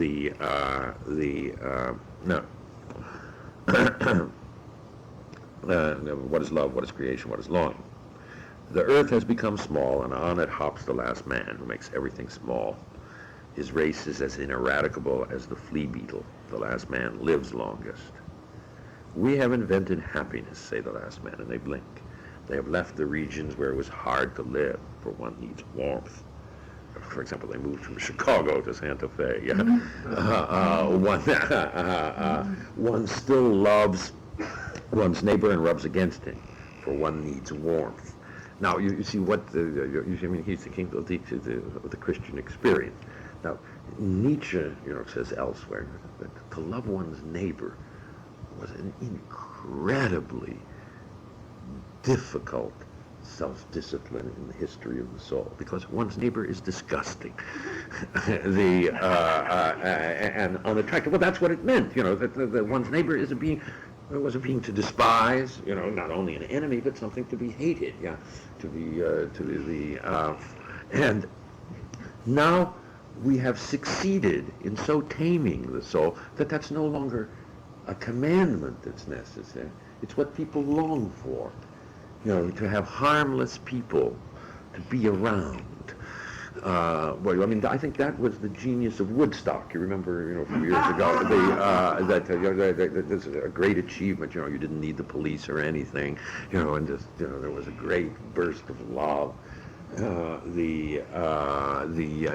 one is constantly looking for that, in group experiences. Becoming sick and harboring suspicion are sinful to them. One proceeds carefully. Have you heard the expression? Again, this is another one of the successful things. My taxi driver out to the airport coming here was saying, well, we're all beginning to get paranoid, and now, of course, that's the thing, paranoid, Now, what does Nietzsche say? And of course, paranoia is clearly a disease. You shouldn't be paranoid, is the opposite of paranoid laid back? Laid back heavy. But becoming sick and harboring suspicion are simple. See, as Nietzsche's whole understanding is, because men do not fit together naturally, the suspicion. But you see, it becomes a disease. And it's a fool, whoever still stumbles over stones are human beings. A little poison now and then. That makes for agreeable dreams, and much poison in the end for an agreeable death. He's talking about modern medicine. One still works, for work is a form of entertainment. But one is careful lest the entertainment be too harrowing. You constantly see that, of course I have my work, but hobbies. One no longer becomes poor or rich, both require too much exertion. Who still wants to rule, who obey, both require too much exertion. No shepherd in one herd. Everybody wants the same, everybody is the same. Whoever feels different goes voluntarily into a madhouse. Psychiatry, which is absolutely universal. Formerly all the world was mad, say the most refined, and they blink. What does that mean? Who says we say all the world is mad? Well, I think everybody does say all the world is mad. We've all read history. Everybody, world history. And weren't all past ages mad? There were slaves, there were kings, and I don't think there's a single student who reads, the history of England, the history of Greece, who doesn't say that was crazy. That's wonderful, you got to know history, you got to be open to things and so on. But they're not open to those things because they know that was crazy. The latest transformation of history, if not transformation, transformation of the way we even characters reading history, is as a history of the enslavement of women, which means to say that it was all crazy up to now. I talked to a young theologian this morning who says that that's what they teach even in Catholic seminaries, that it was a cultural error, the role of women within the church, and that means to say our historical knowledge is really a history which ends up praising ourselves. How much wiser we are, how we have seen through the errors of the past, and connected with that self-praise, the whole historical movement has culminated in this awareness: is the most contemptible human being. I mean, Hegel, of course, already knew this danger of history, of the historical mood. But when he said that every German gymnasium professor teaches that Alexander the Great conquered the world because he had a pathological love of power, and the proof that the teacher does not have a pathological love of power is that he has not conquered the world.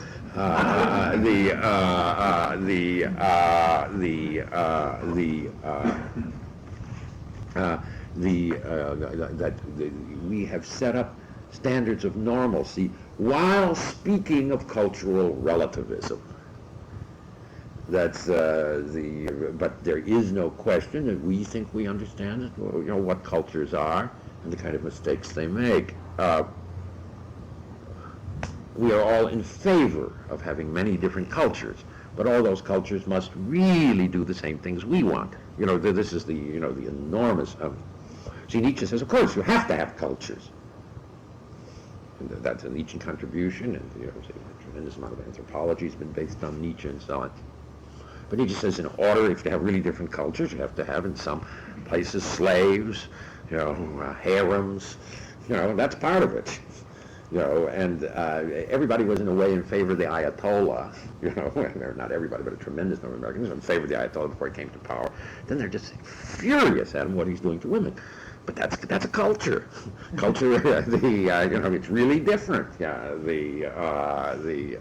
But the idea, there was more cultural difference in the United States when I was a child than there is in the whole Western world today. Real cultural difference in terms of real difference of life. When there was segregation in the South, I remember they were like from a different world, and that wasn't even slavery. We've lost sense of the meaning or the possibility of real differences. It's either something we're for in a sentimental way as culture, or that we become horrified by. And it is really very interesting. The Iran situation is one of those things where our intellectual incoherence, and that intellectual incoherence is the sign, the symptom of nihilism, according to Nietzsche. They were against the Shah for two reasons. One, because he was, a tyrant. The other, because he was too universal, too westernizing. He was trying to impose Western. That was one of the things, Western things. And then some people were for the Ayatollah, and the Ayatollah is culture. Then that really is a representative of the old Iranian or Muslim culture. But at the same time, he's denying human rights. Which means to say the Ayatollah has no right to have a culture, because cultural difference. Precisely, a true cultural difference rather than eating egg foo young or corned beef. Thing. Merely residual effects.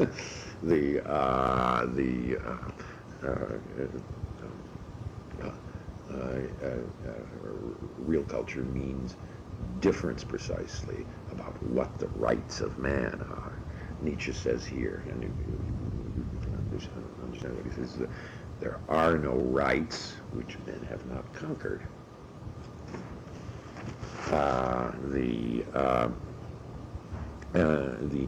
Nietzsche is absolutely marvelous for, in terms of teaching, for getting students, on the one hand, to recognize that they believe in Nietzsche, and at the same time to be absolutely shocked by Nietzsche because he's against what they believe in.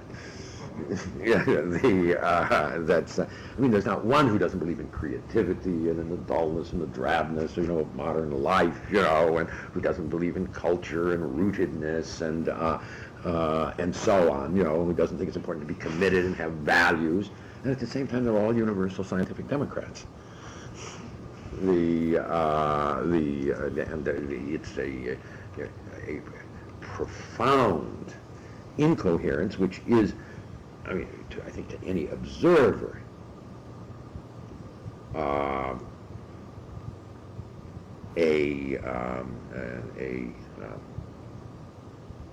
outside observer,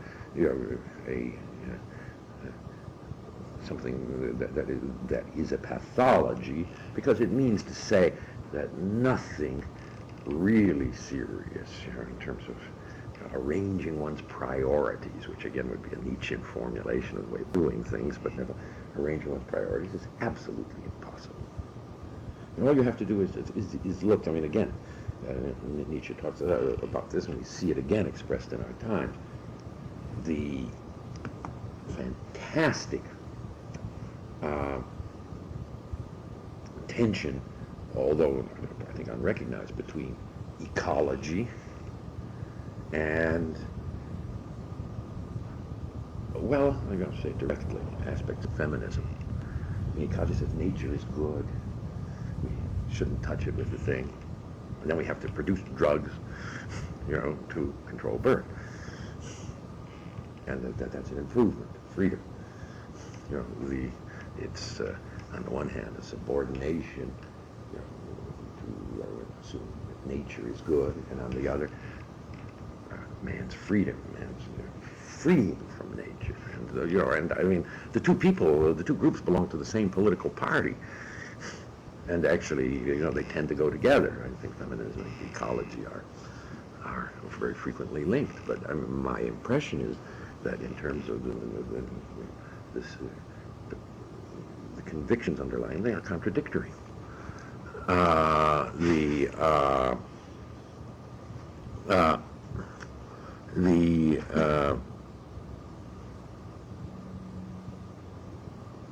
One is clever, one knows everything that has ever happened, so there's no end of derision.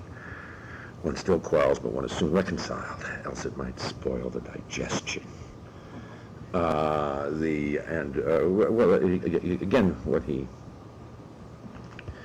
There can't be quarrels, at least from our point of view, which lead to serious war. And that's the reason why, again, another, similar incoherence. Some of what affected by so-far Nietzsche was a similar incoherence. Peace everywhere, in favor of wars of national liberation. Same people.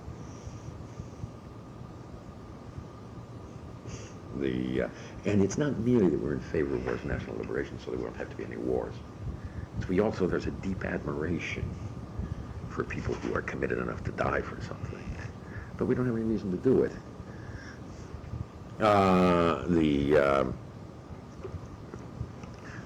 One has one's little pleasure for the day and one's little pleasure for the night. Reading and sex. But one has a regard for health. We have invented happiness, say the last men, and they blink. And the crowd shouts, "Give us the last man, Zarathustra." Now, this is Nietzsche. I mean, there's very, very much, in a way, the whole of Nietzschean thought can be, or at least in a very large measure, drawn from this passage. But it's the center of it. I don't want to debase the meaning of this, but somehow the goal of the welfare state is what he meant by that. Not the welfare state as it is, but the goal of the welfare state. Sweden, improved, which has attracted, of course, the admiration of certain kinds of people for a long time. Now, Nietzsche wants to begin with the horror of this. Now, you can say this is too low, it's merely political, and so on. But for Nietzsche, of course, the world is one, and that, of course, what man is, and this is particularly true for Nietzsche, more so than for earlier philosophy, what man is in his political setting is a reflection. It is first the beginning of where we have to begin in order to understand what being is. And our particular problem comes from this particular pathology. And in some sense, a certain kind of political transformation is the ground, a political observation is the ground for the new philosophy, and a political transformation is the ground for the health of man and for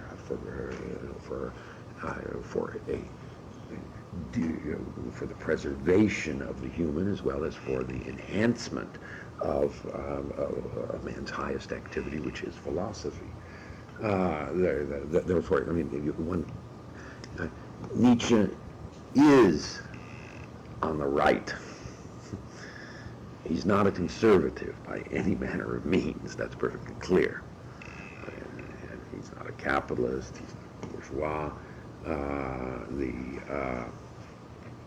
You see, when one reads Nietzsche from a particular parti prise, if one is a leftist, one can find things, about the distorting character of our society, which are very appealing.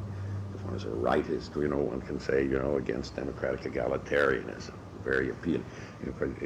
If one is in favor of classical philosophy, one can see that he recognizes the importance of community, order of rank, the aristocracy of the soul, and so on.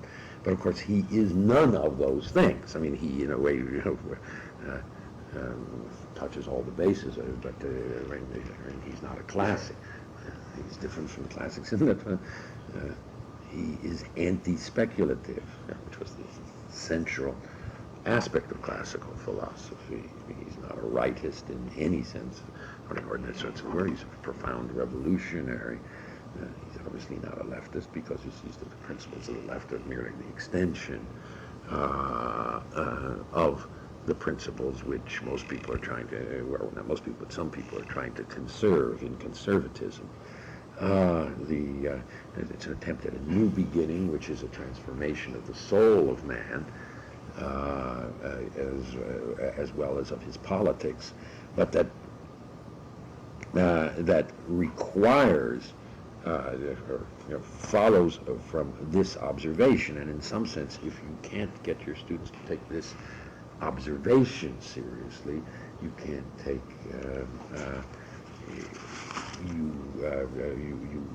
you can't get them to take Nietzsche seriously. Otherwise, they'll just be speaking words. If they don't feel somehow that this is an object of contempt, and that they are somehow, and they wouldn't be normal in any way if they weren't somehow like this, because this is certainly the element of our time, and what is most valued.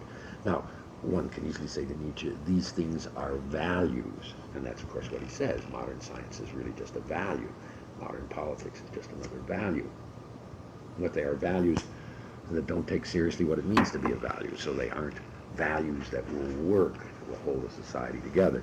Another passage from Nietzsche, perhaps I ought to say simply try to say what nihilism is, and then I'll read the passage. One is simply that there is nothing to esteem, nothing that compels us. We have seen through it all. And he says that, of course, there were a lot of socialists who hoped for a better world. There were people who believed in democracy. What he said is those were all weak beliefs. He claimed that the scientists themselves, we'll go through some of it later, but everything in our life reflected a self-irony. Even there were some people, of course, he said, who in some sense faced the issue. You found this in philosophers like Schopenhauer, pessimism. You found it in writers like Baudelaire, Flaubert,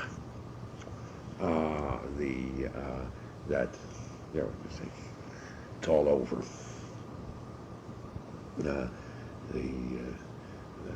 Nothing, no human activity has a support or a ground. Everything, is necessarily illusion, but illusions which can't be, which cannot work any longer. They once worked. I mean, you say this was the great expectation of Romanticism, and Rousseau's contribution. Of course there were illusions, artistic, creative illusions. That's what the past was, and we can have new ones. That's what Beethoven, Schiller, that's what Goethe. But in the generation immediately succeeding, that if those are merely illusions, they will be sucked back into the ugly reality. Nihilism is that experience of groundlessness, and expressed in the formula, one can't believe in gods any longer. And once there are no longer gods, there's nothing else. But that the scientists themselves don't really believe in science as an understanding of the world. On the other hand, but there is, I think, another sense of nihilism. I mean, there are three kinds of nihilism. There's Nietzsche's own nihilism, which, of course, is a positive, life-enhancing response to the other form of nihilism, one can say, to the despair of nihilism. But the other sense is, of course, an anarchy of values. Not that there are no values, but an anarchy, which means to say that none of them can work in the forming of a life. By the way, another terminology which comes from Nietzsche is role-playing. Modern men are actors. And now this is just taken for granted. Everybody speaks of his roles. So it's another terminology, another language of sociology that has succeeded. I mean, the greatest, you can say, genealogy or theogony of Nietzsche's thought, say speaking of Nietzsche, Max Weber, and a few others, to the succeeding school of sociologists, and then brought to the United States and spread by sociology departments. And what does it mean to say if you've got a role? Role as a woman, role as a man, role as a teacher, role as a citizen. You're an actor. You put on a costume, and you yourself know that that's only a role, and roles can be changed. And of course, the real man, according to Nietzsche, recognizes that if he has roles, if they're only roles, then they're not worth it. They're not real. And so either the insight that it's nihilistic despair about it, or a man who really can be what he is and unify all the aspects of his life. That was what was meant by the notion of personality, which was introduced by Kant and so on in 50 years before Nietzsche. And then Nietzsche concentrated on the artistic character.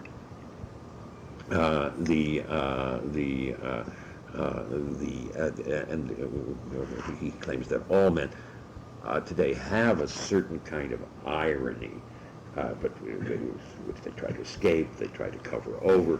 The deeper men see it, but and the irony is caused by this. I mean, Seneca values, and he states that they're really very good. We call this is a list of opposite values most men hold today. We call good someone who does his heart's bidding, but also the one who only tends to his duty. You see, there are two kinds of people. People who live their lives freely and self-expressively. And then there are those, the Kantian moralists, who are always subordinate themselves.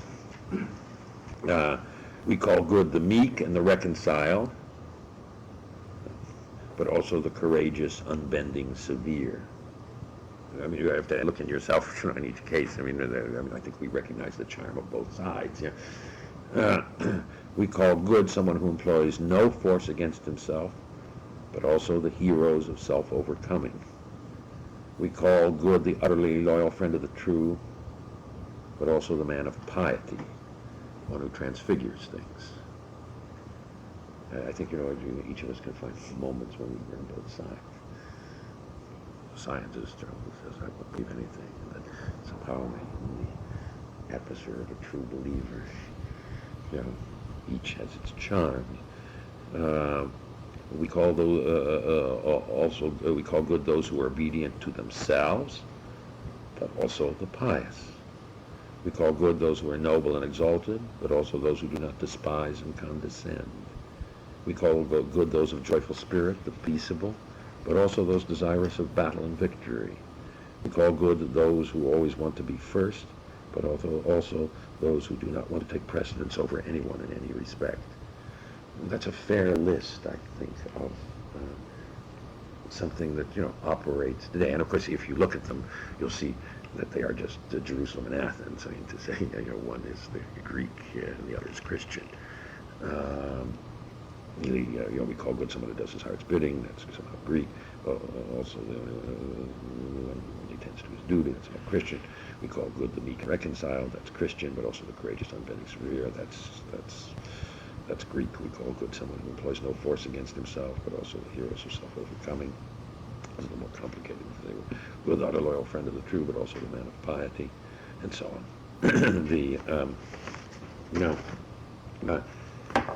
I think that is more revealing.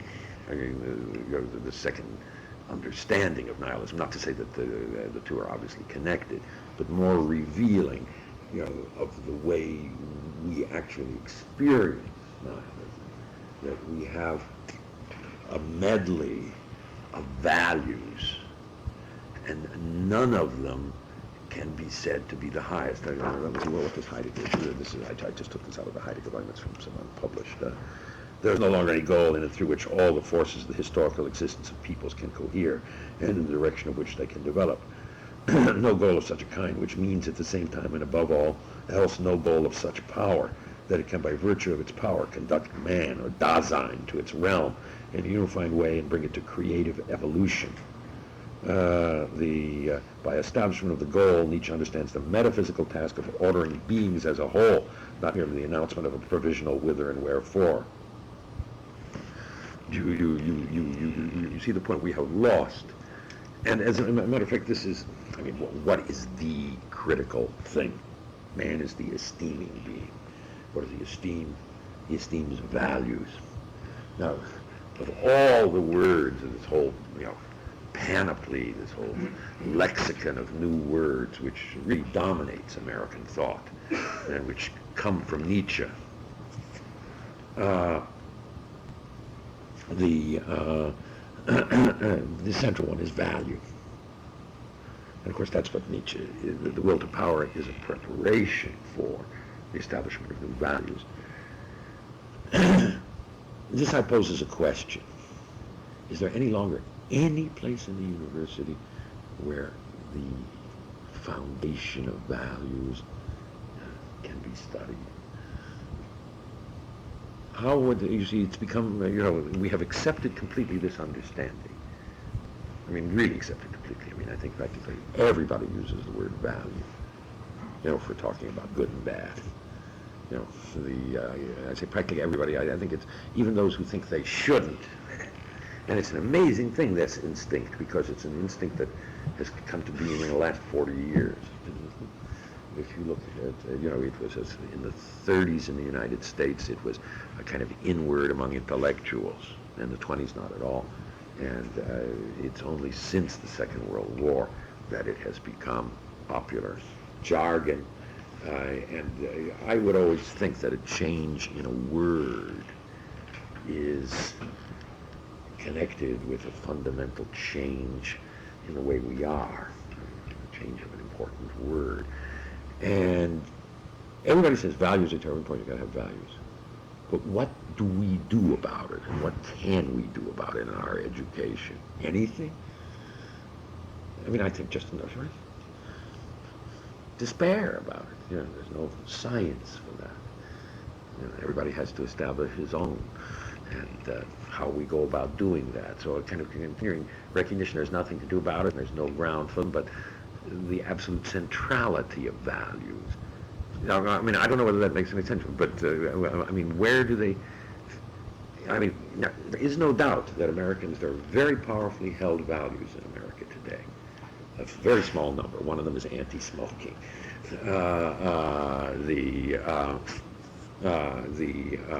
But I think they are almost exclusively of the kind anti-racism, anti-elitism, anti-sexism. By the way, elitism is another word that comes out of the Nietzsche. And, I mean, he said that people who are on top were chosen by some kind of almost mysterious religious process.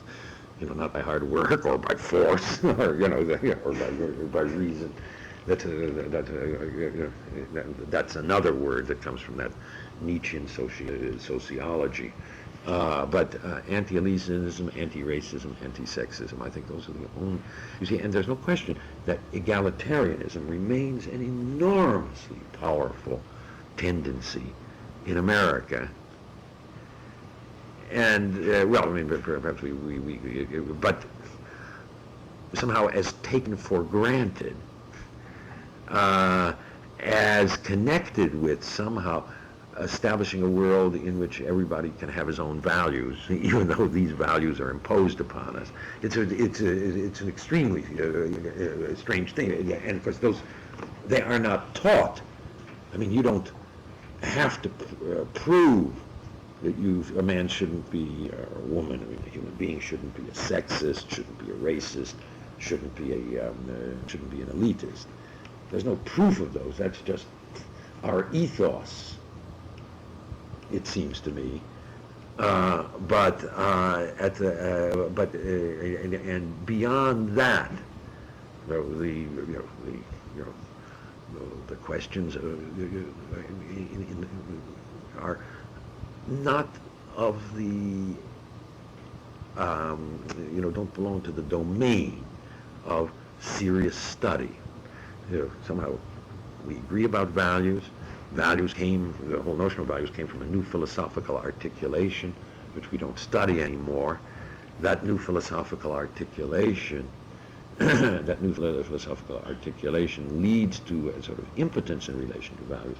Now, you see what's characteristic of our times is, of course, not immorality.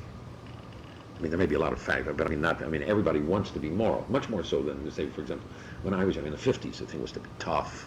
You had to be the sort of Machiavellian social science. But now everybody wants to be good.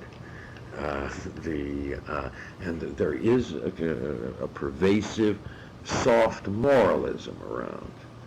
That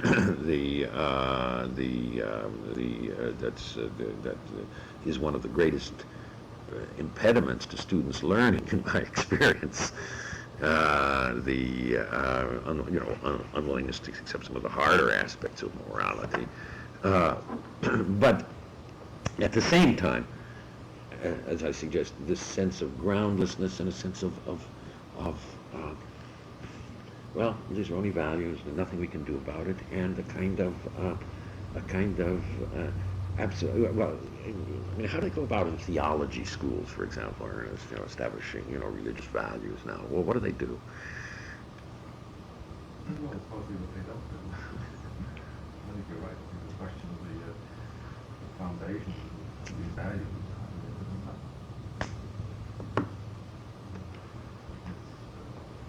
It's very difficult even to discuss sometimes. Many times we don't get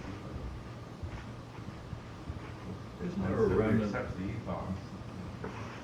Isn't there a remnant in people who want to defend anti-sexism or anti-racism? Isn't there a remnant of some standard of nature that they'd have recourse to? These people, I don't mean the sophisticates who immediately would say there's no way of establishing values, but I mean the ordinary person, and even the ordinary a passionate defender of this or that cause, I believe would have recourse to an older standard and saying, well, look at the nature of the races. They're essentially alike. Well, look at the men and women, aren't they essentially alike? I think that would be the way in which they would think about this and argue it. I wonder if that's simply true. I mean, there is something of that. There is a sort of simple naturalism in all these things. I think maybe this afternoon, it might be desirable to, take some of the things on feminism in Nietzsche altogether, but I think both things are within feminism, as I See, with racism, I think that the standard was, on the one hand, sort of traditional Americanism, something like that, all men, have certain kinds of natural rights and so on. With feminism, I mean, there was that element, but it has moved backwards and forward because there are a whole series of problems. One is the overwhelming weight of history, which is against feminism, which therefore has to say, well, either history was a mistake, or the second thing, of course, is the physical differences in childbearing, and of course so essential to feminist arguments is that, of course, in order to preserve the species, we had to have this medicine.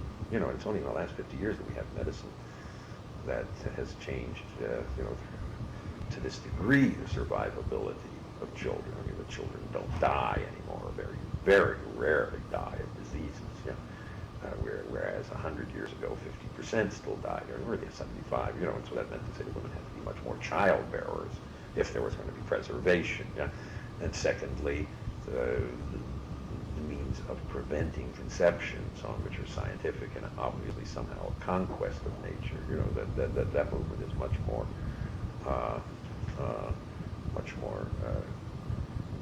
has, greater difficulties to face. And so, you find both things.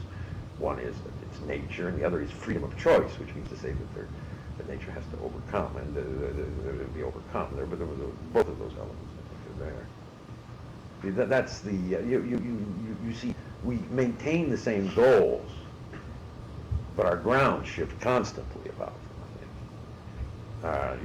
People will be absolute relativists when it comes to questions of international relations or sexual tastes and so on, but there'll be relative absolutists or perhaps absolute absolutists, when it comes to questions of racial, sexual, generally egalitarian rights. And that's what's so curious about our moral condition. And I'm not taking a position on any of the particular things.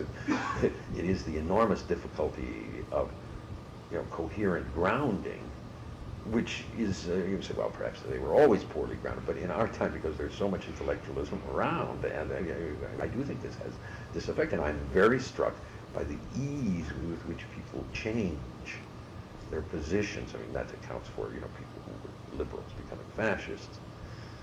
I was very struck, in my experiences in university, students who were always for freedom of speech, easily giving in to committed students who wanted to stop freedom of speech. And what happened there? I mean, they admired the commitment, the strength, whereas they themselves weren't really sure their liberalism, was I think underlying, and this is what Nietzsche says, and of course what Nietzsche tries to teach us to live with, is that there is intellectually relativism.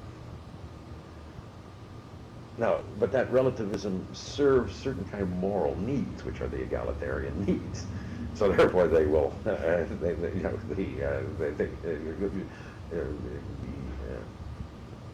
Nietzsche seemed to say that these two things were co-evil. They really happened at the same time. That relativism, which means you couldn't believe in anything, and I'll talk about the various forms of it, but it is simply relativism. And Nietzsche, of course, accepts that relativism. And at the same time, the last man, with the goals of the welfare state, we would say, as a kind of absoluteness, but he would say that in a way that absoluteness can only come from relativism, because nobody would choose that if he had real values. Something of that kind, that it's a kind of end of man, comfortableness of man, and that is the very powerful instinct. And then relativism, which sort of destroys all the other values as its instrument, the instrument of that instinct. So it's now maybe Nietzsche is wrong about the this articulation of nature and so on, but I don't really see nature. And in fact, there's a lot of talk about nature today, but what they mean by nature is not what Nietzsche meant by nature or what Plato meant by nature. What it meant by nature is dead nature without man in it, and which says very little. And of course, and the very characteristic of the relationship to nature is not only dead, but contempt for man.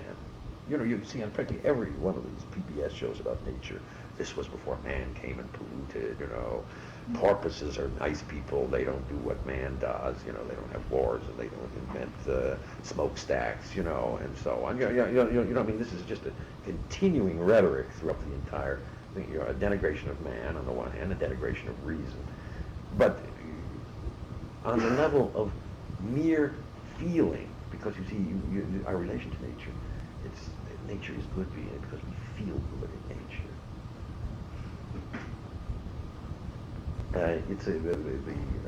It's a kind of end of man